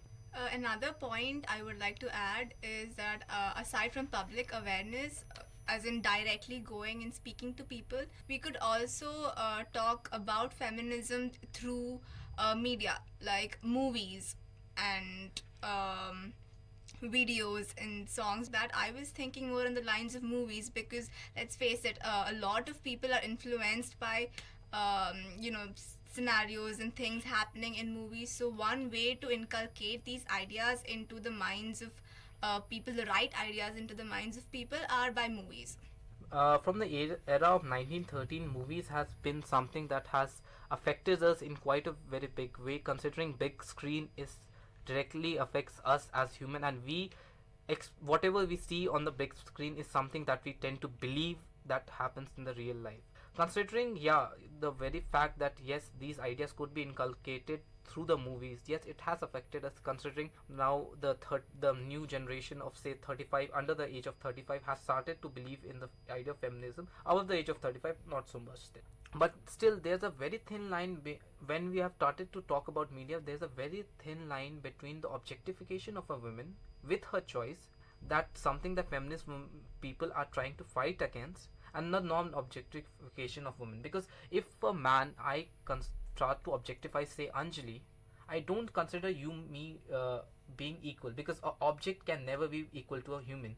So what are your particular ideas on this particular topic? Because even though we say that it's the girl's right to lead a life whatever way she wants, choose and wear whatever she wants, but on the media platform, is it really her right, or the media creativity, or that media should also inculcate some ideas to inhibit these particular process, or at least have a certain degree of morality to these particular topics?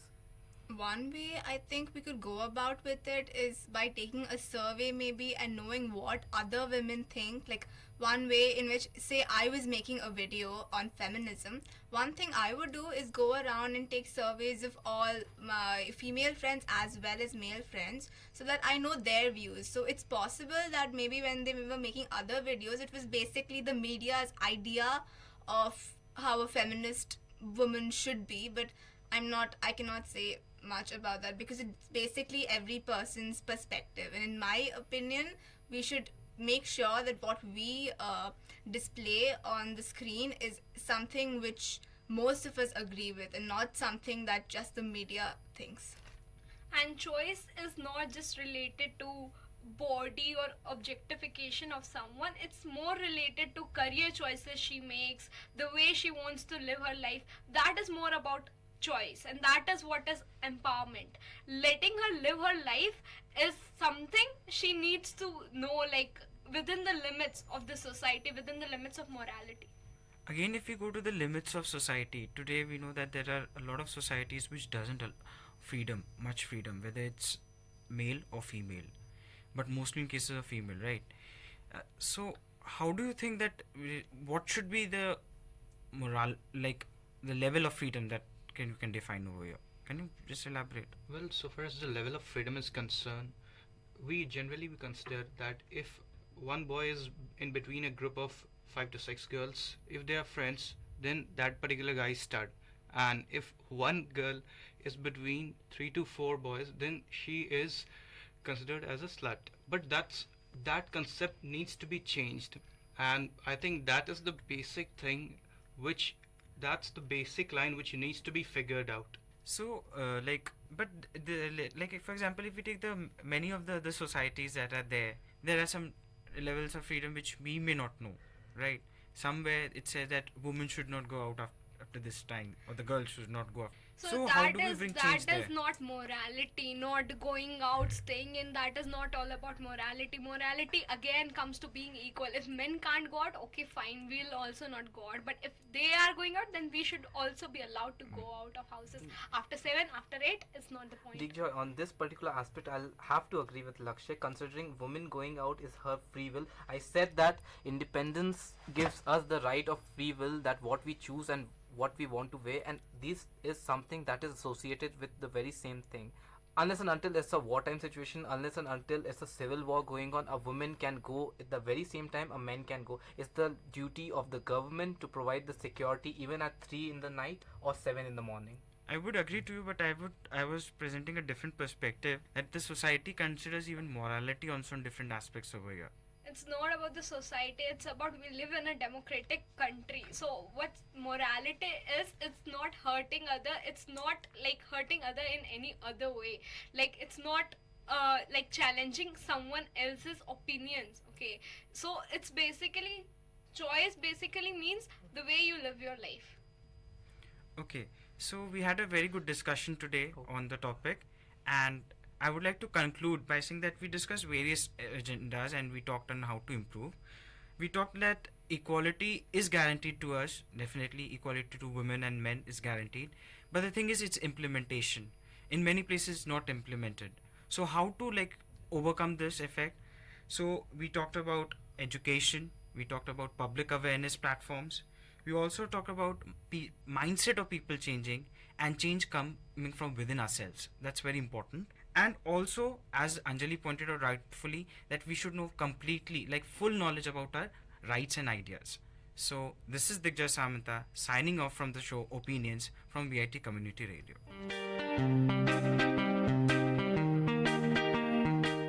Dear listeners, you had listened to the program Team Speak Time in VIT Community Radio 90.8. Thank you for listening.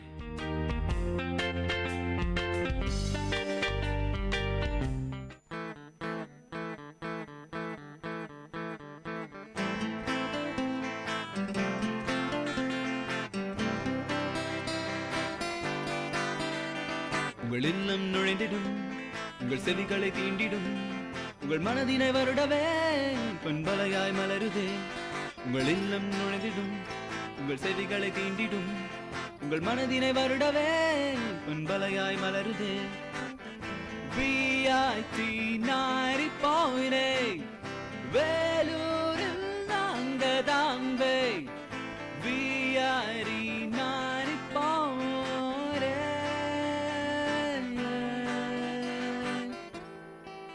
நீங்கள் கேட்டுக்கொண்டிருப்பது VIT பண்பலை 90.8 VIT பல்கலைக்கழகத்தின் சமுதாய வானொலி.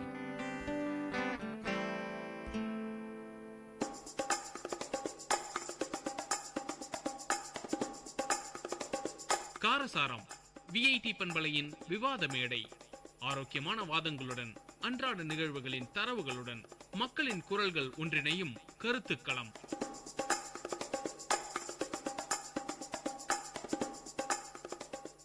வணக்கம் நேயர்களே, இது VIT பண்பலை 90.8 VIT பல்கலைக்கழகத்தின் சமுதாய வானொலி. இந்நிகழ்ச்சி காரசாரம்.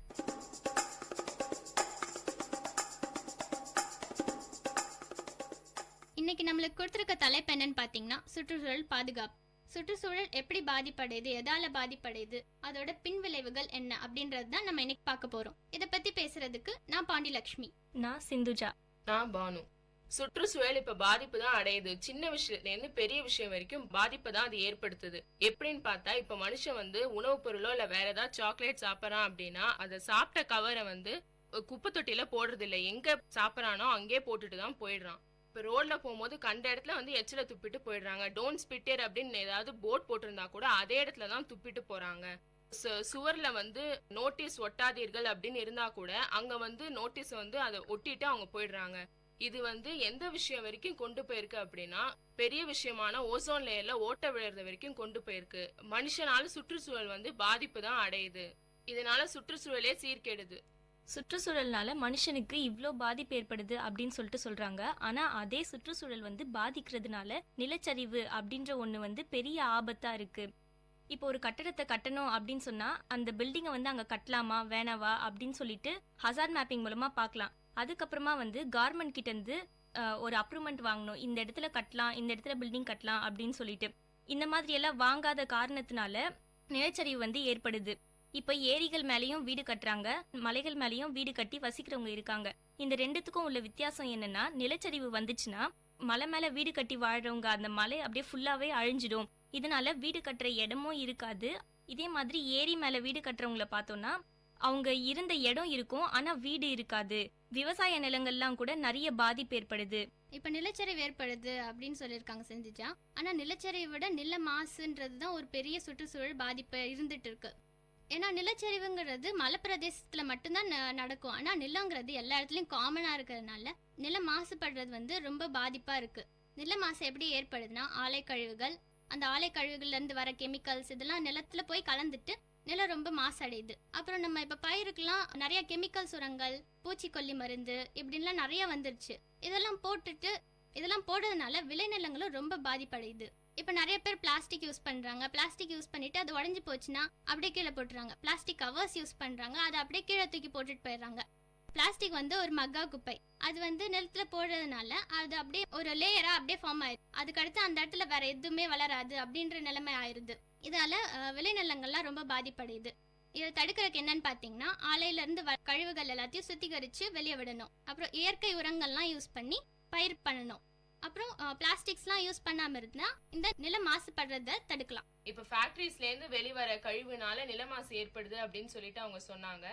அதனால நீர் மாசு கூட ஏற்படுது. தொழிற்சாலைகள், வேளாண் நிலங்கள், வேளாண் பண்ணைகள், இந்த நகரப்புற கழிவுகள் இதெல்லாம் வந்து அசுத்தமான தண்ணி தான். இது வந்து சுத்தமான தண்ணியான இந்த ஆத்துல, நீர்நிலையில, வடிகால் எல்லாம் வந்து கலக்கிறதுனால நீருடைய தரமும் நீர்ல வாழற உயிரினங்களுக்கும் பாதிப்பு ஏற்படுது. இப்போ வந்து ஏதாவது ஒரு உயிரினம் கூட அந்த அசுத்த தண்ணியை வந்து குடிச்சதுன்னா அது வந்து செத்து போயிடும், இல்ல நிறைய நோய்கள்லாம் வர வாய்ப்பு இருக்கு. இதனால புவியோட நீர் வளங்களும் பாதிப்பு ஏற்படும், நிலங்கள் வந்து பாழடைய ஆரம்பிச்சிரும். இப்ப கடல் சீற்றத்தினால சுனாமி கூட 2004 டிசம்பர் 26 அப்போ வந்தது. மண்ணு நிறைய அந்த மாதிரி தோண்டி எடுக்கிறதுனால நிலத்தடி நீர் வந்து ரொம்ப பாதிப்பு ஏற்படுது. இப்ப சுனாமி வந்ததுனால அது மக்களுக்கு வந்து பெரும் பாதிப்பு வந்து ஏற்படுத்திடுச்சு. இதனால மனுஷங்களுக்கு ஒரு பெரிய பாதிப்புன்னே சொல்லலாம்.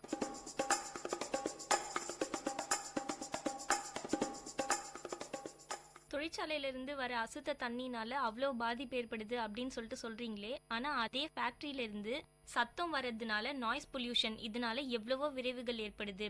இப்போ ஃபேக்டரினாவே மிஷின் இருக்கும், அந்த மிஷின்ல தான் வந்து தொழிலாளர்கள் எல்லாமே வேலை செய்வாங்க. வேலை செய்யறவங்களுக்கு வந்து இயர் ப்ராப்ளம்ஸ் ஏற்படுறதுக்கு நிறைய வாய்ப்புகள் இருக்கு. அதே மாதிரி அந்த ஃபேக்டரியை சுத்தி வந்து இந்த ஃபிளாட்டு, ஹாஸ்டல், ஸ்கூல்ஸ், அபார்ட்மெண்ட் இதுல இருக்கிறவங்களுக்கு எல்லாருக்குமே வந்து டிஸ்டர்ப் ஆகும். இன்னும் வந்து மேலும் வந்து இந்த ரோட்ல வந்து நிறைய வெஹிக்கல்ஸ் எல்லாம் போகும், டிராக்டர், பஸ், கார், இந்த மாதிரி நிறைய வெஹிக்கல்ஸ் போகும். இதனால வந்து புகையும் வரும், டஸ்ட் அலர்ஜிஸ், கோல்டு, ஆஸ்துமா இதெல்லாம் வரதுக்கு நிறைய வாய்ப்பு இருக்கு. அதே மாதிரி திருவிழா டைம்ல எல்லாம் ஸ்பீக்கர்ஸ் போடுவாங்க. அந்த டைம்ல வந்து எக்ஸாம்க்கு படிக்கிறவங்க, வயதானவங்களுக்குலாம் ரொம்ப பாதிப்பு ஏற்படும். அதே மாதிரி ஹார்ட் பேஷண்ட்ஸ்க்கு ரொம்ப பாதிப்பு ஏற்படும். எப்படின்னு சொல்லிட்டு பாத்தீங்கன்னா, ரத்த அழுத்தம் வரும், மன அழுத்தம், உறக்க இழப்பு இதெல்லாமே ஏற்படும். இப்ப வாகனங்களாலையும் ஃபேக்டரிஸாலையும் நாய்ஸ் பொல்யூஷன் ஏற்படுது அப்படின்னு சொல்லியிருக்காங்க. ஆனா இதால தான் ஏர் பொல்யூஷனும் ஏற்படுது. எப்படின்னா, வாகனங்கள் போகும்போது அதுல இருந்து வர ஸ்மோக்ஸ், கேஸ் இதெல்லாம் சேர்ந்து சுத்தமான காற்றுல சேர்ந்துட்டு அந்த சுத்தமான காற்று அசுத்தமா ஆயிட்டு மாசு அடைஞ்சிருது. இதால மக்களுக்கும் டஸ்ட் அலர்ஜி வருது, மூச்சு திணறல் வருது. இதால குழந்தைகள்ல இருந்து பெரியவங்க வரைக்கும் ரொம்ப பாதிப்படைஞ்சிருக்காங்க. இதால இந்தியால சுமார் 5 லட்சம் பேர் இறந்துட்டு இருக்காங்க அப்படின்னு சொல்லியிருக்காங்க. சீனால கூட வருஷத்துக்கு 6 லட்சம் பேர் இறந்துட்டு இருக்காங்க அப்படின்னு ஆய்வறிக்கைகள்லாம் சொல்லியிருக்காங்க.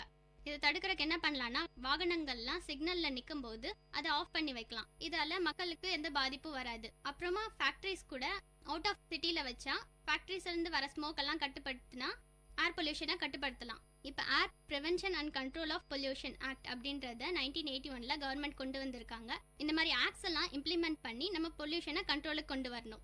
இப்ப தொழிற்சாலைகள்ல இருந்து வெளிவர புகையினால காத்து மாசு ஏற்படுது அப்படின்னு சொல்லி அவங்க சொன்னாங்க. மக்கள் பாதிக்கப்படுறதுக்கு பெரிய காரணம் அப்படின்னா ஓசோன் லேயர் தான். இந்த ஓசோன்ல ஏற்படுற இழப்பு தான் ஓசோன் ஓட்டை அப்படின்னு சொல்லுவாங்க. இளவேநீர் காலத்துல புவியோட முனை பகுதியில அதிக அளவு ஓசோன் இழப்பு வந்து ஏற்படுது. துருவ பகுதியில, அதாவது போலார் ஓசோன்ல, மத்திய பகுதியிலையும், அதாவது மிட் லாட்டிடியூட் தின்னிங்ல ஓசோன் ஓட்டை ஏற்படுறதுக்கு முக்கிய காரணமா அது அமைஞ்சிருக்கு. அட்டாமிக் குளோரின் புரோமினால தான் அந்த கண்டென்ட் வந்து இதுல அதிகமா இருக்கிறதுனால தான் ஓசோன் லேயர் வந்து ஏற்படுறதுக்கு ஒரு பெரிய காரணம் அப்படின்னு சொல்லலாம். இதுதான் ஒரு பெரிய அழிவை வந்து ஏற்படுத்துது.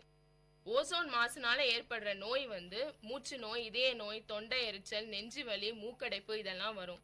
குளோரோ ஃப்ளூரோ கார்பன் சிஎஃப்சி, அதாவது இது கூட ஓசோன் லேயர் பாதிப்படைகிறதுக்கு ஒரு பெரிய காரணமா அமைஞ்சிருக்கு. சூரியன்ல இருந்து வெளிவர அந்த அல்ட்ரா வயலட் ரேஸ் வந்து ஓசோன் லேயர் வந்து அப்சர்வ் பண்ணிக்கும். இதனாலதான் ஓசோன் லேயர் பெரிய பாதிப்புக்கு உள்ளாது. தோல் புற்றுநோய் கூட வரும் அப்படின்னு நம்புறாங்க. பருவநிலை மாற்றம் வந்து ஓசோன் லேயரால ஏற்படும். இப்படி ஓசோன் லேயரால மக்களுக்கு பார்த்தா ஒரு பெரிய பாதிப்பு ஏற்படுது. இதனால சுற்றுச்சூழல் வந்து ரொம்பவும் அழிஞ்சு போகுது அப்படின்னு தான் நான் சொல்லுவேன்.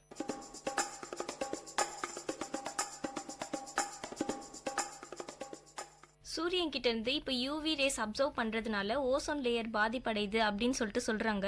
யாரும் இதை தடுக்கிறதுக்கு ஒரு தனி மனுஷனா இனிஷியேட்டிவே எடுக்கிறது கிடையாது. இப்போ இதை தடுக்கிறதுக்கு என்னென்னலாம் பண்ணலாம் அப்படின்னா வந்து எல்லார் வீட்லயும் ஒரு மரம் வளர்க்கலாம். அதே மாதிரி ஏசி, ஃப்ரிட்ஜ் இதை யூஸ் பண்றது எல்லாத்தையும் கம்மி பண்ணிக்கலாம். பப்ளிக் டிரான்ஸ்போர்ட்டேஷனை இன்க்ரீஸ் பண்ணலாம். பப்ளிக் டிரான்ஸ்போர்ட்டேஷன் அப்படின்னா என்னன்னா, இப்போ காலேஜுக்கு வரணும் அப்படின்னா வந்து 10 பேர் காலேஜுக்கு வராங்க அப்படின்னா 10 பேருமே வந்து பைக் எடுத்துட்டு வராங்க. இதனால வந்து நிறைய பொல்யூஷன் ஏற்படும், டிராஃபிக் ஏற்படும், சுற்றுச்சூழல் வந்து பாதிப்படையும். இதனால வந்து பப்ளிக் டிரான்ஸ்போர்ட்டேஷன் அப்படின்னு சொல்லிட்டு பார்த்தோம்னா பஸ், இந்த மாதிரி பஸ்ல வந்தோம்னா சுற்றுச்சூழலுக்கு எந்த பாதிப்பும் ஏற்படாது. அதே மாதிரி நகர்ப்புறங்களோட புறநகர் பகுதிகளில் வந்து குப்பைகளை கொட்டுறாங்க. அந்த ஒரு பகுதியை வந்து குப்பைக்காடாவே மாத்திடுறாங்க. அது பக்கத்துல வந்து நிறைய குக்கிராமம் எல்லாம் நிறைய இருக்குது. இந்த குப்பை காடுனால நிறைய பாதிப்பு ஏற்படுது. எந்த மாதிரினா டயரியா, டைஃபாய்டு, காலரா இந்த மாதிரி வியாதிகள்லாம் அவங்களுக்கு வருது. இப்போ நிறைய ப்ரொடெக்ஷன் ஆக்ட்ஸ்லாம் கொண்டு வந்திருக்காங்க இந்த குப்பை எல்லாம் தடுத்து அதை டிகம்போஸ் பண்ணுறதுக்காக. ஆனால் இந்த ப்ரொடெக்ஷன் ஆக்ட்ஸ்லாம் நிறைய பேருக்கு தெரியவே மாட்டேங்குது. படித்தவங்களுக்கே அதெல்லாம் நிறைய பேருக்கு தெரிய மாட்டேங்குது. படித்தவங்க அந்த ஆக்ட்ஸ் எல்லாம் இம்ப்ளிமெண்ட் பண்ணி செஞ்சாதான் அதை படிக்காதவங்களுக்கும் போய் சேரும். படித்தவங்களே இப்படி குப்பையெல்லாம் கொட்டுறதுனால அப்புறம் படிக்காதவங்களுக்கு எப்படி இதெல்லாம் தெரியும்? குப்பையால் நிறையா இன்னமும் பாதிப்படைஞ்சிட்டே தான் இருப்போம். இப்போ குப்பையெல்லாம் தடுக்கிறதுக்கு வழி என்னன்னு பார்த்தீங்கன்னா அதை ரீசைக்கிள் பண்ணணும். ரீசைக்கிள் பண்ணோம்னா இப்போ வேஸ்ட் பேப்பர்ஸ்லாம் இருக்குது, அதெல்லாம் ரீசைக்கிள் பண்ணி திரும்பியும் யூஸ் பண்ணலாம். இப்போ ரீயூஸ் பண்ணி அதை வேல்யூபிள் பொருளாக மாற்றிட்டு இருக்காங்க. அப்புறம் பிளாஸ்டிக் யூஸ் பண்ணுறது ரெடியூஸும் பண்ணிக்கலாம். ஜூட் பேக்ஸ், பேப்பர் பேக் இதெல்லாம் யூஸ் பண்ணணும். இதெல்லாம் யூஸ் பண்ணால் சுற்றுச்சூழல் பாதிப்படையாமல் இருக்கும், பொல்யூஷனும் கண்ட்ரோல் ஆகும். இப்படியே சொல்லிட்டு இருந்தா அப்புறம் யார் தான் சுற்றுச்சூழலை வந்து பாதுகாக்கிறது? அப்புறம் மக்களோட நிலைமை, எல்லாரோட நிலைமையும் அப்புறம் கேள்விக்குறியாதான் போயிடும். இப்போ நிறைய கவர்மெண்ட்ஸ் வந்து ப்ரொடெக்ஷன் ஆக்ட்லாம் கொண்டு வந்திருக்காங்க. 1986ல பாத்தீங்கன்னா என்விரான்மெண்ட் ப்ரொடெக்ஷன் ஆக்ட் இருக்கு. அதுல வந்து சுற்றுச்சூழலோட தரத்தையும் எப்படி பொல்யூஷன்லாம் கண்ட்ரோல் பண்றது, எப்படி குறைக்கிறது அப்படின்றத சொல்லியிருக்காங்க. 1989ல objective of hazardous waste rules, அதாவது எப்படி டேஞ்சரஸான வேஸ்ட் எல்லாம் வந்து எப்படி அதை ஹேண்டில் பண்றது அப்படின்றத சொல்லியிருப்பாங்க. இப்போ பயோகெமிஸ்ட்ரி இந்த மாதிரி குரூப் எடுத்தா இப்போ சயின்ஸ் படிச்சவங்க வந்து இப்போ ஆசிட் அந்த மாதிரி ஏதாவது தெரிஞ்சுக்கணும், அதை பத்தி லேப்ல ஏதாவது பண்ணணும் அப்படின்னா கூட அதை இது பண்ணிட்டு அப்படியே வெளியில அந்த வேஸ்ட் போட்டுருவாங்க. அது ஆசிட் சப்ஸ்டன்ஸ் அப்படிங்கறதுனால மக்களுக்கு வந்து அதை அப்படியே போட்டு போனா ஒரு தீங்க தான் விளைவிக்கும். அதனால இந்த மாதிரி ஒரு டேஞ்சரஸான சப்ஸ்டன்ஸ் வந்து எப்படி ஹேண்டில் பண்றது அப்படின்றத அந்த ரூல்ல சொல்லியிருப்பாங்க. 1998ல பயோமெடிக்கல் வேஸ்ட் ரூல்ஸ், அதாவது எப்படி ஹாஸ்பிட்டல் வேஸ்ட் எல்லாம் வந்து எப்படி ஒழுங்கா அதை ஹேண்டில் பண்றது, எப்படி அதை டிஸ்போஸ் பண்றது அப்படின்லாம் சொல்லியிருப்பாங்க. இப்ப பாத்தீங்கன்னா இப்ப காய்கறி வெட்டினா கூட அந்த வேஸ்ட் வந்து வெளில கொண்டு போய் கொட்டி அது மகும் குப்பையா ஆக்கிறதுக்கு அதை வந்து செடிக்கு போட்டா கூட அது வந்து உரங்களா மாறிடும். அதுக்கு என்ன பண்ணணும்னா வீட்லயே செடி மரங்கள் அதெல்லாம் வளர்க்கணும். அப்படி செடி மரங்கள் அதெல்லாம் வளர்த்தா வீட்லயே ஒரு மரம் வளர்த்தா மாதிரியும் இருக்கும், சுற்றுச்சூழலை பாதுகாத்தா மாதிரியும் இருக்கும். இப்ப அதனால இளைஞர்கள்லாம் என்ன பண்ணணும்னா வீட்லயே மரம் வளர்க்கறதுக்கான ஸ்டெப்ஸ் எல்லாம் வந்து எடுக்கணும். இப்ப வீட்லயே வந்து பெரியவங்க வந்து இந்த மாதிரி ஒரு ஸ்டெப் இனிஷியேட்டிவா எடுத்தாதான் அவங்கள பார்த்து பிள்ளைங்களும் எடுப்பாங்க. அது மூலம் சமுதாயத்துக்கு ஒரு விழிப்புணர்வு வந்த மாதிரி இருக்கும். அதனால ஒவ்வொருத்தரும் வந்து மரம் வளர்க்க ஆரம்பிப்பாங்க. இதனால வந்து சுற்றுச்சூழல் பாதிப்படையாம இருக்கும். இப்படிலாம் ஆக்ட் இருக்குது அப்படின்றது எல்லாரும் தெரிஞ்சுக்கிட்டு எல்லாரும் அதன்படி நடக்கணும். மனுஷன் மட்டும் பாதிக்கல, இதனால தாவரங்கள், விலங்குகள் இது எல்லாமே தான் வந்து பாதிக்குது. உயிரினங்களை பாதுகாக்கிறதுக்கு வைல்ட் லைஃப் ஆக்ட் இருக்கு. 1972ல wild life protection act rules, அதே மாதிரி 1973ல அமெண்ட்மெண்ட் ஆக்ட் அப்படின்னு சொல்லிட்டு எடுத்துட்டு வந்தாங்க. அதே மாதிரி வந்து 1991ல protection of birds and animals act எடுத்துட்டு வந்தாங்க. அதே மாதிரி 1980ல forest conservation act and rules, conservation of forest, இந்த மாதிரி மரத்தை வெட்டக்கூடாது அப்படின்றதுக்காக ஆக்ட் எல்லாம் கொண்டு வந்தாங்க. நம்ம சுற்றுச்சூழலை வந்து பாதுகாப்பா வச்சுக்கணும், மரத்தை வளர்க்கணும் அப்படின்றதுக்காக இந்த ஆக்ட் எல்லாத்தையும் கொண்டு வந்தாங்க. இப்ப ஃபாரஸ்ட் ப்ரொடெக்ஷன் ஆக்ட் பத்திலாம் சொன்னாங்க. ஆனா இப்ப ஃபாரஸ்ட்டை யாருமே கன்சர்வ் பண்றது இல்லையே. எல்லாரும் மரங்களை வெட்டிட்டு தான் இருக்காங்க, இன்னும் காட்டை அழிச்சுக்கிட்டே தான் இருக்காங்க. காட்டை ஏன் அழிக்கிறாங்க? நம்ம தேவைக்காக தான் அழிக்கிறாங்க. மக்கள் தொகை அதிகமாயிடுச்சு, டெக்னாலஜிலாம் நிறைய வளர்ந்துட்டு, இதனால நம்மளுக்கும் நிறைய ஃபர்னிச்சர்ஸ் தேவையா இருக்கு. இது மாதிரி நிறைய பொருட்கள்லாம் காட்டுல இருந்து கிடைக்கிறதுனால மரத்தை அழிச்சுக்கிட்டே வராங்க. ஆனா அதை தேவைக்கு அதிகமா அழிக்கிறாங்க. அதனால விலங்குகளுக்கெல்லாம் ரொம்ப பாதிப்பா இருக்கு. அதனால விலங்குகளும் அதோட இருப்பிடத்தை விட்டுட்டு ஊருக்குள்ளெல்லாம் வந்துருது. இதால நம்மளுக்கும் பாதிப்படையுது. இப்ப எடுத்துக்காட்டா பாத்தீங்கன்னா நியூஸ்ல எல்லாம் கூட சொல்றாங்க, யானைகள்லாம் ஊருக்குள்ள வந்து அந்த விளைநிலங்கள்லாம் நாசம் பண்ணிடுது, புலிகள்லாம் வந்து மக்களை கொண்டுருது அப்படின்லாம் சொல்றாங்க. இதனால காட்டை அழிக்காம இருக்கணும். அப்பதான் விலங்குகளுக்கும் நல்லது, நம்மளுக்கும் நல்லது, சுற்றுச்சூழலும் பாதிப்படையாம இருக்கணும். மனுஷங்களால மட்டும்தான் சுற்றுச்சூழலுக்கு பாதிப்பு அப்படின்னு சொல்ல முடியாது. விலங்குகள்னால கூட இப்ப பாத்தீங்கன்னா விவசாயத்துக்கு கூட பாதிப்பு ஏற்படுது. இப்போ ஃபேக்டரிஸ்ல இருந்து வெளிவர புகை வந்து ஏர் பொல்யூஷனை ஏற்படுத்துது. இதனால வந்து ஒரு ஆசிட் ரெயின் ஆகிறதுக்கும் காரணமா இருக்கும். இப்ப அந்த ஆசிட் ரெயின் வந்து மனுஷங்களுக்கோ இல்ல மத்த உயிரினங்கள் மேலயோ படும்போது அது வந்து அந்த உயிரினங்களுக்கும் மனுஷங்களுக்கும் தான் பாதிப்பு ஏற்படும். இதனால நிறைய நோய்கள் வரக்கூட வாய்ப்பு இருக்கு. மழை வர நேரத்துல இடியெல்லாம் இடிச்சு கேபிள் ஒயர்லாம் கட் ஆகி தண்ணி ஆத்து குளம் அதெல்லாம் வந்து தேங்கி இருக்கிற இடத்துல வந்து அது கேபிள் ஒயர் கட்டாயி விழும்போது அதுல போயிட்டு வர மக்களுக்கு தான் அங்க வந்து பாதிப்பு ஏற்படும். இதனால மனிதர்களுக்கு வந்து உயிர் ஆபத்து கூட ஏற்படலாம். இப்ப எடுத்துக்காட்டா பாத்தீங்கன்னா விளையும் பொருள்னால கூட பாதிப்பு. அதுக்கு என்ன காரணம்னு பாத்தீங்கன்னா நீர் தான். இதனால நீர் மாசே ஏற்படும். எப்படின்னா நம்ம வீட்லயே கூட வந்து கீரை வெண்டைக்காய் எல்லாம் வந்து வாங்குறாங்க. அது வந்து அந்த காலம் மாதிரிலாம் சுத்தமா இருக்குன்னு சொல்ல முடியாது. இப்ப இதெல்லாம் போட்டு கெமிக்கல்ஸ் எல்லாம் வந்து போடுறாங்க. இதனால நம்ம சாப்பிடறதுனால நம்மளுக்கு வந்து நிறைய நோய்கள் வரக்கூட வாய்ப்பு இருக்கு. இப்ப பாத்தீங்கன்னா உலக அளவில் இருக்கிற தண்ணீர்ல வந்து 0.01% தான் வந்து குடிநீர் அப்படின்னு சொல்றாங்க. அதுவும் இப்ப அசுத்த தண்ணியா போயிடுச்சுன்னா அப்புறம் நிலைமை என்னதான் ஆறுது? இப்ப இதெல்லாம் தடுக்கிறதுக்கு கூட நிறைய ஆக்ட்ஸ் வந்திருக்கு. 1974ல பாத்தீங்கன்னா prevention and control of pollution act இருக்கு. இது மூலமா நம்மளுக்கு என்ன சொல்ல வராங்க அப்படின்னா வாட்டர் பொல்யூஷனை வந்து தடுக்கலாம், அப்புறம் நீரோடைய தரத்தை வந்து உயர்த்தணும் அப்படின்னு சொல்றாங்க. 1956ல வந்து ரிவர்ஸ் போர்டு ஆக்ட் இருக்கு. இதனால வந்து ஒரு ரிவர் போர்டை வந்து நம்ம செட் பண்ணி வச்சோம் அப்படின்னா ஏதாவது தண்ணி பிரச்சனை அப்படின்னா கூட அங்க இருக்கிற வந்து ஒரு பெரிய ப்ராப்ளம் வந்து சால்வ் பண்ற மாதிரி இருக்கும்.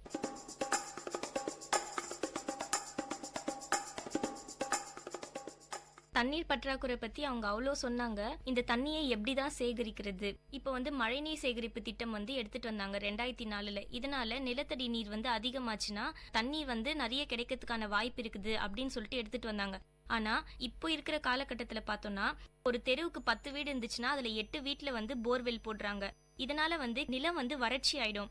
இதனால வந்து எர்த்குவேக்லாம் வரத்துக்கு நிறைய வாய்ப்பு இருக்குது. இப்போ வந்து ஆலை கழிவு வீட்டு கழிவு அப்படின்னு சொல்லிட்டு 2 கழிவா பிரிக்கிறாங்க. இதுல வந்து ஆலை கழிவு வந்து ரொம்ப நச்சுத்தன்மை அதிகமான கழிவு அப்படின்னு சொல்லிட்டு ஆய்வுகள் எல்லாம் சொல்றாங்க.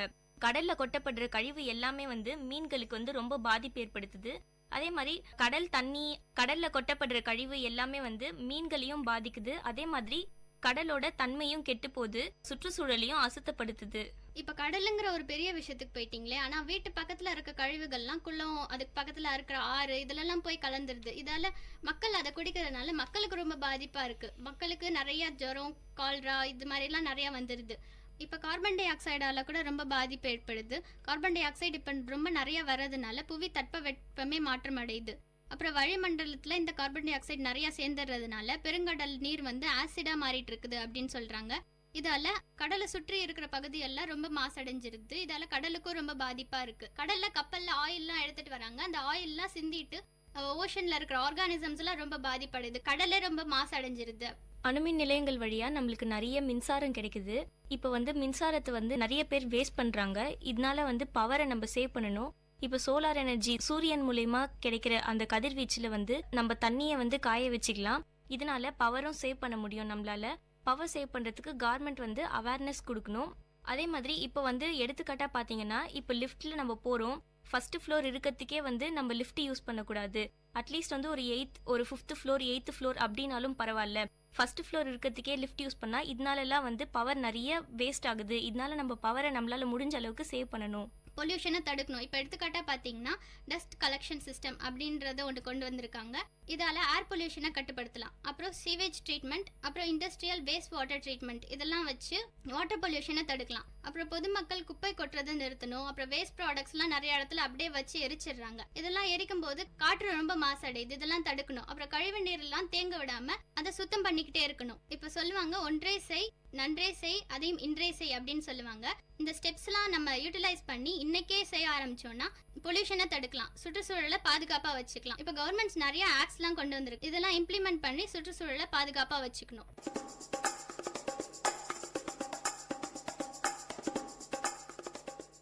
இதுவரை நீங்க கேட்டுக்கொண்டிருந்தது காரசாரம் நிகழ்ச்சி. சுற்றுச்சூழல் பாதிப்போட நன்மைகள் தீமைகள் பத்தி பேசிட்டு இருந்தோம்.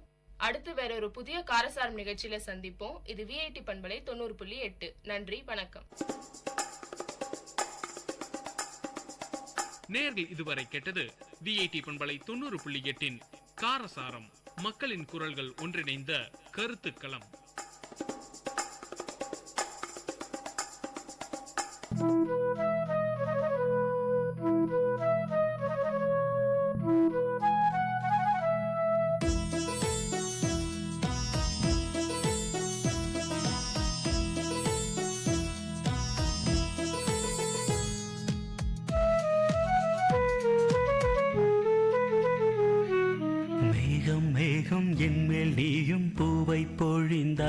அதிலே என்னை கொஞ்சம் நனைய விட்டு மோகம் கொண்டாய்.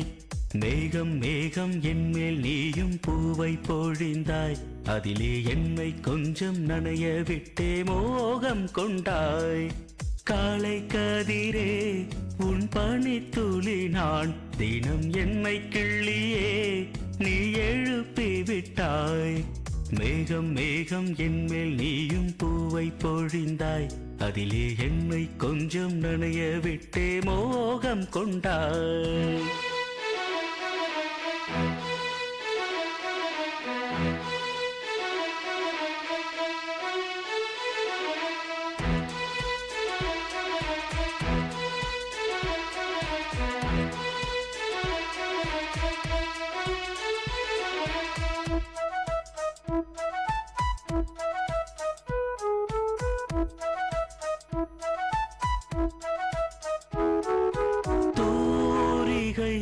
கொண்டு தீண்டியே தூக்கங்கள் குறைத்தாய். பூமகள் என்று என்னையே போர்வைக்குள் இழுத்தாய். நிலவோடும் நிலம் மீதும் என்னை ஏந்தியே நீலவானிலே நெஞ்சோடு சாய்ந்தாடும் தென்றலே. நம்மை கண்டு நட்சத்திரம் வெட்கப்பட்டு கண்மறைக்கு. மேகம் மேகம் என்மேல் நீயும் பூவை பொழிந்தாய். அதிலே என்னை கொஞ்சம் நனைய விட்டே மோகம் கொண்டாய்.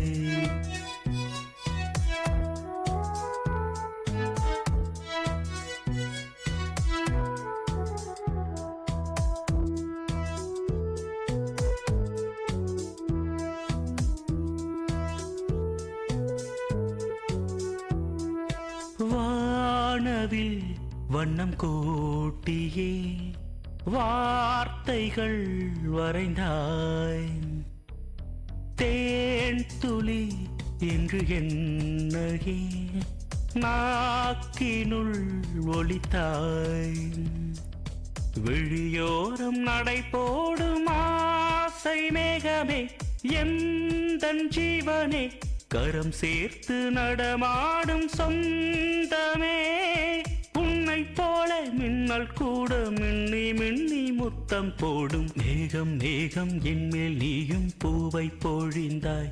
அதிலே என்னை கொஞ்சம் நனைய விட்டே மோகம் கொண்டாய். மேகம் மேகம் என்மேல் நீயும் பூவை பொழிந்தாய். அதிலே என்னை கொஞ்சம் நனைய விட்டே மோகம் கொண்டாய். காலை கதிரே உன் பனித்துளி நான் தினம் என்னை கிள்ளியே நீ எழுப்பி விட்டாய். மேகம் மேகம் என்மேல் நீயும் பூவை பொழிந்தாய். அதிலே என்னை கொஞ்சம் நனைய விட்டு மோகம் கொண்டாய். கேட்ட பாடலை இசையமைத்து பாடியவர் முருகானந்தம். பாடல் வரிகள் பவித்ரா. தயாரிப்பு விஐடி பண்பலை 90.8.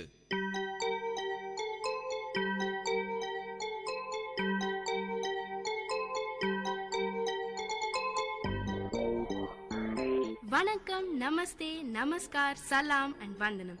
நீங்கள் கேட்டுக்கொண்டிருப்பது விஐடி பண்பலை 90.8. இது விஐடி பல்கலைக்கழகத்தின் சமுதாய வானொலி.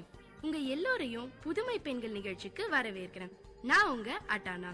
இந்த நிகழ்ச்சியில எவ்வளோ கடினமான சூழ்நிலையும் தனக்குன்னு ஒரு பாதையை அமைச்சுக்கிட்டு அதுல அவங்க பயணத்தை தொடர்ந்து அதுல வெற்றியும் அடைந்த பெண்களை பத்தி தான் நான் உங்களுக்கு சொல்ல போறேன்.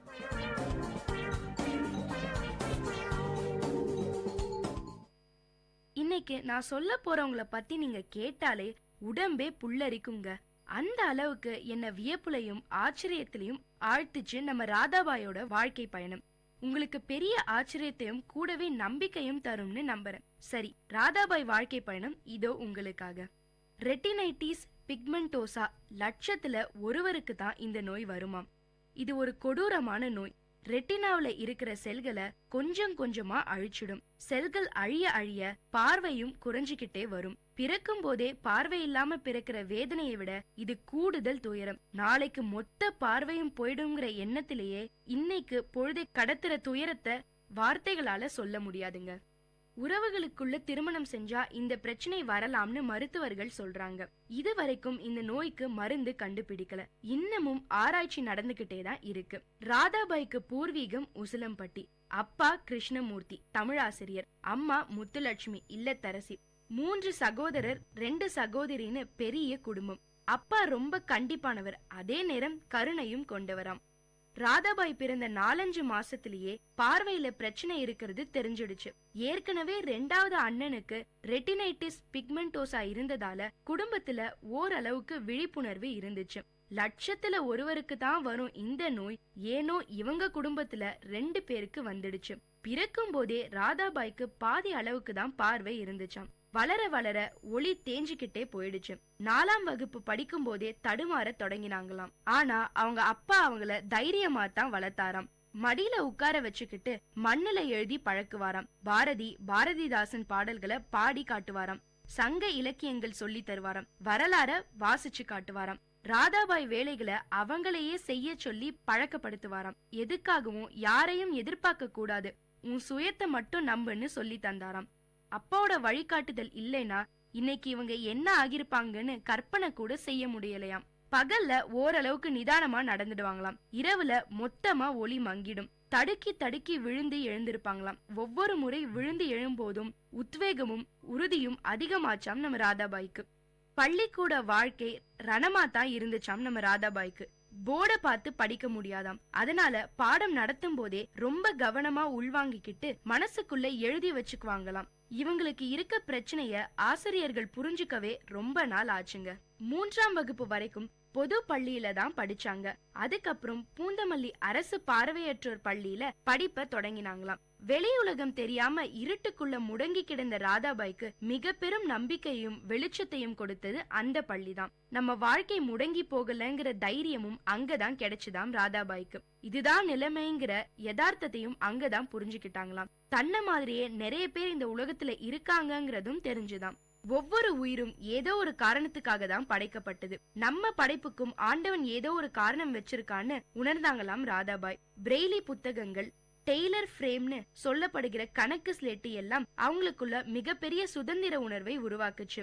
நாம கத்துக்க முடியும், மத்தவங்கள போல படிக்க முடியுங்கிற எண்ணமே ராதாபாய உற்சாகப்படுத்துச்சு. ஆவேசமா கத்துக்கிட்டாங்களாம். 77ல SSLC முடிச்சாங்க. 600க்கு 427 மதிப்பெண்கள் எடுத்து பள்ளி முதல் மாணவியா வந்தாங்க ராதாபாய். அப்போ குடும்ப சூழல் நிறைவா இல்லையாம். அப்பா ரிட்டையர் ஆகிட்டாராம். அண்ணன்கள் வேலைக்கு போற நிலைமையில இல்ல. 2 அக்காக்களும் ஆசிரியர் பயிற்சிக்கு படிச்சுக்கிட்டு இருந்தாங்களாம். அதனால ஒரு வருஷம் வீட்டுல இரு, அடுத்த வருஷம் ஆசிரியர் பயிற்சியில சேர்த்து விடுறேன்னு அப்பா சொல்லிட்டாராம். ஆனா அந்த ஒரு வருஷத்தை வீணாக்க ராதாபாய்க்கு விருப்பம் இல்ல. ஏதாவது உருப்படியா கத்துக்கலாமேன்னு யோசிச்சாங்களாம். திருச்சியில விழி இழந்த மகளிர் மறுவாழ்வு இல்லம் இருக்கு. டாக்டர் ஜோசப் சரோட மகள் பிரியா தியோடர் நடத்துறாங்க. பார்வை இழந்த பெண்களுக்கு கவர் மேக்கிங், டெய்லரிங் மாதிரியான நிறைய கைத்திறன் பயிற்சிகளை கொடுக்கறதா கேள்விப்பட்டாங்க ராதாபாய். உடனே நேரத்தை வீணாக்காம பிரியா அம்மாவை போய் பார்த்தாங்களாம். அதுதான் ராதாபாய் வாழ்க்கையோட திருப்பு முனை. இவ்வளவு மார்க் எடுத்துட்டு மேல படிக்காம இருக்க கூடாது, நான் செலவை பாத்துக்கிறேன்னு சொல்லி ராதாபாய பியூசில சேர்த்து விட திருச்சி சீதாலட்சுமி ராமசாமி கல்லூரிக்கு அழைச்சிட்டு போனாங்களாம். ஆனா கல்லூரி நிர்வாகம் ராதாபாய சேர்த்துக்க விரும்பல. இது நார்மல் பிள்ளைங்க படிக்கிற கல்லூரி, இங்க பிளைண்ட் ஸ்டூடெண்ட்க்கு சீட்டு தர முடியாதுன்னு சொல்லிட்டாங்க. பிரியா அம்மா தான் ராதாபாய்க்காக ரிக்வெஸ்ட் பண்ணி பிரின்சிபல் கிட்ட பேசினாங்களாம். நல்லா படிக்கிற பொண்ணு, ஒரு வாய்ப்பு கொடுத்து பாருங்க, சரியா படிக்கலனா டிராப் பண்ணிடுங்கன்னு ரிக்வெஸ்ட் பண்ணினாங்க. உங்களுக்காக ஒரு சீட்டை வீணாக்குறோம்னு சொல்லிட்டு தான் ராதாபாய கல்லூரியில சேர்த்துக்கிட்டாங்களாம். அவச்சொற்களை கவனத்துல எடுக்காத, உன் திறமையை நிரூபிச்சு காட்ட வேண்டிய நேரம் இது, உன்னால முடியும், நல்லா படின்னு உற்சாகப்படுத்தினாங்களாம் பிரியா அம்மா. ராதாபாயோட ஒவ்வொரு வளர்ச்சியிலும் பிரியா அம்மாவோட பங்கு இருக்காங்க. கல்லூரி ராதாபாய் எதிர்பார்த்த அளவுக்கு இதமா இல்ல. 104 மாணவிகள்ல ராதாபாயும் சந்திராங்கிற பொண்ணும் தான் பார்வை இல்லாதவங்களாம். சந்திராவும் பிரியா அம்மா மூலியமா தான் கல்லூரியில சேர்ந்திருக்காங்க. வகுப்பறையில இவங்க கூட யாருமே பேச மாட்டாங்களாம். வெளியில போனா இவங்கள மட்டும் தனியா விட்டுட்டு போயிடுவாங்களாம். ஹாஸ்டல்ல கூட இவங்கள ரூம்மேட்ஸா கூட சேர்த்துக்க யாரும் தயாரா இல்ல. அப்புறம் பாக்கியரதின்னு ஒரு பொண்ணு மட்டும் இவங்க 2 பேரையும் ரூம்மேட்டா கூட வச்சுக்க முன் வந்தாங்களாம். இறைவன் பிரியா அம்மா மாதிரி பாக்கியரதி மாதிரி எல்லா இடங்களையும் ராதாபாய்க்காக ஒரு ஜீவனை அனுப்பி வைக்க தவறல. பாக்கியரதி நிறைய சப்போர்ட்டா இருந்தாங்களாம். அவங்க இல்லைன்னா கல்லூரியில இருந்து பாதிலேயே நின்னாலும் நின்னு இருப்பாங்களாம் ராதாபாய். அந்த அளவுக்கு மன நெருக்கடி. காலப்போக்குல அந்த சூழ்நிலை மாறிடுச்சு. படிக்கணுங்கிற ராதாபாயோட ஆர்வத்தை பார்த்து மாணவிகள் அவங்க மேல தனி கவனம் செலுத்த ஆரம்பிச்சாங்களாம். ராதாபாய்க்கான தேவைகளை கூட சில மாணவிகள் எடுத்துக்கிட்டாங்களாம். வகுப்பறையில நடத்துற பாடத்தை பிரெய்லில நோட்ஸ் எடுத்துக்குவாங்களாம். அன்னம் Narayanan madam readers association for the blind அமைப்பு நடத்தினாங்க. அவங்க கிட்ட பாட புத்தகங்களை கொடுத்தா கேசட்ல பேசி ரெக்கார்ட் பண்ணி கொடுத்துடுவாங்களாம். அதுவும் ரொம்ப யூஸ்ஃபுல்லா இருந்துச்சாம். ஹாஸ்டல்ல தோழிகள் படிச்சு காட்டுவாங்களாம், அதை குறிப்பெடுத்து படிப்பாங்களாம். இப்படி பல வகையில படிச்சு பியூசி படிச்ச 104 பேர்ல ராதாபாய் தான் ஃபர்ஸ்ட் மார்க். பியூசி முடிச்சதும் பிஏ படிக்கணும். அப்பவும் பண பிரச்சனை வந்து நின்னுச்சாம். ஆனா ஒரு சீட்டை வீணாக்குறேன்னு சொல்லி எந்த பிரின்சிபல் வருத்தத்தோட சீட் கொடுத்தாங்களோ அவங்களே கூப்பிட்டு நான் உன்னோட படிப்பு செலவை ஏத்துக்கிறேன், கவலைப்படாம படின்னு சொன்னாங்களாம். வேறு சிலர்கிட்டையும் உதவிகள் பெற்று கொடுத்தாங்களாம். பிஏல ஃபர்ஸ்ட் கிளாஸ்ல பாஸ் பண்ணினாங்க நம்ம ராதாபாய். அதோட விடாம எம்ஏல பல்கலைக்கழக அளவுல 2வது இடம் பிடிச்சாங்க. படிப்பு மேல இருக்கிற தாகம் அடங்கவே இல்லையாம். பிரியா மேடம் ராதாபாயோட பொருளாதார தேவைகளை சரி செய்யறதுக்காக அவங்க இல்லத்துல கவுன்சிலர் பணியிடத்தை உருவாக்கி ராதாபாய நியமனம் செஞ்சு சம்பளமும் கொடுத்தாங்களாம். அந்த தருணத்துல பாரதிதாசன் பல்கலைக்கழக துணைவேந்தரா இருந்தவங்க மணிசுந்தரம் அவங்க ராதாபாய பத்தி கேள்விப்பட்டு கூப்பிட்டு பாராட்டினாங்களாம். PhD படிக்க விரும்புறேன்னு ராதாபாய் சொன்னாங்களாம். நேரடியா PhD பண்ண சிறப்பு அனுமதியும் கொடுத்துட்டாங்களாம். திருச்சி ஈவேரா பெரியார் கல்லூரி பேராசிரியர் டாக்டர் அப்துல் ரஹீம் ராதாபாய்க்கு வழிகாட்டியா வந்தாங்களாம். ராதாபாய் போலவே பார்வை இல்லாதவங்கள பத்தியே ஆய்வு பண்ண முடிவு செஞ்சாங்களாம். இந்தியாவுல குறிப்பா தமிழ்நாட்டுல பார்வையற்றோர் மறுவாழ்வு பணிகளை பற்றி வரலாறுங்கிற தலைப்பை எடுத்துக்கிட்டாங்களாம் நம்ம ராதாபாய். இந்தியா முழுவதும் இருக்கிற பார்வை இழந்தோர் அமைப்புகளுக்கு போய் செய்திகளை சேகரிச்சாங்களாம். சாருபாலாங்கிற பெண் ராதாபாய்க்கு உதவியாளரா வந்தாங்களாம். எட்வர்ட் ஜேனதான்கிற சமூக ஆர்வலர் எல்லா பயணங்களையும் கூடவே வந்து உதவி செஞ்சாராம். புத்தகங்கள் எடுத்துட்டு வந்து படிக்க சொல்லி பிரெய்லில எழுதி வச்சு மனசுல ஏத்துக்கிட்டு டைப்ரைட்டர்ல ராதாபாயை டைப் பண்ணி ஆய்வை சப்மிட் செஞ்சாங்களாம்.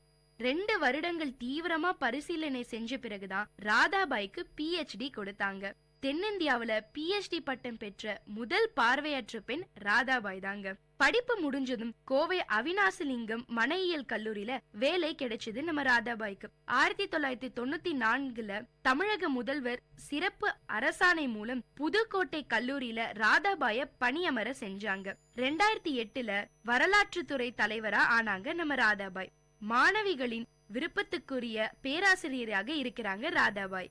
அவங்க கல்லூரியில படிக்கிற மாணவிகள் கிராமப்புறத்துல இருந்து வரவங்க, பெரும்பாலும் முதல் தலைமுறை பட்டதாரிங்க. அவங்கள ராதாபாய் முடிஞ்ச அளவுக்கு உற்சாகப்படுத்துறாங்க.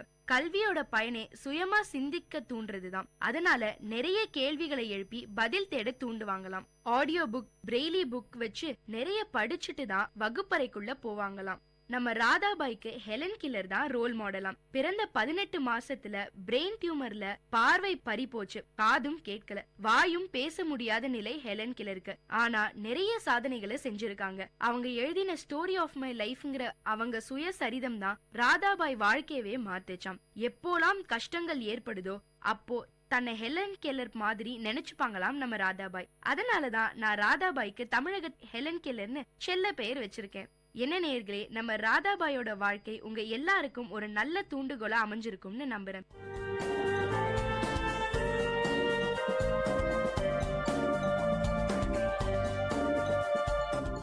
இந்த நிகழ்ச்சி உங்க எல்லாருக்கும் ஒரு பெரிய உற்சாகத்தை தந்திருக்கும்னு நம்புறேன். இதே மாதிரி பல விஷயங்களை தெரிஞ்சுக்கணுமா? அப்போ விஐடி பண்பலை 90.8 கேட்டுக்கிட்டே இருங்க.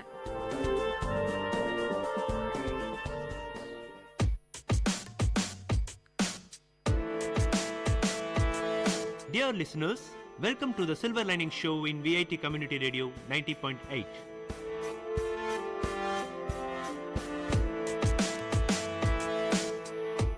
The program to reach heights, a motivation to enhance the positivity in you.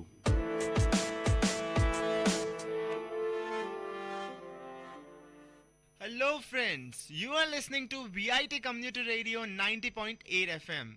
I'm your host Shubham and you are with me in this amazing journey called the Silver Lining Show.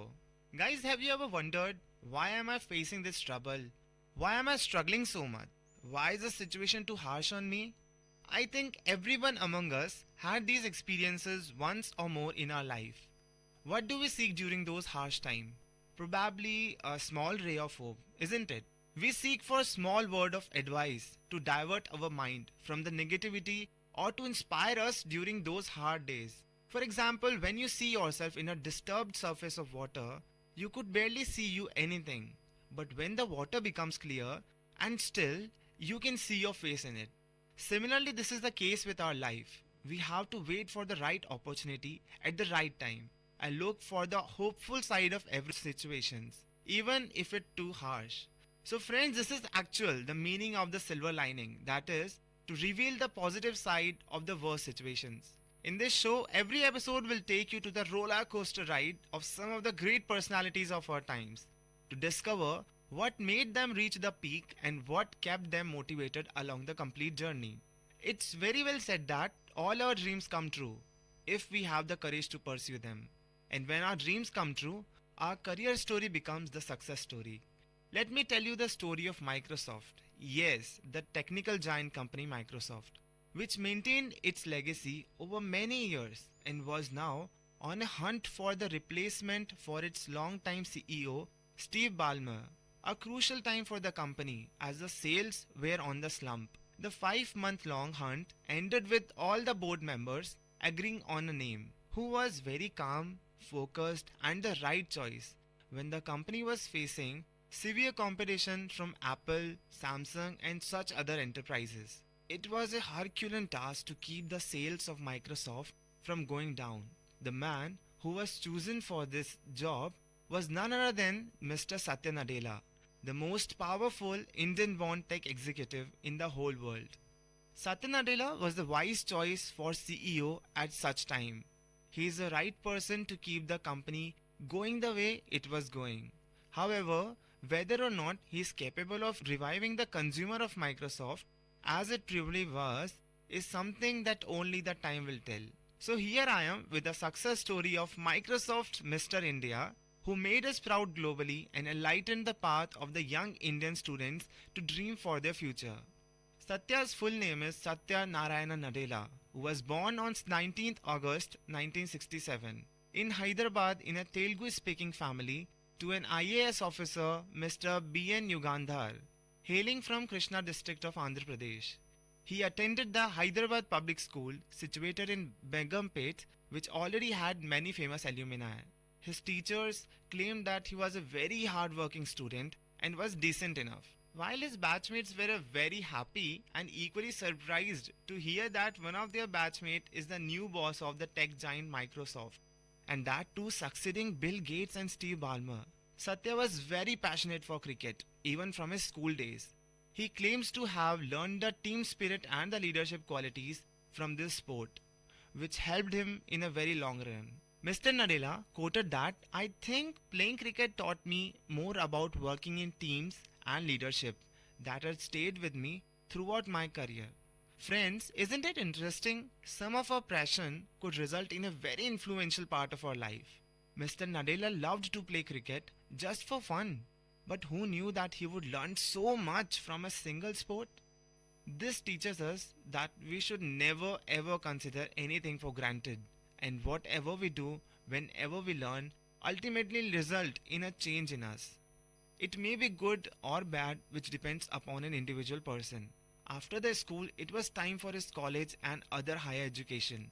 Nadella was very enthusiastic for pursuing CSE in his college, but he could not do so. But that didn't make him lose his hope, and he was successful in maintaining the same enthusiasm for electrical engineering. He graduated from the Manipal University after attaining his BTech degree in 1988. His professor claimed that Satya was a man with very innovative ideas and was always focused. His college friends stressed that Nadella always did the right thing at the right time. This teaches us that in our life, time plays a very crucial role. If we utilize it properly and efficiently, none of us would be spared from our opportunities. Mr. Nadella had always maintained his passion along with his studies, which is a very rare case. Some says that passion could not last forever, but for some people, passion becomes their destiny. Mr. Nadella said he always wanted to build things. He knew that computer science was what he wanted to pursue, but that passion was at a very precocious stage while studying at Manipal University. His desire to complete a degree in CSE did not just held up in undergraduation, but he continued to try for it, and finally decided to attain a postgraduate degree in CSE from University of Wisconsin. The year 1992 proved to be very lucky for Microsoft's Mr. India. In this year, he not only got married to Anupama, the daughter of his father's IAS batchmate, who was also his high school friend, but he was also recruited by Microsoft. Nadella could not have thought of being its CEO, but today what we see as Mr. Satya Nadella was once just a simple, regular employee of this tech giant company. Satya proved that there is no limitation for one's desire, and that's what he says to everyone. He says that be passionate and bold. Always keep learning. You should stop doing useful things if you don't learn. He got married and was recruited by Microsoft, but he didn't stop learning. He meant what he said, and this resulted in another big miracle in his life. Now he not only worked for Microsoft, but was also studying for MBA. Every weekend, when he gets time, he jets away to Chicago just to complete his MBA. When he joined Microsoft in 1992, he was one of the 30 Indian immigrants employed by the company to work on Microsoft's ill-fated interactive TV project. Nadella worked in Sun Microsoft also before joining the Microsoft company. In 1997, after 2.5 years of this back and forth, he actually got his MBA from the University of Chicago Booth School of Business. Now he was not just a postgraduate student, but was also an MBA graduate, which definitely made his qualification to suit what he is today. Consequently, Nadella was recruited to various positions in Microsoft, which includes the Executive Vice President of Cloud and Enterprise Group, Corporate Vice President of Business Solution and Search and Advertising Platform Group, Vice President of the Business Division, Senior Vice President of the Research and Development for the Online Service Division, President of the Server and Tools Division. Bill Gates claimed that the wide range in which Nadella had worked over half of his life in Microsoft made him a very perfect choice for the CEO, as he has the required knowledge in all the firms.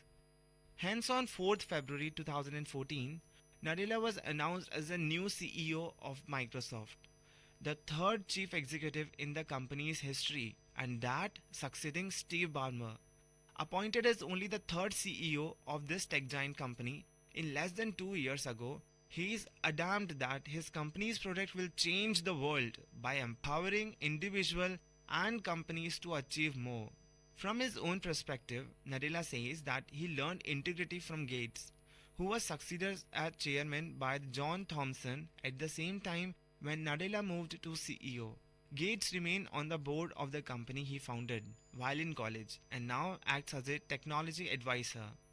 He always states that he truly believes that each of us must find meaning in our work.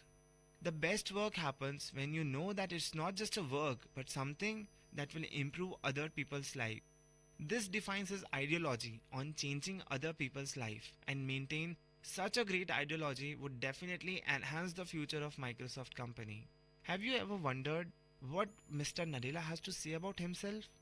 Like anyone else, Nadella says that a lot of what I do and how I think has been shaped by my family and my overall life experience.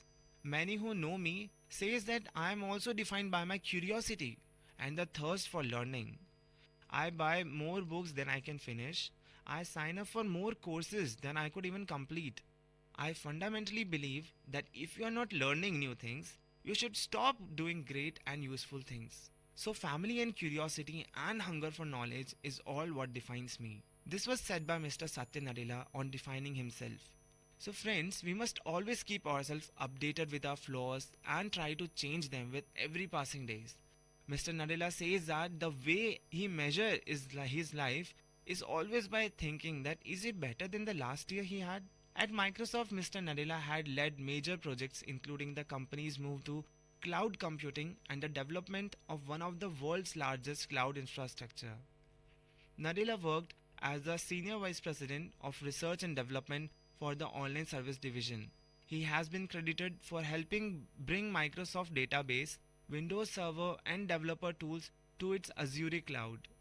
Nadella, who has been with Microsoft for 23 years, that is more than half of both his and the company's life, has a very strong technical background and just what was needed as the firm strengthened its focus on product innovation. But he is equally revered for his personal character and the ability to inspire staff to work together. There are some of very crucial facts about Mr. Nadella, which includes that he believes that computing extends far beyond the PC. In fact, in his first email to Microsoft employees, he said that this is a software-powered world. And during his 23-year career in film, he said that he had heard several executive level roles. Nadella is credited with the transforming Windows Live Search into Bing, which now provides the information backbone to the wide range of Microsoft services. He is currently doing an online course in neuroscience and he is a Seahawk fan. Nadella is also a huge poetry fan and compares the literary art to coding. So he says that you are trying to take something that can be described in many sentences and pages of prose. But can you convert it into couple of lines of poetry and you still get the essence? So it's that compression. The best code is called the poetry. He says that. He is a passionate runner and unlike many influential CEO, Nadella is very private man. Today, he is one of the most powerful Indian businessmen in the world. Nadella appointment as CEO makes him the most powerful Indian-born tech executive in the world, according to the Reuters. He joins PepsiCo CEO Ms. Indra Nooyi among Indians reaching the very top level position, and he has led Microsoft to one of the largest cloud services providers in the world. Currently, he is also working with Indian government in Digital India project. So friends, this was all for this episode. I hope that this success story has a lot to contribute to each of our life and make us understand ourselves and our situation even better. In the next episode, I will be back with another story of someone very inspirable. Till then, keep inspiring others and be inspired. And don't forget to keep tuned into VIT Community Radio 90.8 FM. This is Shubham signing off from the Silver Lining Show. See you in the next episode.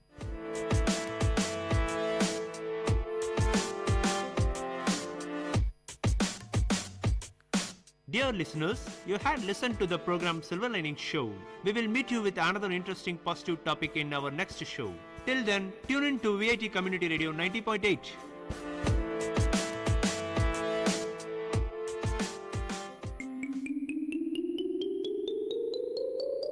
Hi cuties, இது VIT பண்பலை 90.8. VIT பல்கலைக்கழகத்தின் சமுதாய வானொலியில் கதை கேளு சின்ன கதை சொல்லி பெரிய கருத்தை சொல்ல வந்திருக்கோம். நான் உங்கள் லீஷு.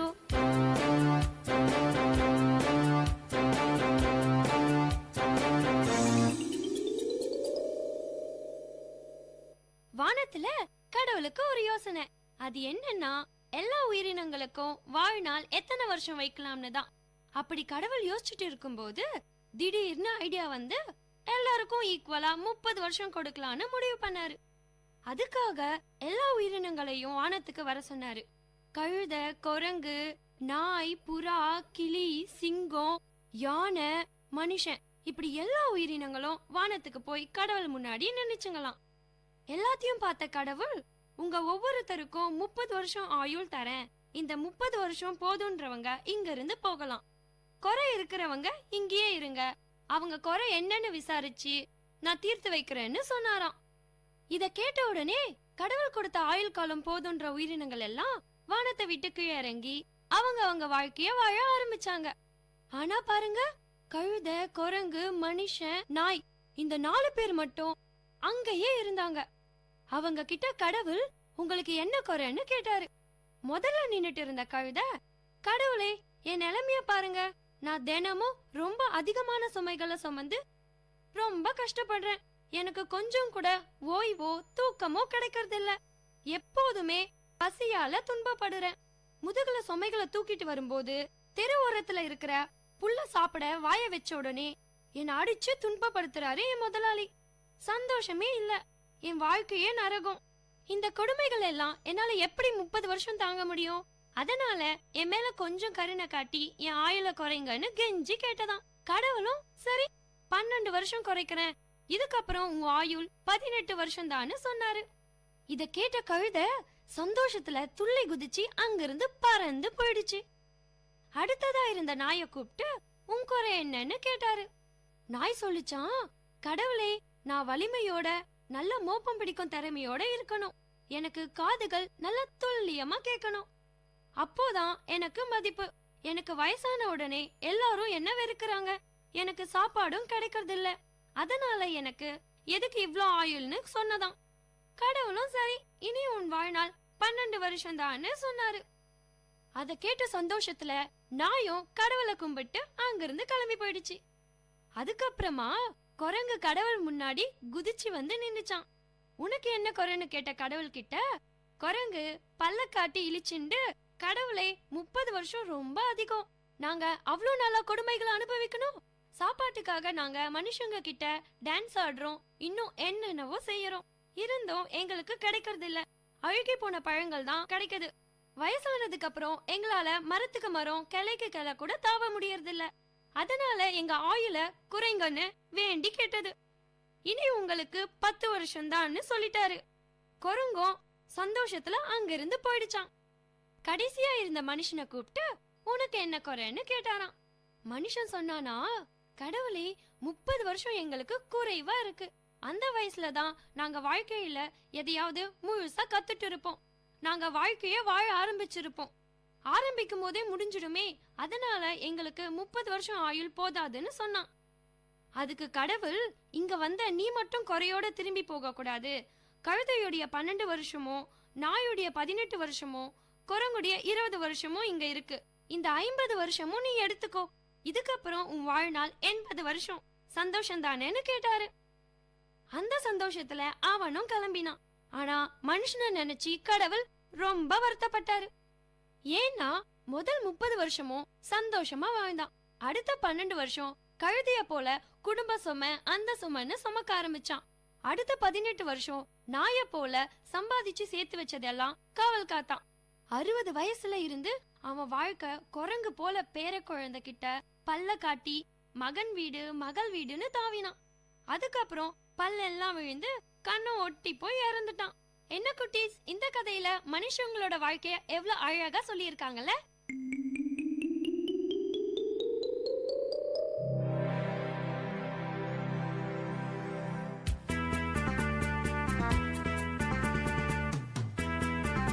இதே மாதிரி இன்னொரு கதையோடையும் கருத்தோடையும் அடுத்த கதை கேளு நிகழ்ச்சியில சந்திப்போம்.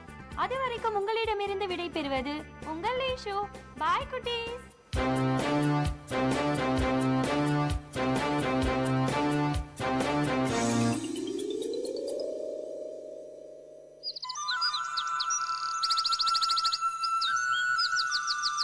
விஐடி பண்பலை 90.8 கவிதை கேளுங்கள்.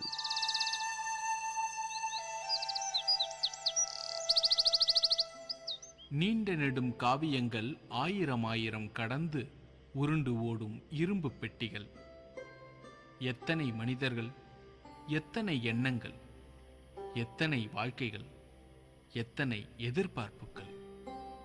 ஆண்களும் பெண்களுமாய், அர்த்தநாரிகளின் அடையாளமுமாய், உதிரி உதிரியாய் பயணப்பாதைகளில் சிதறுண்ட மனிதமுமாய். ஆண்களுமாய் பெண்களுமாய், அர்த்தநாரிகளின் அடையாளமுமாய், உதிரி உதிரியாய் பயணப்பாதைகளில் சிதறுண்ட மனிதமுமாய் உருண்டு ஓடும் இரும்பு பெட்டிகள். புத்தகமும் கையுமாய் கண்களில் எழுத்துரு ஏந்திய இளைஞன். புத்தகமும் கையுமாய் கண்களில் எழுத்துரு ஏந்திய இளைஞன். ரொட்டியை ருசி பார்த்தபடி ரௌத்திர பார்வை பார்க்கும் பார்வையாளர்.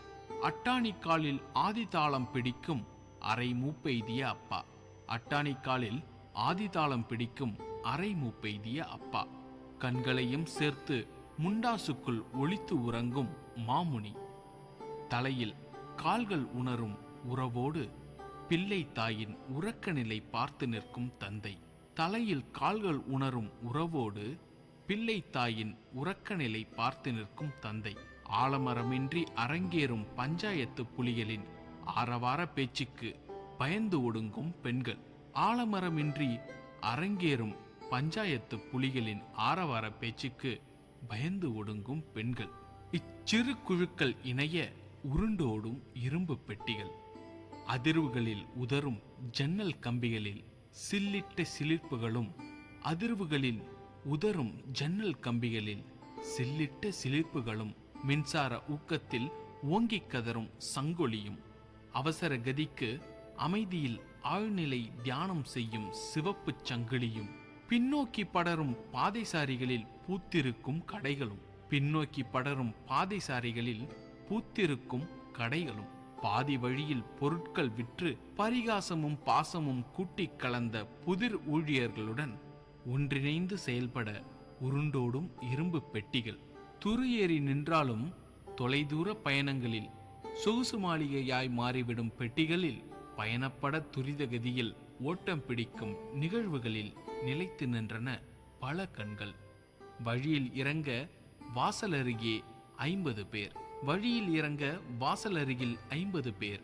உறக்கம் கலைந்து அரை மயக்கத்தில் 40 பேர். ஊசியும் பாசியும் நரம்பு நூலில் கட்டப்பட ஊர் சென்று சேர்வதற்குள் விற்று காசு பார்க்கிறாள் கைக்குழந்தை தாய். ராட்சச ரதத்தின் ஒரு நாள் பயணம். ராட்சச ரதத்தின் ஒரு நாள் பயணம் ரம்ய ரீங்காரமாய் ஒலித்து கொண்டே இருக்கின்றது. ராட்சச ரதத்தின் ஒரு நாள் பயணம் ரம்ய ரீங்காரமாய் ஒலித்து கொண்டே இருக்கிறது. 7 சுரங்களில் அடங்காமல் ஏதேதோ வாசிக்க தொடங்கிவிட்டார். 7 சுரங்களில் அடங்காமல் ஏதேதோ வாசிக்க தொடங்கிவிட்டார் காக்கி சட்டை போட்ட தேரோட்டி கண்ணன். இசையில் இத்தனை மாறுதல்கள் செய்தும் இம்மி இடம் கூட கிடைக்காமல் கால்களை பிரட்டி பிரட்டி துதிதாளம் போட்டான் சிறுவன். உருண்டோடும் இரும்பு பெட்டிகள். நேயர்கள் கேட்டது விஐடி பண்பலை 90.8 கவிதை கேளுங்கள்.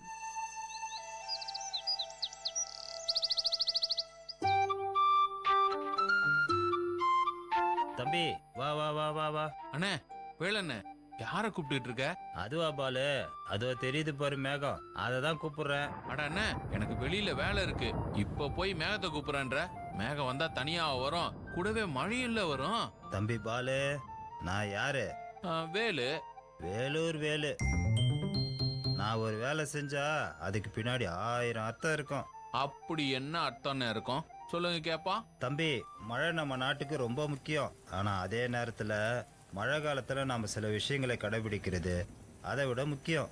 வேலண்ண, அப்படி என்னெல்லாம் செய்யணும் சொல்லுங்க கேப்போம். தம்பி பாலு, மழை காலத்துல நான் சொல்ற விஷயங்களை முக்கியமா கடைபிடிங்க. உங்க உடல்நிலைய நல்லா வச்சுக்கலாம். மழையில நடக்க கூடாது. அப்படியே மழையில நனைஞ்சா உடனே தலையை ஓட்டணும்.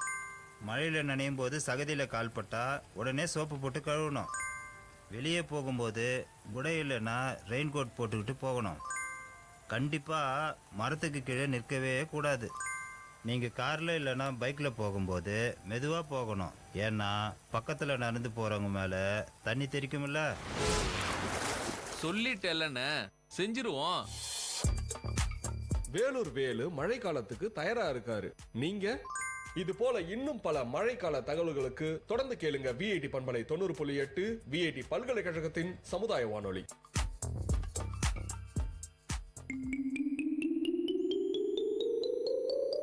ஹாய் குட்டீஸ், இது விஐடி பண்பலை 90.8 விஐடி பல்கலைக்கழகத்தின் சமுதாய வானொலியில் கதை கேளு கதை கேளு. சின்ன கதை சொல்லி பெரிய கருத்தை சொல்ல வந்திருக்கோம். நான் உங்கள் லீஷு.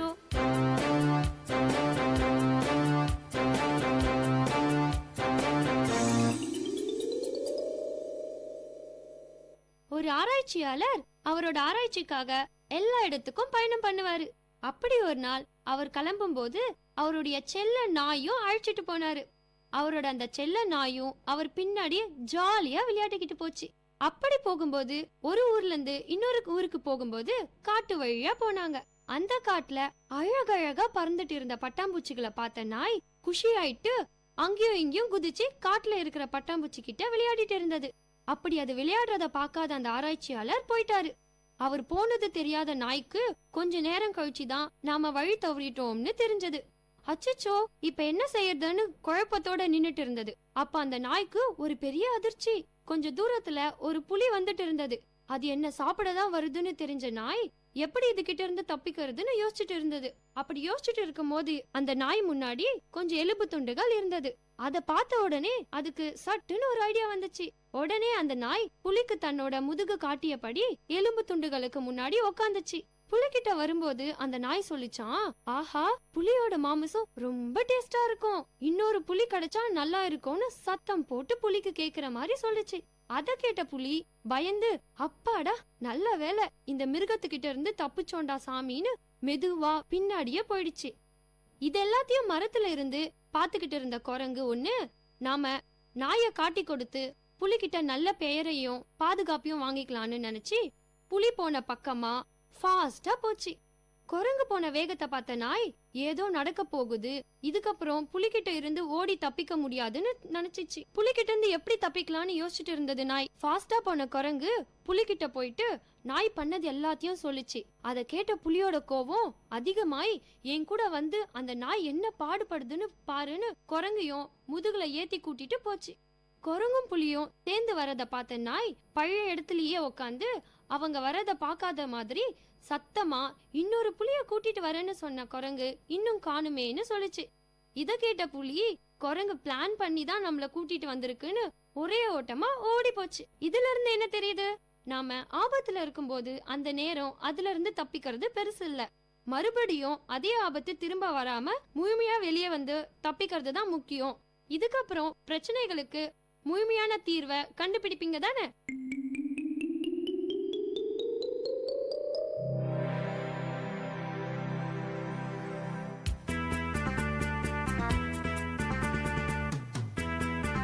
இதே மாதிரி இன்னொரு கதையோடையும் கருத்தோடையும் அடுத்த கதை கேளு நிகழ்ச்சியில சந்திப்போம்.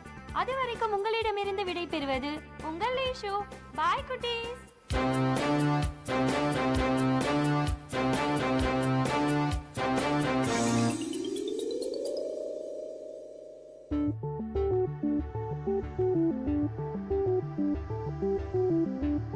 Welcome to Experts Talk in VIT Community Radio 90.8.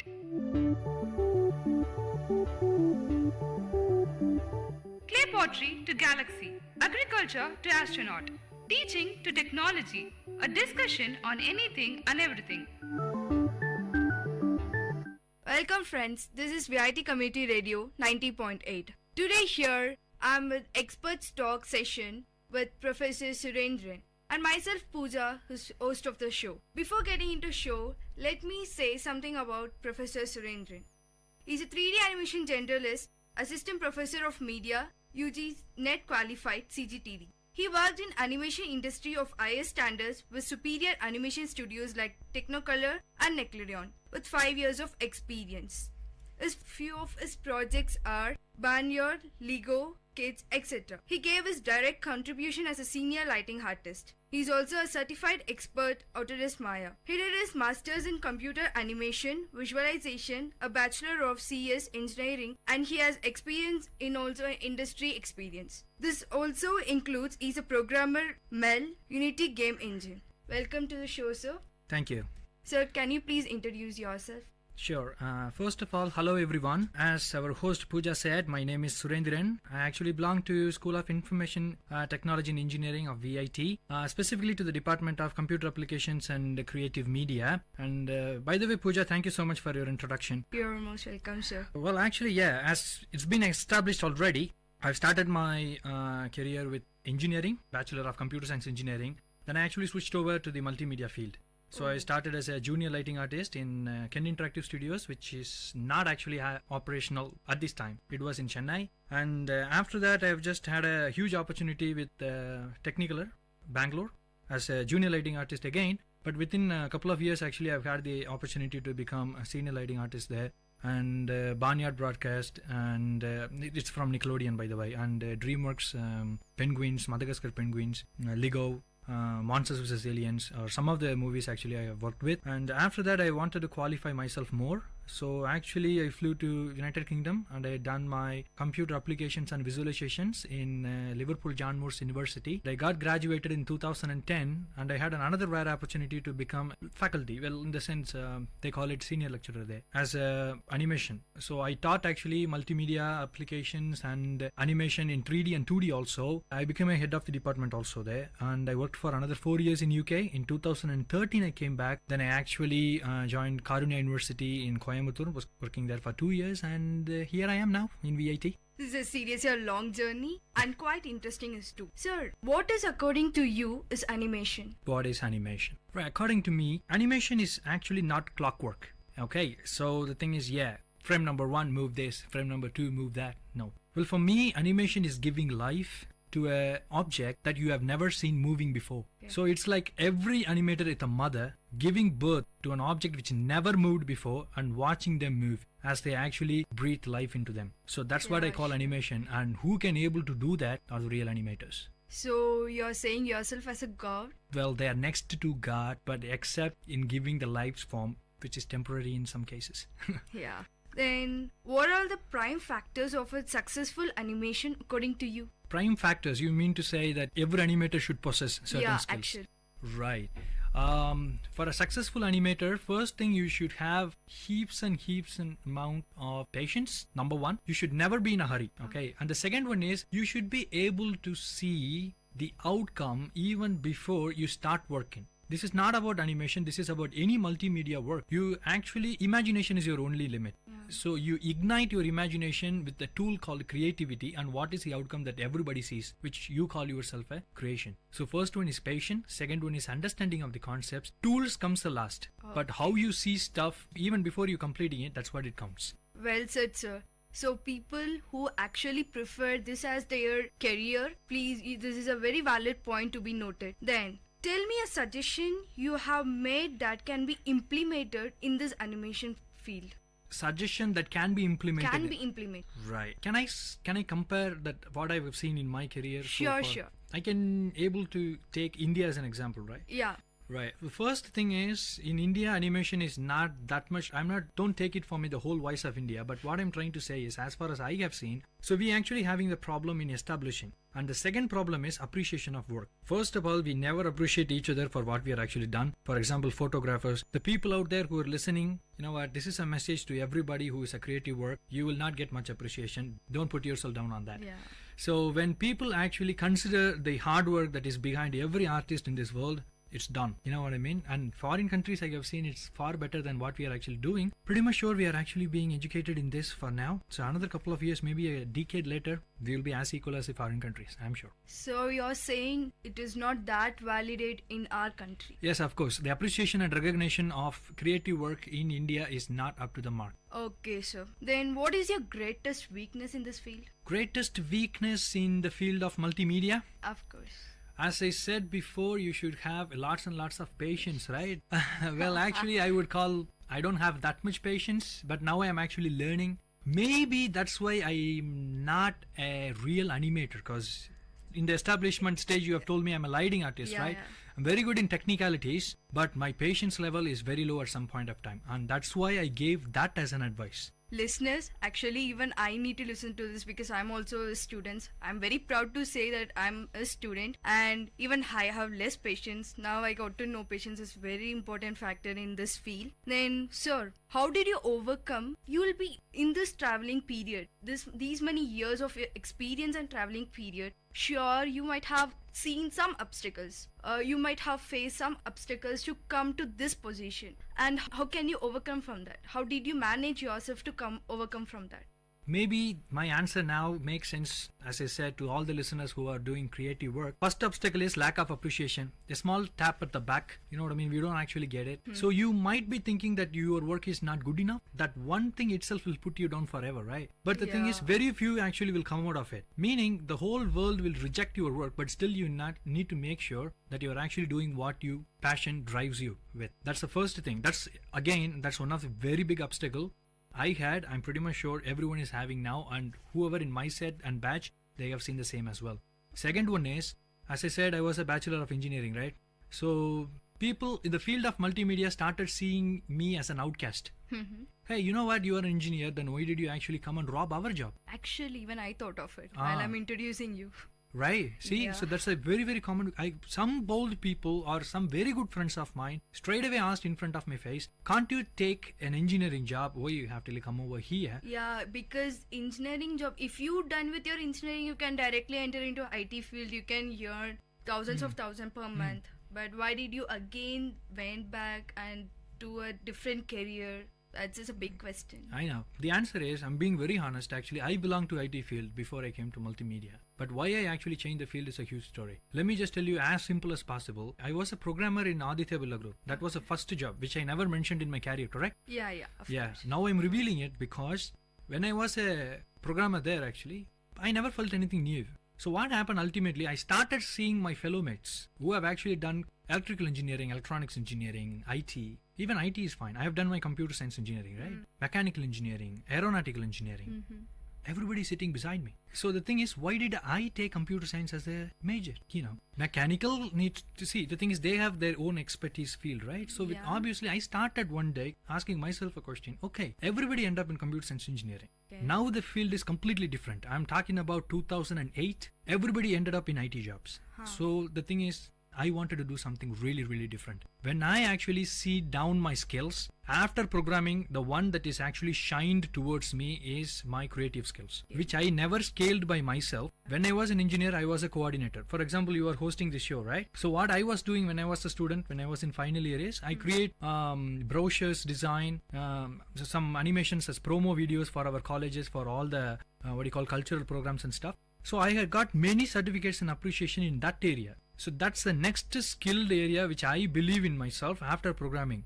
Okay. Within the week of that decision, I came out of it. Then I joined my Academy of Advanced Cinematics, which at the time animation in India, 89 people out of 90 people never heard about. But I take this opportunity to really thank my mom and dad who actually trusted me, and they had to go for many loans. It was a huge amount of money needed for an animation course. She trusted me and I was there, finished it before finishing six months of diploma, that is. Okay. 5th month I got the job. You know what I mean? So I'm really thankful for that. So that's where the career, but obviously salary wise I have lost a lot of money in that switch. But you know what? The thing is, I was happy. That's what did count. Okay. Sir, of course your fellow mates who has done with you engineering, if my guess is not wrong, sure they would earn more than you at some cases. A lot. Would you ever feel bad thinking about it? Definitely not. See, that's what I'm saying. When I go home today, am I happy or not? That's what it comes. If I am having heaps and heaps out of money, anyway, nowadays money is a problem. Yeah, it plays a major role. Right? Even though the amount of money that you get, and you get not even 20% of the happy time with your family, so why am I even living and earning? So now I don't have any regrets at all. It's well said. So listeners, what our guest he is saying is, go through your passion, like what you are good at and what you can shine, where you can shine a lot. Choosing a career which doesn't even triggers your interest, choosing rather to go in that path, better to go with your passion. That would lead you to success, as now sitting before as a live example here. Okay, sir. My next question. What are the challenges you were looking for when you were working as a lighting artist? Challenges, yes. It is in the period stage, like when you are working as a junior lighting artist, you would have been facing some challenges, right? Of course.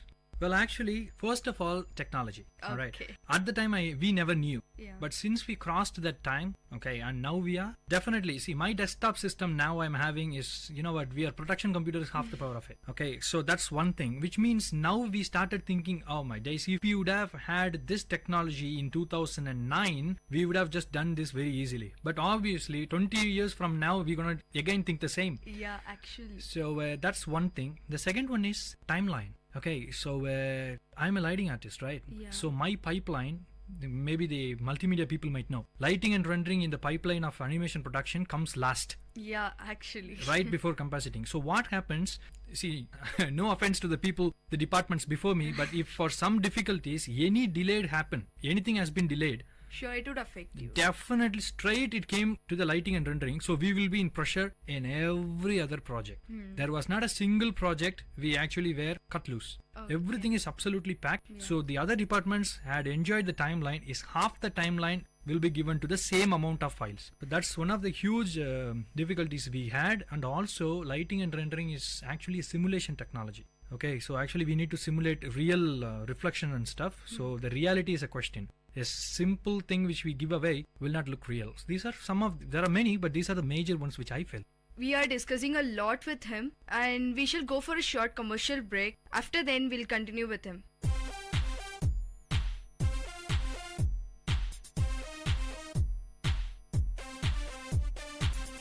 Hey Mintu, do you know anything about waste sorting? Now, is that any of your new eco-conservation ideas? Exactly, you know me so well. Yeah. Tell me, what is it? Actually, this is very simple. Just sort waste into biodegradable and non-biodegradable waste bins, and this way you can do some waste management. That sounds cool. Go green!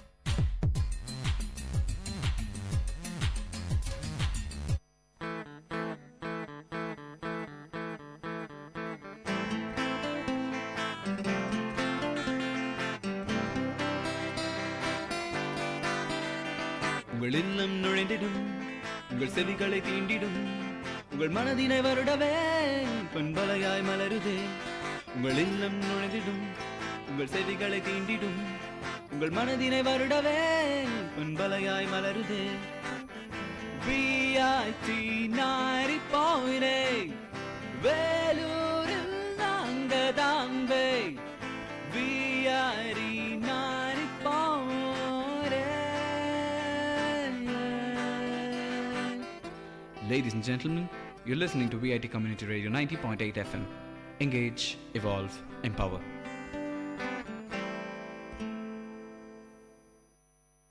Welcome back from the break, and now we are with Experts Talk with Professor Surendran, and he's discussing a lot and sharing lot of his experience. We shall continue with that. Sir, what is, according to you, like normally you were working with so many projects, and what is the feel when you in the completion of project you will get some feel, right? What kind of feel you will be getting when you see your name on the screen in the end of the movie? What can you please share that feel with us? Right, you put that correct. Well, actually, our salary never counted, right? As I said before. Yeah. And again, my pipeline, the lighting and rendering, right? So our timeline is very hectic. Okay. So the thing is, we will just every several nights we will be in our studio, we'll be rendering stuff. So at the time when the movie releases, definitely yes, we will get free tickets. Okay. Most of the times first show. Okay. So we'll go as a team, and we don't have to see much. Obviously, for example, if you are a cook, when you actually see others enjoying your food, you know what would be the feel that you have? Wow, I'll be like satisfied. You'll be flying, right? So when you actually go 80 people, for example, and we will be sitting in row number A and row number B, from C it's public. When they actually whistle, you know what I mean, we straight away see the person who did that shot. You getting me? And that person will be flying. All right. So we'll be completely enjoying as if we never seen them before. That movie has been made with our own hands. But when you actually see everything in a big screen, it's some other feeling out of this world. But apart from that, we will be sitting until the end of a movie. Right, just because to see our name flash in our... Definitely, yes, it's a boring credit part, right? But when we actually leave the theater, it's very sad to see the 80 people of who created the movie is the one who actually come last. And the people who are actually will be in the theater will be sweepers. So I'll sit until the movie last. Because they'll also show some bloopers. I'll sit for that actually. After you said listeners, it is like when you whistle even for that, the people who actually worked for that movie, they'll fly in their hair. So please, I'm requesting you to sit as per sir's concern. And sir, when you see you are working for so many films, you said you worked with so many films. Yep. Can you just mention few highlights from that film? Few highlights from the film. Yeah.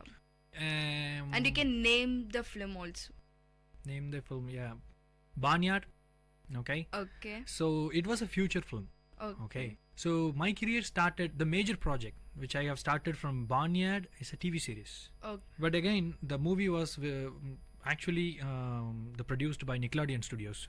In short called the Nick TV, right? Yeah. In India. Yeah, Nickelodeon. My favorite channel actually. After the movie, it's like series, right? Like for example, you must have seen Sherlock Holmes. If it does a hit, Sherlock Holmes series pops up. Okay, Superman movies and Supergirl series pops up. Okay, and Flash, DC Comics. So the thing is, that's a trend, right? Yeah. So they have started Barnyard series also. So actually, I have done nearly 50. I'm not sure. Let me approximate. It's between 50 to 60 shorts. Okay. I mean episodes. Oh my right. God. Yeah. So I was there in the project for nearly 2 years. So after that, in middle actually, we actually jump on to Farm Kids from Australian TV. The Farm Kids actually won Best Award for Lighting also. Oh, congratulations, sir. It was very late, but anyway, thanks. Well, actually, no, it's not only me, right? So it's a team of nearly what, 60, 70 people? So all your fellow mates can go and congratulate individually. And of course, just many people makes this mistake. When an English movie, when we actually, from Indians, we actually say we have worked in an Indian movie, how actually things works. For example, in MPC, in Technicolor, how the things really work is, one module of the movie will be given to a different studio. When you actually see, for example, Avengers, when you actually see the movie Avengers, it's not actually built by Hollywood. Not at all. How it is actually being built is the raw footages. Like you must have seen making of a movie, right? In a YouTube and stuff. Those raw footages from the production line will be shared with many, studios. Who actually have some kind of arrangement which I have got no idea being an artist. So several shots will come to your studio where we will be working on those shots and we will be sending it back along with our credits. So if you have done lighting and rendering, how a movie will consolidate is our output will be combined with the all other outputs. For example, Avengers movie has been done by many studios, Singapore, Mexico, across the globe.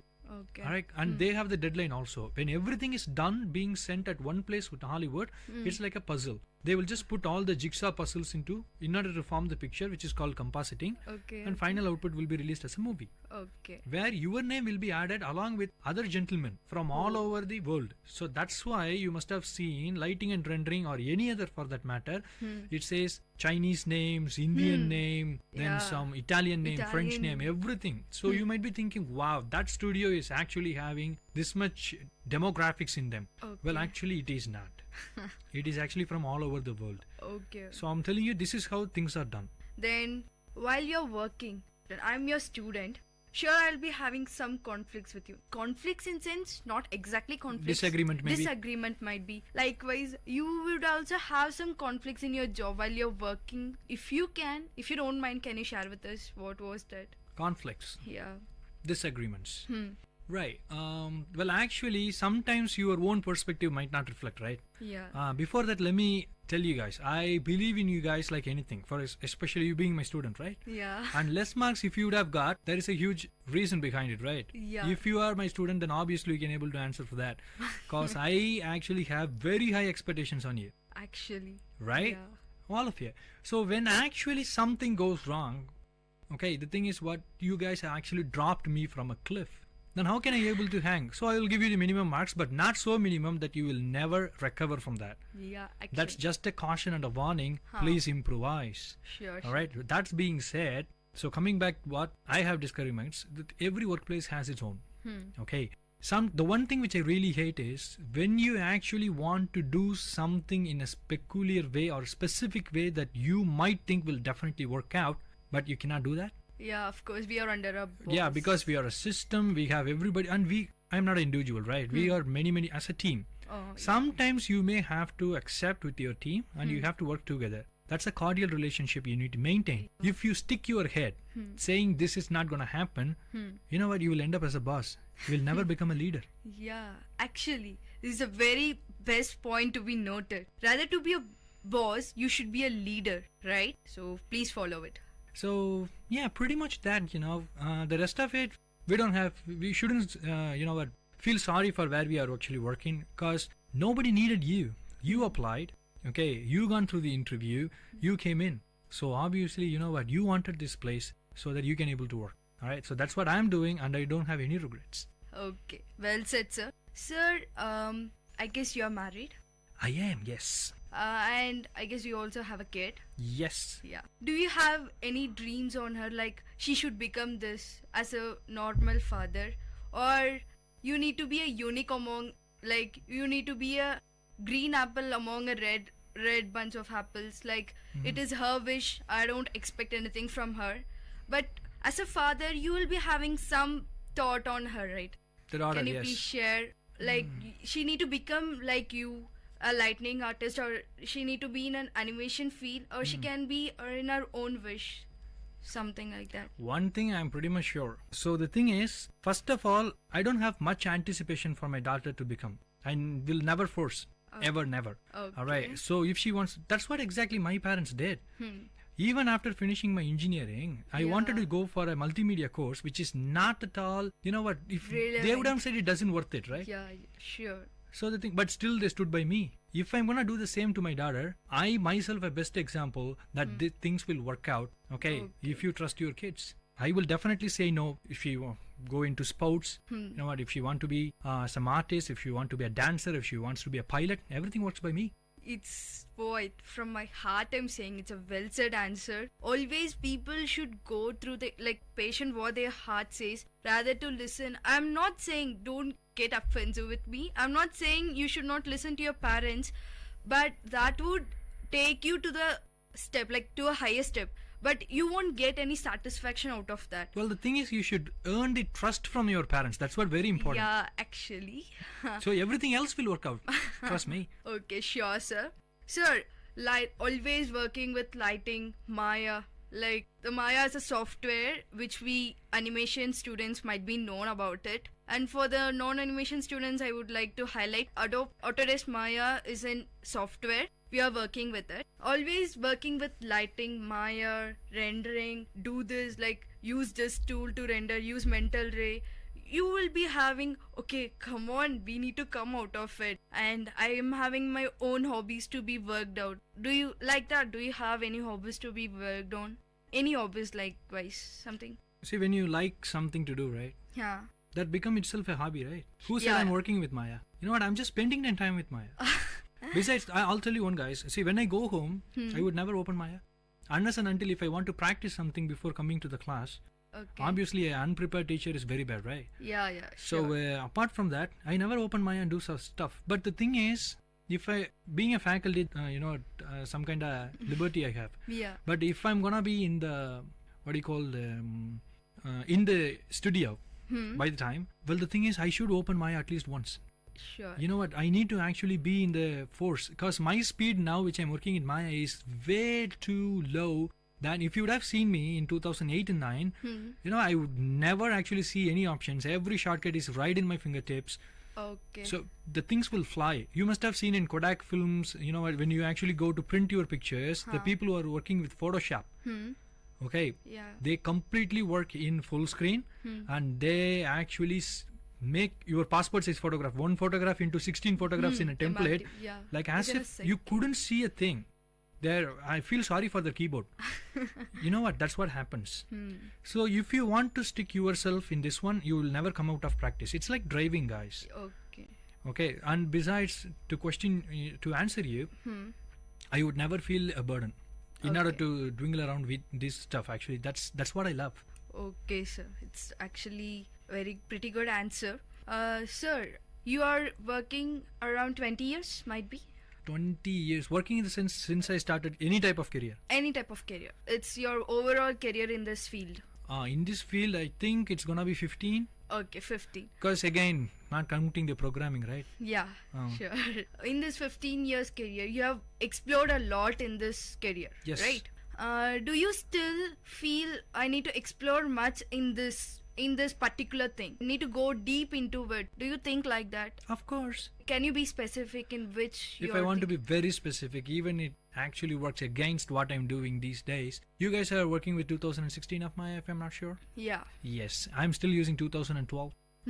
Why do you actually think? Might be. It's not like I don't want to migrate from one version. The thing is, things have been moved around. I will lose my speed. Okay. I'm not very comfortable with one thing. Yeah. Okay, so the thing is, so that's what I actually think. There are many reasons towards it, but this is the easily conveyable one, I believe. Okay, 2012. I'm just this comparison. Like, yeah. for example, I'm still sticking with the old version, which I was comfortable with, and besides, you asked about exploration, right? Yeah. 2016 can still explore. It's not a big deal. Huh. Okay, the legacy options or whatever is gonna be the same. So what I am actually afraid is, I'm a certified professional in Maya. Okay, that's what my CV says. But still, I don't know nearly hundreds and hundreds of options in Maya. What it does. It's not inefficient. The thing is absolutely beyond. Nobody can able to claim themselves they are actually know Maya or these kind of software completely. Yeah. It's an ocean. I'm good in lighting and rendering, and that's what I want to hold my flag. I don't want to go anywhere else, and there are way, way, way deep I need to explore. Okay, sir. Well, last question. Here, even I want to listen it very carefully because I'm an animation student, and to be more precise, I'm his student. Sir, can you please advise people who are into this field now and people who urging themselves to get into this field? For them, do you like to give any advice? Sure thing. First of all, what I have seen so far, back in 2008, there is a belief among the animation students, my fellow students. When my professor asked me what you wanna be, I just said lighting and rendering. Okay. In fact, This while you're studying your engineering? After engineering, when I started to go into multimedia, I completely attracted towards lighting and rendering. Maybe because I'm a technical guy, or maybe engineering helped me to accept lighting and rendering very easily or adapt lighting and rendering. I'm not sure. But I have been attracted towards it. But there was a belief among the students saying, hey, you know what? If you are not an animator, you're not gonna get a job. And also, there is a unwritten stuff saying that if you are an animator, you will earn more. And that's what multimedia out there is demand is lighting and rendering, mel scripter, and dynamics artist. Nobody will actually want. That's what they actually said. But still, I stuck with it. Believe me, when I actually gone with an interview, right, in 2008, International Tech Park Limited, 9th floor, Navigator building, being very specific. Wow. Okay. No, the office is still there. I'm sorry. Okay. So the thing is, when we were actually in the interview, it was 9 animators, and 4 lighting artists. They called for nearly 6 animators and 1 lighting artist. OMG. Okay. So the thing is, what happened is 6 animators was the opening, right? So we actually had a very cruel shot. Yeah. Because the thing is, even the first guy who actually came up with an interview almost said lighting artist. Yeah. Okay. When you know what ended up, the 1 week later we got a call from Technicolor saying that 2 lighting artists has been selected. The rest of the people completely have been rejected. Not even animation. Animation was a huge demand. That's why they conducted the interview. Okay. But the thing is, they couldn't take. And also I heard 2 of them have previous experiences where we were actually freshers. That devastated in my Annanagar studio. I'm sorry, Annanagar. That's where I studied in Mac. Everybody completely shattered with the results. Oh. You know what happened? Next week, everybody started doing lighting and rendering. That's what I'm saying. Don't do that. Okay. Do what you've been attracted to, what comes easy to you. It's like, changing queues in the bank. Never do that. Alright, this is not actually about money, guys. And besides, even if you get a job, if you change the career, you will never grow. Yeah. That's we'll the be in the problem. position what we are. Because you will be very early, you know what, your satisfaction Level. attains a saturation level even when you become very young. Yeah. Like 25 years when you got the job, you're saying, hey, oh, thank God I changed my career to lighting and rendering. Now I got the job. Come on, man. Your saturation done. Yeah, done. It stops at 25. But if you would have fought for lighting and rendering and you stuck with what's your passion is, at one you will never stop. Nothing will be taller for you. Okay. You're not getting me. Yeah, I'm getting. Still, I'm just so enthusiastic in exploring a lot in lighting and rendering. As I said, you would never stop. Okay, so please don't believe all the superstitions. Go with the flow. All right, and casually do it. Don't put much stress into it. Everything will be happy days. It's well said message. So here comes end of the show. Once again, I feel I need to extend my gratitude to Professor Surendran to join us with this expert show. Thank you, sir. Oh, the pleasure is mine. And here comes the end of the show. You're listening to VIT Community Radio 90.8. Stay tuned. Thank you for listening to Experts Talk. Until we catch you on our next discussions in various fields, keep waiting and stay tuned to VIT Community Radio 90.8.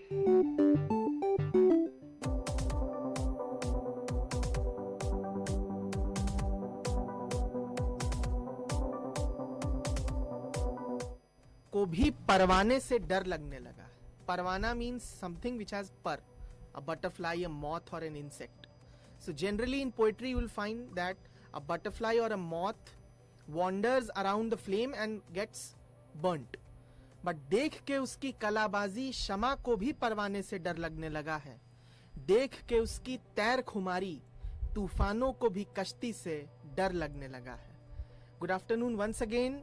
I have with me the second prize winners of Connected India Challenge Hackathon, a team comprising of awesome foursome participants, Anupam Rana, Shagun Khemka, Abhiram Ji, and the third participant was Anurag Waring, who is not present here due to some prior commitments. So welcome everybody. Thank you. Thank you. And the first question which all our listeners would be eager to know about is, what is hackathon? Abhiram, we would like to start with you. Hello everyone, I'm Abhiram. I'm currently in the third year of electronics and communication. Basically, hackathons are of two types, software hackathons and hardware hackathons. We were in the hardware hackathon. We were basically given a theme and we had a rough idea of what to do.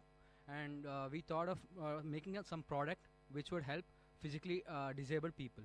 So we had to go to NIT Trichy, and within 2 days we made the complete product, the prototype of it, and then we presented it to the judge, and then he was pretty impressed. So yeah, everything went well. Pretty impressed certainly he should be, because I know these guys and they are really wonderful and fantastic in their job. Now the second question I'll pose to Anupam. Who organized this event? Means I did not detail about it. It would be better you explain our listeners from your mouth. So the event was Connected India Challenge, and it was organized by Texas Instruments, and it was sponsored by Samsung R&D. So it was a great event, and we were given the boards by Texas Instruments. So they have their boards, Texas CC 3200, which is a complete development board with different modules in it, like a Wi-Fi module and different sensors. So they were asking us to develop a device on that particular board itself. So yeah, it was a good event. So pretty high sounding things and a quite prestigious platform where you have fetched this award. We all of us are proud of you. Thank you. Shagun, first tell us something about you. Means you are their juniors, as of I know. You are in your second year right now. Hi, this is Shagun Ravi Khemka. I'm a second year IT student. They actually called me out for the event just a few days before, and all we had just 2 days for the preparation, except for the idea which we already knew before, and it just everything happened, and the rest is history. And it has, yes, certainly it has happened very historically, and it's a benchmark. And we have Anurag Waring, the fourth member. He has come, and I know Anurag has a habit of coming a bit late, but he leaves the mark behind. That is very important. Anurag, what are your areas of interest? Basically, my areas of interest are design and game development. So the first hackathon event, it was basically based on all the virtual reality and augmented reality. Yeah, and my friend and we co-founded a company also, Pocket. So one of the very first things we did, and it was the first time we did there. Okay. Earlier we didn't know anything about the augmented reality, but like the first time we went to IIT Hyderabad, and it was like major interest we found. And in the second event, it wasn't much basically of a software part, but still I was part of the team there. Oh, certainly a very integral part. So you mentioned about something virtual reality and augmented reality. Please detail about it. Virtual reality is basically... Okay, Anupam, you would like to speak something. He's getting very eager. Yes, Anupam. So actually, he's talking about the first event in which we went. It was like 2 weeks back at IIT Hyderabad. Oh. So it was like sponsored by Muxius. It's a Hyderabad-based company of virtual reality. So there we were given a promise statement that we have to develop an app or something related to that on virtual augmentation or virtual reality. So virtual reality is basically you would have heard about Oculus or Google Cardboard. Yeah. So like you wear that device and like you feel that you are in a particular different space. Okay. Oh. You can see different things roaming around and you are... So it's an artificiated reality. Exactly. Okay. So like there will be developed an app in which like you will be sitting in your room, you will be taking your mobile, and while you are seeing through your mobile, you will be saying that in the same room different spaceships are coming and aliens are attacking on you, and you have to like use the missiles and kill them. And ultimately, if you are able to do it within a specific time, you are the winner. Oh, sounds pretty much interesting and very enthralling. So, Shagun, explain the format of the competition in which you have fetched the second prize. Yeah, so actually there were huge number of teams out there, each comprising of 3 to 4 members, and all they were focused on one thing: how to help the people who are facing such challenges, like either they are visually challenged or deaf or any other thing. So basically, we all were committed to one cause, by which we can make a better life for them in the future. Yes. So, Abhiram, would you like to add something more about this format of the competition? Yeah, there were around 60 teams in the competition, and initially we were like, we all of us had the same goal. We share the same amount of enthusiasm. I think it's that thing which drives us towards whatever small things we have achieved. So all of us share the same passion. We were up for around all through the night until 12:30, 1 o'clock, and then again we got up early in the morning for the sake of winning the competition.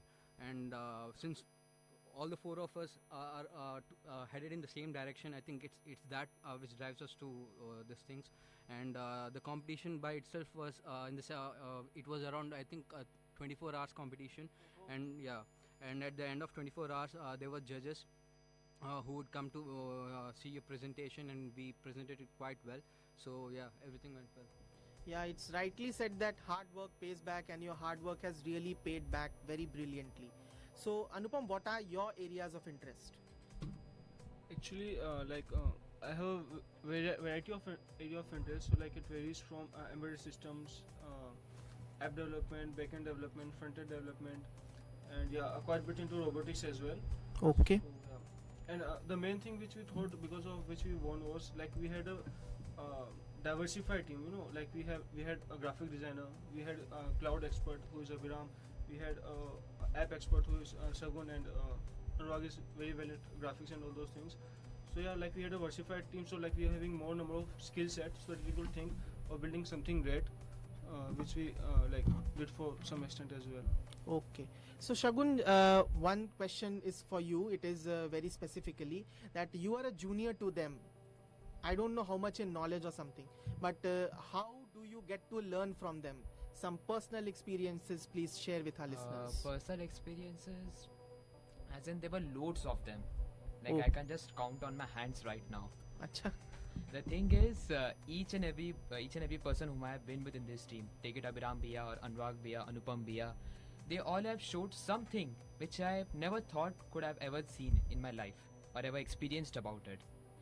Really, that is what you can extract when you are with seniors, and that too so talented people. So Anurag, what are your areas of interest? Like you explained, what are you good at in this technical domain? Apart from this technical domain, something else which you like to do when you are really your head is brimmed up with these technical things? Actually, I want to talk, and I just want to learn about history also. Oh, I'm that is why you are creating it. Yeah, go ahead. I read some of the known historical books, and I am really interested in 20th century, whatever happened in the earlier 20th century. Okay. So your technical domain work is very much up to date, but you go back to the 20th century also sometimes. No. So yeah, go ahead. It was I wanted to read historical books since I was in 6th class, and we had to read. We were forced to. You wanted to. It's great. No, not the our school books. Some of the books, okay. which you are not allowed. It's not. And I just wanted to read all those books regarding our history, and I have interest in Indian politics also. And that's all. Oh, that's really nice. Very good of you. So, Anupam, what are your future plans? Like you told, you have your fingers dipped in too many bowls. But is it something which you would like to really concentrate? Your future plans, your career choices? Actually, I want to be an entrepreneur. So whatever I'm doing right now is just to build my profile, so that whenever I go to an investor, I can show that I've achieved something in past, and I'm capable of achieving something in future as well. So that if I will be able to convince him that yes, I am capable of doing something, and you can trust on me, you can vouch on me, so it will be beneficial for me. So that's why I'm doing all those things, and I want to be an entrepreneur in future. Please explain me that hackathon is about a very mammoth size of programming skills. So how is it related to entrepreneur skills or entrepreneurial ventures? See, you would have seen most of the good funded startups are by IITians. Okay? Yes. So what the investor thinks is I've met a lot of investors, and what I've understood from them is what they were saying me that if you have achieved something in past, so they come to know, okay, you are capable and you are striving for success. Okay. Yes. So if you see IITians, okay, they are mainly into the technical domain. They don't have any management experience, but when they go to investors, they are more likely to get an investment because they know they are hardworking and they have achieved something in past, and they can vouch on them. Okay, they will be giving results in the future as well. So I read Paul Graham message also, which is considered as Bible in the entrepreneurship field. So in that also it was written you have to show something in your past which you have achieved and which is at a good level. So yeah, I'm trying to create that kind of profile. If by the end of engineering, I'm trying that if I could build a good profile so that I can impress some investors for my startup or something like that. Oh, it's really very heavy for me to receive all these things from Anupam. He is so talented, and we are having a very virtuous discussion. But there is time for a short break. We'll be right after that. You are listening to VIT Achievers, VIT Community Radio 90.8 FM, and I am your host Shashank.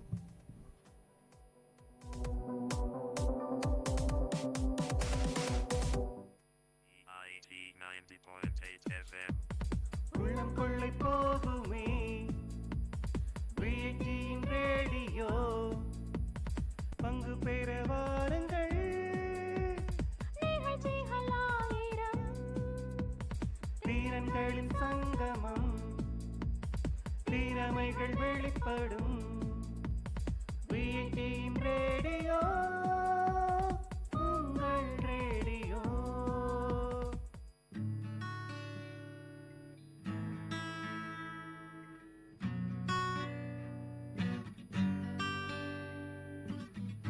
Little hands and little feet, little eyes and little teeth, don't make you smile, don't they make you laugh?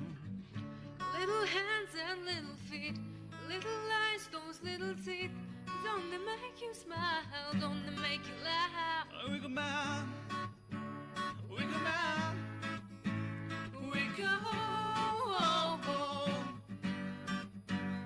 wiggle man, wiggle man, wiggle.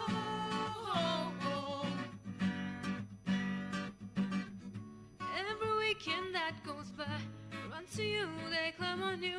You know you love them so, and they can feel it too. When weekend that go, they run to you and they climb on you. Can't get enough of you. Wiggle man, wiggle man, wiggle. Wiggle man, wiggle man, wiggle.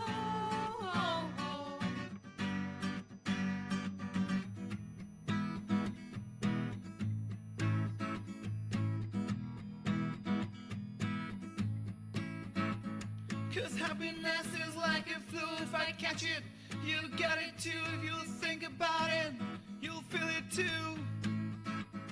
So stand up, run fast, go find someone. Well, meet and share a love and heart. 'Cause the time has come, just gather around and hold their arms, wiggle man. Wiggle man. Wiggle. Hey, wiggle man. Little hands and little feet, little eyes, those little teeth. Don't they make you smile? Don't they make you laugh? Wiggle man. And every weekend that you run to you, they climb on you. Know you want them so, and they can feel it too. Wiggle man.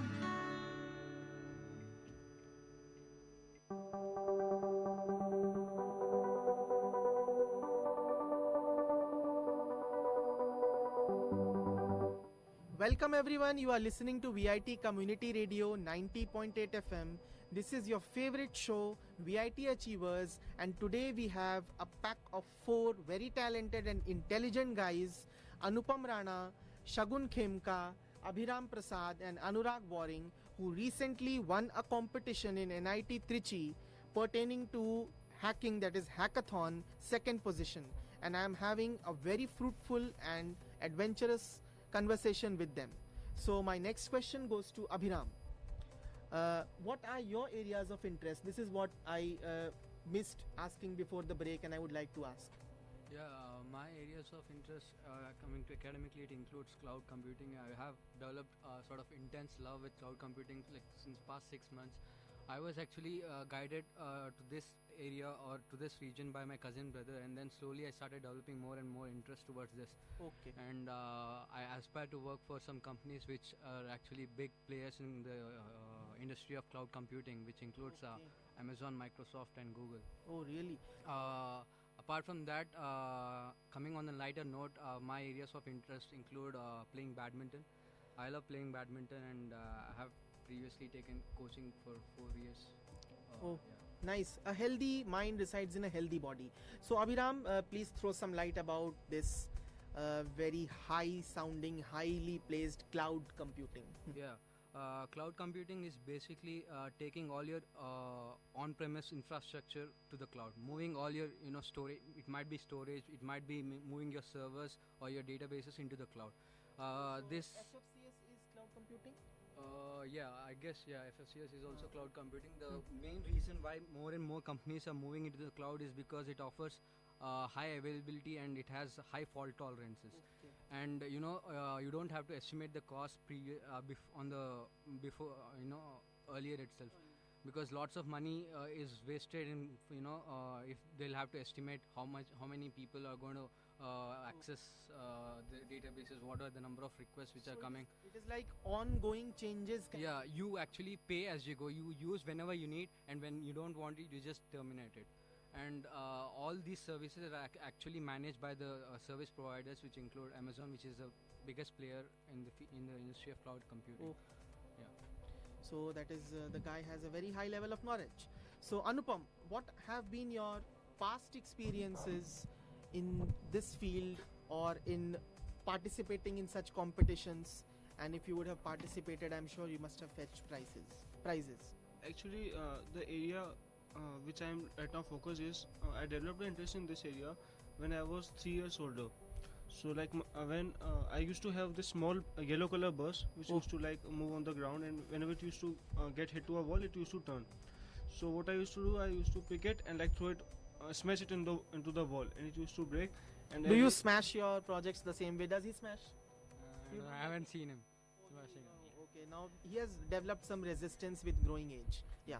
So my father used to come in the evening and he used to repair the bus, and I used to think like my father is a superhero. And you edited a part that he used to beat you first and then he used to repair. Yeah, like a little bit. After that he used to repair the bus, and I used to think that my father is a superhero. Oh. So from that age I started developing interest into this field, and in 10th there was a state level competition in Gujarat which I won. I developed the first project which I developed to this level was a small electromagnetic crane which used to be controlled by a remote, RC remote. So after that, in second year, I started building projects. Like I did home automation and like RFID tag. Using RFID tags, I developed a system for library and all those things. So yeah, a little bit into those fields now. I'm working on 2-3 projects along with some professors in VIT as well. So I am abashed. I am wondering that in 10th standard I could just understand the simple concepts of electromagnetism, and he developed something, some prototype or some model, working model. So it's really commendable of him. What about you, Shagun? What are your past experiences and achievements? Past experiences, I'm actually a state level carom player. I have Okay. participated in interstate carom competition. Also, as per developing stage, in class 11 we actually had a fair, an exhibition fair regarding science. So me and a group of people, we actually developed a ring of fire where certain small events would take place, which at the end would display the name of our school. Oh. It was very well received, and also certain newspapers published it about our event. Oh. Then in VIT, frankly speaking, first semester I did nothing Okay. because I was just exploring about the university. Yeah, that's natural. And then from second semester, actually I had no guidance, no path as to what I have to start, and I had just learned Java from my school times owing to my curriculum. So I started app development first, then followed by I actually diversified myself into many things like artificial intelligence or web development or some part of embedded system. Nice, And so really nice. today here I am. Yeah, today you are here and you will be on many greater heights and greater niches in your life. What about you, Anurag? Yeah, till 12th standard, I had interest in sports, and I used to play hockey, and I represented my union territory also, Chandigarh, under 19.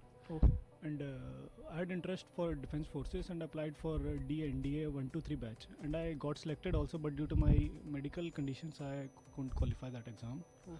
And I even received a call letter from defense services, but after the medical examination I couldn't clear. So when I came to VIT, I developed interest in graphics, and the first software I learned was Adobe Illustrator. It was just launched at that time. Great. And then I slowly developed all the other softwares like Photoshop and After Effects. And slowly I developed an interest in animation, and then I developed interest in animation based websites, SVG coding, all that stuff. And I worked for some good institutions, and then Anupam started a project regarding prosthetic arm in the Yeah. it was in the third sem, I think so. Yeah, I was a small part of it. Yeah, we did all that yeah. together, and from that point of view we started that project until now it's going on. So, I would like to ask that from hockey, you were a champion in hockey. So, how did it turn to hacking? Means, what was the psychological processes that you went through that diverted your orientation towards this? It's a man is dependent on his environment. Yeah. A man learns from his community. So, you were induced by someone. Yeah. Yeah. Like Anupam is one of the person I am really induced from. He has induced me also in certain ways. So Yeah. he always, like, he is my roommate also, and he always tells me, I'll handle the hardware part, you handle the software part, and you handle the design part. And one of the major that prosthetic arms projects where we had good friendship, and from that point of view we learned web development together, and graphics and everything together we did. And currently the game development part also we are handling together only. So, birds of same feather are flocking together and flagging various platforms. Okay, Anupam, now you please explain me something, especially for our listeners who would be interested or who would be getting some goosebumps. How do you develop this skill to this intensified level of programming, hacking, cloud computing, embedded systems, and all these, high-tech electronic stuff?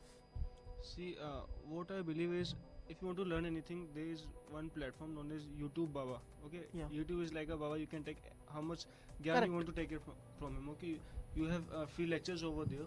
So at starting, I used to find a senior who I thought would guide me, that you should take this path and you should learn all those things. But after some time, I realized that everyone is busy in their world. Okay, so Yes. you have to achieve. If you want to achieve something, you have to create a path. Okay, you can't follow someone. Yes. So I started exploring YouTube. I found some lectures over there. So what I ultimately realized is, if you want to learn anything, just go to YouTube, search tutorials over there, and you will surely find a series of tutorials over there regarding that particular skill or language or project or whatever you are interested in. So and the second thing which I realized over this journey was don't start see, first of all you have to clear your basics. Yes. After that, don't wait someone will give you a project or you will do something. Just pick a project and start working on it. Yes. So while making the project, many of your concepts will be clearing, and you will be learning a lot of other things as well. And the third thing which I want to share with the audience is that try to take an internship in a company. Okay. Yes. What we think is if I will apply in a company, they will reject me. Okay. And I have done 4 internships till now, and I'm in third year right now. So most of them were from work from home itself. So what I did, I went to Internsala. I started applying in the companies. So till first 2-3 months, I got almost all rejections. But a company named S Close gave me internship, and I performed over there pretty well.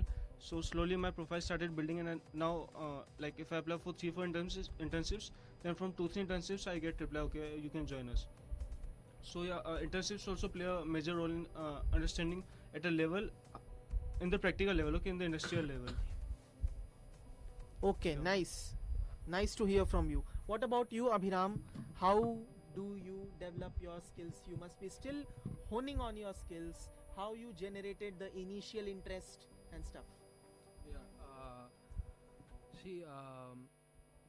The one thing which I realized lately is that in order to achieve something, you need to be really ambitious. You need to sacrifice a lot of things. If you can see something that you want to reach, then you need to give up a lot of things. Then coming to developing my skills, I actually watch a lot of YouTube tutorials, and I also did quite many courses in websites like Coursera and all. And in order to make it better and better, you need to be a part of some projects as we are now. And the one thing which I would like to say is that you would learn the most of the things when you implement it.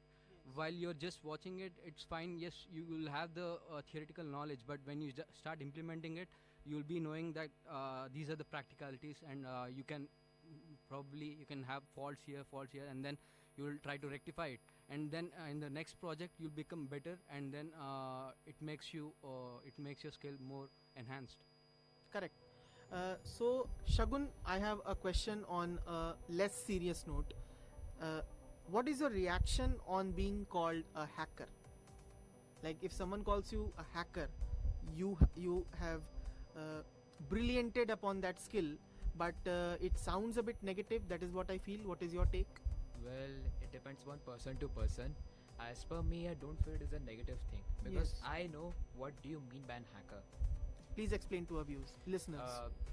Hacker, basically, if you mostly related to a cyber security guy. Yes. But as you are saying in reference to the hackathon events, it's basically you have developed something, you have put your hard work for a particular period of time, which many people are unable to do so.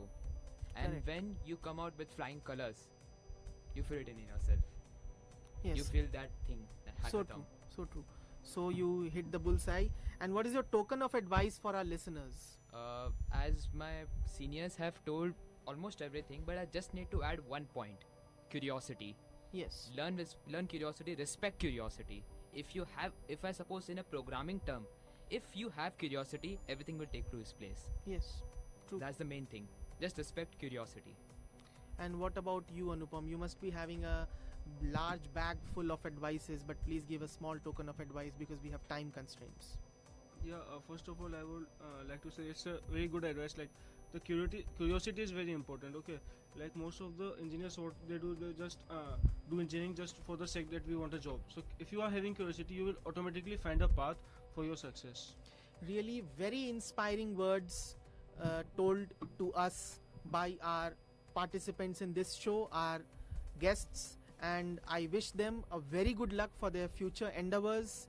And listeners, you are listening to VIT Achievers show. I hope you gathered something and you enjoyed the presentation. Keep listening to VIT Community Radio. This is your RJ Shashank signing off.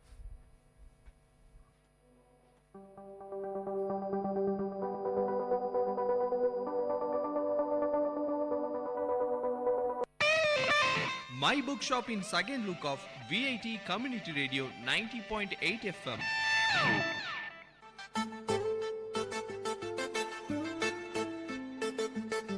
Hello VIT, you are listening to VIT Community Radio 90.8.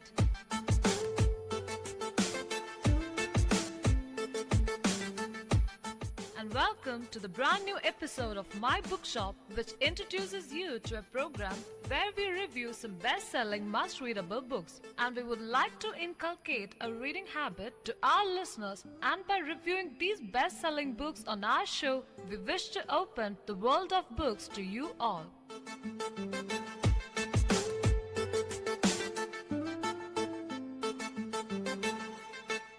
This is Anne. And this is Sanjana. For this episode, we are presenting another two interesting books. The very first book which we are gonna review today is Khaled Hosseini's Kite Runner, which is an international bestseller. Talking more about the book, published in 2003, Khaled Hosseini's The Kite Runner received generally positive reviews. The hardback edition sold respectfully, if not spectacularly, and Hosseini received some recognition as a first-time novelist, winning the Stephen Crane First Fiction Award among other honors. Most critics consider The Kite Runner a powerful first novel, but little was expected from the trade paperback edition that was published a year later. However, following the trade paperback's publication, booksellers and readers' enthusiasm increased dramatically, turning The Kite Runner into a national sensation. The novel's movie adaptation, which earned $15 million domestically in 2007-2008, also contributed to the continued success of The Kite Runner. The Kite Runner is a novel that is simultaneously embraced by academia and the general reading populace. Not only is it considered mandatory reading in book clubs and high schools throughout the country, it has been cited by the College Board on the AP English Literature and Composition exam. The Kite Runner has seemingly found its place in the ever-broadening contemporary canon of both American and world literature. This is a beautiful and informative story of Amir, an Afghan boy who betrays his closest friend Hassan when they are just 12 years old. He lives with his guilt for many years, paying deeply in pain and suffering, always wanting to redeem himself for his betrayal. The Kite Runner easily divides into three main sections: Amir's childhood in Kabul, Amir and Baba's years in Fremont, California, and finally Amir's return to Kabul. The plot covers multiple betrayals and offers the possibility of redemption, though by no means is redemption assured. The Kite Runner is the story of Amir, a Sunni Muslim who struggles to find his place in the world because of the after effects and fallout from a series of traumatic childhood events. An adult Amir opens the novel in the present-day United States with a vague reference to one of these events, and then the novel flashes back to Amir's childhood in Afghanistan. In addition to typical childhood experiences, Amir struggles with forging a closer relationship with his father Baba, with determining the exact nature of his relationship with Hassan, his Shia Muslim servant, and eventually with finding a way to atone for pre-adolescent decisions that have lasting repercussions. Along the way, readers are able to experience growing up in Afghanistan in a single-parent home, a situation that bears remarkable similarities to many contemporary households. The Kite Runner is a novel about friendship and betrayal, and about the price of loyalty. It is about the bonds between fathers and sons, and the power of fathers over sons, their love, their sacrifices, and their lies. Written against a backdrop of history that has not been told in fiction before. The Kite Runner describes the rich culture and beauty of a land in the process of being destroyed. But through the devastation, Khaled Hosseini offers hope through the novel's faith in the power of reading and storytelling, and in the possibilities he shows us for redemption. Oh, that seems very interesting. So Anne, can you share something with us about the author whose book you are talking about today? I have already mentioned that Khalid Hosseini is the author of the book. He was born in Kabul, Afghanistan, and moved to the United States in 1980. His first novel, The Kite Runner, was an international bestseller published in 38 countries. In 2006, he was named a Goodwill Envoy to UNHCR, the United Nations Refugee Agency. He lives in Northern California. His other famous novels include And the Mountains Echoed and A Thousand Splendid Suns. So, when did you read this book and why actually did you decide to read it in the first place?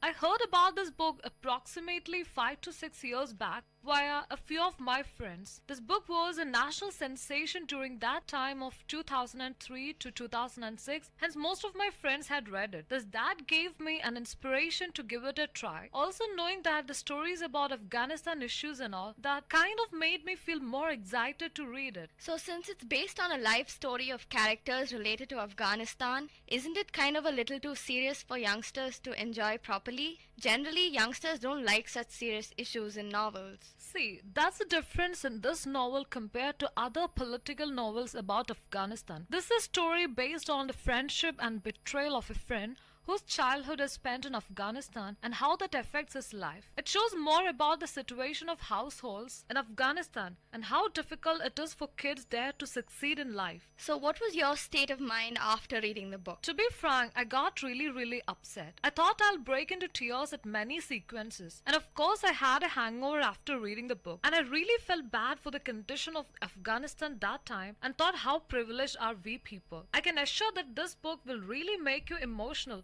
and make you think about the sorrowful things happening around you. By the way, have you watched the movie version of Kite Runner? Yes, I have. The book itself was really interesting to me. So when the movie was released, I found it a necessity to watch the movie also. So how do you compare the movie and the book versions of the Kite Runner? The biggest thing I noticed was that while the movie followed the book, it left so much information out. The relationship between the boys as children is not really developed in the movie. I believe that it's an integral part in the story because the end relies so heavily upon it. I was so fascinated and moved by the book. So I recommend all the readers to read the book first. Then you can watch the movie as an overview. So have you read any other books by this author? I have read Thousand Splendid Suns and now I'm looking forward to read And the Mountains Echoed by Khalid Hosseini. Already I have a very good impression on him and he's one of my most favorite writers. So I make it a point to read all the books written by him. So I guess this will do for now. Well, now we will review Khalid Hosseini's A Thousand Splendid Suns. Thousand Splendid Suns tells us the story of two Afghan women whose lives, although separately lived, are finally brought together by fate. Mariam and Laila, the two protagonists of this book, serve to allow the reader to experience the everyday life of women in Afghanistan. Set between the 1960s and the early 2000s, this book jars you with the harsh reality and oppression that the women of Afghanistan suffer on a daily basis. Through this book, however, Hosseini does not try to instill in us a sense of empathy or pity for the women protagonists, or give us a rosy picture of life in Afghanistan. Instead, he shows us the unbiased view on life in Afghanistan. His female characters come out as strong individuals who wade through their cultural norms and wars of their men, come out triumphantly on the other side. This book, although fictional, gives us a true sense of the human suffering, the struggle of women to be in control of their own lives, war and nationhood, domestic violence and political forces snatching away the rights of individuals and waging endless war that nations around the world suffer or have suffered. Hence, a reader from Canada, Australia or Thailand will be able to identify with this book as its theme is universal though restricted to life in Afghanistan. This book also speaks of love and love lost. Mariam's mother, Nana, commits suicide although her love for her daughter was unconditional but flawed. As a teenager, Laila falls in love with her best friend Tariq. However, the war finds her parents and Tariq dead and she is forced to marry Rashid to become his second wife after Mariam. All through the book, you go through these varied emotions. The happiness you feel as you read of Laila and Tariq's adolescent love is quickly substituted by the tragic death of the family of the protagonist. After voraciously reading this book, I could not help but notice gaping wounds and psychological trauma that human love leaves in its wake, even with the best of intentions, only breeding a desperate need and desire to be loved better and more purely. Love can move people to act in unexpected ways and move them to overcome the most daunting obstacles with startling heroism. Also, to think that life in Afghanistan is lived in a constant fear of death leaves the reader with a sense of guilt and sorrow. How can humanity, with all the progress in science and politics, still let such conditions thrive in a country like Afghanistan with 30 million people? And how much longer until things get better? To quote from the book itself, of all the hardships a person had to face, none was more punishing than the simple act of waiting. Mariam and Laila are first hateful of each other, but as they learn to live their lives together, they realize that they both share a common objective: to live each day with no hope at all of betterment and to continue to keep existing until death receives them. However, Laila gives birth to a son and a daughter, and together Mariam and Laila nurse the children and find new hope again. Tariq also returns to Kabul, and Laila is shocked to find that he's still alive. Once Rashid finds out that this meeting had taken place, he begins to beat Laila up. However, Mariam gives him a blow with a shovel and Rashid is left dead. Mariam decides to confess to the Taliban about her killing her own husband, and she is left to face execution. In the meantime, Laila and Tariq and her two children decide to leave Herat and go to Pakistan, where they live a life made of dreams. However, they decide to return to their home country as conditions improve following the US invasion in 2001. Laila becomes a school teacher at an orphanage, and once she's pregnant again, she decides to name the child Mariam. This book is sure to thrill, inspire, challenge, and open your mind to the reality of hardships in life and the hope of building a new life again. Very much like his previous book, The Kite Runner, which also deals with similar themes and is set in Afghanistan. This book shows the second-class, serf-like treatment of two women and their subjection to physical and emotional brutality that was allowed, enabled, and endorsed. However, we also get to see the bravery, kindness, and self-resilience of these same two women. It is very uplifting to note that however brutal the environment, the compassion of these two women has not left them, making you fall in love with humanity for everything that we are and we're not. So, Sanjana, what does the title of the book actually mean? The title of this book, A Thousand Splendid Suns, is actually taken from a line in the poem Kabul by the 17th century Iranian poet Saib Tabrizi. It says, "Every street of Kabul is enthralling to the eye. Through the bazaars caravans of Egypt pass. One could not count the moons that shimmer on her roofs, and the thousand splendid suns that hide beneath her walls." So, what did you like the most about this book? This book makes for a compelling read.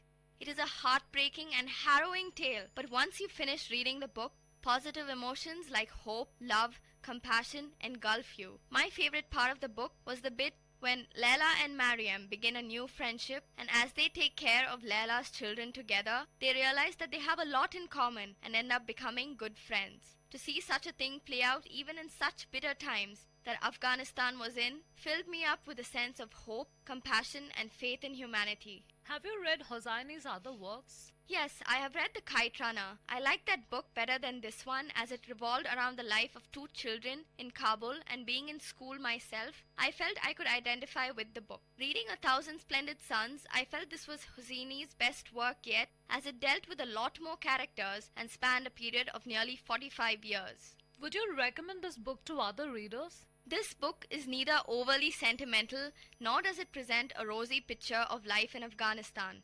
The reader goes through a mix of emotions as he or she reads the book, and to be able to make a reader feel all this in a 400-odd pages is an achievement in itself. The story is woven beautifully and the plot keeps you at the edge of the seat as you hope for things to get better. I finished the book in one sitting myself, so I would suggest this book for everyone to read. I'm sure it is one of those rare books that all sorts of readers will enjoy.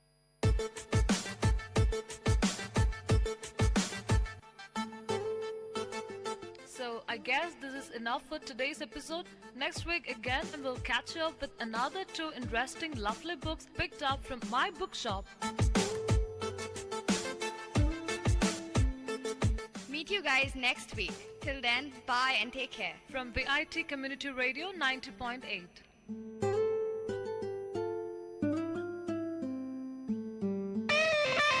My Bookshop in second look of VIT Community Radio 90.8 FM.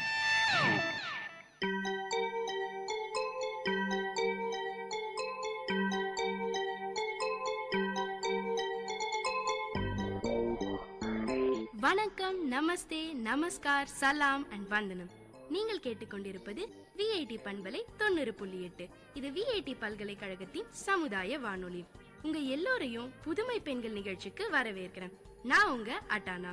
இந்த நிகழ்ச்சியில எவ்வளோ கடினமான சூழ்நிலையும் தனக்குன்னு ஒரு பாதையை அமைச்சுக்கிட்டு அதுல அவங்க பயணத்தை தொடர்ந்து அதுல வெற்றியும் அடைந்த பெண்களை பத்தி தான் நான் உங்களுக்கு சொல்ல போறேன்.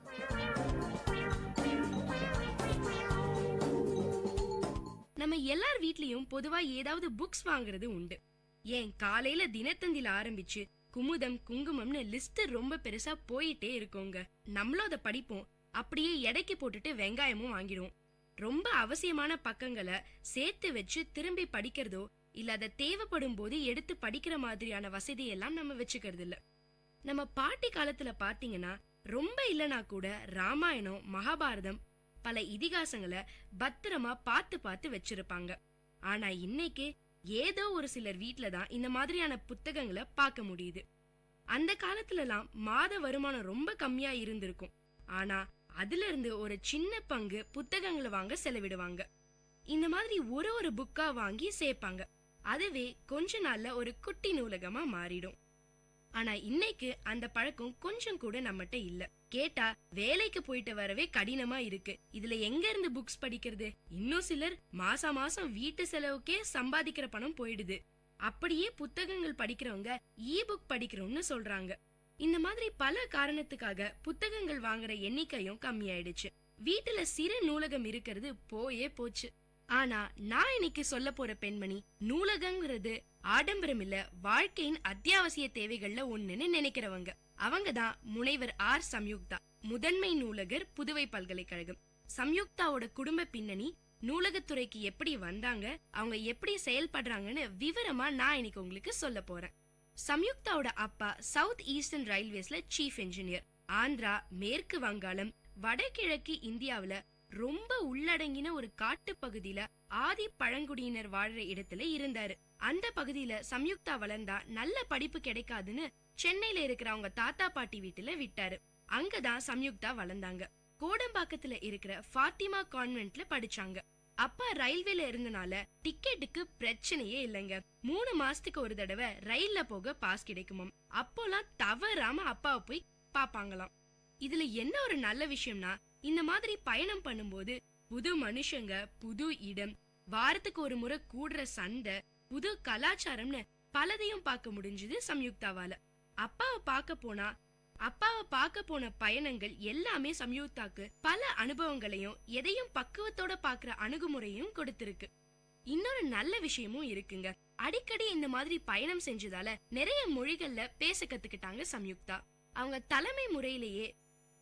தலைமுறையிலேயே முதல் முறையா அதிகம் படிச்ச குடும்பம் அவங்க அப்பாது தானா. அவரு இன்ஜினியர். அவரோட அக்கா அண்ணாமலை பல்கலைக்கழகத்துல பேராசிரியர். அப்பாவுக்கு பூர்வீகம் ஊட்டி, அம்மா தெலுங்கு. அதனாலேயே சம்யுக்தாவுக்கு தமிழ், தெலுங்குன்னு ரெண்டுமே நல்லா பேச வருமாம். கல்யாணத்துக்கு அப்புறம் கணவர் கேரளாங்கிறதால மலையாளமும் கத்துக்கிட்டாங்க. இது தவிர ஹிந்தி, பெங்காலி, கன்னடா, இங்கிலீஷ்னு மொத்தம் 7 மொழி தெரியுமாங்க. சொபா, எனக்கு இப்ப இத சொல்றதுக்கே கண்ணை கட்டுது. இவங்கள ரொம்ப நல்லா தெரிஞ்சவங்க லிங்குவிஸ்ட்னு கூப்பிடுவாங்களாம். சம்யுக்தா எதேச்சையாதான் நூலகத்துறைக்கு வந்தாங்களாம். பியூசி முடிச்சதுக்கு அப்புறம் WCCல பிஎஸ்சி நியூட்ரிஷன் அண்ட் டயட்டிக்ஸ் சேர்ந்தாங்க. 1977ல பிஎஸ்சி முடிச்சதும் என்ன பண்ணலாம்னு யோசிச்சுட்டு இருந்தாங்களாம். அப்போதான் திடீர்னு அவங்க ஃப்ரெண்டு போன் பண்ணாங்களாம். சும்மா அப்படியே ஜாலியா பேசிக்கிட்டு இருக்கப்ப bachelor of library and information சயின்ஸ்னு ஒரு கோர்ஸ் மெட்ராஸ் யூனிவர்சிட்டியில இருக்கு, அதுக்கு விண்ணப்பிக்க நாளையோட கடைசி நாள்னு சொன்னாங்களாம். சம்யுக்தாவுக்கு சம்பந்தம் இல்லாத துறைன்னு தெரிஞ்சே விளையாட்டு போக்க விண்ணப்பத்தை அனுப்பினாங்க. வெறும் 45 சீட்டுக்கு சுமார் 900 பேர் விண்ணப்பிச்சிருந்தாங்களாம். இதுல எல்லாம் எங்க இடம் கிடைக்க போகுதுன்னு சும்மா அப்படியே நினைச்சு விண்ணப்பித்ததோட அதை விட்டுட்டாங்களாம். ஆனா அதிர்ஷ்டவசமா சம்யுக்தாவுக்கு அந்த கோர்ஸ்ல சேர இடம் கிடைச்சிருச்சு. சரி, என்னதான் அந்த கோர்ஸ்ல சொல்லி தராங்கன்னு பாப்போமேன்னு அப்படியே சேர்ந்தாங்களாம். கொஞ்ச நாள்ல படிக்க படிக்க அந்த துறையில ஆர்வம் அதிகமாயிடுச்சு சம்யுக்தாவுக்கு. இளங்கலை படிப்போட நிறுத்திடாம master of library and information சயின்ஸையும் படிச்சாங்க. 21 வயசுல காலேஜ் படிச்சுட்டு இருக்கும் போதே கல்யாணம் முடிஞ்சிருச்சு.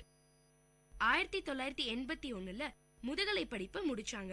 ரிசல்ட் வரதுக்கு முன்னாடியே சம்யுக்தா கையில வேலை ரெடியா இருந்தது. முதல் வேலையே சும்மா சூப்பரான காலேஜ்லங்க, சென்னை மீனாட்சி மகளிர் கல்லூரியில நூலகர். அதான் நல்ல வேலை கிடைச்சிருச்சுன்னு அத்தோட நம்ம சம்யுக்தா நிறுத்தல. அங்க நூலகரா வேலை பார்த்துட்டு இருக்கும் போதே MA பப்ளிக் அட்மினிஸ்ட்ரேஷன் படிச்சாங்க. 1989ல முனைவர் பட்டத்துக்கான ஆய்வை தொடங்கினாங்க. நூலகங்களை 3 வகையா பிரிக்கலாம்ங்க. 1 பள்ளி, கல்லூரி, பல்கலைக்கழகங்களுக்கான அகாடமி லைப்ரரி. 2வது பல்வேறு விதமான ஆய்வுகளுக்கு உதவும் ஸ்பெஷல் லைப்ரரி. 3வது பொது நூலகங்கள். நூலகங்களுக்கான முக்கியத்துவம் அத்தியாவசியமான ஒண்ணு. ஆனாலும் இத பத்தி நம்ம பலருக்கு தெரியறதில்ல. சம்யுக்தா அவங்களோட ஆய்வுல டாக்டர், இன்ஜினியர், பேராசிரியர்னு பல துறைகளை சார்ந்து 14 பேரோட பட்டியலை பொதுமக்கள் கிட்ட கொடுத்து பார்த்தாங்க. அதுல நூலகருக்கு 12 அல்லது 13வது இடம் தான் கிடைச்சுதான். சம்யுக்தாவை பொறுத்த வரைக்கும் இதுக்கு காரணம் சினிமா ஊடகம் தானாங்க. பொதுவா எந்த சினிமாவில பார்த்தாலும் லைப்ரரியன்னா பெருசா கண்ணாடி போட்டுட்டு இறுக்கமான முகத்தோட முகத்துல ஒரு சிரிப்பு கூட தெரியாத மாதிரி தான் காட்டுவாங்க. இந்த தாக்கம் பலருக்கும் ஏற்பட்டிருக்கிறத சம்யுக்தா புரிஞ்சுக்கிட்டாங்க. ஆனா ஆராய்ச்சி பணிகளுக்கு நூலகர் ரொம்பவே அவசியம்ங்க. ஆவணங்களை வாங்கி கொடுக்கறது, அதை தொகுக்கிறதுன்னு பல முக்கியமான பணிகள் நூலகர்களுக்கு இருக்கு. இதே பல்கலைக்கழக அளவுல பார்த்தோம்னா ஒரு லைப்ரரியனுக்கு மதிப்பு ரொம்பவே ஜாஸ்திங்க. காலங்காலமா ஒரு நூலகர்னா புத்தகம் கொடுக்கறது, வாங்கறது, கேக்குறவங்களுக்கு எடுத்து கொடுக்கறது தான் வேலைன்னு நம்ம நினைச்சுக்கிட்டு இருக்கோம். ஆனா அது அப்படி இல்லைங்க. அதே மாதிரி நூலகம் சார்ந்த படிப்புகளை இந்த காலத்துல பலரும் படிக்கிறது இல்ல. அதெல்லாம் படிச்சா வேலை கிடைக்காதுன்னு நம்மளே தப்பா நினைச்சுக்கிட்டு இருக்கோம். எந்த படிப்புக்கும் இடம் கிடைக்கலனா கடைசியா நூலகம் சார்ந்த படிப்புகளை தேர்ந்தெடுப்பாங்க சில பேர். இன்னும் சில பேர் இத படிக்காமையே இருந்துடலாம்னு நினைக்கிறாங்க. ஆனா அது நம்மளா நமக்கு ஏற்படுத்திக்கிட்டு இருக்க தோற்றம். உண்மையில பாத்தீங்கன்னா நூலகம் சார்ந்த படிப்புகளை படிச்சவங்களுக்கு மற்ற துறைகளையும் வெவ்வேறு பேர்ல வேலை கிடைக்குது. கார்ப்பரேட் கம்பெனில டெக்னிக்கல் எடிட்டர், வெப் மாஸ்டர் இப்படி எல்லாம் பதவிகளும் இருக்கு. சம்யுக்தா முனைவர் பட்ட ஆய்வை 1995ல முடிச்சாங்க. 1997ல திருநெல்வேலி மனோன்மணியம் சுந்தரனார் பல்கலைக்கழகத்துல நூலகர் வேலை கிடைச்சுதான். ஆனா அங்க போய் சேர ரொம்ப யோசனையா இருந்துதான். பழகின சென்னையை விட்டுட்டு போக மனசே வரல. அப்போதான் சம்யுக்தாவோட மகன் 10வது படிச்சுக்கிட்டு இருந்தாராம். இவ்ளோ குழப்பத்துல உடனே ஏன் முடிவெடுக்க வேணும்னு தள்ளி போட்டுட்டாங்க. அப்போதான் சென்னை பல்கலைக்கழகத்தோட தரமணி கேம்பஸ்ல டெபுட்டி லைப்ரரியன் வேலை கிடைச்சது. உடனே போய் சேர்ந்துட்டாங்களாம் சம்யுக்தா. 4 வருஷம் அங்கேயே வேலை பார்த்தாங்களாம். பல நவீன தொழில்நுட்பங்களை புகுத்தி லைப்ரரிய ஆட்டோமேஷன் பண்ணினாங்களாம். இவங்களோட இந்த வேலையும் உழைப்பையும் பார்த்துட்டு 2001ல கிண்டி கேம்பஸ்ல லைப்ரரிக்கு ஹெட்டா மாத்தினாங்க. அங்க இருந்த நூலகத்தையும் கணினிமயமாக்கினாங்களாம் சம்யுக்தா. ஆன்லைன்லயே எல்லா தகவல்களையும் கிடைக்கிற மாதிரி அப்டேட் பண்ணினாங்களாம். புத்தகங்கள், பத்திரிகைகள்னு எல்லாத்தையுமே இணையதளத்துல படிக்கிற மாதிரியான வசதிகளையும் செஞ்சிருக்காங்க. இந்த மாதிரி லைப்ரரினா போருங்கிற கான்செப்ட மாத்திருக்காங்க சம்யுக்தா. லைப்ரரிக்கு ஒரு புது தோற்றத்தையும் அதோட செயல்பாட்டையும் புதுமையாவும் சுலபமாவும் மாத்திருக்காங்க.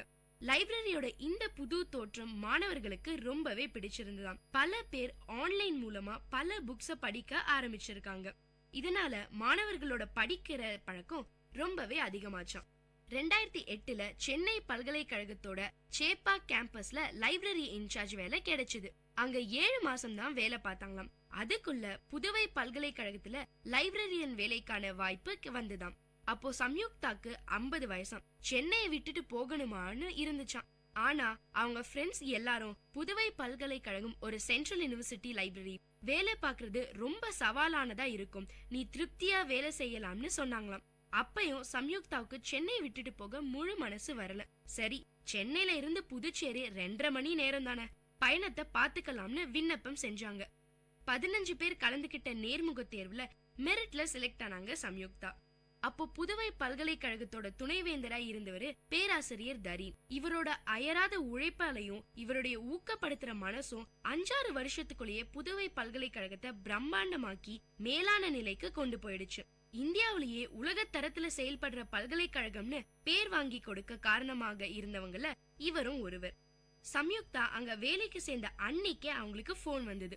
லைப்ரரி ஆட்டோமேஷன் தொடர்பா ஒரு சர்வதேச மாநாடு 6 மாசத்துல நடக்க போகுது, நீங்க தான் எல்லாத்தையும் ஒருங்கிணைக்கணும்னு சொன்னாராம். சம்யுக்தாவுக்கு ஒரு நிமிஷம் ஒண்ணுமே புரியல. என்னடா இது, இன்னைக்குதான் ஜாயின் பண்ணிருக்கோம், நம்மள பத்தி பெருசா எதுவுமே தெரியாது, ஆனா இவ்வளவு பெரிய வேலையை கையில கொடுக்கறாருன்னு திகச்சு போய் நின்னாங்களாம். ஆனா அவருடைய நம்பிக்கையான வார்த்தைகள் சம்யுக்தா மனசுல தைரியத்தை விதைச்சுது. உங்களுக்கு வேண்டிய எல்லா உதவிகளையும் செய்யறோம்னு அவர் சொன்னதை கேட்ட உடனே நிச்சயமா என்னால இதை செய்ய முடியும்னு சம்யுக்தா மனசுல தோணுச்சான். முழு வீச்சுல வேலையில இறங்கினாங்களாம் சம்யுக்தா. 25 வருஷம் பழமையான நூலக கட்டிடத்தை புதுப்பிக்கிற பணி 6 மாசத்துக்குள்ள கண்ணாடி மாளிகை மாதிரி மாத்திட்டாங்களாம். துணைவேந்தர் எப்பவுமே சொல்றது, நூலகம்னா உலக தரத்துல இருக்கணும், உள்ள வரவங்களுக்கு திரும்பி வெளியே போகணும்னே தோணக்கூடாதுன்னு. செம்ம போரிங்கா தெரிஞ்ச லைப்ரரி 6 மாசத்துல பல மாணவர்களோட பிடிச்ச இடமா மாறிடுச்சு. இவங்க பில்டிங்க மட்டும் மாத்தலங்க, பல புது புது முறைகளையும் அறிமுகப்படுத்தினாங்க. புதுவை பல்கலைக்கழக நூலகத்துக்கான வெப்சைட் குள்ள போனா என்ன புத்தகங்கள் இருக்கு, என்னென்ன பத்திரிகைகள் இருக்குன்னு தெரிஞ்சுக்கிற மாதிரியான வசதிகளையும் செஞ்சிருக்காங்களாம். எலக்ட்ரானிக் ரிசோர்ஸ்னு சொல்லப்படுற இ புக், இ ஜர்னல், இ டேட்டாபேஸ்னு எல்லாம் கிடைக்கிற மாதிரி பண்ணிருக்காங்க. ஆராய்ச்சிக்கு உதவுற எல்லா தகவல்களும் டேட்டாபேஸ்ல இருக்காம். முன்னாடி எல்லாம் பல தகவல்களுக்கு வெளிநாட்டு இணையதளங்கள் பல்கலைக்கழகங்களையும் கேட்க வேண்டியிருந்ததாம். ஆனா இப்போ இவங்க கிட்டயே போதுமான அளவுக்கு டேட்டாபேஸ் இருக்காம்.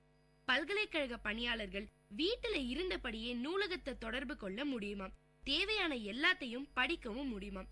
ரிமோட் லாக்இன்னு ஒரு வசதியும் ஏற்படுத்திருக்காங்க. புதுவை பல்கலைக்கழகத்துல பணிபுரியறவங்களுக்கு நூலகத்தோட முக்கியத்துவத்தை ரொம்ப நல்லா உணர வச்சிருக்காங்க. மாசத்துக்கு ஒரு முறை மீட்டிங் போடுவாங்களாம்.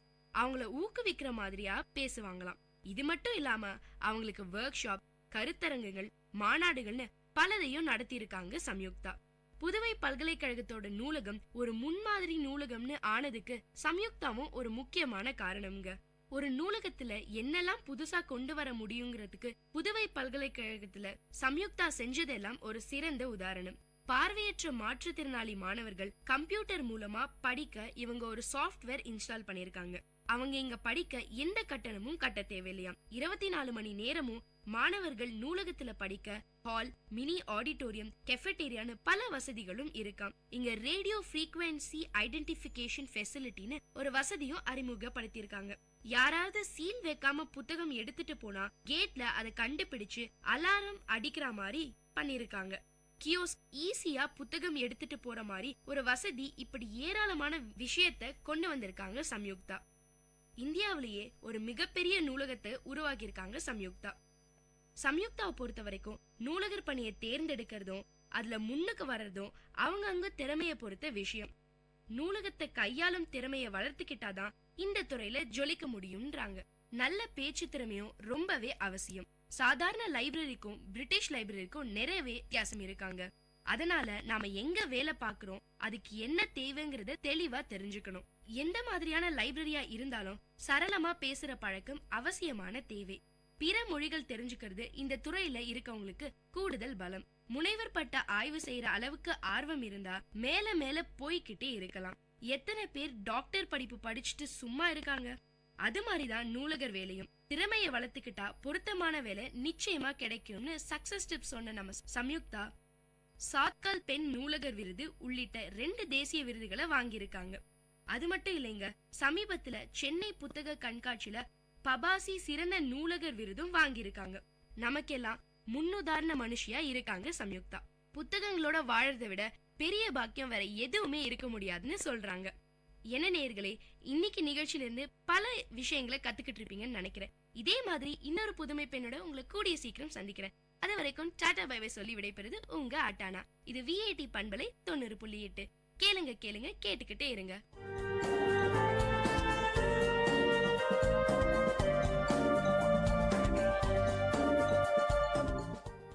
நிகழ்ச்சி உங்க எல்லாருக்கும் ஒரு பெரிய உற்சாகத்தை தந்திருக்கும்னு நம்புறேன். இதே மாதிரி பல விஷயங்களை தெரிஞ்சுக்கணுமா? அப்போ விஐடி பண்பலை 90.8 கேட்டுக்கிட்டே இருங்க.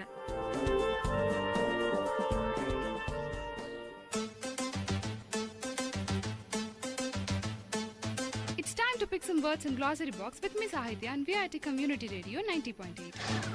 Trait. T-R-A-I-T.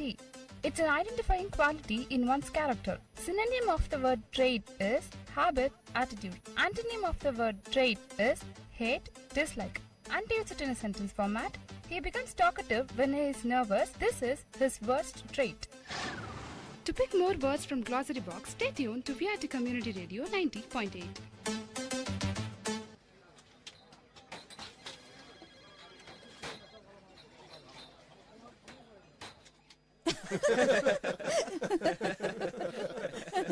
என்ன கேண்டீன் அண்ணா, இன்னைக்கு டீல இஞ்சி வாசனையே இல்லையே.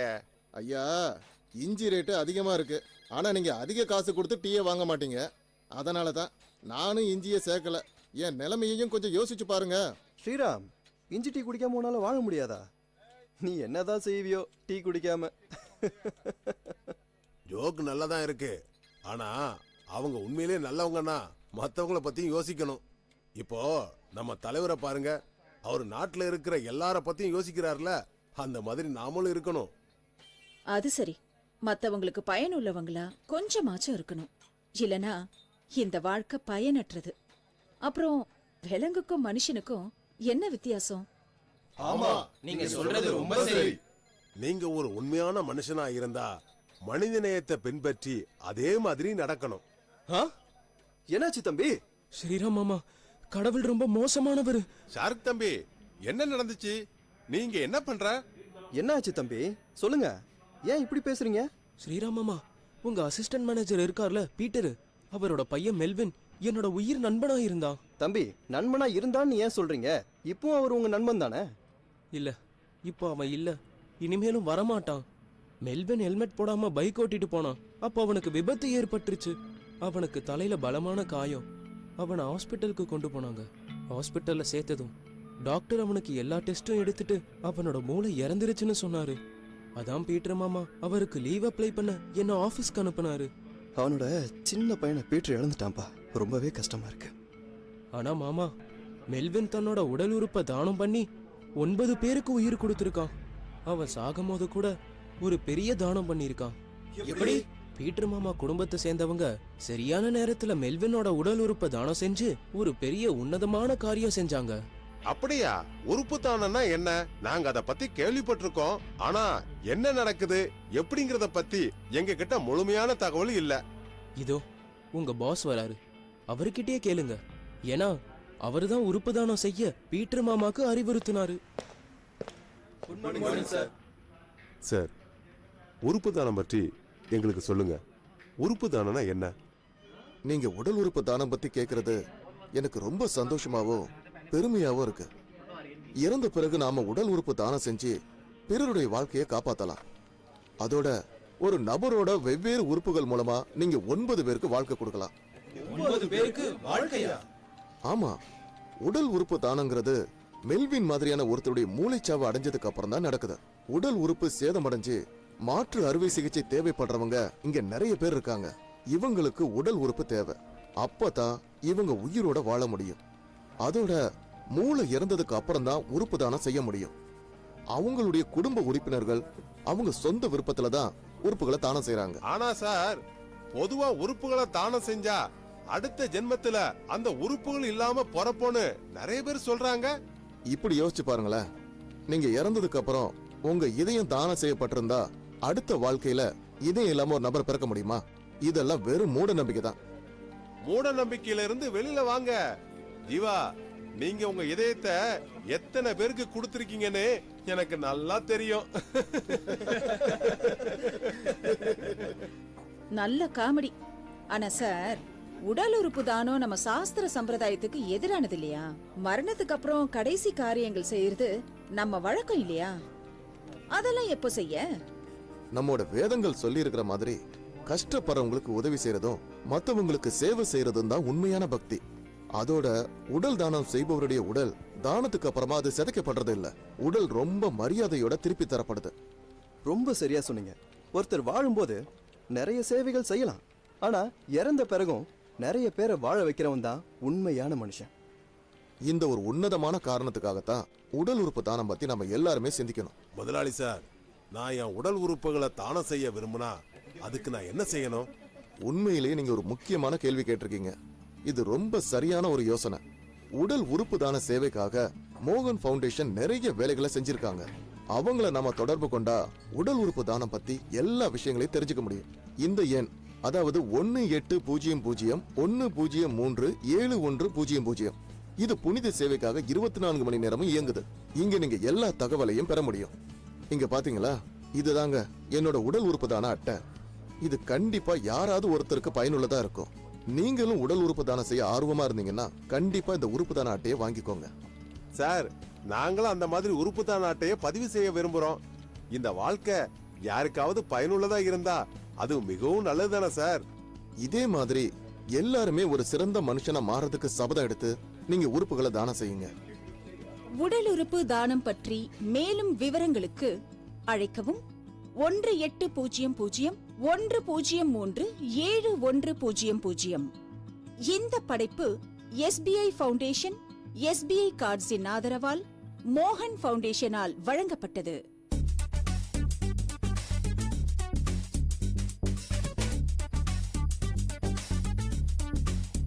And you're listening to the show Travel Bonanza with, of course, your host Ashika. This show will allow you to explore and travel around the globe, and of course through the radio. But guys, this is your guide. Where to go, what to do, how to go, what to eat, and where to stay.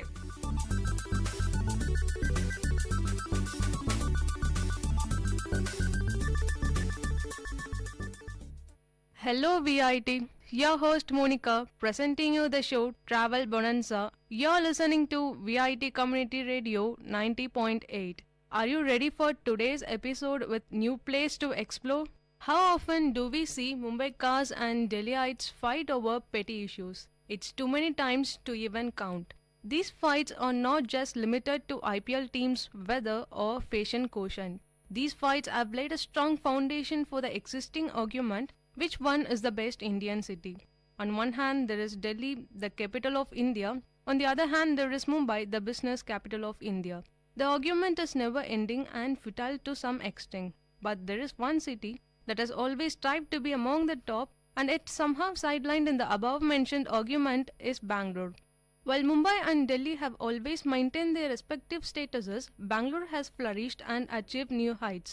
As friends, in today's episode, we are going to travel around fun, young Bangalore. There are lots and lots of things exist to be loved with Bangalore, and first of all, stating the obvious weather. The first thing that comes to the mind when any Bangalorean thinks about the city is its conducive climate. The moderate temperature and the luscious and vast greenery make anyone to love this place. You don't need to sweat a river or freeze to death in the city. The reason for the city having such an extraordinary climate is its elevation. At the altitude of 3,000 feet, that is 914.4 meters above the sea level, Bangalore is situated even above Dehradun having 630 meters. The weather in the city almost all along the year is bright and sunny in the day, pleasant with light showers of rain in the evenings, and a hill station climate in the nights. Nobody ever felt the need of air condition in their home till date. When the rest of the country is trying to figure out ways to escape from the brutal heat, Bangaloreans are busy enjoying a walk in the drizzle and the cool weather in the night. And yes, it is same throughout the year. Jealous enough? Then of course, the Ethiopian climate of the city makes it one of the best cities to live in. And that's all about the weather. Located on the Deccan Plateau is the city of Bangalore, the capital of Indian state of Karnataka. It is the third largest city and fifth largest metropolitan in India. When we come to the population of Bangalore, it is well spread between various communities, with Kannadigas taking the largest chunk of 42%. The rest are 20% Tamilians, 13% Telugites, 10% Keralites, 8% European origin, and 7% from other parts of India. This makes the city truly cosmopolitan. Cosmopolitan crowd which makes the city cooler than the weather. with many reputed colleges and universities, all big and famous IT companies, and a diaspora of students from all over the country and the world. Bangalore has the best crowd in India. Apart from IT, Bangalore is also the fashion capital of East. It has many fashion companies as Paris, if not more, with 212 software companies, 21 engineering colleges, among which is the Bangalore University that has whopping 57 engineering colleges affiliated to it, and the largest number of software professionals in the world. You can see why the city is called the Silicon Valley of India. Along with these highlights, Bangalore has many tourist attractions starting from Kengal Hanumantiya built Vidana Sauda to Tipu Palace, Lal Bagh, Kavan Park and so on. 40% of the Bangalore's landscape is gardens, parks and 50% lakes, ponds. Still now it is greener than any other city of India. You will find trees on both sides of the road almost everywhere, which makes Bangalore pleasant to walk on road, and I am sure places like Indranagar, Richmond Circle and MG Road will make your day. At the heart of the city is Lal Bagh, which covers an area of 240 acres. Apart from more than 1,000 species of flora and fauna, Lal Bagh is home to the Lal Bagh Rock, one of the oldest rock formations on earth, dating back to 3,000 million years. If we are talking about the garden city, then it is impossible to skip the huge lung spaces like Kaban Park, spread across 100 acres of area with various species of plants and trees. Bangalore, as an 8-tier city, is developing as the most important commercial hubs in the country.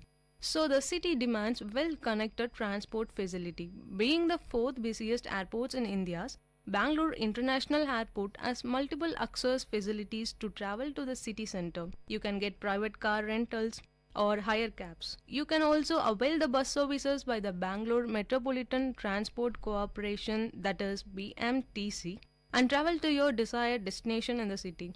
Local transport in Bangalore is very easy and well organized. BMTC, which is the city's public bus service, the network is very strong and scattered throughout the city. BMTC runs more than 3,000 buses on major routes on all days. The government also expanded the metro rail service by connecting it to major areas in Bangalore. NH4, NH7 and NH48 are the major national highways connecting Bangalore to some of the India's major cities.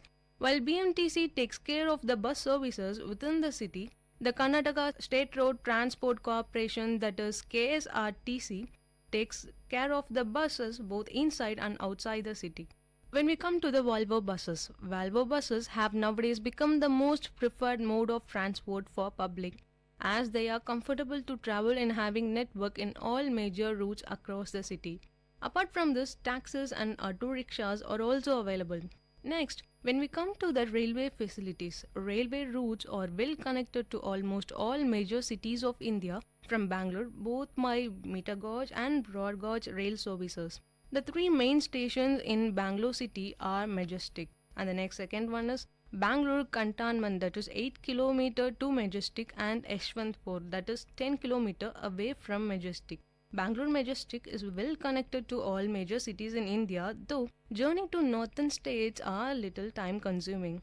And that's all about the transportation in Bangalore. And when we move on to the culture, Bangalore is a southern city of India. Its culture is a mix of several Indian cultures. Indians from various parts of country have settled in this metropolitan city. They have carried their best part of their culture to Bangalore.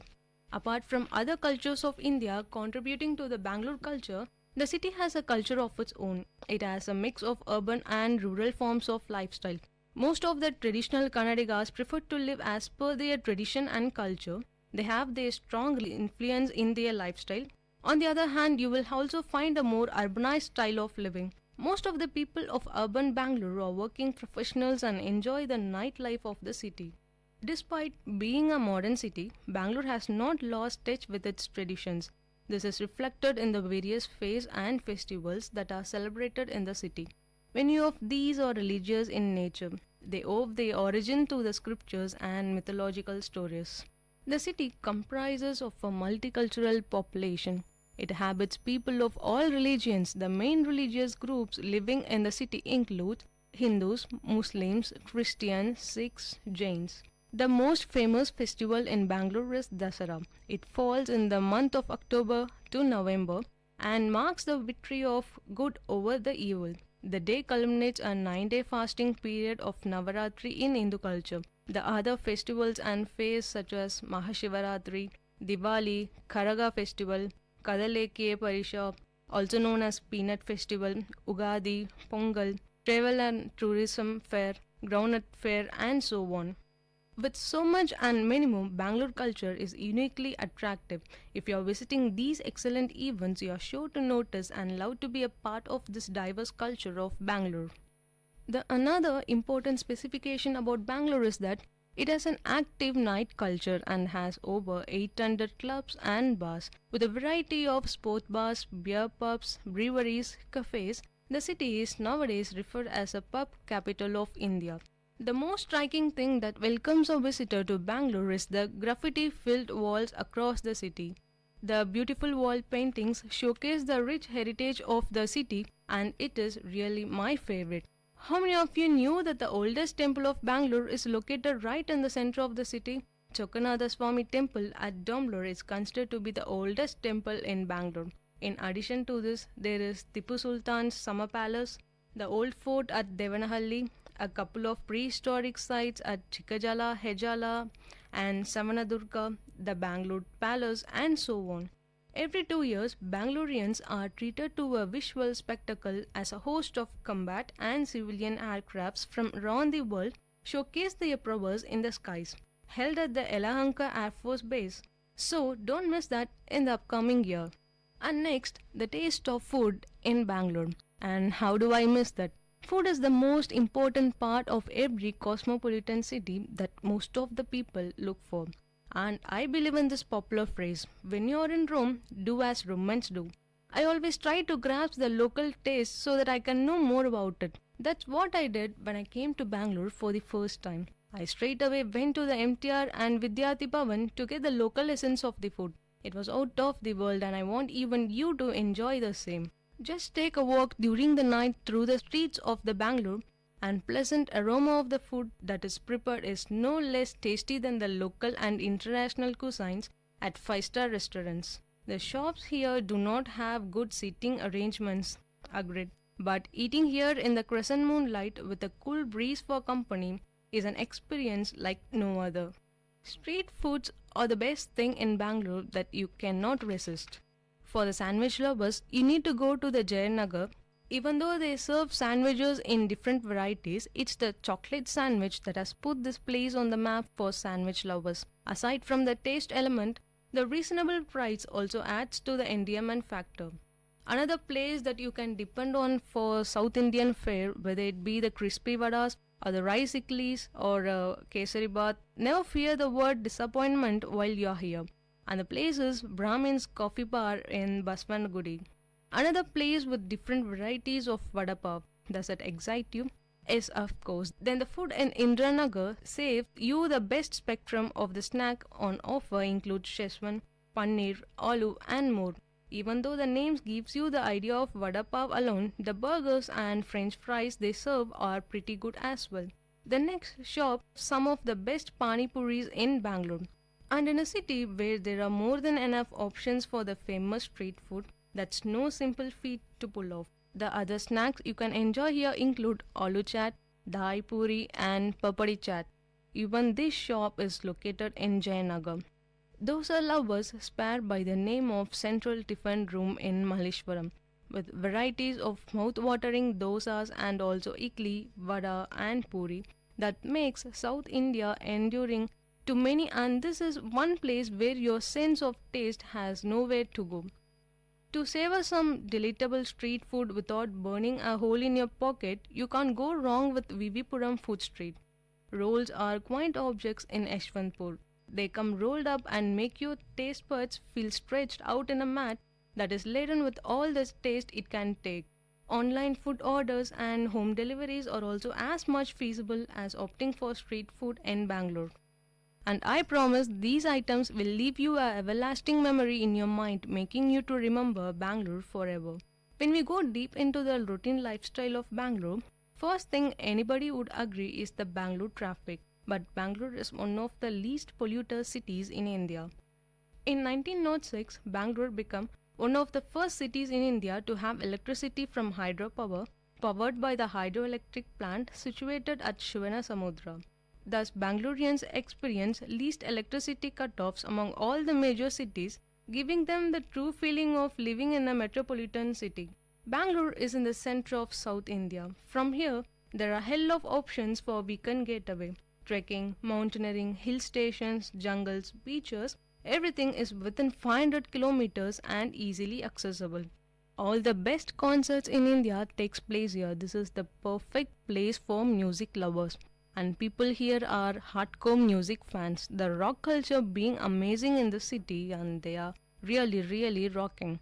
And other sites like Banargata National Park, Nrityagram Dance Village, Rangashankara, which promotes theatre in all languages, Corner House, the Ice Cream Paradise has been delighting customers since 25 years. Last but not the least, Shopping Paradise from Commercial Street to Phoenix City, from Forum Mall to Bridge Road. Till now, I haven't covered even 50% of the Bangalore. There are lots and lots of exciting things exist to explore in the city. I just want you to get into the roads of the city and have your day. I guess by now we are planning to start a trip to Bangalore. And that's all about today's show. Catch you up in the next episode. Till that, this is your host Monica signing off you from Travel Bonanza. And you're listening to VIT Community Radio 90.8. Thank you.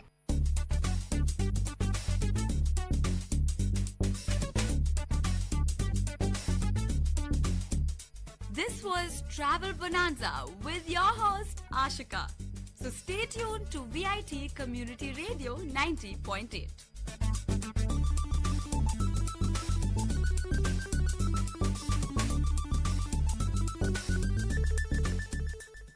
கரும்பு தோட்டத்துல ஏழை மக்கள் களை எடுக்கையில கருக்கருவா போல தோகை கைகளை கிழிக்கும். கசியும் வியர்வை காயத்துல பட்டு தனலா எரியும், உடம்பு தனலா எரியும். கரும்பு தோட்டத்துல ஏழை மக்கள் களை எடுக்கையில கருக்கருவா போல தோகை கைகளை கிழிக்கும். கசியும் வியர்வை காயத்துல பட்டு தனலா எரியும், உடம்பு தனலா எரியும்.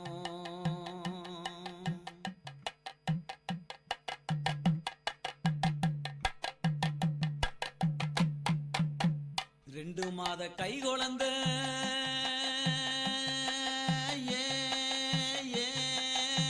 மனதா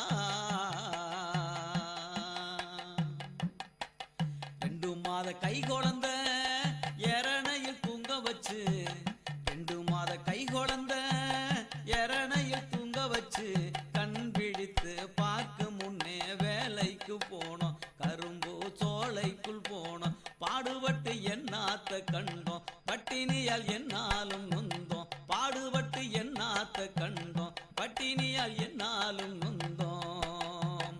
தன்னே நன்னே நான நன்னே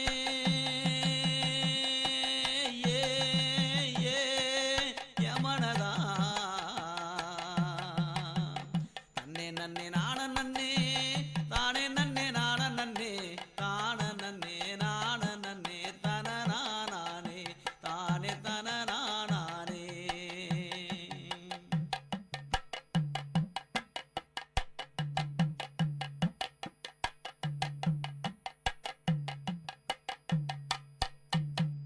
பழுத்த கிளவி முதல்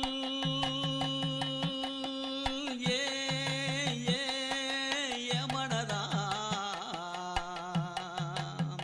பழுத்த கிளவி முதல் பாய் குடிக்கும் பிள்ளை வரை, பழுத்த கிளவி முதல் பால் குடிக்கும் பிள்ளை வரை கண் விழித்து பார்க்கும் முன்னே வேலைக்கு போனோம். கரும்பு சோலைக்குள் போனோம். பாடுபட்டு என்னாத்த கண்டோம், பட்டினியால் என்னாலும் நொந்தோம்.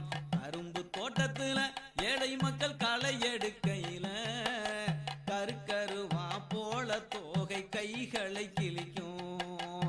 கசியும் வியர்வை காயத்துல பட்டு தனலா எரியும், உடம்பு தனலா எரியும்.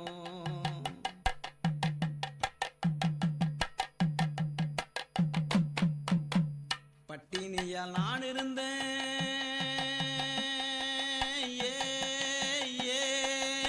மனதா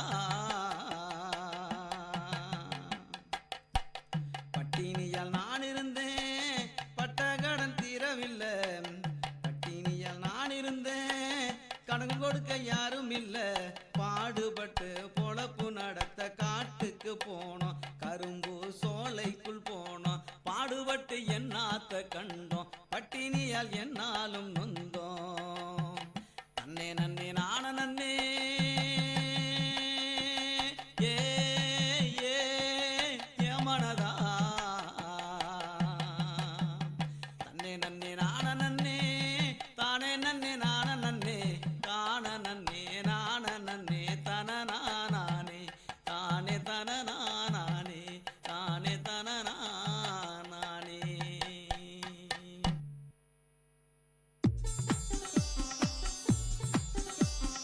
தமிழ்ச்சுடர் வாழ்வும் இலக்கியமும் சங்கமிக்கும் ஒளி ஓவியம் உங்கள் விஐடி பண்பலை 90.8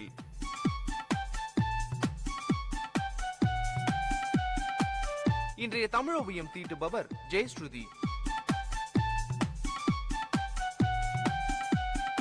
வணக்கம்.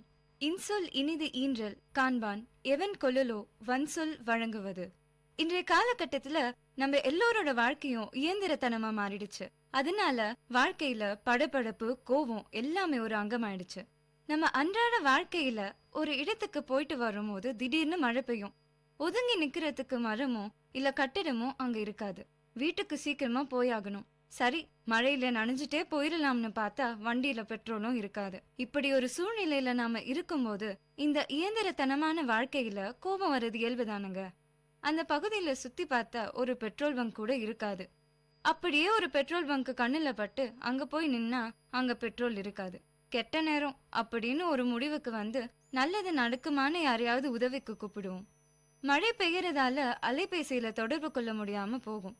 இந்த நேரத்துல நம்ம உறவினர் அல்லது நண்பர் யாரையாவது தொடர்பு கொண்டு உதவிக்கு வருவாங்களான்னு பார்த்தா அவங்களோட நகைச்சுவை உணர்வு அப்பதான் கரை புரண்டு ஓடும். அப்பதான் நம்மளோட கோபமும் அந்த கரையை உடைச்சு ஊருக்குள்ள வரும். யாரோட தொடர்பும் வேணாம் அப்படின்னு அலைபேசியை ஆஃப் பண்ணிடுவோம். அந்த வழியில ஒரு நல்ல நண்பன் செய்யற உதவியால அந்த சூழ்நிலைய சமாளிச்சு வீட்டுக்கு போயிடுவோம். இவ்வளவு பெரிய பிரச்சனைக்கு அப்புறம் சூழ்நிலை மாறினாலும் நம்ம மனசு மாறாதுங்க. அது கூட இயல்புதான். ஆனால் அந்த இயல்பு எவ்வளவு சரியானது? நம்மளோட மனசு வீட்டுல இருக்கிறவங்க அக்கறையா என்னாச்சு ஏதாச்சுன்னு கேட்பாங்கன்னு எதிர்பார்த்தா அவங்க நம்ம மேலேயே கடும் கோபமா கேள்வி மேல கேள்வி கேட்பாங்க. அப்பா அம்மா அண்ணன் தம்பி தங்கச்சி இது பத்தாதுன்னு பக்கத்து வீட்டுல இருந்து வந்து இன்னாமா இப்பதான் வந்தியானோ மழை பெய்யுதுன்னு யாருக்கும் தெரியாத பெரிய ரகசியத்தை போட்டு உடைப்பாங்க. இவ்வளவும் அனுபவிச்ச நாம தனியா உட்காந்து யோசிச்சா ஒவ்வொரு மனுஷனும் மத்தவங்க கிட்ட இருந்து எதிர்பார்க்கறது என்ன? எல்லோரும் நம்ம கிட்ட அன்பா ஆறுதலா பேசணும். ஆனா எத்தனை பேருக்கிட்ட நம்ம அப்படி நடந்துக்கிறோம்? இந்த கேள்வி எல்லாரும் மனசுலயும் ஒரு ஆணி அடிச்சு வச்சு அதை தினமும் நினைச்சு பார்க்கணும். அப்படி நாம பேசி நடந்து வந்தா நம்மளோட பேசுறதுக்கு எல்லோருக்கும் ஒரு அலாதியான பிரியம் ஏற்படும். இதைத்தான் வள்ளுவர் ஒரு குறள்ல சொல்றாரு. இன்சொல் இனிது ஈன்றல் காண்பான் எவன் கொள்ளலோ வன்சொல் வழங்குவது. பிறர் சொல்லும் இனிய சொற்கள் இன்பம் தருவதை உணர்ந்தும் தனக்கும் பிறர்க்கும் துன்பம் தரும் கடும் சொற்களை பேசுவது எந்த பயனை கருதி என்ற கேள்வி வள்ளுவரின் கேள்வியாக மட்டுமல்லாது நமக்கு நாமே நம் மனதுக்குள் தினமும் கேட்கும் ஒரு கேள்வியாக இருக்கட்டும். சிந்தியுங்கள், செயல்படுங்கள். நன்றி.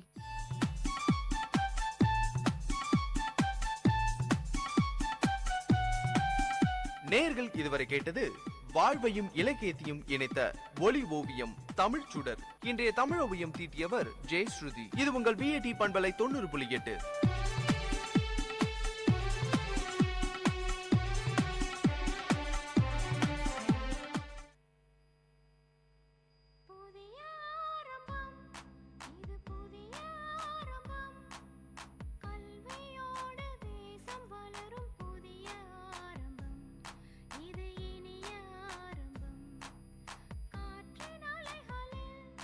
ஒரு கவிதை தவழுமே விழிகள் உறங்கி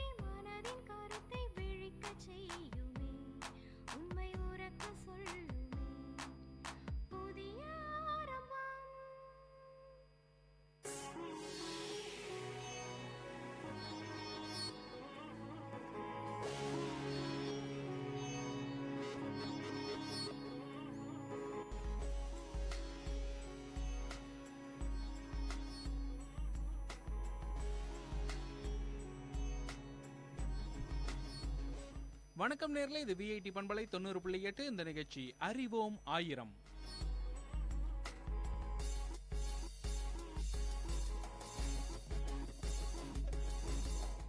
ஒவ்வொரு நிகழ்ச்சியிலையும் அறிவோம் ஆயிரத்தில் நம்ம பலவிதமான தகவல்களை உங்களுக்கு சொல்லிட்டு இருக்கோம். இன்னைக்கு அது மாதிரி பலவிதமான தகவல்களோட நான் வந்திருக்கேன். நான் உங்கள் அன்பு தோழன் KP ஆனந்த். என்னோட இணைஞ்சிருக்காங்க நித்யராஜ், ரஞ்சித் குமார்.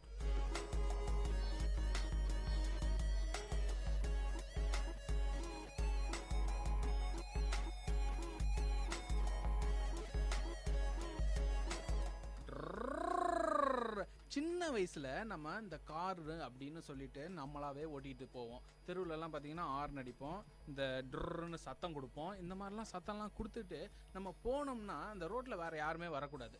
இந்த மாதிரியான ஒரு சின்ன வயசு அனுபவத்தை வந்து நான் இப்போ வந்து உங்கள்கிட்ட பகிர்ந்துக்கிறதுக்கு காரணம் என்ன அப்படின்னு கேட்டிங்கன்னா, இன்னைக்கு நம்ம எதை பற்றி பேச போகிறோம் ரஞ்சித் சார்? நம்ம இன்னைக்கு காரை பத்தி பேச போறோம். காரை பத்தி பேச போறோம்.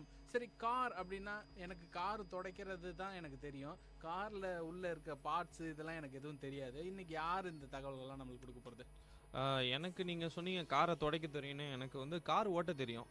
சின்ன கார், பொம்மை கார் ஓட்ட தெரியும். நீங்க வந்து என்னோட குரூப் அப்படின்னு சொல்லுங்க. ஆமாம், லைசன்ஸ் கூட இருக்கு எனக்கு. நானும் கார் கற்றுக்கிட்டேன். ஆனால் வந்து என்னால் ஒரு பொம்மை காரை தான் ஓட்ட முடிஞ்சுது. அதுதான் இன்னி வரைக்கும் ஓட்டிகிட்டு இருக்கேன். ஒரு பெரிய காரை இன்னும் ஓட்ட ஆரம்பிக்கல. இதை பற்றியான தகவல் உங்களுக்கு ஏதாவது தெரியுமா ரஞ்சித்? கண்டிப்பாக. காரை பற்றி நம்ம தெரிஞ்சுக்கிறதுக்கு முன்னாடி காரோட வரலாறை பற்றி பார்ப்போமா? காருடைய வரலாறு. கார் எப்போ பிறந்தது? காருக்கு பர்த் சர்டிஃபிகேட் இருக்கா? காருக்கு பர்த் சர்டிஃபிகேட்லாம் இருக்குது. ஆனால் காரை ஃபஸ்ட்டு பிறக்கல, கார் வந்து செஞ்சாங்க. யார் செஞ்சா? முதல்ல கார் வந்து பார்த்தீங்கன்னா ஃப்ராங்கோயிஸ் ஐசக் அப்படின்றவர் வந்து செஞ்சிருக்காரு. ஆனால் அது வந்து ஹைட்ரஜன் ஃபியூலால் ஓடுற ஒரு கார். சரி, இப்போ வந்து பெட்ரோலில் ஓடுற காரு, டீசலில் ஓடுற காரு, சோலார் எனர்ஜியில் ஓடுற காருன்னு நிறைய விதமான கார்ஸ் இருக்குது. அந்த மாதிரி இது வந்து ஹைட்ரஜனில் ஓடுற கார், அப்படி தானே சொல்ல வரீங்க? ஆமாம், முதல்ல வந்து ஹைட்ரஜனில் ஓடுற காரை மட்டும் தான் நம்ம டிசைன் பண்ணி கண்டுபிடிச்சோம். அதுக்கப்புறம் நீங்கள் இந்த பென்ஸ் கார் கேள்விப்பட்டிருக்கீங்களா? பென்ஸ் கார் கேள்விப்பட்டிருக்கேன். ரொம்ப வசதியா நீட்டா இருக்குமா? ரொம்ப காஸ்ட்லியான கார்னு கேள்விப்பட்டிருக்கேன். அதுக்கு ஏன் அந்த பேர் வச்சாங்கன்னு தெரியுமா? பென்ஸ்னா பென்ஸ் தான். பென்ஸ் தான். அதாவது கார்ல் பென்ஸ் அப்படின்றவர் தான் வந்து அந்த காரை வந்து டிசைன் பண்ணியிருக்காரு. பெட்ரோலில் ஓடக்கூடிய அந்த காரை வந்து 1807 வந்து டிசைன் பண்ணி ரன் பண்ணியிருக்காங்க. எக்ஸ்பெரிமெண்ட்டில் அது சக்ஸஸ்ஃபுல்லாக ஆயிருக்கு. அதுதான் வந்து ஃபஸ்ட்டு பெட்ரோல் இன்ஜின் கார் அப்படின்னு சொல்கிறாங்க. சரி, இப்போ வந்து ஹைட்ரஜனில் ஓடுற ஒரு கார் அதை பற்றி சொல்கிறீங்க. இந்த ஹைட்ரஜனில் வேறு என்னென்ன வெஹிக்கிள்லாம் ஓடுனுச்சு அந்த காலத்துலன்னு தெரியுமா? இது ஒரு கூடுதல் தகவலாக இருக்கும் இன்றைக்கி அறிவோமாயிரம் நிகழ்ச்சியில். அதாவது பார்த்தீங்கன்னா ஒரு பலூன், நீங்கள் சின்ன பிள்ளையில விளையாடுற பலூன் பார்த்துருக்கீங்களா? ஆமாம், அதே மாதிரி ஒரு பெரிய சைஸ் பலூன், அதை ஃபுல்லாக ஹைட்ரஜனை நிரப்பிடுவாங்க. நிரப்பிட்டு அதுக்கு கீழே பார்த்தீங்கன்னா இந்த ஹாட் பலூனில் உட்காந்து போகிற மாதிரி அதில் வந்து ஒரு சின்ன இடம் இருக்கும். அதில் நின்றுட்டு அப்படியே போயிட்டு வரலாம். ஸோ இப்படி வந்து ஒரு பலூனை வச்சு ஒரு வெஹிக்கிள் தயாரிச்சிருக்காங்க. ஆனால் இந்த வெஹிக்கிள் வந்து அந்த அளவுக்கு சக்ஸஸ் ஆகலை. ஏன்னு தெரியுமா? ஏன்? ஹைட்ரஜன் அது வந்து இருக்கிறதுலே ரொம்ப ரொம்ப லைட்டான ஒரு எலமெண்ட். ஸோ அதனால இப்போ அந்த ஹைட்ரஜனில் ஃபில் பண்ண ஃபியூவல் எல்லாமே மேலே பறக்கக்கூடிய ஒரு தன்மையில் இருக்கும். ஸோ அப்படி பறக்கிற அந்த ஹைட்ரஜன் வந்து இன்னொரு ஆபத்தான ஒரு விஷயத்தையும் அது கூடவே கொண்டு இருக்கும். அது என்னன்னு கேட்டிங்கன்னா, ஹைட்ரஜன் வந்து ரொம்ப ஈஸியாக தீப்பிடிக்கக்கூடியது. ஸோ இந்த மாதிரி ஹைட்ரஜன் பலூனில் மக்கள் பயணிக்கும் போது அது ஒரு சில நேரங்களில் தீப்பிடிச்சு எரிஞ்சு அதுலேருந்து ஒரு சில உயிரிழப்புகள் அப்படின்ற மாதிரியான பல ஒரு சோகமான நிகழ்வுகள் நிறைய நடந்திருக்கு. அதனால தான் இந்த ஹைட்ரஜன் பலூன் பின்னால் மாற்றி இப்போ வந்து ஹாட் பலூன் அப்படின்னு ஆயிருக்கு. ஆனந்த் சார், எனக்கு ஒரு சந்தேகம் இருக்குது. அதாவது இப்போ முன்னாடி ஹைட்ரஜன் பற்றி சொன்னோம். இப்போ வந்து பார்த்தீங்கன்னா மேஜராக யூஸ் பண்ணுறது இந்த பெட்ரோல், அப்புறம் வந்து டீசல். இதில் ஏதாவது வித்தியாசங்கள் ஏதாவது இருக்கா? பெட்ரோல் காருக்கும் டீசல் காருக்கும் ஏதாவது வித்தியாசங்கள் ஏதாவது உங்களுக்கு தெரியுமா? எனக்கு தெரிஞ்ச வரைக்கும் பெட்ரோலுக்கும் டீசலுக்கும் ஓடுற காருக்குள்ள நடுவில் இருக்க வித்தியாசம் பார்த்தீங்கன்னா ஒரு 30 ரூபா, அவ்வளோதான். அது மட்டும் கிடையாது. பெட்ரோல் டீசல்னு பார்த்தீங்கன்னா அதோட டென்சிட்டின்னு ஒன்று இருக்கு இல்லைங்களா? பெட்ரோல் வந்து டென்சிட்டி கம்மியாக இருக்கும், ஆனால் டீசல் வந்து டென்சிட்டி வந்து ரொம்ப ஜாஸ்தியாக இருக்கும். அதனால் டீசல் வண்டி பொதுவாக வந்து மைலேஜ் நிறைய தரும் அப்படின்னு கேள்விப்பட்டிருப்பீங்க. அதே மாதிரி டீசல் வந்து பார்த்தீங்கன்னா மெயின்டெனன்ஸ் காஸ்ட் வந்து ரொம்ப இழுக்கும். ஆனால் பெட்ரோல் வந்து அப்படி இழுக்காது. அதோட உள்ளே இருக்கிற அந்த இன்ஜின் ஸ்பேர் பார்ட்ஸ்லாம் வந்து ரொம்ப ஈஸியாக ரன் ஆகும் பெட்ரோலில். பட் டீசலில் அப்படி ரன் ஆக சான்ஸே கிடையாது. சரி, நம்ம இப்போ பெட்ரோல்னு பேசிக்கிட்டு இருக்குமே. பெட்ரோலுக்கு முன்னாடி சார் ஹைட்ரஜன் கேஸ் சொன்னார். அது இல்லாமல் எவ்வளோ விஷயங்கள் இருக்குது. சோலார் இருக்குது, கரண்ட் இருக்குது, அதுக்கு முன்னாடிலாம் ஒரு விஷயம் இருக்குது. Any guesses? எனி கெஸஸ்னா எதுவும் கேள்விப்படல இது வரைக்கும் ஒரு நாங்க கார் இருக்கா கெஸஸ் எனி கெஸஸ் அப்படி கிடையாது. ஸ்டீம் இன்ஜின்ல ட்ரெயின் கேள்விப்பட்டிருக்கீங்க? ஆமா, ஸ்டீம் இன்ஜின், அதாவது கரிய வாரி தூக்கி போடுவாங்க, அது வந்து கொதிச்சு அதுல இருந்து வர்ற ஸ்டீம் மூலியமா ஓடுற ட்ரெயின் அப்படிதான் முன்னாடி ஓடி இருக்கு. காரும் வந்து அந்த மாதிரி டிசைன் பண்ணியிருக்காங்க. அதாவது இது வந்து டீசலுக்கும் பெட்ரோலுக்கும் முன்னாடியே 1801ஆம் ஆண்டுலேயே வந்து ஸ்டீம் இன்ஜின் காரை கண்டுபிடிச்சிருக்காங்க. சரி, ஸ்டீம் இன்ஜின் இப்போ ட்ரெயினில் பார்த்தீங்கன்னா ஒரு ஆள் கறி அள்ளி போட்டுக்கிட்டே இருப்பாரு, அப்போ காரில் எப்படி போட்டுட்டு போயிட்டு இருப்போம்? அவ்வளோ பெரிய அளவுக்கு ரொம்ப தூரம் போகாது, சின்னதாக கொஞ்சம் தூரம் ஒரு 2 கிலோமீட்டர் போகணும்னு வச்சிங்களேன். அந்த கார் வந்து பேர் பார்த்தீங்கன்னா பஃபிங் டெவில். அது வந்து பஃப்னு சவுண்டு வரும் இல்லைங்களா, ட்ரெயினில் சவுண்டு வர மாதிரி இதுலேயும் சவுண்டு வரும். ஸோ வந்து அதுக்கு பஃபிங் டெவில் அப்படின்னு பேர் வச்சுருக்காங்க. அதுலேருந்து நிறைய புகை வேற வரும். ஓ, முன்னாடி நார்மலாகவே இப்போ வந்து புகை வரும், முன்னாடி பார்த்தீங்கன்னா இந்த ஸ்ட்ரீமால் வந்து பயங்கரமாக கிட்டத்தட்ட ஒரு ரோட்லேயே ஒரு ட்ரெயின் போகிற அளவுக்கு வந்திருக்கும்னு நினைக்கிறேன். கண்டிப்பாக. அது மட்டும் இல்லாமல் கரண்ட்டு கார், எலக்ட்ரோ கார் இப்போ நம்மளாம் கேள்விப்பட்டிருப்போம், இந்த யூனிட் கரண்ட் இருந்தால் சொல்லிட்டு. அதை வந்து 1804ஆம் ஆண்டு டிசைன் பண்ண முயற்சி பண்ணியிருக்காங்க. ஆனால் வந்து கிட்டத்தட்ட 84 வருடங்கள் கழிச்சு 1888 தான் வெற்றி அடைஞ்சிருக்காங்க. அதோட பேர் வந்து பார்த்தீங்கன்னா ஜெர்மன் ஃப்ளோக்கன் எலக்ட்ரோ வேகன் அப்படின்ற கார் தான் வந்து முதல்ல கரண்ட்ல ஓடி இருக்கு. இதை பத்தி கேள்விப்பட்டிருக்கீங்களா? இல்ல, நீங்க இப்போ முதல் முறையா சொல்றத இப்பதான் நானும் கேள்விப்படுறேன். சரி, கார்னா வேற என்ன விஷயம்லாம் இருக்கு? கார்னா பாத்தீங்கன்னா கிளட்ச், கியர் போடுறது, அப்புறம் வந்து பிரேக்கு, இந்த மாதிரி வந்து இப்படி நிறைய விஷயங்கள் இருக்கு. நான் வந்து காருக்குள்ள என்ன இருக்குன்னு கேட்கல, கார் மூலியமா என்னெல்லாம் பண்ணலாம்? கார் மூலியமா வந்து ரொம்ப தூரம் ஒரு லாங் டிராவல் போகலாம். அதாவது எல்லாராலையும் ட்ரெயினில் பயணிக்க முடியாது, பஸ்ஸில் பயணிக்க முடியாது, நிறைய கம்ஃபர்டபுள் ஜோன் இருக்குது. இப்போ ஃபேமிலியாக எங்கேயா பர்சனலாக போகிறோன்னா நம்ம காரு தான் யூஸ் படுத்துவோம். அது மட்டும் இல்லாமல் வந்து இப்போ இருக்கிற காலகட்டத்தில் பார்த்தீங்கன்னா ஒரு ப்ரைடு, அதாவது வந்து ஒரு ப்ரைடு, நம்ம வந்து கார் வச்சுருக்கோம் அப்படின்ற ஒரு பெருமைக்காகவும் நிறைய பேர் கார் வச்சுருக்காங்க. கண்டிப்பாக கார் வாங்கணுன்னா வந்து கம்மியான ரேட்டில் கூட வாங்கியிருக்கலாம். ஆனால் அவங்களோட இமேஜை ரிஃப்ளெக்ட் பண்ணுற விதமாக வந்து கார் இருக்குது அப்படின்னு சொல்லலாம். நம்ம பென்ஸ் பேசின மாதிரி இன்னொரு குறிப்பிடத்தக்க ஒரு பிராண்ட் இருக்கு, ரோல்ஸ் ராய்ஸ். கேள்விப்பட்டிருக்கீங்களா? ஆமாம், ரோல்ஸ் ராய்ஸ். அந்த காருக்குன்னு ஒரு ஸ்பெஷாலிட்டி இருக்கு, என்ன தெரியுமா? எப்படி இருக்கும், நல்லா பார்க்கறதுக்கு நல்ல ரிச் லுக், ரிச்சா இருக்கும், பெருசா இருக்கும். அதெல்லாம் சரி, அது இல்லாமல் இன்னொரு ஸ்பெஷாலிட்டி ஒன்று இருக்கு. அதோட இன்ஜின் ரொம்ப நல்லா இருக்குமா, ஸ்பீடாக போகுமா, அந்த மாதிரி ஏதாவது விஷயங்களா? நானே சொல்லிடுறேங்க. அதோட சக்கரம் இருக்கு இல்லைங்களா, அந்த சக்கரத்துக்குள்ள RR அப்படின்னு ஒரு சிம்பிள் இருக்கும். பொதுவாக நம்ம எல்லா வீல்லையுமே லோகோ இருக்கிறது கேள்விப்பட்டிருப்போம். ஆனால் இந்த லோகோ வந்து சக்கரம் சுத்தினால அந்த லோகோ சுத்தாது. ஸோ அப்போ ஸ்டேபிளாக இருக்கும், பட் சக்கரம் சுத்தும், அந்த லோகோ வந்து சுத்தாது. அது வந்து ரோல்ஸ் ராயல்ஸோட ஒரு ஸ்பெஷாலிட்டினே சொல்லலாம். நீங்கள் கார் சொன்னீங்க, இந்த மாதிரி கம்ஃபர்ட்டாக இருக்கும், இந்த மாதிரிலாம் யூசேஜ்னு. ரேஸ்ன்னு சொல்லிட்டு ஒரு விஷயம் இருக்குது, அதை மறந்துட்டீங்க? ஆமாங்க, ரேஸ் காரு கேள்விப்பட்டிருக்கோம், நிறையா ரொம்ப ஸ்பீடாக போவாங்க, ஒரு ஆள் உட்காந்துட்டு. உலகமேங்க இந்த மாதிரியான காம்படிஷன்லாம் நடந்துட்டு தான் இருக்கு இல்லையா? நிறைய கேள்விப்பட்டிருப்பீங்க இல்லையா? அது வந்து எப்போ நடந்ததுன்னா 1903 டேட்டான் பீச் ரோட் கோர்ஸ் அப்படின்ற ஒரு இடத்துல தான் வந்து இந்த ரேஸ் கார் வந்து ஃபர்ஸ்ட் நடந்தது அப்படின்னே சொல்லலாம். ஆனால் இதில் ஒரு ட்விஸ்ட் இருக்குது. என்ன ட்விஸ்ட்? நீங்களே அந்த ட்விஸ்ட் ரேஸ் கார் எப்படி இருக்கும்னு நினைச்சிருக்கீங்க? எப்படி இருக்கும்? இப்போ பாத்தீங்கன்னா ரேஸ் கார் பாத்தீங்கன்னா ரொம்ப சின்னதா வந்து ஒரு ஆள் உட்கார்ந்து ஓட்டுற அளவுக்கு தான் ரேஸ் கார், ரொம்ப சின்னதா இருக்கும் பார்க்கிறதுக்கே. ரேஸ் கார்னா ஒருத்தர் தான் உட்காந்து ஓட்டுவாங்க. ஆனா இதுல ஒரு வித்தியாசமான ஒரு விஷயம் இருக்கு. 1808ஆம் ஆண்டு வந்து டிசைன் பண்ண ஆரம்பிச்சு 1886ல் பெட்ரோல் இன்ஜின் கண்டுபிடிச்சிட்டாங்க. ஆனா ரேஸுக்கு அளவுக்கு அந்த ஸ்பீடு வந்து பெட்ரோல் இன்ஜின்ல கிடைக்கல, ஹைட்ரஜன் இன்ஜின்லயும் கிடைக்கல. ஸ்டீம் இன்ஜினில் தான் வந்து அதை ஆக்டிவேட் பண்ணியிருக்காங்க. அதோட ஃபர்ஸ்ட் ரேஸ் கார் பேர் பார்த்தீங்கன்னா ஸ்டான்லி ஸ்டீமர். ஸோ அது வந்து ஸ்ட்ரீமால் வந்து அதிகமாக ஓடுற ஒரு வண்டின்னு கூட சொல்லலாம். இப்போ நான் உங்களுக்கு கூடுதல் தகவல் இந்த ரேசிங் பற்றி கொடுக்கறதுக்கு வந்திருக்கேன். நான் போயிட்டு என்ன அப்டேட் பண்ணிட்டு வந்திருக்கேன். எப்படின்னு பாருங்கள். அதாவது முதல்ல இந்த மோட்டார் ரேசிங் கான்டெஸ்ட் எங்கே நடந்ததுன்னு தெரியுமா? மோட்டார் கண்டிப்பாக வந்து ஐரோப்பிய நாடுகளில் நடந்திருக்குன்னு ஒரு கணிப்பு தான். ஐரோப்பிய நாடுகளில் தான் நடந்திருக்கும், ஏன்னா அங்கே தான் கண்டுபிடிச்சாங்க. இது ஒரு மகா புத்திசாலித்தனமான ஒரு பதில். இதுக்கு நான் வந்து உங்களுக்கு ஒரு 100-150 மார்க் கொடுக்கலாம் அப்படின்ற ஒரு முடிவுக்கு வந்திருக்கோம். கொடுத்துடலாமா ரஞ்சித்? கொடுத்துருவோம். சரி, நானே இப்போ சொல்லிடுறேன். அதாவது முதல்ல இந்த மோட்டார் கான்டெஸ்ட் எங்கே நடந்தது அப்படின்னு பார்த்தீங்கன்னா பாரிஸில் நடந்தது. பாரிஸ் ரோவன் அப்படின்னு சொல்லக்கூடிய அந்த இடத்துல நடந்தது தான். இது எப்போ நடந்ததுன்னு கேட்டிங்கன்னா 1893 1994 ஜூலை மாதம் 22ஆம் தேதி, கொஞ்ச நாளைக்கு முன்னாடி தான் அதோட ஆனிவர்சரி போயிருக்கும். ஸோ இங்கே தான் நடந்தது. இங்கே மொத்தம் எத்தனை கார் பார்ட்டிசிபேட் பண்ணிச்சு அப்படின்னு கேட்டிங்கன்னா 69 கார் பார்ட்டிசிபேட் பண்ணியிருக்கு. 69 காரும் எப்படி வந்து அவங்க செலக்ட் பண்ணாங்க அப்படின்னு கேட்டிங்கன்னா, ஒரு காரும் தன்னிச்சையாக 50 கிலோமீட்டர்கள் ஓடணும். அப்போ தான் வந்து இங்கே செலெக்ஷனே ஆகும். அந்த செலெக்ஷனுக்குள்ளே வந்த பிறகு அதுக்கப்புறமா வந்து அவங்க அந்த ரேசிங்கை நடத்தியிருக்காங்க. இதுதான் உலகத்திலே முதல்ல நடத்தப்பட்ட ஒரு ரேசிங், கார் ரேசிங் அப்படின்னு சொல்கிறாங்க. இதை எங்கேருந்து நம்ம தெரிஞ்சுக்கலாம் அப்படின்னு கேட்டிங்கன்னா, பெர்ஷியன் மேகசின் ஒன்று, அந்த மேகசின் பேர் பார்த்திங்கன்னா லே பெட்டிட் ஜேர்னல் அப்படின்னு சொல்கிறாங்க. அந்த ஜேர்னல் மூலமாக தான் நம்மளுக்கு இந்த தகவல் கிடைக்கிது. இந்த தகவல் மூலமாக நம்ம என்ன தெரிஞ்சுக்கிறோம் அப்படின்னா, கிட்டத்தட்ட 2 நூற்றாண்டுகளுக்கு மேலே கார் ரேசிங் நடந்துகிட்ருக்குன்ற ஒரு அற்புதமான தகவலை வந்து இந்த தகவல் மூலமாக நம்ம தெரிஞ்சுக்கிறோம். என்ன ரஞ்சித் சார், வேறு ஏதாவது கார் பற்றின தகவல்கள்? கண்டிப்பாக நம்ம காரை வந்து இமேஜ் அப்படின்னு சொல்லிட்டு பேசணும். இமேஜ் ஏன் பணக்காரங்களாம் ரொம்ப பெரிய கார் வாங்கணும் அப்படின்னு ஆசைப்படுறாங்கன்னா, அவங்களோட இமேஜை வெளிக்காட்டிக்கிறதுக்கு மட்டும் கிடையாது, அவங்க சேஃப்டிக்காகவும் தான்.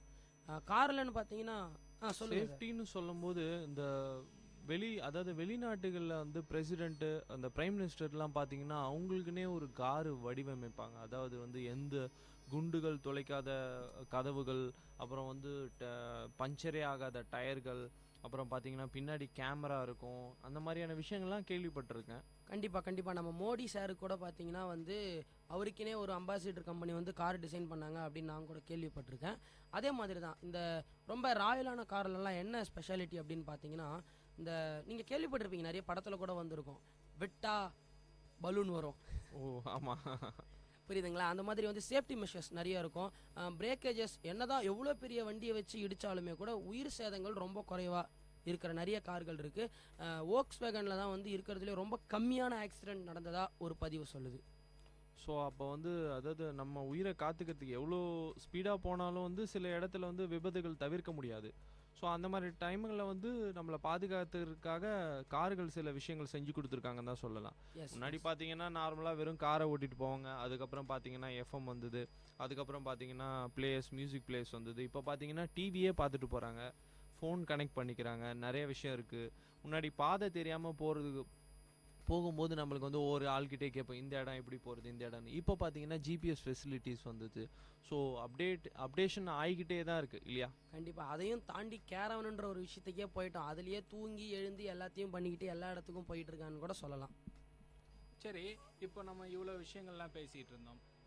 இன்னைக்கு நிலைமையில் இந்த கார் ரேசிங் அப்படின்னு சொன்னீங்கன்னா உங்களுக்கு சட்டுன்னு ஞாபகம் வரக்கூடிய ஒரு விஷயம் என்னன்னு கேட்டிங்கன்னா, ஃபார்முலா ரேசிங் கேள்விப்பட்டிருக்கீங்களா? ஃபார்முலா ரேசிங் கேள்விப்பட்டிருக்கேன் நானும். ஃபார்முலா ரேசிங் அதுதான் வந்து இன்னைக்கு நிலைமைக்கு ரொம்பவும் அடிக்டிவான ஒரு கார் ரேசிங் ஈவெண்ட்டாக இருக்குது. ஸோ இந்த மாதிரியான ஒரு கார் ரேசிங் எப்போ உருவானுச்சு, எப்படி உருவானுச்சு, அதுக்கான அர்த்தம் என்ன, ஃபார்முலா ரேசிங்க்கும் காருக்கும் என்ன சம்மந்தம், இந்த பேருக்கும் இந்த கார் ரேசிங்க்கும் என்ன சம்மந்தம்னு தெரியுமா? நம்ம நார்மலாக காரு பெரிய காரு, இந்த ரேசிங் காரு சின்ன காரு, அதுதான் தெரியும். இதுக்கு நிறைய டிஃப்ரென்ஸ் இருக்குது. அதாவது பார்த்தீங்கன்னா ஃபார்முலா ரேஸ் உள்ளக்க வரக்கூடிய அந்த கார்கள் எல்லாமே ஓப்பன் வீலில் வரும். இன்னைக்கு நீங்கள் ஓட்டக்கூடிய கார்கள் எல்லாமே க்ளோஸ்டு வீல்ஸ்னு சொல்லக்கூடிய அந்த வீல் பார்த்தீங்கன்னா உள்ள காருக்குள்ளே இருக்கும். ஆனால் ஃபார்முலா ரேசிங்க்கு போகிற காருங்கள்லாம் அந்த வீலை வந்து வெளியில் வச்சுருப்பாங்க. இதுதான் மெயினான ஒரு பெரிய டிஃப்ரென்ஸு. நார்மலாக கார் ரேஸ்லேயே பார்த்தீங்கன்னாலும் வீல்ஸ் உள்ளே இருக்கக்கூடிய ஒரு சில ரேசிங்ஸ்லாம் இருக்குது. பட் இந்த ஃபார்முலா ரேசிங்கில் வரக்கூடிய அனைத்து கார்களுமே அதோட வீலை வந்து வெளியில் தான் வச்சுருக்கணும். இது வந்து ரூல் நம்பர் 1. இதுக்கு பேரே ஓப்பன் வீல் கான்டெஸ்ட் அப்படின்னு சொல்கிறாங்க. ஸோ இந்த open wheel car contest, car racing கான்டெஸ்ட்டில் இன்னொரு அற்புதமான ஒரு விஷயம், இன்றைக்கி பார்த்தீங்கன்னா பல படிநிலைகளாக கடந்துருச்சு இந்த ஒரு விஷயம். ஃபஸ்ட்டு வந்து நார்த் அமெரிக்காவில் தான் இந்த ஃபார்முலா ரேசிங் அப்படின்ற ஒரு விஷயத்தை கொண்டு வந்தாங்க. அந்த ஃபார்முலா அப்படின்ற ஒரு வார்த்தை வந்து அங்கே தான் உருவானுச்சு, அந்த ரேசிங்கில் தான். அதுக்கப்புறமா F1, F2 இன்றைக்கி வந்து பார்த்திங்கன்னா ஒரு சில ரீஜனல் லெவல் ஃபார்மேட்ஸில் ஒரு சில கார் ரேசிங்ஸ்லாம் நடக்குது யூரோப்பில். அதெல்லாம் பார்த்திங்கன்னா F3 யூரோ சீரீஸ் அப்படின்ற, அதாவது ஃபார்முலா 3 யூரோ சீரீஸ் அப்படின்னு சொல்கிறாங்க. ஜெர்மனிலேயும் நடக்குது. ஜெர்மனியில் பார்த்திங்கன்னா ஜெர்மன் ஃபார்முலா 3 சாம்பியன்ஷிப் அப்படின்னு நடத்துகிறாங்க. அதே மாதிரி பார்த்திங்கன்னா பிரிட்டனில் பிரிட்டிஷ் ஃபார்முலா 4 அப்படின்னு ஒரு சீரீஸ் நடத்துகிறாங்க. இது மாதிரி பலவிதமான நிலைகளில் இந்த ஃபார்முலா ரேசிங்ஸ் நடந்துகிட்ருக்கு. இதுக்கு உண்மையிலேயே ஒரு பேர் சொல்லணும் அப்படின்னா ஓப்பன் வீல் கார் ரேசிங் அப்படின்னு சொல்கிறாங்க. ஸோ வேறு என்ன தகவல்கள் இருக்குது? வேற என்ன தகவல்னா, நீங்கள் வந்து இந்த மாதிரி மற்ற நாட்டில் கார் தயாரித்தாங்க அதெல்லாம் சரி, நம்ம நாட்டில் முதல்ல கார் எப்போ தயாரித்தாங்க தெரியுமா? ரொம்ப யோசிக்கக்கூடிய ஒரு விஷயந்தான். கண்டிப்பாக நீங்கள் கேள்வி கேட்டிருக்கீங்கன்னா பதிலை நீங்களே சொல்லிடுவீங்கன்னு நினைக்கிறேன். ரஞ்சித், தயவுசெய்து சொல்லிடுங்க. 1958ஆம் ஆண்டு தான் வந்து இந்தியாவில் வந்து முதல் கார் தயாரிச்சிருக்காங்க. இந்தியன் கார் கம்பெனி நம்ம எல்லாருக்குமே ஞாபகம் வருதுன்னா அம்பாசிடர் தான். ஆமாம். ரொம்ப பழைய கார் எல்லாமே வந்து இந்தியன் ப்ராடக்ட் தான் சொல்லுவோம். அதுதான் வந்து ஃபஸ்ட்டு இந்தியன் கார் ப்ரொடக்ஷன் கம்பெனியாகவும் இருந்திருக்கு. ஹிந்துஸ்தான் மோட்டார்ஸ் அப்படின்னு சொல்லிட்டு வச்சுருந்துருக்காங்க. அதுக்கப்புறம் அவங்க தான் வந்து இந்துஸ்தான் அம்பாசிடர் அப்படின்ற முதல் மாடலை வந்து ரிலீஸ் பண்ணியிருக்காங்க. அதுக்கப்புறமேட்டு கொஞ்ச நாளில் வந்து 1980கள்லாம் தாண்டி மாருதி சுசுகி வந்து அதோட மார்க்கெட்டை லைட்டாக பிடிச்சதாக ஒரு பதிவு இருக்குன்னு சொல்லலாம். ஆமாம், நீங்கள் கார் சொன்னபோது பார்த்தீங்கன்னா வந்து அம்பாசிடர் ஓகே. நம்ம உலகமே ஒரு வகையில் திரும்பி பார்த்த ஒரு கார் இருக்குது நம்ம ஊரில் தயாரித்தது. நேனோ கார் கேள்விப்பட்டிருப்பீங்கன்னு நினைக்கிறேன். ரொம்ப சின்னது இல்லையா? வந்து எல்லா நாட்டு கார் கம்பெனிங்களும் பார்த்தது எப்படி இது இவ்வளோ ஓரளவு கம்மியாக கொடுக்க முடியும்னு சொல்லிட்டு ரொம்ப சின்னதாக இருக்கும். சைஸ் வந்து சின்ன சைஸான காரு. அது மட்டும் இல்லாமல் நிறைய பேர் வந்து இப்போ மறுபடியும் அதாவது பழையசு வந்து திரும்ப வர்றது மாதிரி விண்டேஜ் கார்ஸ்லாம் வந்து நிறையா வந்திருக்கு. கேள்விப்பட்டிருக்கீங்களா? பழைய காலத்து காருகள்லாம் வந்து இப்போ மறுபடியும் வாங்கி அந்த மாதிரியான விஷயங்கள்லாம் பண்ணிட்டு இருக்காங்க. அதை பற்றி ஏதாவது தெரியுமா ரஞ்சித்? நான் கூட அது நிறைய ட்ரெண்ட் ஆகிட்டு இருக்குன்னு கூட கேள்விப்பட்டேன். நிறைய திரைப்படங்களில் கூட இப்போ விண்டேஜ் கார்ஸுக்கு நிறைய இம்பார்ட்டன்ஸ்லாம் கொடுக்க ஆரம்பிச்சிருக்காங்கன்னு கூட சொல்லலாம். அதாவது கார்கள்லேயே நிறைய வகை இருக்குது. அது என்ன சொல்லலாம்னா ஹேட்ச்பேக், அப்புறம் வேன், அப்புறம் ஸ்போர்ட்ஸ் காரு, கன்வெர்ட்டபிள்னா அதாவது வந்து ஓப்பனாக இருக்கும், அதோட டாப்பே இருக்காது. இன்கேஸ் மழை கீழே வருதுன்னா நம்ம வந்து அந்த கவரை நம்ம வந்து மறுபடியும் நம்மளே வந்து ஃபிட் பண்ணிக்கலாம். அதை வந்து கம்ஃபர்டபுள் கார்னு சொல்கிறாங்க. அப்புறம் பார்த்தீங்கன்னா 4 டோர் செடன், பிக்கப் ட்ரக்குன்னு பல வகையான வந்து கார்கள் இருக்குது. நீங்கள் ஏதாவது இந்த வித்தியாசமான கார்கள்லாம் பார்த்துருக்கீங்களா? அதெல்லாம் இருக்கட்டும். நான் இப்போ ஒரு புதிய தகவலோடு வந்திருக்கேன். அந்த தகவலை நான் இப்போ சொல்லியே ஆகணும். காருக்கு தமிழ் என்ன? காருக்கு மகிழுந்து. ஆமாம், மகிழுந்து தான். அப்படின்னா இது ரொம்ப பழைய தகவல்னு நினைக்கிறேன். நான் போயிட்டு வேறு ஏதாவது புதிய தகவல் இருந்ததுன்னா தேடி கண்டுபிடிச்சி எடுத்து வரேன். அது வரைக்கும் அறிவமாயிரம் நிகழ்ச்சியில் ஒரு சிறிய இடைவேளை. எல்லாரும் ஒரு சின்ன பாட்டு கேட்டுட்டு வாங்க. அதுக்குள்ளாக்க நாங்கள் வேறு பல புதிய தகவல்கள் கார்களை பற்றி தேடி வைக்கிறோம் உங்களுக்காக. இது விஐடி பண்பலை 90.8 அறிவோம் ஆயிரம் நிகழ்ச்சி.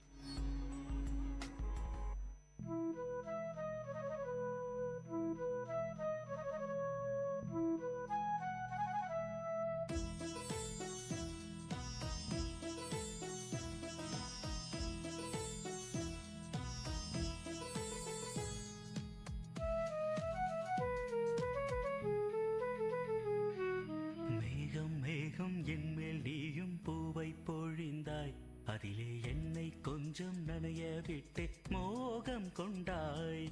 மேகம் மேகம் என்மேல் நீயும் பூவை பொழிந்தாய், அதிலே என்னை கொஞ்சம் நனைய விட்டு மோகம் கொண்டாய்.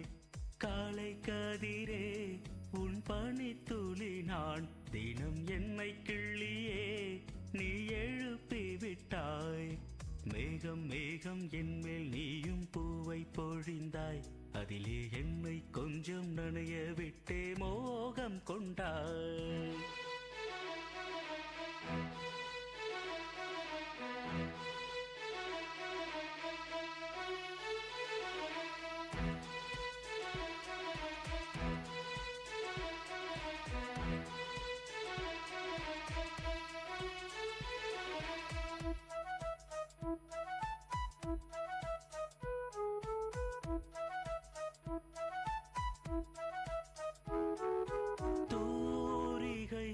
கொண்டு தீண்டியை தூக்கங்கள் குறைத்தாய். பூமகள் என்று என்னையே போர்வைக்குள் இழுத்தாய். நிலவோடும் நிலம் மீதும் என்னை ஏந்தியே நீலவானிலே நெஞ்சோடு சாய்ந்தாடும் தென்றலே. நம்மை கண்டு நட்சத்திரம் வெட்கப்பட்டு கண்மறைக்கு. மேகம் மேகம் என்மேல் நீயும் பூவை பொழிந்தாய், அதிலே என்னை கொஞ்சம் நனைய விட்டு மோகம் கொண்டாய்.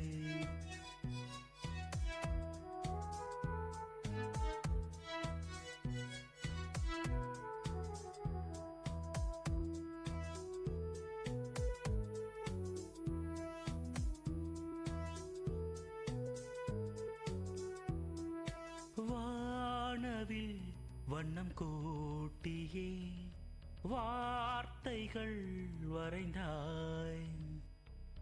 தேன் துளி என்று என்னையே நாக்கினுள் ஒளித்தாய்.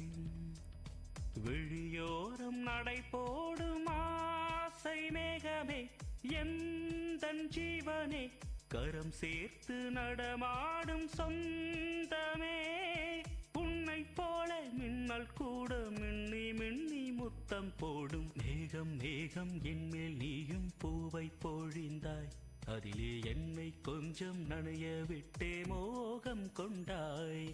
மேகம் மேகம் என்மேல் நீயும் பூவை பொழிந்தாய், அதிலே என்னை கொஞ்சம் நனைய விட்டே மோகம் கொண்டாய். காலை கதிரே உன் பனித்துளி நான், தினம் என்னை கிள்ளியே நீ எழுப்பி விட்டாய். மேகம் மேகம் என்மேல் நீயும் பூவை பொழிந்தாய், அதிலே என்னை கொஞ்சம் நனைய விட்டு மோகம் கொண்டாய். கேட்ட பாடலை இசையமைத்து பாடியவர் முருகானந்தம். பாடல் வரிகள் பவித்ரா. தயாரிப்பு விஐடி பண்பலை 90.8.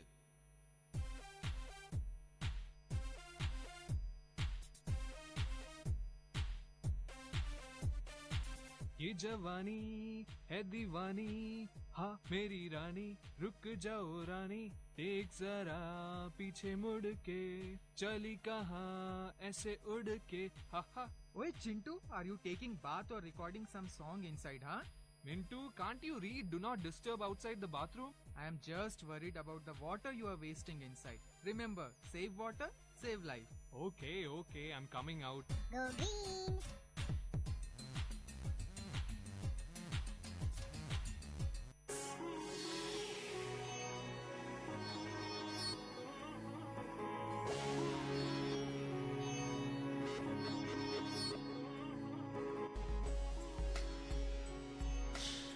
வந்துட்டேன்.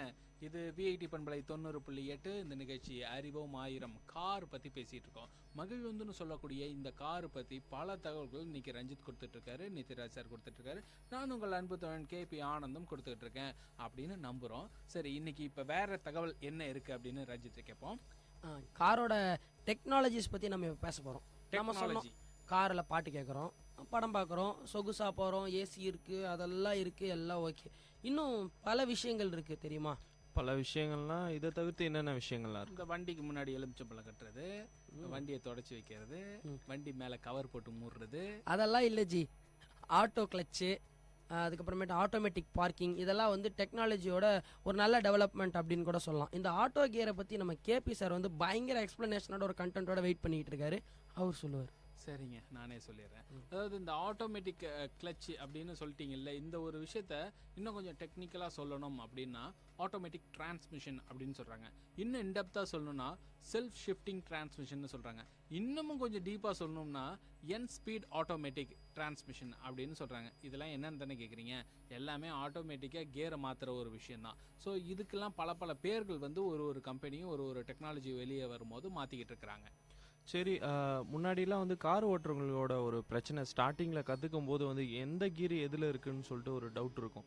ஸோ இந்த ஆட்டோமேட்டிக் கிளச் சிஸ்டம் வந்ததுலேருந்து ஸோ இப்போ நம்ம ஸ்லோ பண்ணும்போது ஆட்டோமேட்டிக்காக அதுவே ரெகக்னைஸ் பண்ணிக்கும் இல்லையா? நீங்கள் கேட்ட இந்த ஒரு பிரச்சனைக்காகவே தான் இந்த நிவர்த்தி பண்ணியிருக்காங்க. அதாவது ஒரு கியருக்கும் ஒரு ஸ்பீடு இருக்குது, ஒரு ஸ்பீடுக்கும் அந்த கியரை சேஞ்ச் பண்ணியே ஆகணுன்ற ஒரு கட்டாயம் இப்போ கார்களில் மட்டும் இல்லை, நம்மளோட பைக்லேயுமே கூட இருக்குது. ஸோ இந்த ஒரு நிலையை மாற்றணும் அப்படின்றதுக்காக என்ன பண்ணியிருக்காங்கன்னா ஒரு ஆட்டோமேட்டிக் டிரான்ஸ்மிஷன்ற அந்த கான்செப்டை இன்ட்ரடியூஸ் பண்ணாங்க. இந்த கான்செப்ட் படி என்ன நடக்கும் அப்படின்னு பார்த்தீங்கன்னா, ஒரு ஸ்பீடில் ரொட்டேட் ஆகக்கூடிய அந்த மோட்டார் எந்த கியரில் இருக்கணுமோ அந்த கியரில் ஆட்டோமேட்டிக்காகவே சேஞ்ச் ஆகிக்கும். ஸோ இந்த ஒரு ப்ராசஸுக்கு பேர் தான் ஆட்டோமேட்டிக் டிரான்ஸ்மிஷன் சொல்கிறோம். இதில் வந்து மேனுவலாக நீங்கள் சேஞ்ச் பண்ணுற அந்த கியர்ஸோட ரேஷியோ வந்து ஆட்டோமேட்டிக்காக இங்கே மாறும். இந்த மாற்றத்துக்கான அல்காரிதம் எல்லாமே அந்த இன்பில்ட்டு மோட்டார்லேயே இருக்கும். இது வந்து அல்காரிதம்னு சொல்லும்போது நீங்கள் கம்ப்யூட்டர் சாஃப்ட்வேர் அந்த மாதிரிலாம் இல்லாமல் ஃபிசிக்கலாகவே அந்த அல்காரிதத்தை வந்து அவங்க மெயின்டைன் பண்ணியிருக்காங்க. ஸோ இதுதான் வந்து ரொம்ப ரொம்ப அட்வான்ஸ்டு டெக்னாலஜி இன்றைக்கி இருக்கிற நிலைமைக்கு அப்படின்னு சொல்கிறாங்க. இதை வந்து அதிகமாக இதோட ஸ்டார்டிங் பீரியடில் ரிசர்ச்சில் ஈடுபடுத்தினது யாருன்னு கேட்டிங்கன்னா வால்வோ. ஸோ இந்த வால்வோ கம்பெனி தான் இதை வந்து ஸ்டார்ட் பண்ணிச்சு. இவங்க எதுக்காக இதை பண்ணாங்க அப்படின்னு கேட்டால் முக்கியமாக பார்த்தீங்கன்னா லாரி ஓட்டக்கூடிய அந்த ரொம்ப லாங் டிஸ்டன்ஸ் அந்த மாதிரியான வெஹிக்கிளுக்கு தான் இதை வந்து அவங்க ரொம்பவும் கீனாக கவனித்து செஞ்சுட்டு இருந்தாங்க. இந்த மாதிரி வண்டிகள் அதாவது பார்த்தீங்கன்னா எல்லாருக்குமே கார் ஓட்டுற ஆசை இருக்கும். சில டைமில் ஃபிசிக்கலி சேலஞ்ச் பீப்புள் கூட வந்து அவங்களுக்கும் கார் ஓட்டணும் அப்படின்ற விஷயம் இருக்கும். ஸோ இந்த மாதிரியான கார்கள் வந்து அவங்களுக்கு ரொம்ப உபயோகமாக இருக்கும் இல்லையா? கண்டிப்பாக உபயோகமாக இருக்கும். இது பற்றி இன்னொரு சிறந்த தகவல் ஒன்று சொல்கிறோம். என்னென்னா இது எந்த பேஸில் ஒர்க் ஆகுது அப்படின்னு கேட்டிங்கன்னா இது வந்து ஹைட்ராலிக் பேஸில் தான் ஒர்க் ஆகுது இந்த ஒரு அல்காரிதம். இந்த ஹைட்ராலிக் பேஸில் ஒர்க் ஆகிற இந்த அல்காரிதம் பார்த்தீங்கன்னா டோட்டலாக இதோட சஸ்பென்ஷன் அண்ட் ஆல்சோ இதோட ஸ்பீட் ரேட் இதை ரெண்டுத்தையுமே கால்குலேட் பண்ணி தான் அதோட கியரை ஃபிக்ஸ் பண்ணுறாங்க. இன்னும் ஈஸியாக சொல்லணும் அப்படின்னா இதில் கியரே கிடையாது அப்படின்னு தான் சொல்லணும். ஏன்னா கிளச்சும் கியரும் இருக்கும் போது தான் அந்த செயினில் போயிட்டு இந்த வீல் வந்து செட் ஆகணும் அப்படின்ற ஒரு முறையே இருக்குது. பட் இதில் வந்து அந்த செயின் அண்ட் வீல் ஆட்டோமேட்டிக்காக போயிட்டு செட் ஆகிறதுனால நம்மளுக்கு எந்த பிரச்சனையுமே இல்லை. நம்ம படி ஆக்சிலேட்டரை மட்டுமே மிதிச்சுட்டு வண்டி எடுத்துகிட்டு போகலாம், ஆக்சிலேட்டர்லேருந்து கால் எடுத்துகிட்டு பிரேக் அடிச்சுக்கலாம். ஸோ இந்த மாதிரி ஒரு சிம்பிளான ஒரு மெக்கானிசத்துக்கு கொண்டு வந்துருக்கிறது தான் இன்றைக்கி இருக்கக்கூடிய advanced automatic transmission system. So இந்த ஒரு சிஸ்டத்தை பற்றி இவ்வளோ தகவல்கள் கொடுத்துட்டேன், எனக்கே ரொம்ப கஷ்டமாக இருக்குது. ரஞ்சித் சார் நீங்களே ஏதாவது சொல்லுங்கள். நிறைய விஷயம் சொன்னார் இல்லையா ஆனந்த். அதாவது இப்போ வந்து பார்த்தீங்கன்னா வந்து ஜிபிஎஸ் பின்னாடி பார்த்தீங்கன்னா அன்றைக்கி கூட ஒரு காரில் பார்த்தீங்கன்னா பேக் சைடில் வந்து பார்க்கிங் பண்ணும்போது வந்து சில சமயங்களில் வந்து இடிச்சிக்கும். இடிக்கிறதுக்கான வாய்ப்புகள் அதிகமாக இருக்குது. ஏன்னா வந்து பின்னாடி யாராக இருக்கணும் வாங்கன்னு ஏதாவது சொல்லணும். இப்போ பார்த்தீங்கன்னா கேமராலாம் வந்துருச்சு இல்லையா? கண்டிப்பாக டெக்னாலஜி அதிகமாக வளர்ந்துருச்சு. ஸோ இதை பற்றி என்ன நினைக்கிறீங்க ரஞ்சித்? இதுவும் ஒரு டெக்னாலஜியோட ஒரு நல்ல டெவலப்மெண்ட் கூட சொல்லலாம். அந்த காரோட டைப்ஸை பற்றி நம்ம சொன்னோம், வேன் அப்படி இப்படின்னு சிம்பிளாக பேசிட்டோம் இல்லையா? அதை பற்றி கொஞ்சம் டீட்டெயில்டாக போவோம். எஸ்யூவி மாடல் கேள்விப்பட்டிருக்கீங்களா? எஸ்யூவி மாடல் எனக்கு தெரிஞ்சதெல்லாம் அம்பாசிடர், பென்ஸு அந்த மாதிரி கார்கள் தான். கேபி சார் நீங்கள் செடானை பற்றி தானே சொல்கிற வரீங்க? செடான் வந்து நீங்கள் லக்ஸுரி அந்த கேட்டகரியில் போவோம். எஸ்யூவி வந்து என்னென்னு பார்த்தீங்கன்னா ஸ்போர்ட் யூட்டிலிட்டி வெஹிக்கல். அதாவது அதில் வந்து ஸ்போர்ட்ஸுக்கான கேரக்டரிஸ்டிக்ஸும் இருக்கும், அட் த சேம் டைம் வந்து நார்மல் பீப்புள்ஸ் ட்ராவல் பண்ணுற ஒரு விஷயமும் இருக்கும், ஸ்பேஸ் காம்பபிலிட்டி நிறைய இருக்கும் அப்படின்னு கூட சொல்லலாம். அதுக்கப்புறமேட்டு ட்ரக்கை பற்றி உங்களுக்கே தெரியும். ஆமாம், பேக் சைடில் ஸ்பேஸ் இருக்கும், நம்ம ஏதாவது பொருட்கள்லாம் ஏற்றிக்கலாம். அந்த வகையில் செய்கிற வண்டிகள் தான் ட்ரக்குன்னு நம்ம அழைப்போம் இல்லையா? அடுத்த டைப் என்னென்னு பார்த்தா நம்ம சார் சொன்ன மாதிரி சீடன்னா வந்து ஒரு மாதிரியாக லக்ஸுரியான ஒரு கார் அப்படின்னு சொல்லலாம். ஆமாம், இது கூட இன்னொரு 2-3 தகவல் சொல்கிறேன் கேளுங்க. இந்த சிடான் அப்படின்ற இந்த ஆட்டோமொபைல் இதுக்கு வந்து இந்த சிடான்ற பேர் பார்த்தீங்கன்னா ஒரு சில நாடுகளில் மட்டும் தான் கொடுத்துருக்காங்க. என்னென்ன நாடுகள்னு பார்த்தீங்கன்னா அமெரிக்கா, கனடா, ஆஸ்திரேலியா, அப்புறம் நியூசிலாந்து, இந்த மாதிரியான இடங்களில் மட்டும் தான் செடான்னு சொல்கிறாங்க. அதுவே நீங்கள் கிரேட் பிரிட்டனுக்கு போயிட்டீங்க அப்படின்னா அதுக்கு பேர் பார்த்தீங்கன்னா சலூன் அப்படின்றாங்க. காருக்கு சலூன் அப்படின்ற ஒரு வேர்டை சொல்லி தான் இவங்க இது பண்ணுறாங்க. இதில் பேசிக்காக என்னன்னு பார்த்தீங்கன்னா ஏபிசி பில்லர்ஸ் இருக்குது. ஸோ இந்த பில்லர்ஸ் அப்படின்னா என்னென்னு கேட்டிங்கன்னா ஒரு போர்ஷன், அந்த முன்னாடி இருக்கக்கூடிய பேனட் ஒரு பில்லர், நெக்ஸ்ட் இருக்கக்கூடிய டிரைவர் சீட் ஒரு பில்லர், பின்னாடி இருக்கக்கூடிய சீட்டிங் ஒரு பில்லர், அதுக்கு பின்னாடி டிக்கி இன்னொரு பில்லர், ஏபிசிடி பில்லர் வரைக்கும் இருக்கும். ஸோ இதில் ஏபிசி இந்த 3 பில்லருமே உட்கார்றதுக்கான வசதியோடு கொண்டு வந்து வச்சுட்டாங்கன்னா ஆட்டோமேட்டிக்காக அது சடனாக மாறிடும். ஸோ இந்த மாதிரியான பில்லர்ஸ் ரொம்பவும் பெருசாக இருக்கக்கூடிய ஒரு காரை தான் நம்ம சடன் அப்படின்னு சொல்கிறோம். காரு பற்றி இன்றைக்கி நம்ம நிறைய தகவல்கள் பேசியாச்சு. வேறு ஏதாவது சிறந்த தகவல்கள் நம்ம ரஞ்சித் இருக்கான்னு கேட்போம். ரொம்ப ஷார்ட்டாக இப்போ சொல்ல போகிறாரு. ஷார்ட்டாக எப்படி சொல்கிறது? ஷார்ட் அண்ட் ஸ்வீட்டாக சொல்ல போகிறாரு. சரி சொல்லுவோம். சேடனோட கொஞ்சம் ஒரு எலாபரேட்டான வெர்ஷன் தான் வந்து வேன் அப்படின்னு சொல்லலாம். அதில் வந்து 3 பார்ட்ஸ் இருக்க மாதிரி இதில் ஒரு 4-5 பார்ட்ஸ் இருக்கும். 10-8 மெம்பர்ஸ்க்கு மேலே இருந்தால் அதை வேனுன்னு சொல்லலாம். இந்த கூப் கார் கேள்விப்பட்டிருக்கீங்களா? கூப் கார்னா எப்படி இருக்கும்? மேலே டாப் இருக்காது, பார்த்துக்கிட்டே போகலாம், ஒரு கம்ஃபர்டபுளாக இருக்கும், அது அந்த பார்த்துக்கலாம். கடைசியாக ஒரு டைப் இருக்குது, அதான் வந்து ஹைப்ரிட் அண்ட் எலக்ட்ரிக் கார். அது வந்து நம்ம சொல்லவே வேணாம், எலக்ட்ரிக்கல் டிபார்ட்மெண்ட்டில் ஓடுற ஒரு காருன்னு கூட சொல்லலாம். முக்கியமாக இன்னொரு விஷயம் சொல்கிறீங்க, இந்த எலக்ட்ரிக் காரை பற்றி பேசணும்னா நேரமே பத்தாதுங்க. அதனால என்ன பண்ண போகிறோம், இன்னும் கொஞ்சம் நேரம் கழித்து, இன்னும் கொஞ்சம் நாட்கள் கழித்து நம்ம வந்து இந்த எலக்ட்ரிக் காரை பற்றி பேசலாம். இந்த நிகழ்ச்சி அறிவமாயிரம் விஐடி பண்பலை 90.8 இன்னைக்கு காரை பற்றி தெரிஞ்சுட்டோம். நான் உங்கள் அன்பு தோழன் கேபி ஆனந்த், என்னுடன் இணைந்திருந்தது நித்யராஜ், ரஞ்சித் குமார். நன்றி நேர்களே.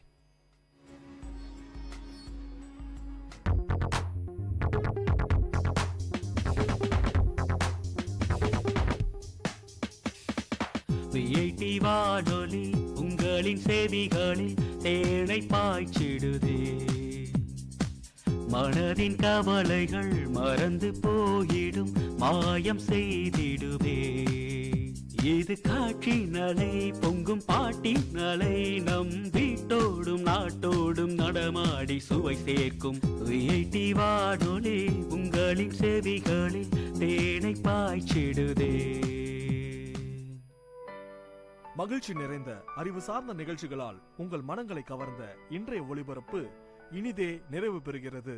மீண்டும் எமது அடுத்த ஒளிபரப்பு நாளை காலை 9 மணிக்கு 90.8 பண்பலை அலைவரிசையில் ஆரம்பமாகும்.